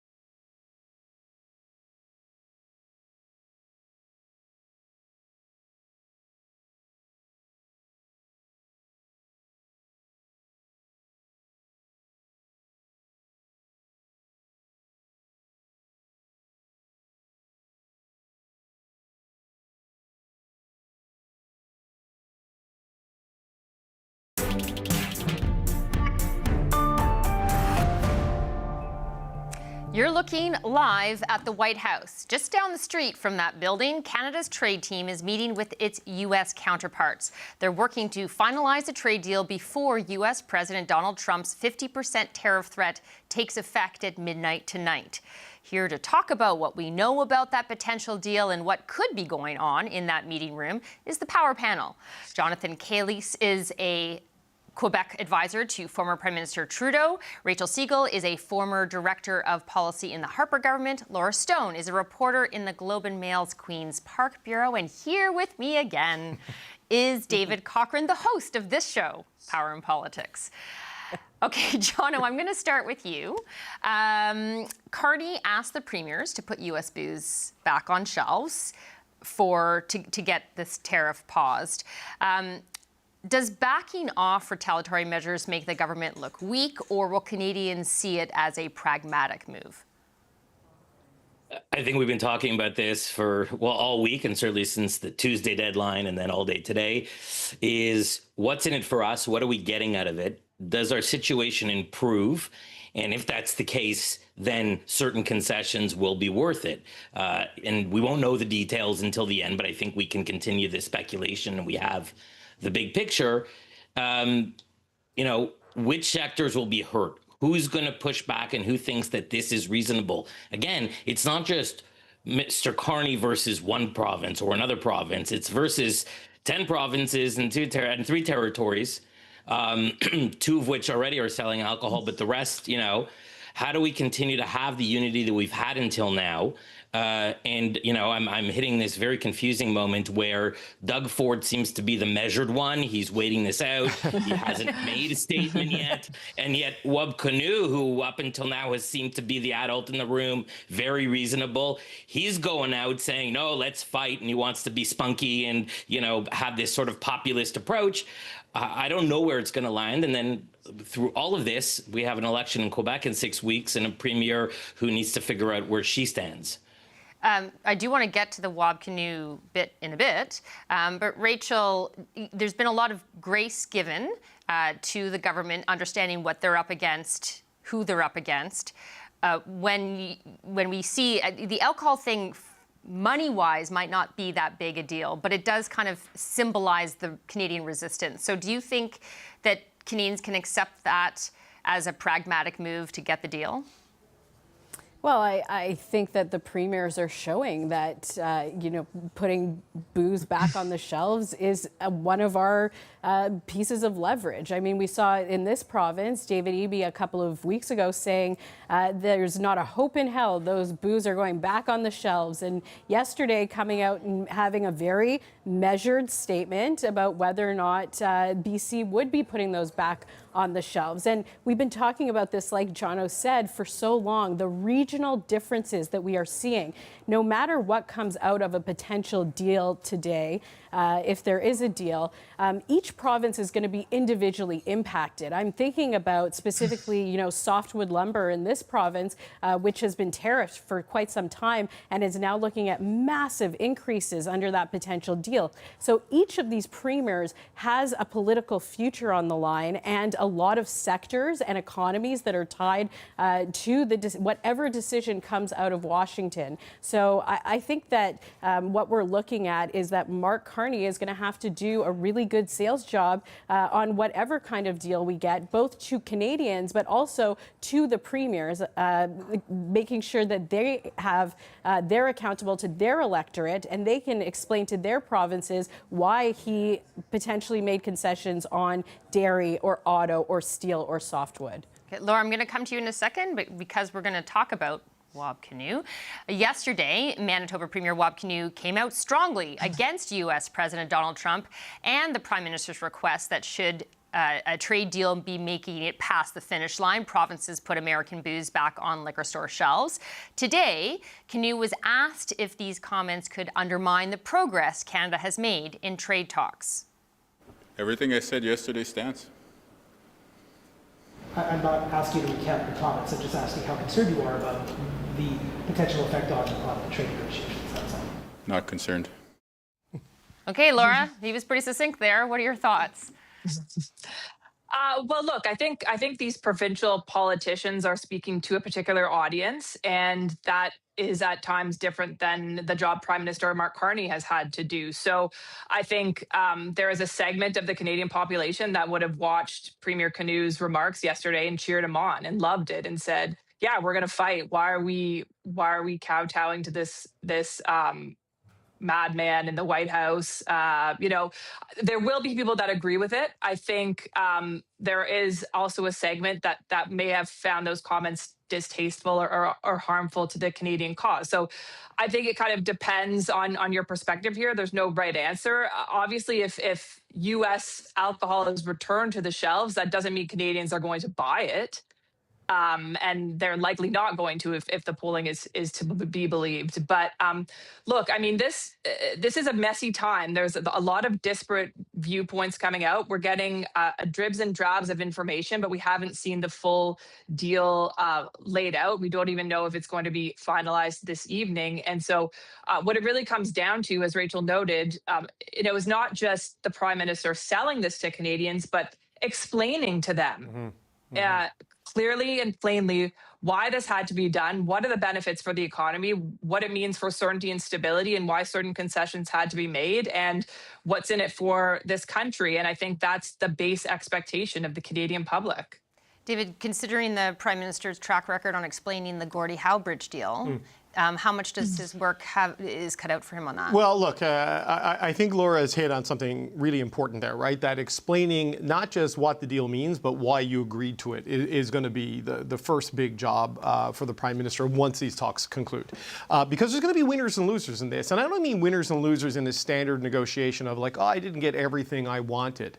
No, I'm losing today from what I had yesterday, because we are baking in permanent tariffs on key sectors at the negotiating table, rather than having them, imposed from the Resolute desk in the Oval Office through executive order. So this is going to be the big challenge. That's where the unease is coming from. We talk about Doug Ford. I mean, rarely has this story been this hot and the stakes this high and the Premier of Ontario this silent. Right? Because he is being asked to pull back on his biggest point of leverage, which is the booze ban from the biggest bulk buyer of alcohol in the world, in return for permanent tariffs on key industries. When he has been the guy saying, let's hit back dollar for dollar, let's fight, let's fight, let's fight. And that sentiment is being expressed more and more by people quietly now in the run-up to this who don't know the specifics, but have a sense of contours that they are worried about where this is going to go, because it is at a point where key sectors will lose out. And so the explanation for the Prime Minister has to be not just what the deal means, why they made these choices. He almost has to argue it against a counterfactual and explain it of like, this is the consequence of not making this deal. And that's going to be a difficult thing to do. That's going to be a difficult thing for Canadians to accept, because a lot of the mood out there right now is not because they understand the fine points and granularity of supply managed dairy quotas. They're just mad. And they remain mad, and the cathartic versus the strategic tension that exists in all rational actors is at play in the population. So if you're going to do this, and you're going to make peace, and you're going to end up giving Donald Trump something he wants at the expense of Canadians and Canadian industry, you got to lay it out to them like grown-ups in a real serious way and make your case to the public. Okay, so U.S. Vice President J.D. Vance weighed in on trade talks with Canada at a fundraising event this week. These details come from reporting from our colleagues at the Canadian Press.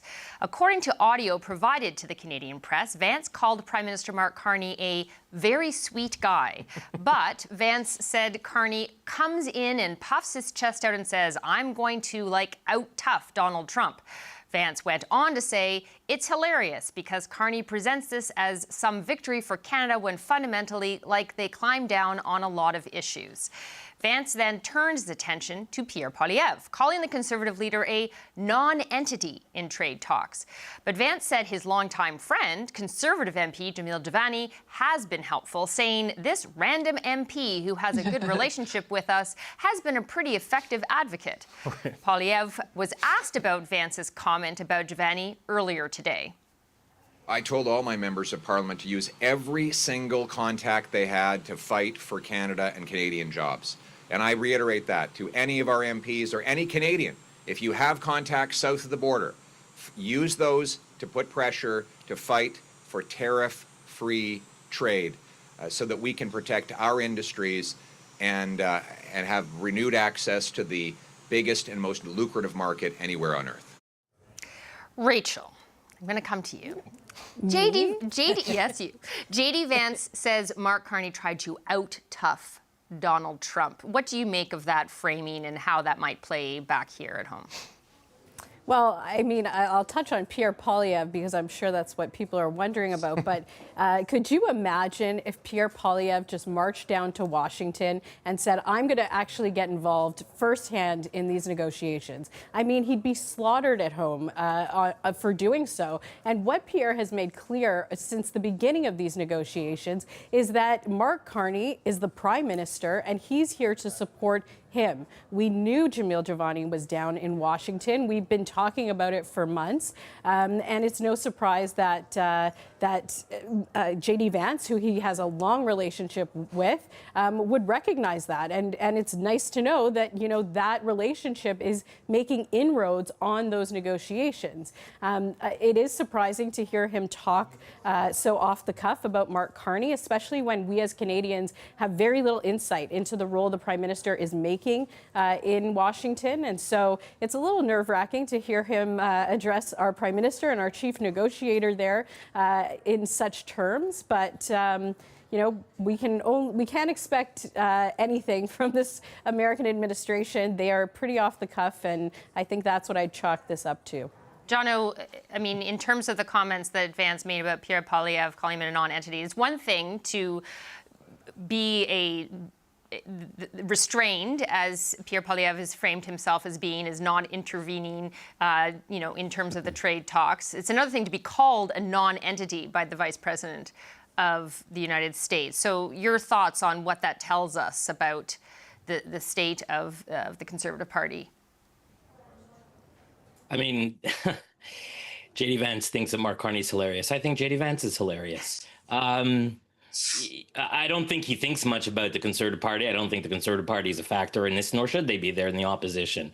But I think what he's doing is probably on behalf of his friend, whether his friend Jamil Javani asked him to do it or he's doing it on his own. He's trolling Pierre Poilievre. That's what he's doing. I don't think it has any purpose in terms of the negotiations or where we stand in terms of will a deal be signed tonight or not. I think it's completely on the side of that. I think it's just a matter of him trolling Pierre Poilievre. And then Poilievre's put in a position where it's an obvious question media is going to ask. And it demonstrates the weakness of Poilievre, of any opposition leader. They can't get involved directly. But then he says, anybody who knows anybody in the States, go down and help us get a zero tariff deal with the U.S., which is also ridiculous. So sort of in a corner. I don't know that I feel bad for him, but I don't know how he would get out of that anyways. Laura, how do you think Pierre Poilievre handled that when he said, sort of pivoted in that question that he faced about, hey, your guy's down there and his best friend, the vice president, is saying these things, and Pierre Poilievre said, hey, if he can help, then that's great. What do you think about how he handled it? I mean, look, I think he handled it kind of the best way that he could. I'm not sure it would be helpful for Mr. Poilievre to be complimented by the Trump administration. That might be worse in some respects. Maybe being called a non-entity is actually the best thing that could happen to him.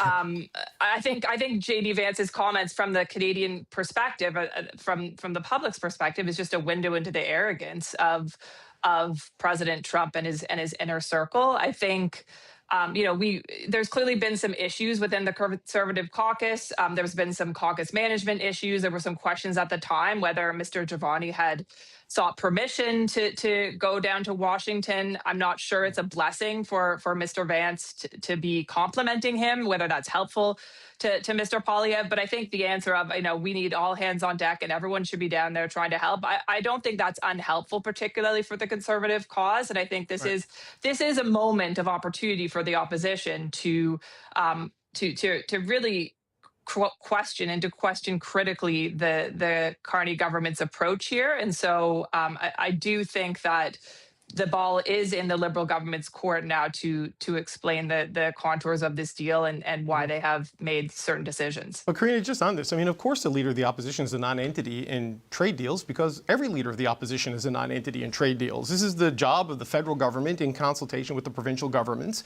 and with all the sectors. So it's not really an insult because I don't know, it's not like when CETA was being negotiated, you know, the leaders of the various leaders of the oppositions were at the table and that. It's just not the way these things are done. But this secret recording, this Jamil Billy elegy, like, do we think that was secretly recorded or do we think that was strategically recorded? Because how do these comments by the vice president at a U.S. fundraiser magically end up in the hands of the Canadian press? Right. Isn't that an interesting chain of events and series of custody? It's almost like somebody wanted to suck up to Trump, denigrate Mark Carney, dismiss Pierre Poilievre, and praise the random MP who spoke at my wedding, you know, not me, but, you know, J.D. Vance's wedding, in a way that makes him look helpful and useful, the other guy weak, and the other guy not relevant. So it seems like a play to help Mr. Giovanni raise his profile. The risk with that is this is a deal that threatens the auto sector, and Jamil Giovanni represents an auto riding. So if he is getting credit for a deal that could cost jobs to his constituents, how helpful is this one way or another? So there's everything with the United States and with this administration is double-edged. There's one edge is sharper than the other, and it's usually to the detriment of the Canadian side. Appreciate everyone and our special guest giving their insights on this. The power panel today, David Cochran, Rachel Siegel, Jonathan Kalis, and Laura Stone. And we'll be checking in with you next hour, Power Panel, as well as we wait any news on a potential tariff deal. Canada could be getting some relief on sectoral tariffs, but tariffs appear here to stay. Up next, what Canada's manufacturers have to say about this potential deal. There's so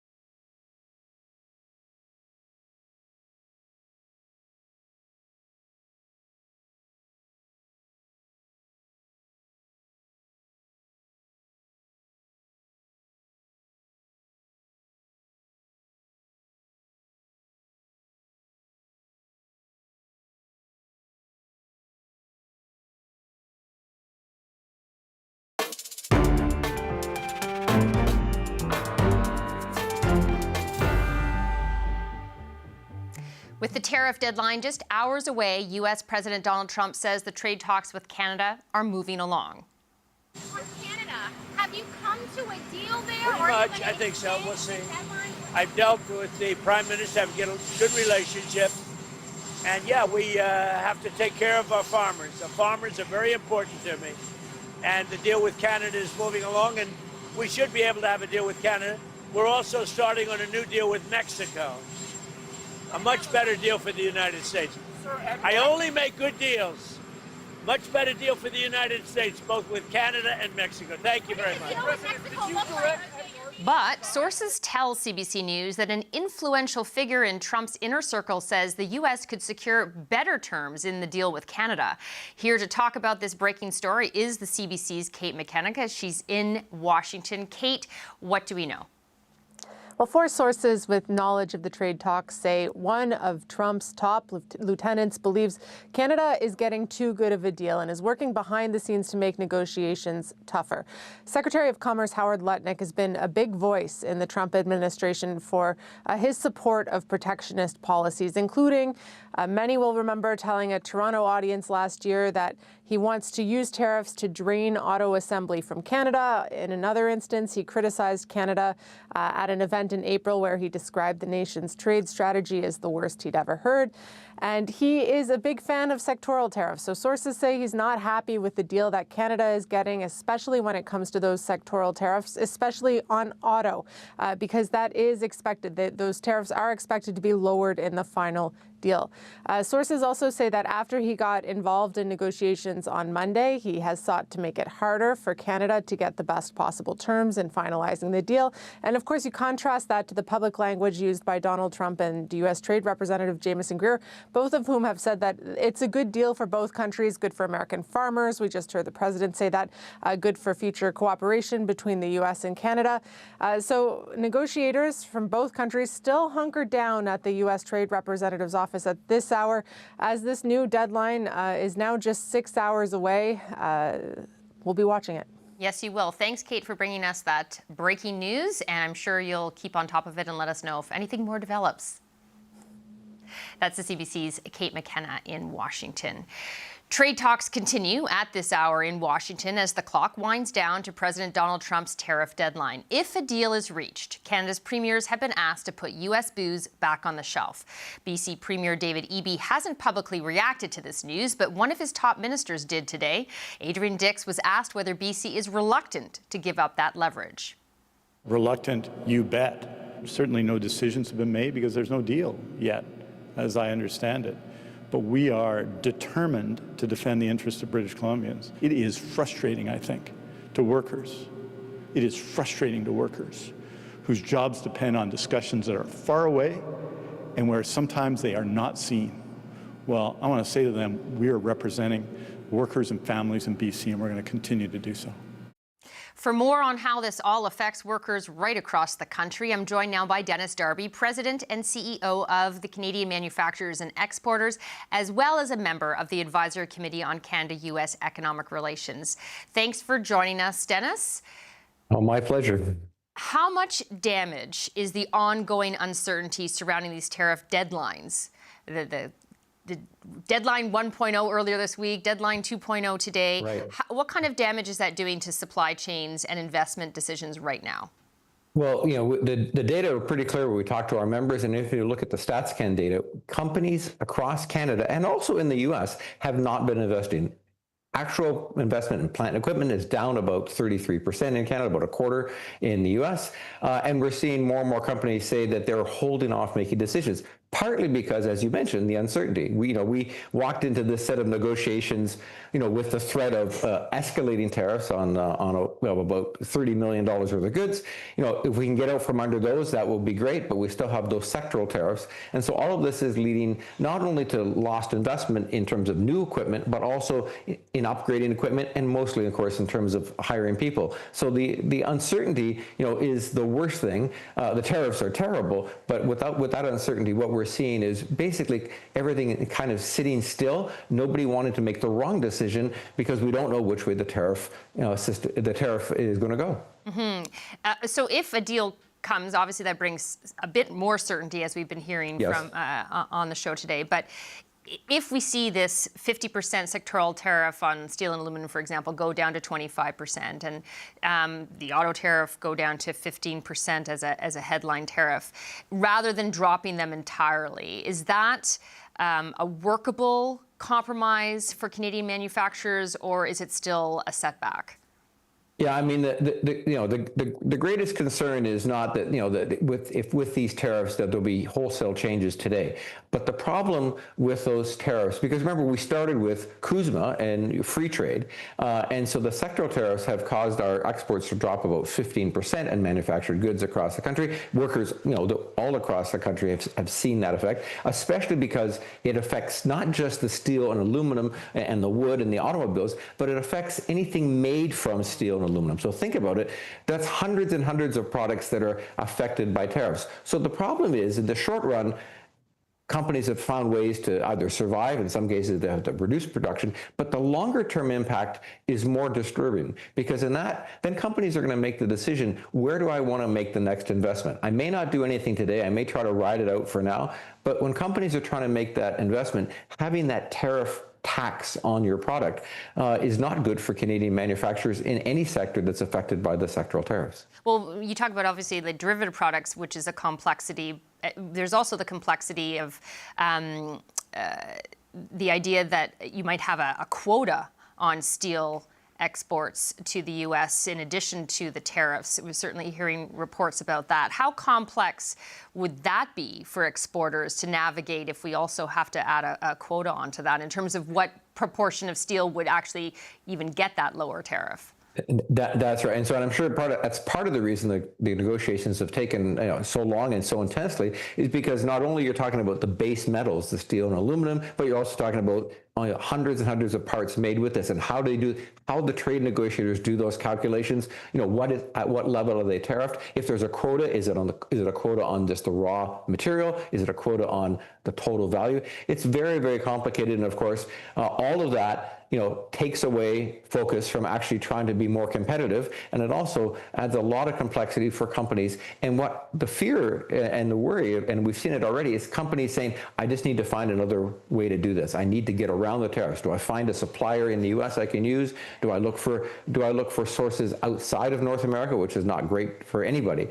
The issue with tariffs is when you add the complexity, it adds cost, it adds uncertainty, and what we're seeing across the board in manufacturing across Canada is companies either saying, you know what, I'm either going to try to ride it out or try to find a way to find another supply chain. In all those cases, it's not good for Canada. So, and it's not good for the U.S. either. I must say, the same kinds of concerns have been raised by our counterparts in the U.S., that the application of these tariffs are making business more complex and more expensive in the U.S. as well. But at this moment, let's think about Canada. We need to find a way to become more competitive. Right now, we just need to find out what is going to be the final number, and then try to work back and say, okay, can we be competitive?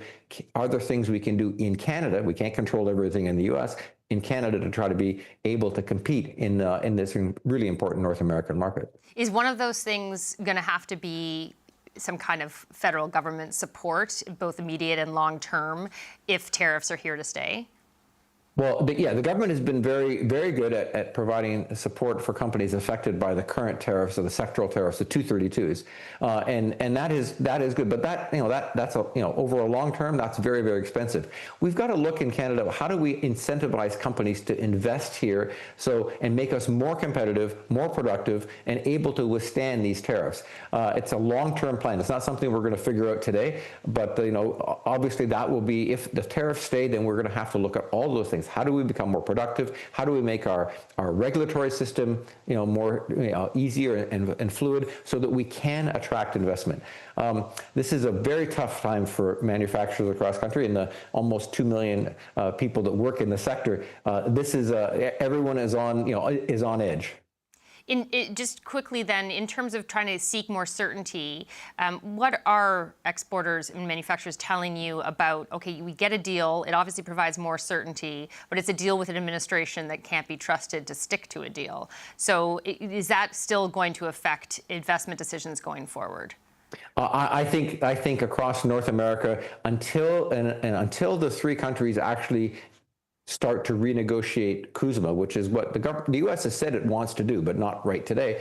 Until we have that certainty, I think there will be some level of uncertainty across North America, and that isn't good as for the trading bloc. And what it does is makes it easier for countries outside of North America to find ways in. So you're absolutely correct. The uncertainty will continue until perhaps they have a revised CUSMA treaty. But for now, getting out from under these potential tariffs that we talked about earlier, as well as some relief on the sectoral tariffs, it's certainly not a win, but it's better than it could have been. But there is a lot of work left to do. Okay, Dennis Darby, thanks so much for your time today. Thank you. All eyes are on Washington, D.C. for a second time this week as negotiators work to land a tariff deal ahead of tonight's deadline. The mayor of one of Ontario's major steel towns says he remains cautious about any deal that includes tariffs.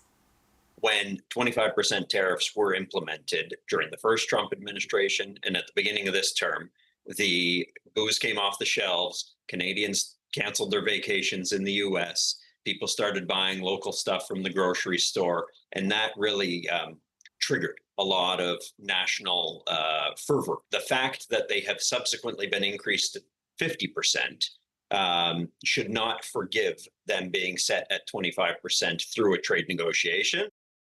Matthew Holmes is the Executive Vice President and International and Chief of Public Policy with the Canadian Chamber of Commerce. Thanks for joining me here in studio. Great to be with you. At this point in time, from everything we've heard, little drips and drabs, is no deal still better than a bad deal for Canadians?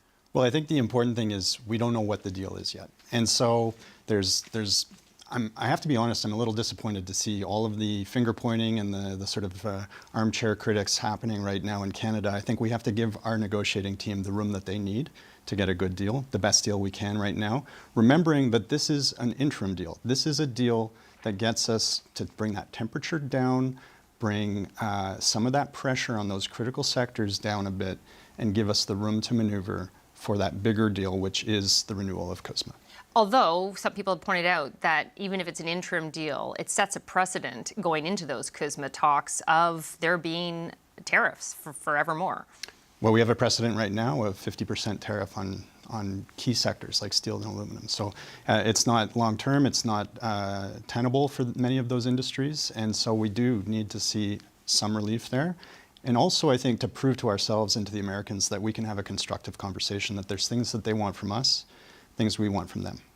Now, how much impact or what kind of impact would a reduction of 50% to 25% tariffs on steel and aluminum, for example, how much would that make a difference? There's a number of sectors that are facing different tariffs. The truly punitive and extreme ones are 50% right now for aluminum and steel, as you've mentioned.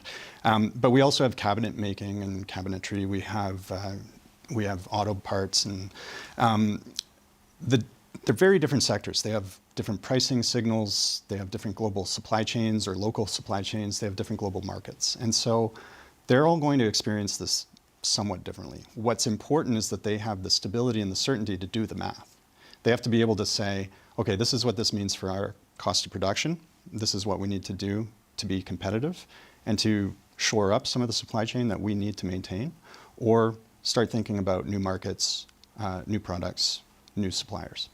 Now, you've said, or you've noted that Canadian businesses are having to sort of, maybe there's a sort of feeling of paralysis as we have everything day to day keeps changing, deadlines keep changing, the uncertainty, which has been bad for over a year now, at its peak this week. So what are you hearing from businesses this week? It's hard to hear some of those stories. The 338 tariffs too, we have to remember this was the pressure cooker that started all of this week. Those would be devastating, and they'd be devastating for mom and pop shops, for small businesses across the country and in different communities across the country. And with a sectoral tariff under the 232s, the government's been able to intervene and try to create systems and supports for those sectors. But when you start to hit a bunch of independent, disparate businesses, whether it's honey or hockey sticks or wallpaper, you're talking about a very different situation, and it's going to be felt at the community level. And so we're very worried about that. Yeah, so I mean, there has been some analysis that, from a macro point of view, the impact on the economy or the GDP would be not that big. But when you drill down to the people who would actually be affected, it would hit very, very hard. Yeah, it's cold comfort to somebody who's just lost their job. Absolutely. If we do get a deal, as I just asked our previous guest, how much certainty does it bring when we are dealing with an administration that seems to throw a spanner in the works every now and again? I think we have to move forward, get something better than what we have right now, and be totally clear-eyed that we're not done yet. There's quite possibly another overtime period to play out for this one, and then we're in the real game. Then we're into the next deal that we need to get. And so I think there's still some surprises to come. We have this administration in office for 2.5 years. But even with a different Congress in place, even with a different partisan government in place, I think we should assume what's happening in the United States is there to stay. And we need to be nimble, we need to be adaptive, and we need to think about what do we do here in Canada, as Dennis was just saying, to make our industries the most competitive, to make our trade the most diverse, and to give ourselves the optionality to have it all. And since what we're hearing, there's a three-prong approach, is stave off these 50% tariff threat, get the sectoral tariffs down and get us into some real CUSMA talks. What leverage does Canada have left going into any CUSMA talks we might finally start? Well, so much depends on what we see in the final deal, and even just today's news about Lutnick weighing in, that tells me they're not done yet. There's still a lot of moving pieces, so we have to be really careful not to kind of corner our own negotiators. We have to give them the room to maneuver there. But in terms of what you're asking, I think we have a lot of potential. We have a lot of leverage. We have an incredible energy supply that the United States absolutely depends on. And we have opportunities in other parts of the world, in Asia Pacific in particular, as well as Europe eventually, to really be a strong ally and trading partner for them in the energy space. Critical minerals comes up all the time. Mm-hmm. But we talk about resources a lot here, but let's remember Canada is also the most educated nation on earth. We have an incredible resource of talent and people and workforce. And so the innovation, the dynamism, if we can encourage more and more entrepreneurialism in our country and more IP development in our country, that's also something that we should be pursuing. And finally, in terms of the making Canada less vulnerable to being dependent on the U.S., our industries more diversified and that kind of thing, obviously that's really ramped up over the last year in terms of a focus for businesses. What more needs to be done to get us over the finish line on that so that we really can feel like we're not begging for scraps at the table with the Americans? Well, if we're talking about the diversification strategy, that's a long-term play. It's 10 years at best, probably 20, and it needs ports, rails, bridges. It needs those big projects that nobody wants in their backyard. So we have to come to terms with that as Canadians and say, well, if we're going to really give ourselves that option, we have to be willing to do it. We need that trade relationship with the United States. It's so much of our current import-export trade and also our services trade. It's important in terms of the investment that comes into our country. Whether or not we like the tone from the White House right now, it is an important relationship and we have to maintain that. And then finally, what our president, Candice Lang, likes to call the third leg on the stool, it's the internal economy. It's the Canadian economy. If we were to bring down the internal barriers to trade, we could see up to 7% in our GDP growth. That's more than any trade relationship could ever bring. It's been a sticky point for a long time, though. Yep, and let's unstick it. Okay, I really appreciate your time. Thanks for coming in. Take care. That's Matthew Holmes with the Canadian Chamber of Commerce. It's getting down to the wire, as we keep saying, as Canada and the U.S. try to get this trade deal over the finish line. The Power Panel is back next to talk about what is to come as the clock ticks down to those 50% tariffs. Fries and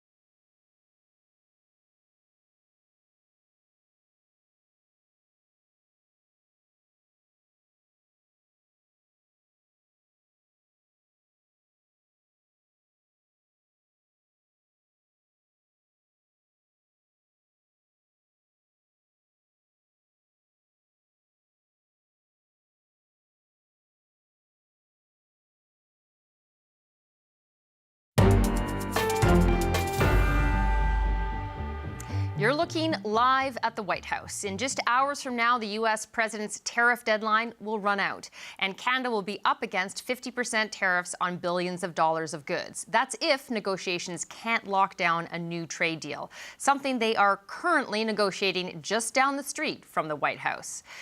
We are learning now more about what is going on behind the scenes of those trade talks. The CBC's Ashley Burke joins me now. Ashley, you've uncovered some new details about the conversations that took place this week with Canadian officials who are trying to sell the proposed trade agreement with the United States. Tell us about them. Yeah, there have been several calls behind the scenes, and this one was with Canada's ambassador to the U.S. and the Canada-U.S. Trade Council. There are about 100 people, I'm told by sources, on that call. That council is made up of businesses, of industry, and as well as labor groups. And that Mark Wiseman, I'm told on that call from sources, that he made it clear that a prerequisite, a condition for this deal going through is that provinces and territories put American alcohol back on the shelves. That's something that had to happen. It was stressed, or it was kind of make or break. That's something we've also heard premiers talk about publicly, that they've been asked by their prime minister to do that. Wiseman also said that there are more than 30 Canadian officials who are at the embassy trying to work on that final language of this potential deal. This was as of yesterday morning, and at that point, he told this individuals on this call sources say that they were hoping to get that done within the 48 hours. So that still may have changed since then. And he also confirmed a lot of what's been reported kind of at a high level, but he did say on that call that there will be changes to the dairy sector and how those import licenses are allocated. And that's something that the industry has been concerned about, that it could lead to more American products on Canadian retail shelves. And another thing that got a reaction, sources say on that call, is something that the auto sector has been pushing for. They had wanted there to be exemptions for Canadian content to the tariffs, and Wiseman, sources say, did confirm that that's going to be pushed off and deferred to CUSMA talks. Okay, so the council got this high-level briefing, but there were others on the call that that were critical of the deal. Yeah, Steve Verhoeven, Canada's former top trade negotiator and former Deputy Prime Minister and Finance Minister Chrystia Freeland were also on this call. They are advisors of the council, and they did a question and answer sort of section after Wiseman got off the call. And Verhoeven said that, you know, he was critical of this deal. He warned that Canada could be, if it locks into this, there could be really long-term implications. And he suggested, according to sources, that Canada's giving away a lot of leverage down the line. And he warned that it might actually, you know, that might hurt when they have to renew CUSMA to actually give that away in advance. And then the Americans might actually still continue to ask for demands when that time comes. It will just keep coming. Sources also said that he warned that looking at these kind of concessions, it's not the right time when the U.S. industry could still be putting pressure on Trump. And he also, according to sources, said that it's important for Canada right now to formally state that it does not accept Trump's sectoral tariffs on aluminum, steel, autos as legitimate, and that it needs to put that marker down now so that when it heads into CUSMA negotiations, they can still try to get towards duty-free trade. And I'm also told by sources that near the end of the call, Chrystia Freeland, who was asking questions on that call, prompting this group discussion, that she said that once tariffs are put on, it's very hard to get them off, even if the administration changes later. Thanks for bringing this to us, Ashley. Really appreciate it. That's the CBC's Ashley Burke. Let's bring back the power panel to talk about all of this and look ahead to all the possible outcomes we could see tonight. Jonathan Kalis was a Quebec advisor to former Prime Minister Trudeau. Rachel Siegel is a former director of policy in the Harper government. And Laura Stone is a reporter in the Globe and Mail's Queen's Park Bureau. And of course, David Cochrane is the host of this show, Power and Politics, a panelist tonight. Thank you all for being here. Rachel, let's start with you. LeBlanc is back at the negotiating table in D.C. and seems to be accepting a deal that keeps 25% tariffs on key sectors. Is that a pragmatic win or a major concession?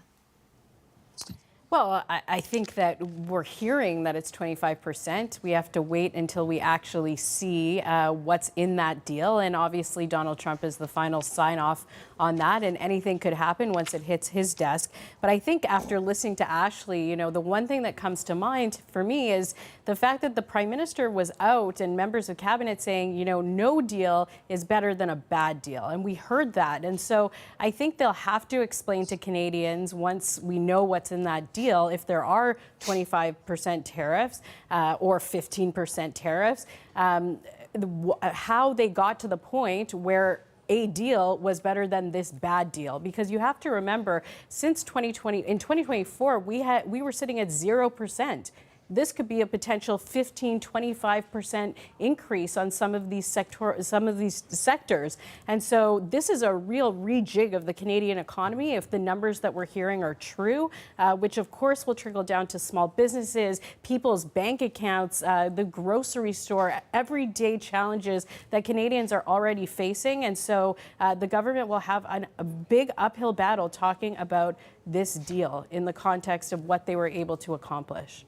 Jono, you heard their comments that were supposedly made by Steve Verhul, the former chief negotiator for Canada, about giving up leverage that Canada might need for CUSMA talks. Do you think that is a problem? Listen, we've had this idea that we were going to be able to, you know, maybe renew CUSMA at that deadline earlier in the summer.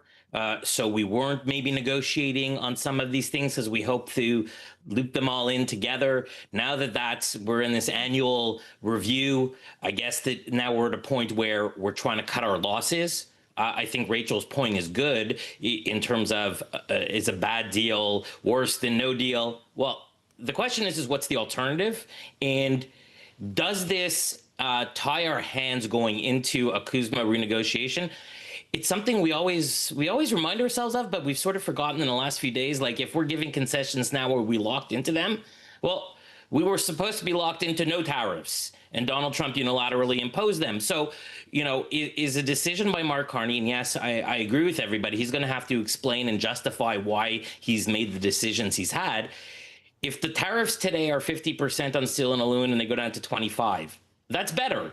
That's not good enough for that, or at least certain elements of that sector. If it goes on from 25 to 12.5 on auto, is that enough? Where's the fine print? What are the details? And again, does it lock us into a future negotiation on CUSMA? Some may say it does. I think that's part of Stephen Verhul's argument. But who are we dealing with that's such a reliable actor that we should trust that the deal we make today is going to, you know, hold until we renegotiate CUSMA? So I think part of the argument is this the best we can do right now? And is it better than nothing? Or is it better than waiting for we have 50% on a bigger swath of products? I think those are all the calculations, and that's what Mark Carney is going to have to explain his reasoning. Well, Steve Verhul is not the only one talking about this. Some former Canadian politicians are weighing in on these trade talks. Former Finance Minister Chrystia Freeland, who says this trade deal would have a bad outcome for both Canada and the U.S. if it includes tariffs on steel, aluminum, cars, and car parts. That was something she said to Bloomberg. Also weighing in today, former Prime Minister Justin Trudeau. I had the opportunity and the challenge a number of years ago of renegotiating NAFTA, and the reason we got to a good deal was because Canadians were strong, Canadians were united. I see Canadians right across the country strong and united again about standing up for our country and our values, and I know that's going to help the government get to the right place. So Laura, again, you get to be the one on the responding to this. What do you think about what Chrystia Freeland said in when she was talking to Bloomberg TV, and also about the former Prime Minister piping in on Canadian unity? Well, look, I'll start with former Prime Minister Trudeau, last seen dancing with a plunger alongside Katy Perry in viral videos. Now he's weighing in on trade policy.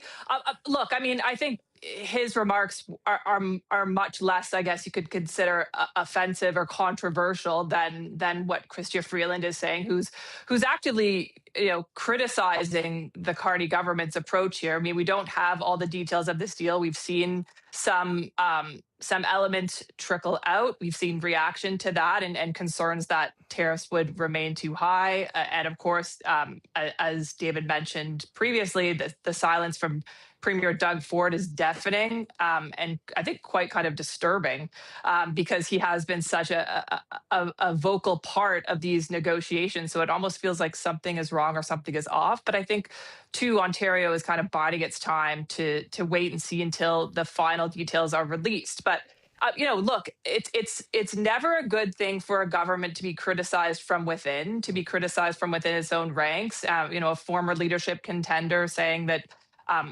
Expressing concern that Ms. Freeland, that is, expressing concern that Canada could be doing long-term damage to its negotiating position is not necessarily helpful. But I think also there are a lot of people kind of acting as armchair quarterbacks in this discussion, right? I mean, Trump 1.0 is very different than Trump 2.0 and the negotiations. I think the issue here is that the Carney government has kept such a tight lid on the details, such a tight lid on the strategy. And of course, that is part of their negotiating tactics. But I think they haven't necessarily prepared the public for the possibility of what's to come. And so I think there's an expectation management issue here for the Carney government. Yeah, look, it's really hard to prejudge whether it's strategic, whether it's a concession, whether it's effective, whether it's not effective until we actually see the whole ball of wax, right? Because each individual thread, you've got to, measure it up against what was gained or what was lost in its totality and where it could have gone. And, what could have been accurate in these calls and briefings on Tuesday and Wednesday might have changed this afternoon, right? That's just the nature of negotiations like this. But there's a few things here. What Ashley told us is that the auto relief that is apparently on the table in this particular agreement, that is provisional. That's not a final deal, right? It all then moves off to CUSMA. And the question I've always had is, can you even get to a CUSMA negotiation without settling these tariffs? The sectoral tariffs, to what Jonathan was saying, it sounds like they're going to be a permanent state of affairs. This is what Trump wants, right? And this is what Steve Verhoeven is critical of, because it bakes tariffs into a negotiated rather than an imposed settlement. So it has the implicit blessing of the government of Canada, even if it was extracted through economic coercion, which is really what's happening here. But the big concern you hear from people on this, Karina, is that each new concession kind of becomes the baseline for further concessions. That's what we've seen with Donald Trump his entire life. It's not just since he became president, right? It's just that we are most acutely affected by it. So you have to look at it that way. Tariffs are inevitable with him. They are the whole point. Go back to the first tariffs, the fentanyl tariffs. And the big arguments happening in this country that if we just fix the border and if we just deal with fentanyl, it'll all go away. So we did all of this stuff to deal with fentanyl. And then the U.S. Supreme Court struck down the fentanyl tariffs as illegal and improper. So they found a way to replace them using the excuse of we're not doing enough on forced labor to magically get, as one set of tariffs expired, a new set of tariffs that replaced it dollar for dollar, point by point. It's not the excuse, it's the policy goal. This is what they want to do. It seems like what they're trying to do in the hours that are left between now and the deadline is find a way to get it as low as possible for as long as possible, then to get to the CUSMA negotiation and try to fix things. The midterms will happen in that point in time. There will be this big investment summit that the Prime Minister is hosting where you might see a lot of direct foreign investment coming into the country that can show that domestic capacity building, resilience building, and diversification agenda. But man, oh man, are there a lot of numbers to look at and a lot of fine print to read between now and then, and a lot of explanation from the Prime Minister and his people as to why they made the choices they made or felt they had to make the choices they made, if they can get to some sort of resolution in the next, 5 hours and 13 minutes and 20 seconds. Not that we're counting. Well, I think everyone is, aren't they? Yes, they are. Yeah. Jono, I wanted to ask you, if Freeland also did talk, she was quoted as also saying that a deal will bring some certainty, which businesses will like, but also will make Canadians probably feel like they're being treated pretty shoddily because we are going to have to accept things we don't want to accept. Can you talk to us a little bit about that balancing act between the emotion of this moment versus what actually has to be done for the betterment of the economy? Emotion is really a big part of this. And I don't want to minimize the economic impacts that all of these tariffs have had on Canadians across all the sectors until now, and the new ones could have. So, you know, she's right that certainty will improve things. And I think to David's point, I think my sense is right now, we're trying to figure out a way to lower things as much as possible for now. We know that things are going to continually evolve. This investment summit, you know, if we have an investment summit in 3 weeks, 4 weeks, where we have some sort of deal and a little short to medium term stability, that means that investors will probably be a little bit more interested in investing millions, billions of dollars than if we have new tariffs in place, we have continued uncertainty. You know, that would just make this summit, I think, kind of a waste. So if that's going to be successful, if a lot of the major projects that need investment, that's what Carney wants to focus on, that stability is valuable. But again, where is the balance and where is that line between how much it harms certain industries and then how much it helps in the long run? You know, Karina, we don't know that. Just to jump in, one quick thing I think we need to see, if there is a deal on midnight, we as a country, is there a commitment to a timeline to really get going on the CUSMA talks?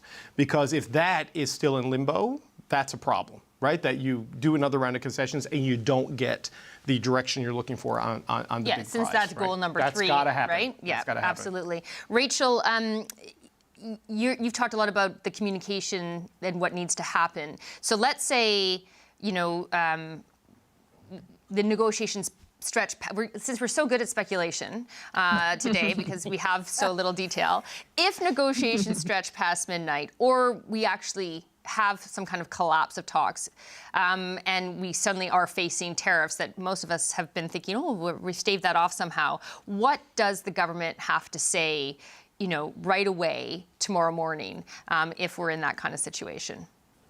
Well, I think they have to come out front of it and tell Canadians what the plan is because, you know, David's theory that they're holding off is great, but it makes me think, and it could be possible. I mean, that's one of the better theories I've heard recently.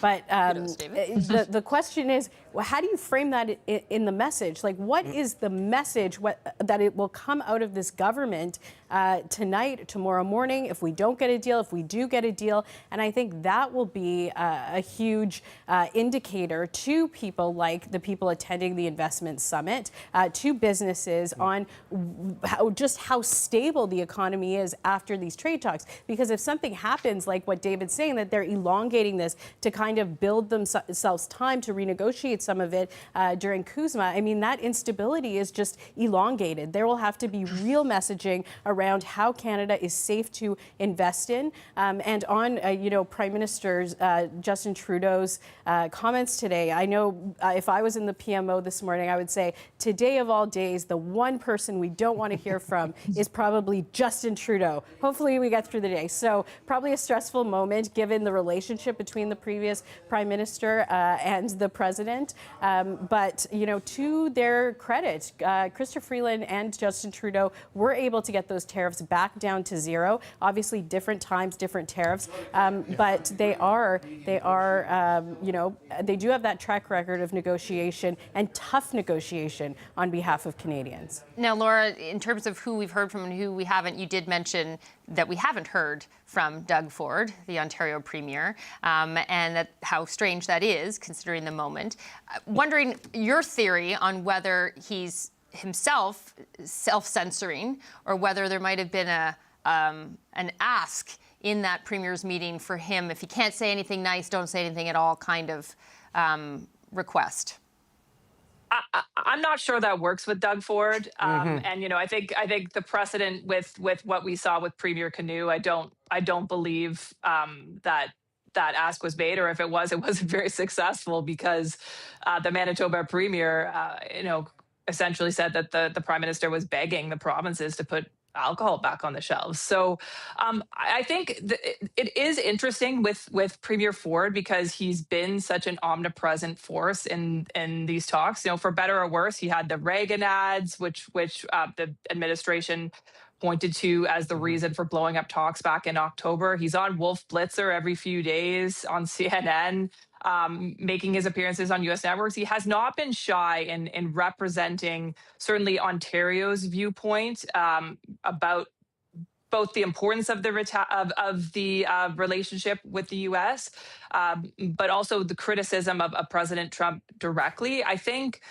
there's some reticence and perhaps some political maturity, although that I think Premier Ford's critics would say he's not capable of that. But because the deal, we don't have the full details of the deal, the negotiations are still ongoing. I'm not sure he sees the political benefit of coming out and making pronouncements before we know what's really happening. And I'm sure he's making lots of calls and taking lots of calls from the auto sector and others, trying to get a feel for things. But I don't know that there's any political advantage right now to Doug Ford coming out and saying something when we don't have the full details, full costing. And I certainly can't see, and I could be proven wrong next week or the next time that we see Mr. Ford, but I can't see him making the types of comments about the prime minister that we saw from Wab Kinew. I mean, he may express disappointment, and we've seen, the relationship has been rocky at times in the past, but I think he does have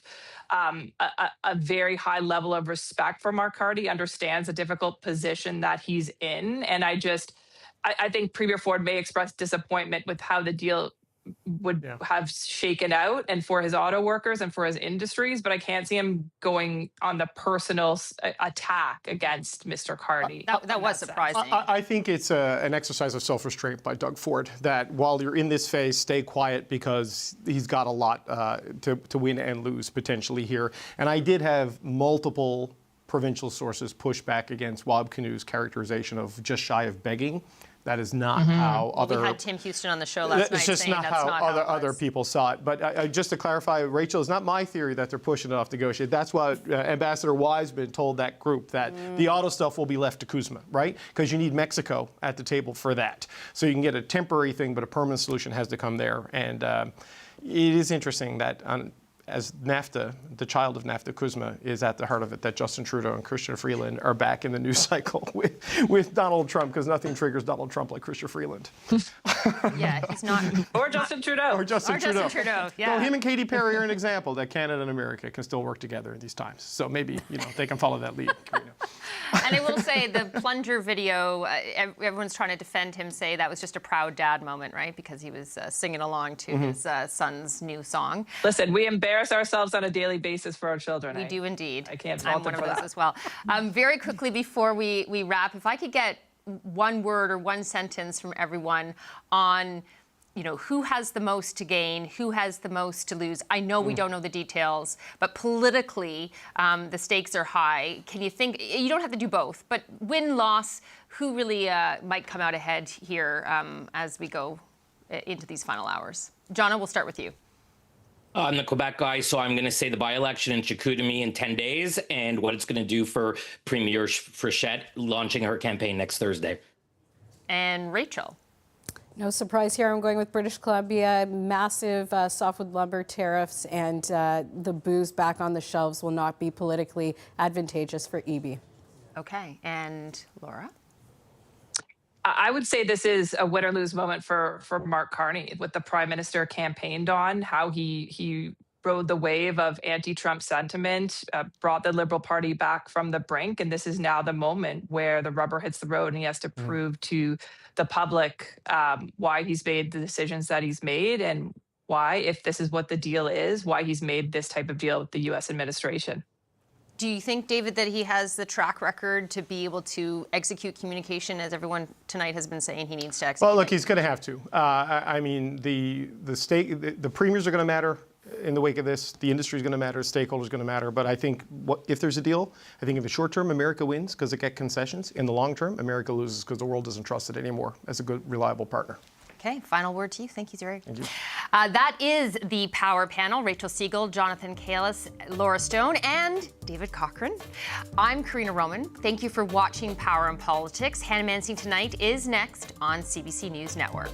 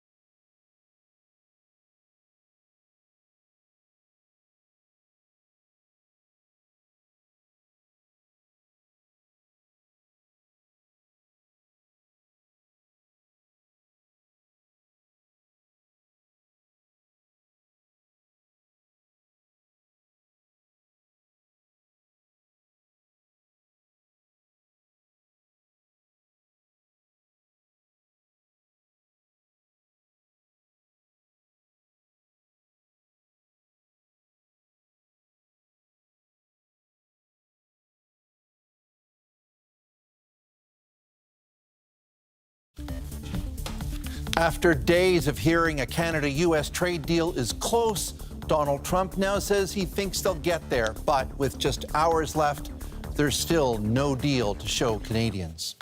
Deal with Canada is moving along, and we should be able to have a deal with Canada. But not exactly a signed agreement. Canadian negotiators are still at the table in Washington with new 50% tariffs set to kick in just after midnight if they can't finish the deal. He had been released at about 20 months of a 31-month sentence, and he was required to report to a halfway house here in Edmonton and did not. A man was arrested after two people were stabbed during morning prayers at a Sikh temple in Edmonton. Both victims are expected to recover. Police are still trying to determine why the attack happened.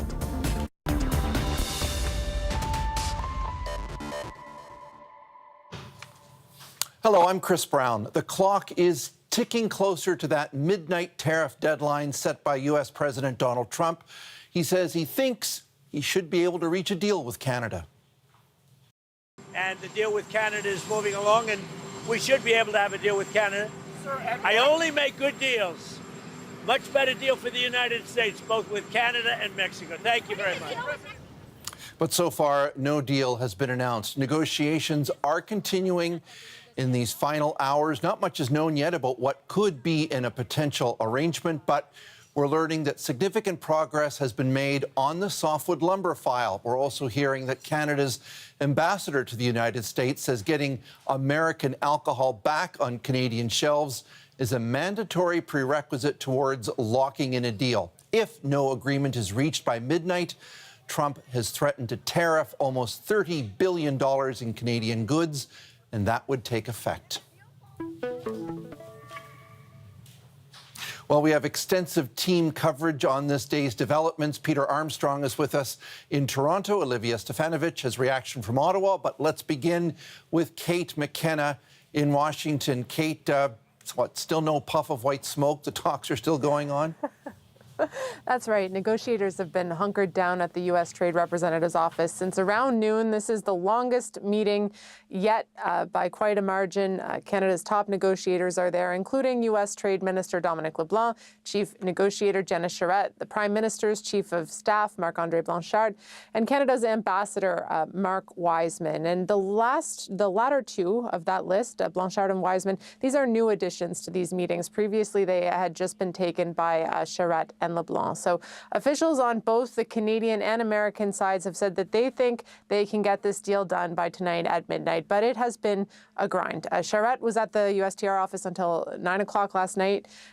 As for what specifically they're working on, it's not clear. Today they're accompanied also by Canadian subject matter experts. That might mean that they're consulting these people in real time as they work to finalize the nitty-gritty technical details of this deal. But there are many possible outcomes. Donald Trump could extend the deadline again. That's what he did on Tuesday. He said they had a deal, but they were giving until Friday or rather Friday at midnight to finalize the deal.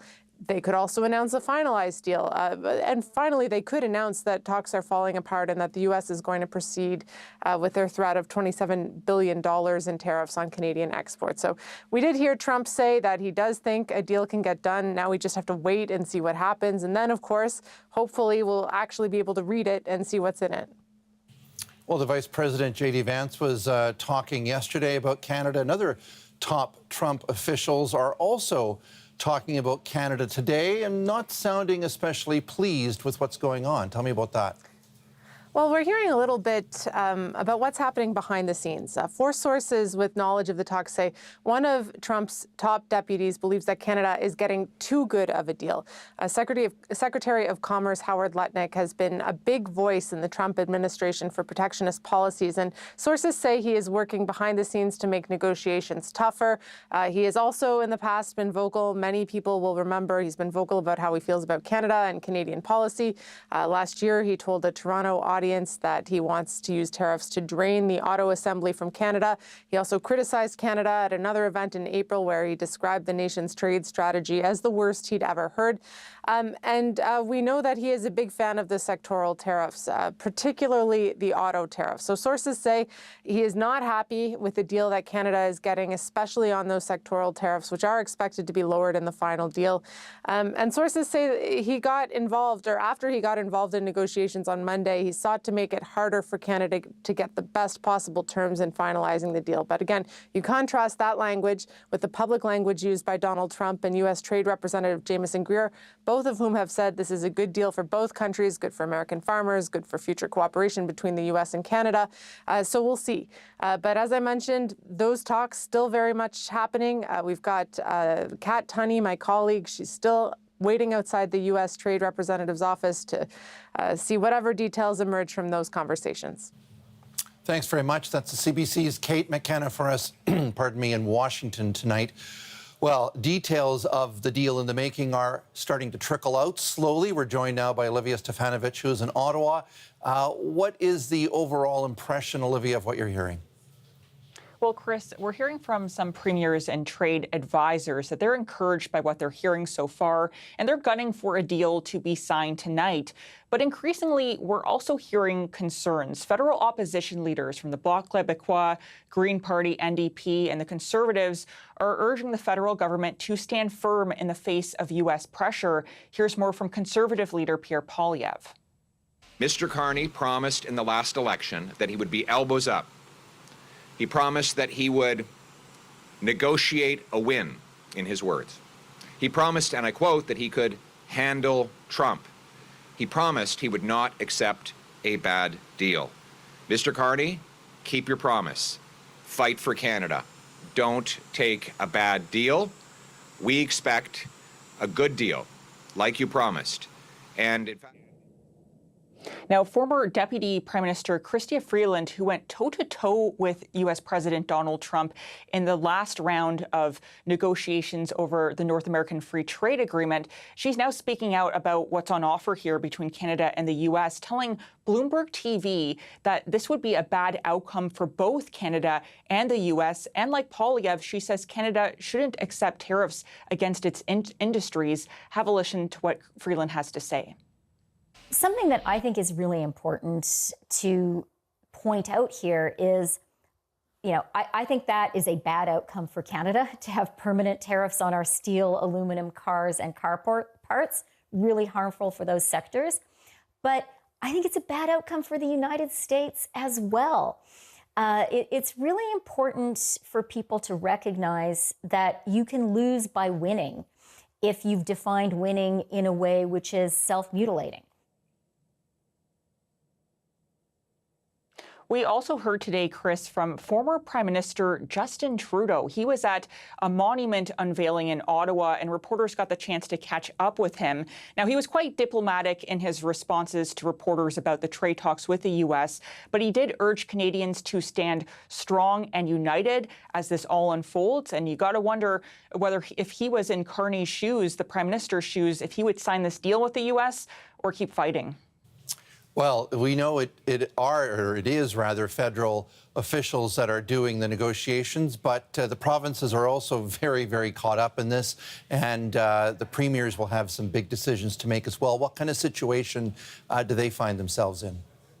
Well, that's right. They face a challenging decision here. Do they stay with Team Canada, as the Prime Minister has asked them to just this past week, remain united and cheerlead this deal for the good of the country, or do you go solo and fight for the people of your own province who elected you, your constituents, because the sectoral tariffs could clobber some provinces more than others? We know from sources who've been briefed on this tentative agreement with the U.S. and even premiers who've spoken publicly that this deal does mean that Canada will accept some tariffs, some of the sectoral tariffs that are in place. Yes, there will be tariff relief, but there will be some form of levy still in place. And that's not great news for the automotive industry, especially since sources say the tariff on Canadian-made vehicles would be dropped from 25% to 15%. That's still a lot.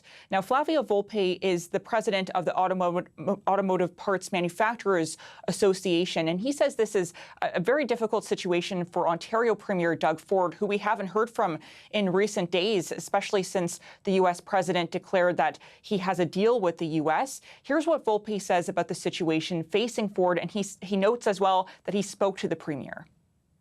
I spoke to him, and we spoke in terms of the scenarios and the reality, and he understands that he has this ultimate responsibility as premier to decide, are there sacrifices that we make today for the country? Because Ontario is one of the pillars of the Canadian experience, where Ontario suffers a bit. Well, he's the premier of Ontario. You know, you would have to be a bigger person than some of your predecessors to be able to say, well, I'm going to sacrifice my political career and my government for that. But the country saw him be Captain Canada last year. So just as negotiations continue with Washington, the federal government is also holding negotiations with the provinces and territories to try to get them on side to support this deal and sell it to Canadians. And you can bet if there are provinces and territories that are going to lose with this deal with the United States, if they're going to be hit with sectoral tariffs more than other parts of the country, then the federal government may have to offer them something in return. Thank you very much. That's Olivia Stefanovich for us in Ottawa. Well, that's some of the politics of this. Let's talk about perhaps some of the economics of this. Peter Armstrong is with us as well. And Peter, you've been talking to different industry leaders, listening to their comments. What are they saying? You know, Chris, this is a very anxious time. This is anxiety-ridden, and it is... This might prove to be probably like the most important week of the last couple of years for Canadian businesses. There's an awful lot at stake. And, you know, I talk to these businesses, and so much of what the conversations I'm having with them revolve around, like, what are we comparing this potential deal that we still haven't seen, and they cautioned me repeatedly. I told you about this yesterday and the day before. They're the ones saying, cool your jets, wait till we see the fine print. And the fine print really matters here because, like, the Americans will say one thing, the Canadians will say another. Often the text says something differently, and it's how that text is interpreted and implemented that matters. And that takes time, right? Like, we look back to the 2018 deal on dairy, and the Americans thought they got a concession that gave them more access to Canadian dairy. The Canadian dairy industry was worried about that. But the way it was implemented, the actual allocation of the TRQs and really deep in the weeds meant that the Americans didn't get as much access as they thought they had won. And that's a big part of these negotiations. So the fine print really does matter. And then what they keep telling me is it really matters what we're comparing the outcome of this potential deal to. Are we comparing it to pre-Trump, to the end of Trump 1, to the beginning of Trump 2? Or are we comparing it to the potential outcome that we're facing on Tuesday night, where had that fallen through, talks were going to fall apart, massive sweeping tariffs, 50% tariffs without the Kuzma compliance exemption, sweeping in on all these new sectors, adding in the pain that's already being felt in so many sections of the economy, and the threat that the trade war was going to deepen and not stabilize. How are we comparing this against that or against some previous time in history? And so I am struck by the resilience that Canadian businesses have shown repeatedly over the course of the last 18 months, their ability to navigate all this uncertainty and still keep the economy above water, if only just barely, and keep their companies running and their employees, part of the situation, and how really just sort of calm they are in the face of very, very serious consequences, and saying, let's just wait and see. Let's get the information and see how this plays out. Well, I would think one of the ways of looking at this is they're trading some pain for potentially some certainty. Do you get the sense that they're looking at the upsides of this at all, or is we really just focused on the downside? You are entirely right that, like, the currency at play here is certainty, and it has been absent for 2 years now. And you're out in BC in the softwood industry. You've got, like, the bigger players are paying, what, 42% in countervailing duties and anti-dumping duties. Certainty has been at a premium, and everybody wants that. And that's what people are trying to trade for. And so you've got all these industries that are saying, okay, well, what is the maximum pressure I can bear in terms of tariffs if I can exchange that for some certainty and understanding what my market access is? And remember, Chris, these are businesses, most of them are small and medium-sized businesses that are just trying to run a company. They should be trying to figure out how to invest in new things and innovate and hire new amazing workers. And instead, they're paying lobbyists and lawyers to go through tariff codes and figure out how to manage this mess. They really just want to get back to doing business. And they're like, the interesting thing about North America, about Canada, US, is it's not just a trade relationship like they have with Europe or with Asia. In Canada and the United States, we build stuff together. And I think that's one of the most important things that has really undergirded both the American and the Canadian economy for all of these years. And I think most of the businesses I talk to just want to get back to that. And is there enough, the balance between the pain that is being caused versus the relief that will come with bringing some of that down and getting some certainty? It's like they're trying to thread 15 needles in a row. But they're out there trying to do it, and they have faith that the Canadian negotiators in Washington are doing their level best to get that deal for them. Peter, thank you. That's Peter Armstrong for us in Toronto. Well, my next guest feels a deal will come through tonight, but it probably won't make many industries happy. Fen Hampson is with me now. He's a professor of International Affairs at Carleton University. He's also the co-chair of the expert group on Canada-U.S. relations. Professor, I know you've written that Canada may have to choose between appeasement or defiance. What is it that you think we're staring straight at here? Well, Chris, let's not forget there's no winning a trade war. A trade war is lose-lose, and anyone and that includes the President of the United States, selling a victory narrative is just not being straight, for the simple reason that Americans are going to be paying those tariffs at whatever level they are. That's a tax that's collected at the U.S. border, paid by U.S. importers, businesses, and ultimately the consumer. We're the sellers, so we get to, unfortunately, sell less, and those higher costs as a result of tariffs mean lower volumes, idle shifts at our factories, as we're already hearing, deferred investment and lost jobs. So nobody's going to win out of this, and it's quite clear the Canadian objective here. We're playing a defensive game. We're trying to fend off the next round of more destructive tariffs that the president has threatened, and at the same time to claw back some of the damage from the existing tariffs that have already been imposed. Very simply put, it's defense on two fronts.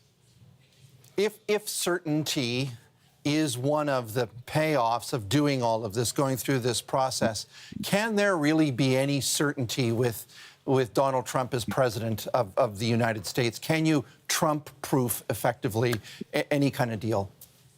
Short answer, no, but we can get a ceasefire. We're not getting a full deal here. We're really talking about a ceasefire, and one that's good enough that businesses can plan around because they know what the tariff rate is going to be. You can't plan around threats that change every few weeks. And so taking that escalation risk off the table, I think, is really going to be something worthwhile when it comes to looking at future investment decisions in the Canadian economy. Let me ask you specifically about what we're hearing about the softwood lumber side of this, eliminating the 10% Section 232 tariffs, obviously, but not some of the broader countervailing and anti-dumping ones. Is that going to work? Is that going to be what the industry wants to hear? Well, I think the industry will be happy with any tariff relief. I think those 232 tariffs, which were around, I think, additionally 10%, will be helpful. But to be honest, I'm quite surprised that softwood lumber is now back in play, because what we were hearing earlier this week was that the Americans wanted to defer discussions around softwood lumber. That's an old problem. It predates Trump. And part of the difficulty that we have in that sector is that it's not as competitive as it used to be. There are American producers who are more competitive. It's also been one of our declining industries and sectors. And so the tariffs have really taken a real bite out of that sector. And so I think any tariff relief, the question is how much, and is it good enough to keep that industry at the very least on life support? So if free trade has been, let's say, the baseline for the trade arrangement between Canada and the U.S. for almost, 4 decades, what are we looking at now? What does this new permanent state look like?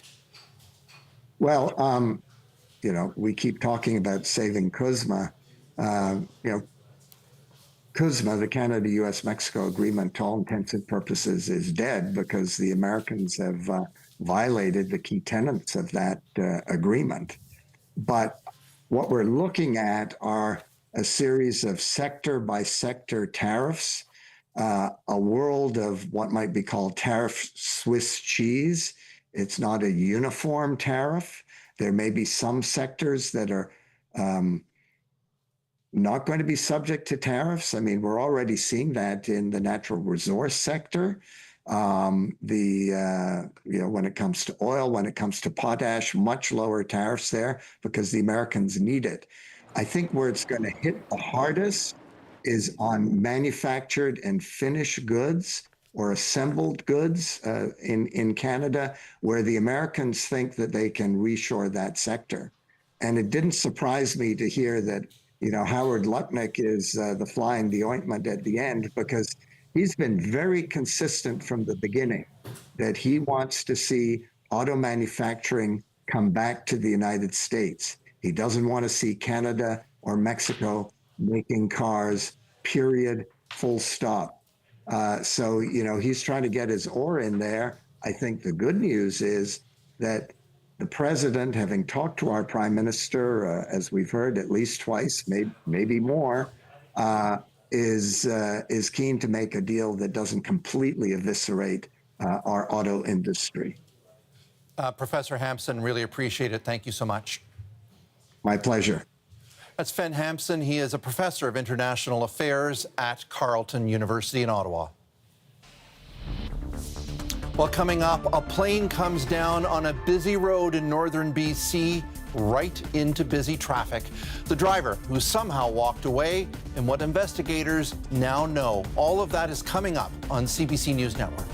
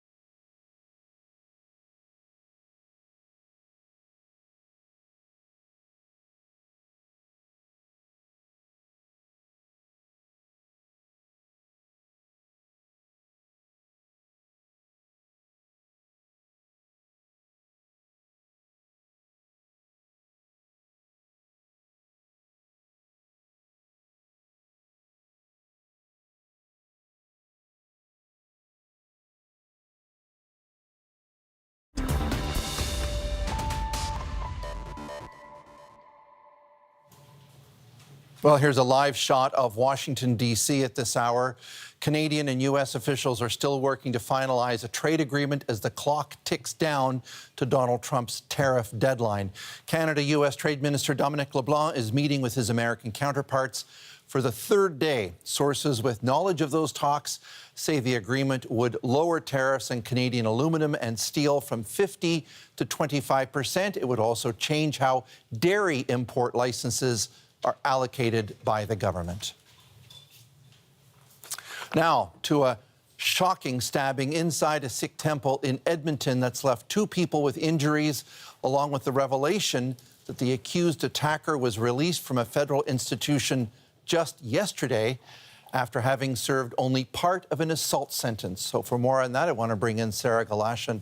Sarah, what do we know? So we know that it was just before 5 a.m. this morning that police started to get calls about a man who was seen walking in traffic along Highway 15.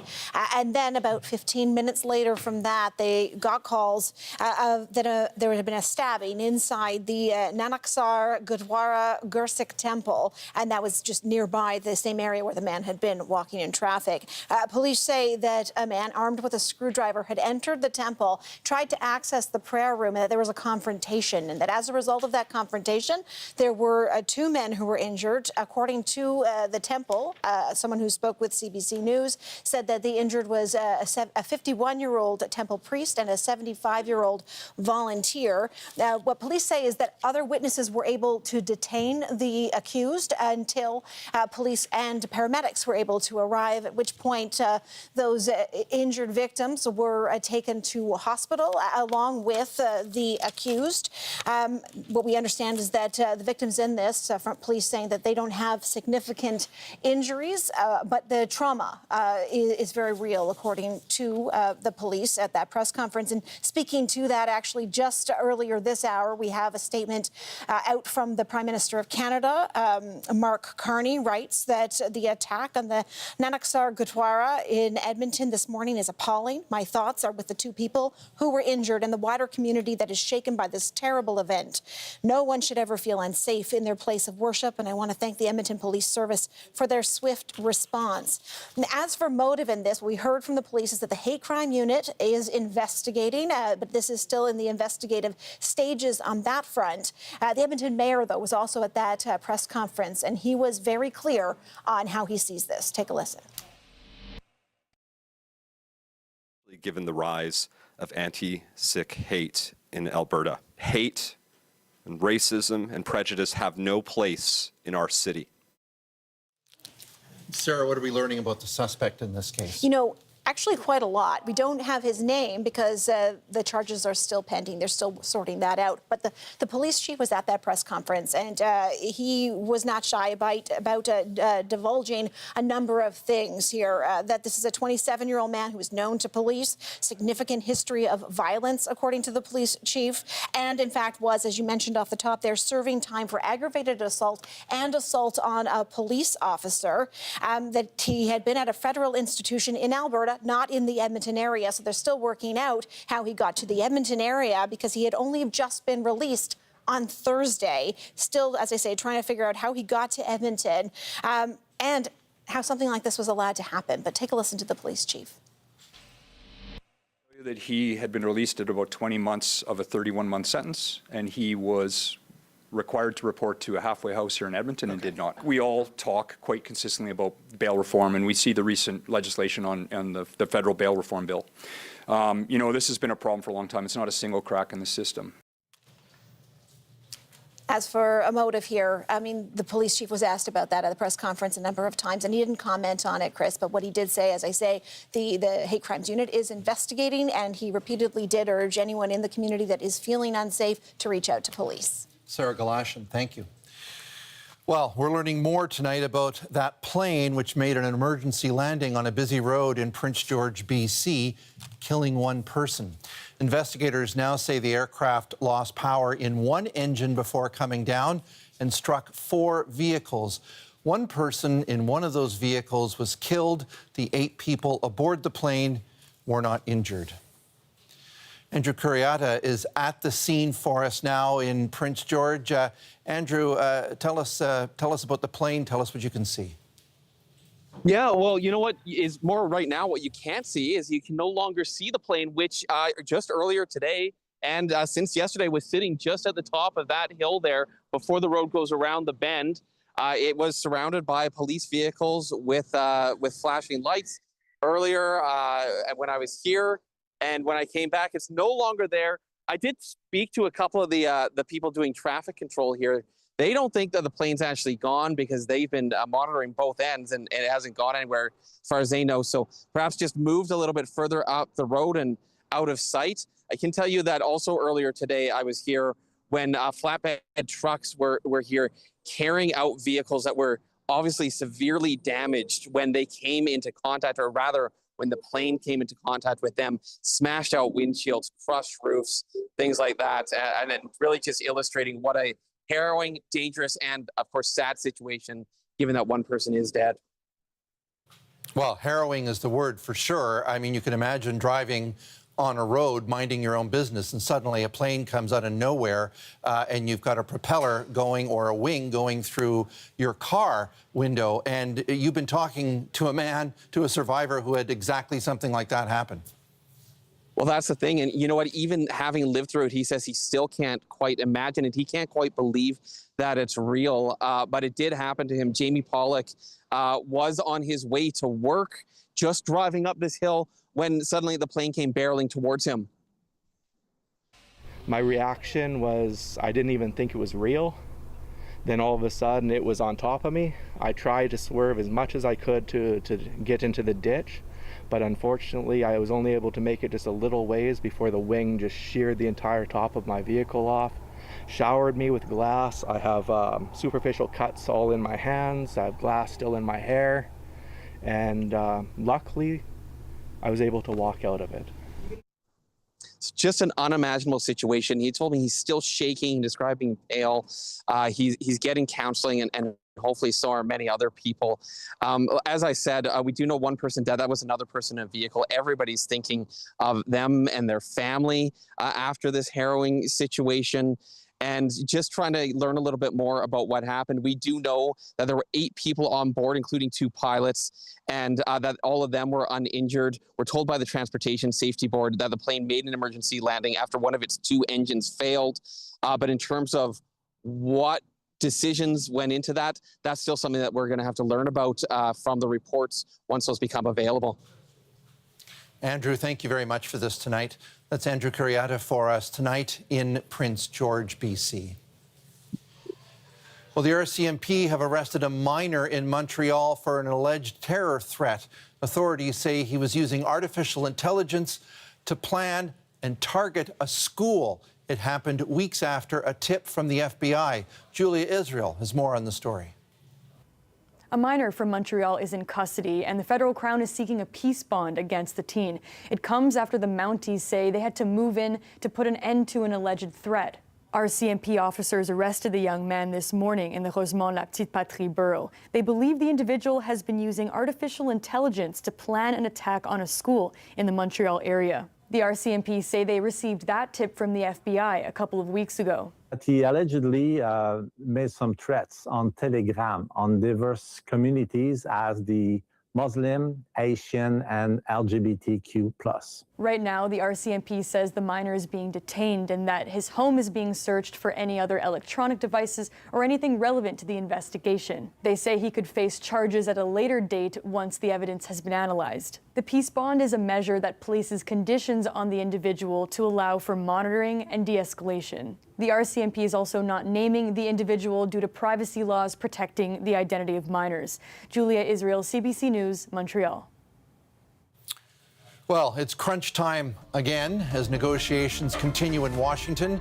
Canada and U.S. negotiators are trying to lock down that trade deal before the clock runs out tonight. Up next, we'll be talking to a business owner who says he could face these new 50% tariffs.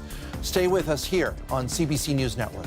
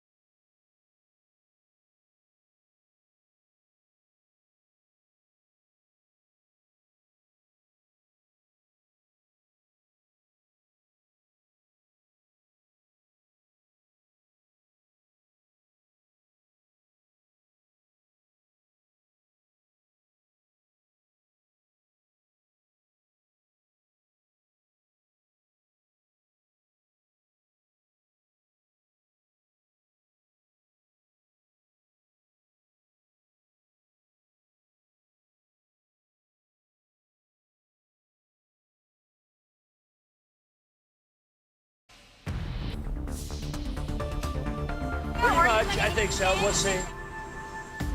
And recapping our top story tonight, just a few hours remain before the clock strikes midnight and the United States imposes new 50% tariffs on nearly $30 billion worth of Canadian goods, while U.S. President Donald Trump says the trade deal with Canada is, quote, moving along.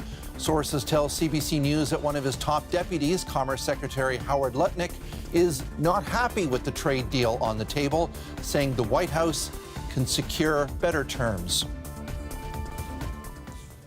Well, Canadian business owners remain on edge as the U.S. and Canada try to work out this finalized deal.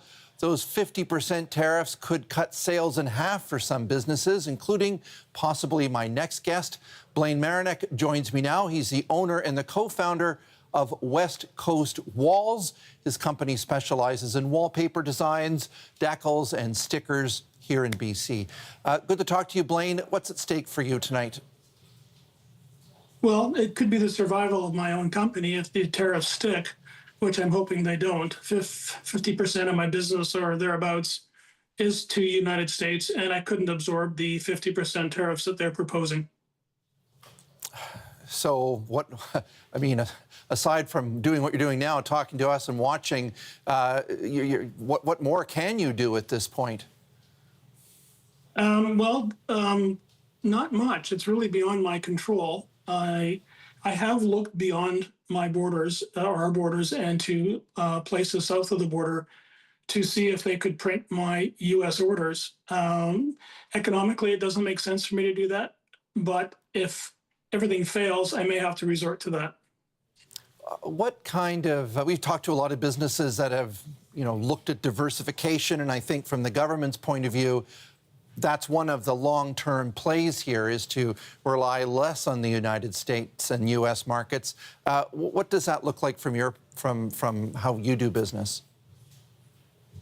We already ship all over the world. About 10% of our revenues come from a number of different countries. But those are tough markets to crack just simply because of the transportation costs to get the products there. The United States offers the largest population base. It's close by. Up until recently, it's been easy access. And so, and the markets are huge, and they represent our biggest opportunity. And I think from a diversification point of view, we're a niche product. We specialize in wallpaper and stickers and decals. And even though we've made an investment recently in a very good quality printer, diversifying would only mean me competing with other people in this industry, which would take away work from them because there just isn't more work. I have to keep going after the markets where I know that there are buyers. I'm just curious, what sectoral tariff or what overall piece of this puzzle is most relevant to your business? Are you talking about exactly how the tariffs apply? Yes, that's right. Yeah, the new 338 tariffs, which were announced, my product falls under one of the categories listed. Prior to this, we fall under the Canada, U.S., Mexico Free Trade Agreement, so we were, able to conduct business that way. But the new tariff propositions are wide-ranging, including wallpaper. Yeah, it seems in some way that in many ways that Canada is going to have a worse trade situation after tonight if this deal goes through than what we had before. So from your point of view, what matters most, I guess, at that point? Well, obviously, the best case scenario would be a removal of that. But if not that, then the lowest possible tariff that could be in place. I know what my margins are, I know what my costs are, and I know how much I can afford to absorb. I might add that the American consumer is somewhat unaware of tariffs, and so it's actually them that pay the tariffs. We ship it to them, they pay the tariffs at time of delivery, and then, of course, we have to either refund the money or do something. So the American consumer is not really aware of what's going on. And it's difficult for me to absorb that and prepay the tariffs. Yeah, it's anxious times for sure. Blaine, thank you very much for talking to us tonight. My pleasure. Blaine Marinock is a BC-based business owner and the co-founder of West Coast Walls. Well, Canada-U.S. Trade Minister Dominic LeBlanc is in Washington, and he spoke again just a few moments ago. Let's have a listen. More work to do. We're going to continue working up until the last minute. Our job is not finished. Canadian workers, Canadian businesses expect us to do all of this important work. Kate McKenna is in Washington for us following all of these updates. Really, Dominic LeBlanc not saying a whole lot there. Makes you kind of wonder why he bothered coming out, I guess. Well, he's not saying a lot, but I think that might actually be the only comment that there's been from a Canadian official today. So we can parse it a little bit. He was leaving the USTR's office, the U.S. Trade Representative's office. He had been there since about noon, although we did take a break for lunch. This is a marathon meeting that he was in along with the Prime Minister's Chief of Staff, Canada's ambassador to the U.S., and the Chief Trade Negotiator, Jenna Charette, as well as some experts, subject matter experts from global affairs and finance. So we know that Minister LeBlanc has left, but we're told that Canada's chief trade negotiator, Jenna Charette, remains there working out the details ahead of this midnight deadline.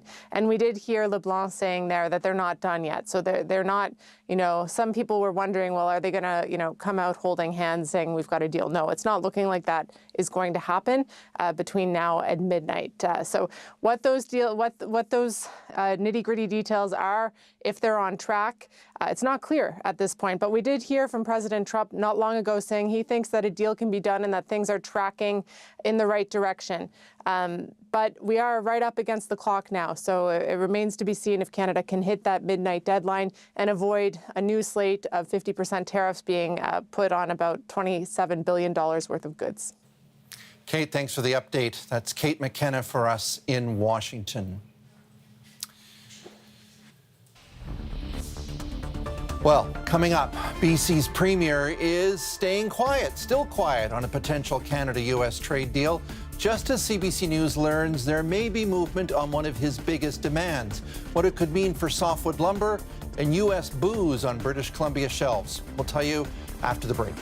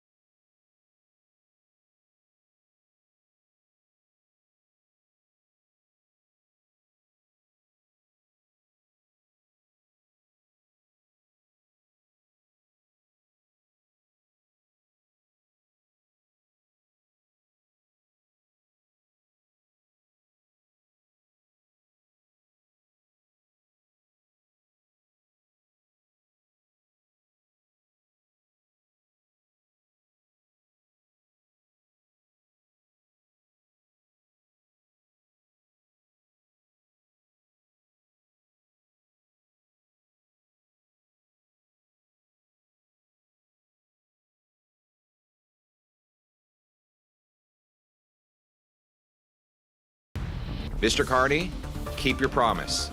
Fight for Canada. Don't take a bad deal. We expect a good deal, like you promised.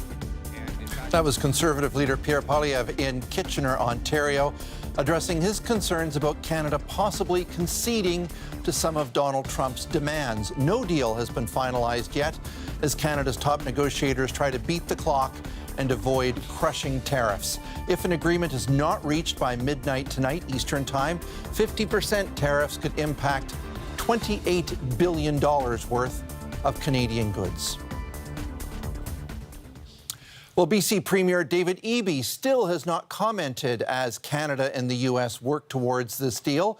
But CBC News has learned there has been some significant progress on softwood lumber, and that's one of his government's biggest priorities. Our Tanya Fletcher is here now. Any idea when we might hear from the Premier on this? The Premier's office is saying likely not until tomorrow, Chris, and that's especially notable given that new development you just mentioned about softwood lumber seeing a significant progress in these talks, according to sources CBC News has spoken with. They're saying that they've been told the deal would eliminate the 10% Section 232 tariff on Canadian softwood lumber by September 1st. And of course, a win on softwood lumber would be a big win for Premier David Eby. He has tied the booze ban directly to softwood lumber, saying he's not going to budge on that booze ban unless softwood lumber tariffs are eased. A cabinet minister today was asked about this in particular. You know, how reluctant is the province to give up that leverage with the alcohol ban, depending on if it affects where BC gets within these negotiations? And here's how Adrian Dix answered. Certainly no decisions have been made because there's no deal yet, as I understand it. But we are determined to defend the interests of British Columbians. And that's why the Premier, with the support, overwhelming support of British Columbians, save members of the official opposition, engaged in these actions because we are determined to defend the interests of British Columbia. So a lot of parsing as well, with the only statement we've heard from Premier David Eby coming now 48 hours ago, Wednesday, after the call with Mark Carney, basically saying BC stands with Team Canada. And within that, political experts say the absence of any strong language, especially surrounding that booze ban, because Eby's been so vocal about it up until now, could be indicative. Patriotism. Accepting this deal and putting it back on will be framed as being part of Team Canada. And so that's what David Eby will stress. He's going along with the team for the better part, you know, for the betterment of the nation. The booze may come back on the shelves, but they aren't going to buy it. And I think that's what the Americans are going to find across the country. The market for their booze just is not going to be here to the same extent as it was before. And so, Chris, 2 days and counting now. We haven't heard from Ontario's Doug Ford or BC Premier David Eby. Premier's office says likely not until tomorrow until a deal is finalized. I mean, obviously we pay a lot of attention to the softwood lumber file here, but of course all of these sectoral tariffs play in, the booze ban. What are you hearing about from some of these other industries? Yeah, and it is significant because the group representing BC wine growers, I talked to them just about an hour ago, and they're calling on the province to ensure that any return of U.S. alcohol to BC store shelves does not come at the expense of BC wines taking a back seat to that. They say this is a once-in-a-generation opportunity to introduce Canadian consumers to Canadian wines, and they don't want to lose that. Are back on the market. They're going to spend an ocean of money in promotions to try and regain all that market share that they lost. And that's one side of the coin. The other side is, I know that every dollar that you spend on BC VQA wine returns $5 to the Canadian economy. Every dollar you spend on California wines, for example, returns 67 cents. He said some wineries have seen sales surge up to 25% since that U.S. booze ban took effect, and he doesn't want that Buy BC messaging from the government to disappear if and when a U.S. alcohol returns to store shelves here, Chris. Tanya Fletcher, thank you very much. You bet. You're watching Hannah Mann Sing Tonight. We're back in just a moment.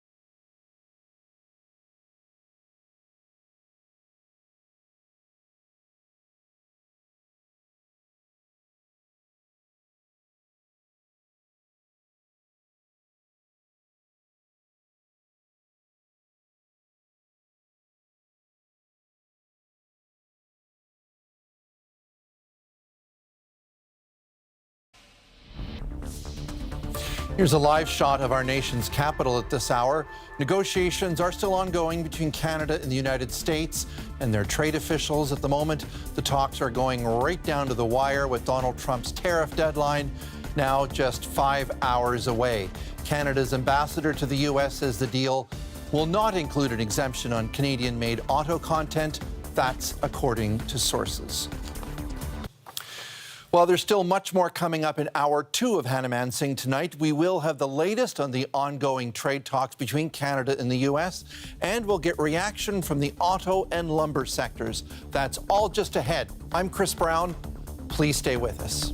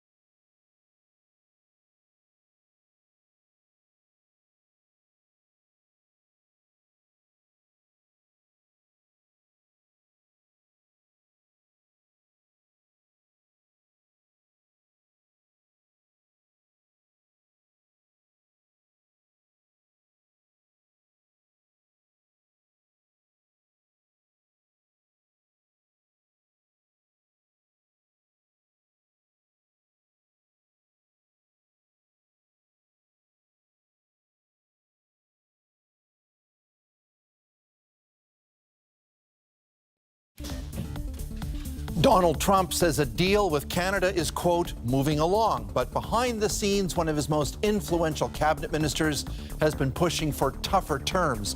And with the deadline now just hours away, negotiators are still at the table. The deal with Canada is moving along, and we should be able to have a deal with Canada. CBC News has learned that U.S. Commerce Secretary believes Washington can get a better deal, including on tariffs affecting Canadian-made cars. He had been released at about 20 months of a 31-month sentence, and he was required to report to a halfway house here in Edmonton and did not. Well, the next morning, Edmonton police say a man entered a temple during prayers and 2 people were stabbed. Both of them are expected to recover as investigators work to determine why it happened.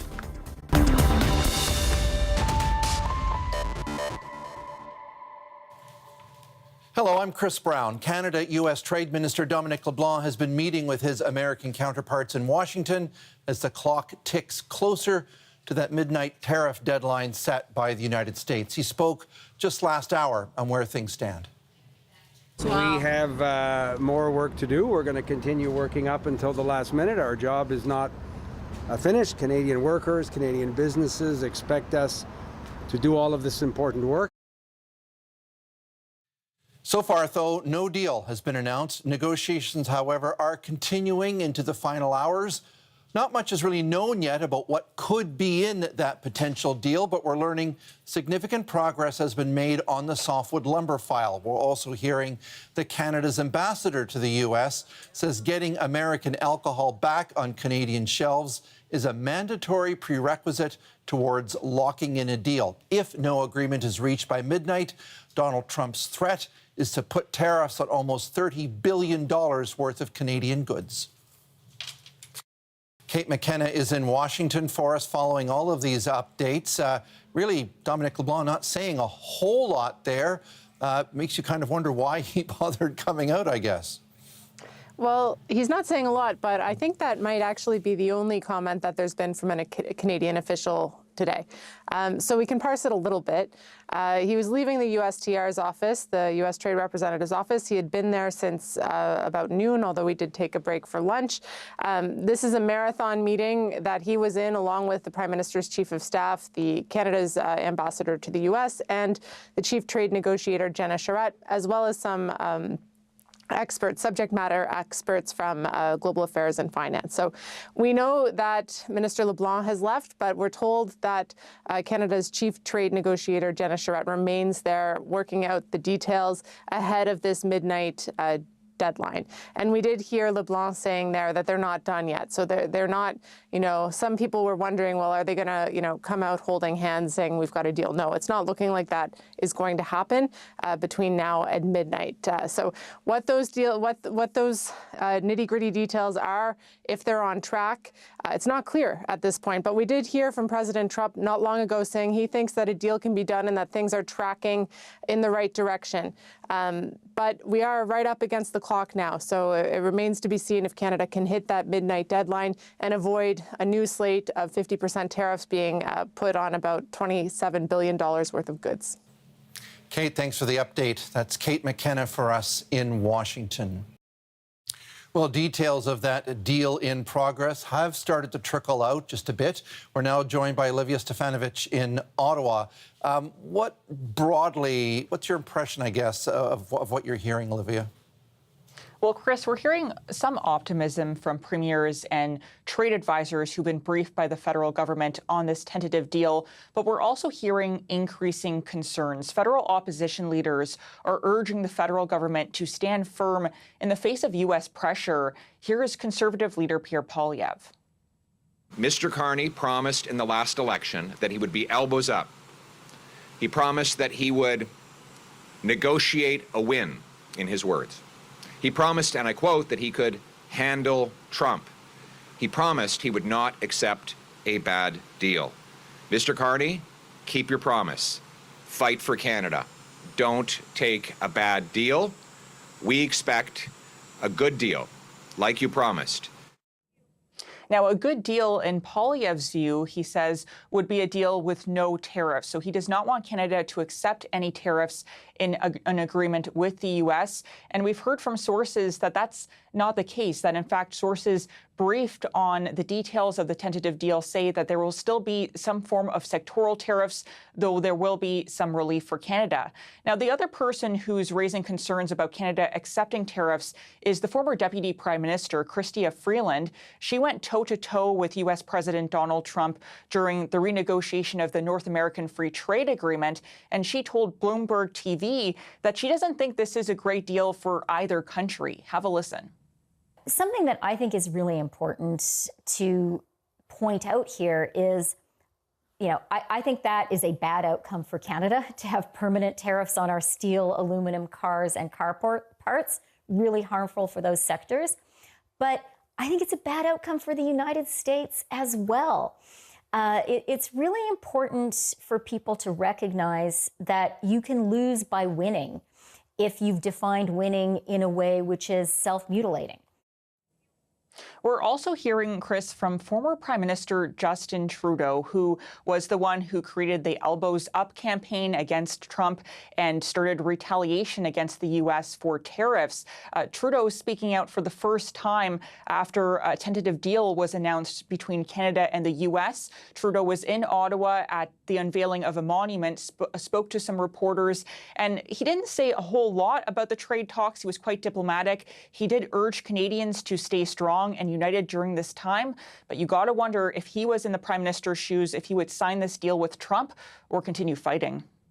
Well, we know that projecting this wall of provincial solidarity along with the federal government has been a key part of Canada's negotiating position, but it's going to be tested, I'm guessing, in the hours ahead, because it seems with certainty that many of these sectoral tariffs, at least to a degree, are going to come in, and yet the provincial premiers are going to have to support this deal, at least by removing the booze from their shelves. They are being asked to do so by the Prime Minister. That's according to some premiers who've spoken publicly, as well as sources who've spoken to CBC who have knowledge of these talks and have been briefed by the federal government, Chris. So that is a big ask of premiers, and they're facing a challenging decision here, Chris, because they're being asked to also stay on Team Canada. That's in fact what the Prime Minister asked them in a call this week, to remain united for the good of the country, support this deal, sell it to Canadians.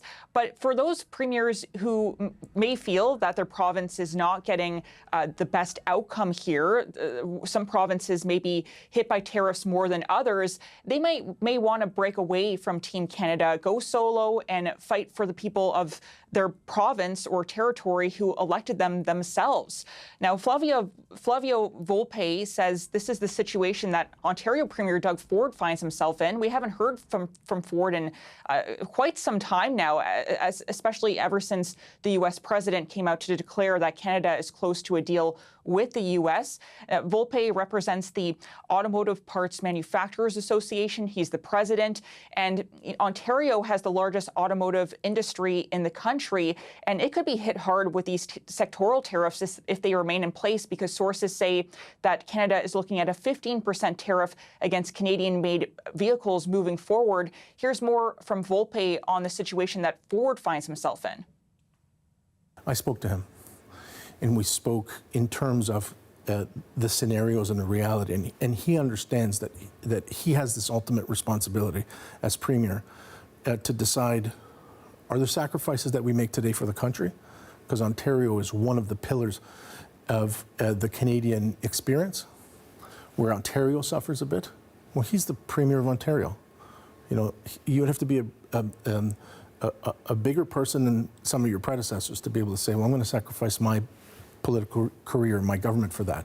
But the country saw him be Captain Canada last year. So we saw the minister responsible for Canada-U.S. trade, Dominic LeBlanc, leave the office of the U.S. Trade Representative Jameson Greer just a short time ago. We're told by LeBlanc's office now, Chris, that LeBlanc is not expected to return to that office for the evening. So we're waiting to find out if any other news will come from his office tonight, especially as this tariff deadline gets ever closer. As those negotiations continue, though, between Canada and the U.S., the federal government is also working with provinces and territories to try to get them on side with this deal and try to address any concerns they may have. And you can bet if some provinces and territories lose out, if they get tariffed more, if their industries get tariffed more than other parts of the country, then they will be asking the federal government for something in return. Thank you very much. That's Olivia Stefanovich for us tonight in Ottawa. Well, the auto industry could use some relief and maybe getting a little bit from some of these sectoral tariffs, but will it be enough? Lucas Malinowski is with me now. He is the president and CEO of the Global Automakers of Canada. So I'm wondering, if we have a tariff coming in, Lucas, who's going to take the big hit? Will it be the bottom line of the automakers or the people buying the cars? Well, as we know, Chris, tariffs at the end of the day increase costs for consumers, but they also increase costs for companies. So everyone's going to take a hit. Over the past year and a half, the North American auto industry has taken about $110 billion cost as a result of these tariffs on both sides of the border in the US and in Canada. So we need to get back to as close to zero as we can and reduce those costs for automakers and at the end of the day, consumers. I mean, I guess I'm wondering what is the limit, do you think? How low can you go and still have a viable industry? Does it work at 15%? Does it work at 25% tariff, 7.5? What do you know? So, Chris, it really varies from automaker to automaker and product to product. There's really only one magic number, and that magic number is zero, which is the agreement we have with the United States and Mexico for tariff-free trade in autos and other products under CUSMA. Now, we've heard that from the American side, zero is not on the table. So then we need to get to as close to zero as we possibly can. Right, but in terms of keeping the industry globally competitive, in terms of keeping it viable, because that's what ultimately is at stake here, how much can you absorb? Well, getting the tariffs down is positive. Going from 25% to the speculated 15% would be positive in the short term. I'm hopeful that when we do get an announcement of a deal, we don't just get an announcement of lower tariff rates, but we also get an announcement on what the next steps are going to be. Getting back to the CUSMA negotiating table between Canada, the US, and Mexico, and figuring out how we get back to an integrated continental North American auto trade and supply chain to make it as competitive as possible. I can't give you a specific magic number other than zero, Chris. It really will depend on a number of factors. We're being told by Canada's ambassador in Washington that a deal will not include a full exemption on Canadian-made auto content. How big of a deal is that for you? How important is it? That is a big deal, Chris, because really in these negotiations, we're looking at two things. What is the tariff rate and what's included in that tariff rate and what's exempted? So if you have Canadian content and Mexican content exempted, like the Canadian negotiators were asking for, that makes a big difference on what your effective tariff rate is at the end of the day. What is the cost you're paying to take that car across the border? So having only the US content exempted means a higher effective tariff rate. And in the long term, it'll increase pressure to move more production and more of the supply chain to the US from Canada. And just how do, I mean, the theme of this day, for the last number of months has been trying to get some certainty, which we do not have now. We have uncertainty. How has your industry been dealing with that? Well, Canada's automakers are a pretty resilient bunch. They've responded to supply chain disruptions and trade disruptions and natural disasters and still work hard to get Canadians the cars they need. But at the end of the day, the auto industry relies on long-term certainty when you're making planning, because when you're planning on product development and what cars you're going to build where, you have to make those plans years out in advance, and there's billions of dollars on the line when you're making those decisions. So the more long-term certainty you have for the industry, the better. I'm wondering, before I let you go, to what extent do you think Canada's decision to allow some 49,000 Chinese electric vehicles into Canada over the objections of the United States, to what extent did that kind of maybe pin a target on your industry's back for the U.S. to go after? Well, we know the U.S. administration has expressed concerns about Canada's policy decision on letting in those 49,000 Chinese EVs for the first year and climbing up out to 2030. But we've also heard from the administration concerns about cars being imported from anywhere for sale in the U.S. market, quite frankly. The U.S. has had a 25% tariff on Canadian auto imports for a year and a half now, well before the government of Canada's policy came into place. So I don't think it's necessarily a triggering factor, but it probably doesn't help. Thank you very much, Lucas. That's Lucas Malinowski. He is the president and the CEO of the Global Automakers of Canada. Thanks, Chris. Well, a stabbing inside a Sikh temple in Edmonton has left 2 people injured and a suspect in custody. Police say the attacker was just released from a federal prison yesterday. We'll have more on that next. You're watching CBC News Network.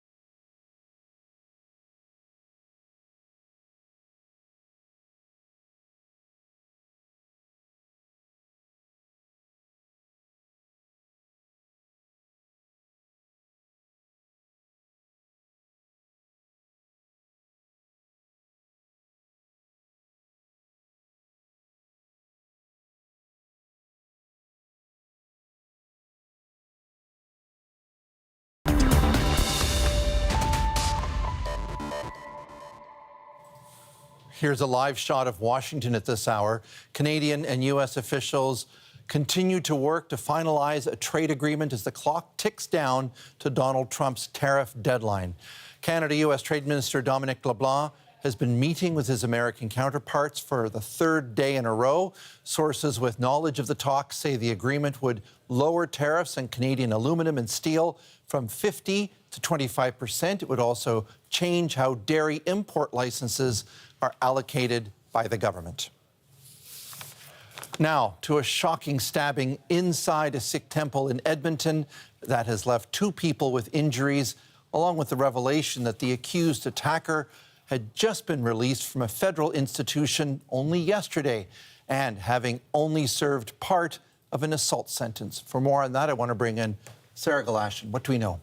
So this started quite early in the morning. In fact, just before 5 a.m. is when police started receiving phone calls initially about a man who was walking in traffic on Highway 15 on the outskirts of the city of Edmonton. And then about 15 minutes later, that's when they got calls about a stabbing inside the Nanaksar Gurdwara Gursikh temple nearby the area where the initial calls had come from.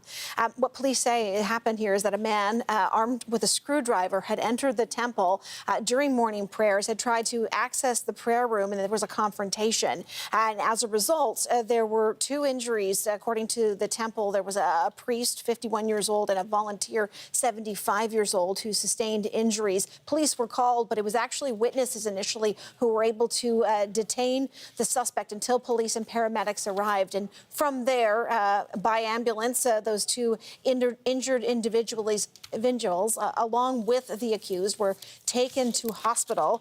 What we understand from police in Edmonton is that the injuries that they sustained are not particularly serious, but the police were adamant that there will be trauma here suffered. And to that, I want to read you a statement from the Prime Minister just last hour. Mark Carney writes that the attack on the Nanaksar Gurdwara in Edmonton this morning is appalling.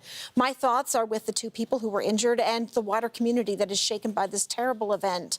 No one should ever feel unsafe in their place of worship, and I want to thank the Edmonton Police Service for their swift response. As far as a motive goes, what we heard from Edmonton Police is that the Hate Crimes Unit is investigating to see if this might qualify, and in which case they would pursue it as such. But the Edmonton mayor was also at that press conference, and he was very very clear on how he sees things. Let's play that. This is not an isolated incident, especially given the rise of anti-Sikh hate in Alberta. Hate and racism and prejudice have no place in our city. So as far as the suspect goes, what do we know about him and his background? So we don't know his name because they are still sorting out the charges. That may not come until tomorrow. But the Edmonton police chief at that press conference was not shy about divulging a number of details, including the age.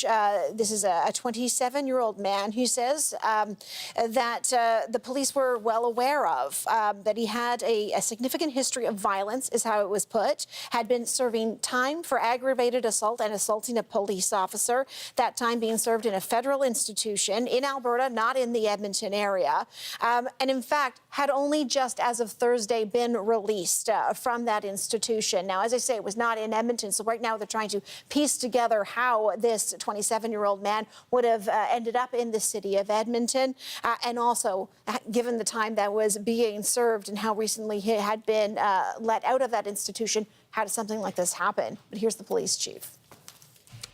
I can tell you that he had been released at about 20 months of a 31-month sentence, and he was required to report to a halfway house here in Edmonton and did not. We all talk quite consistently about bail reform, and we see the recent legislation on the federal bail reform bill.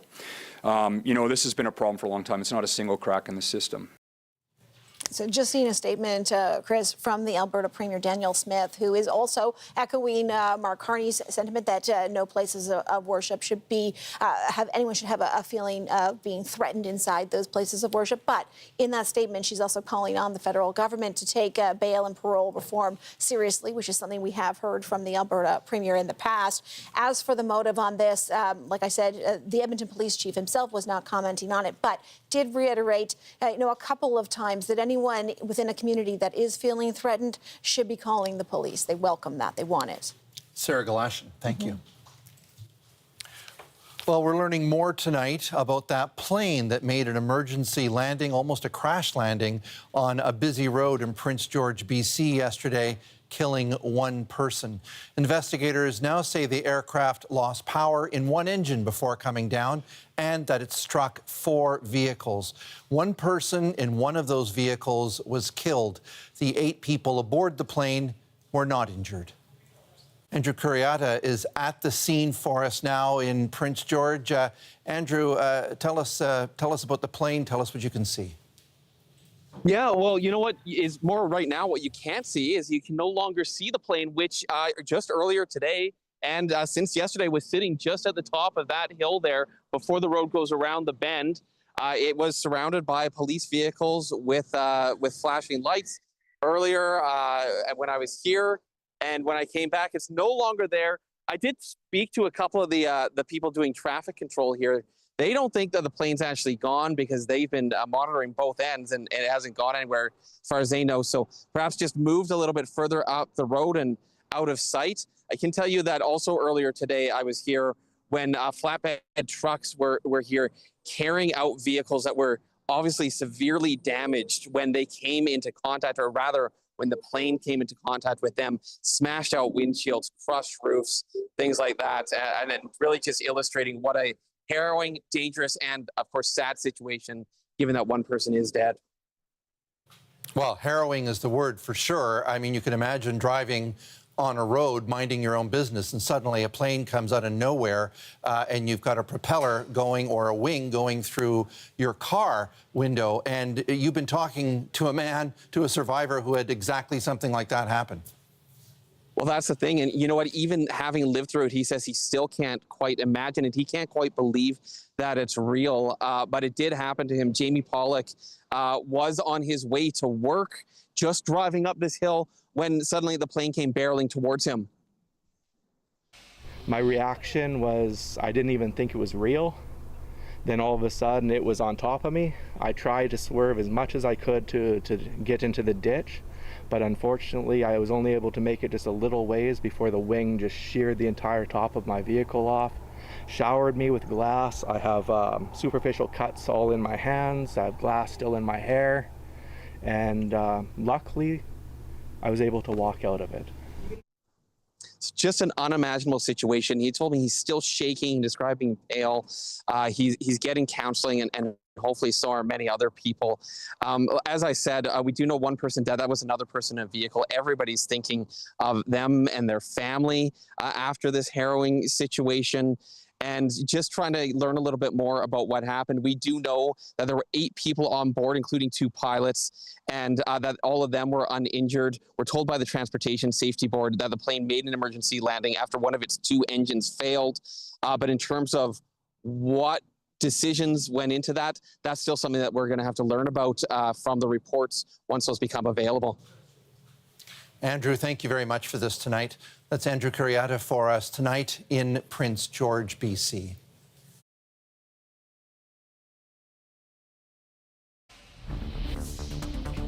Well, we're only a few hours away now from the Trump administration's latest deadline for new Canadian tariffs, or for new tariffs, rather, on Canadian goods. I'll be talking to former U.S. Ambassador to Canada, Gordon Giffin, about why he says the situation has jeopardized the country's trading relationship. You're watching CBC News Network.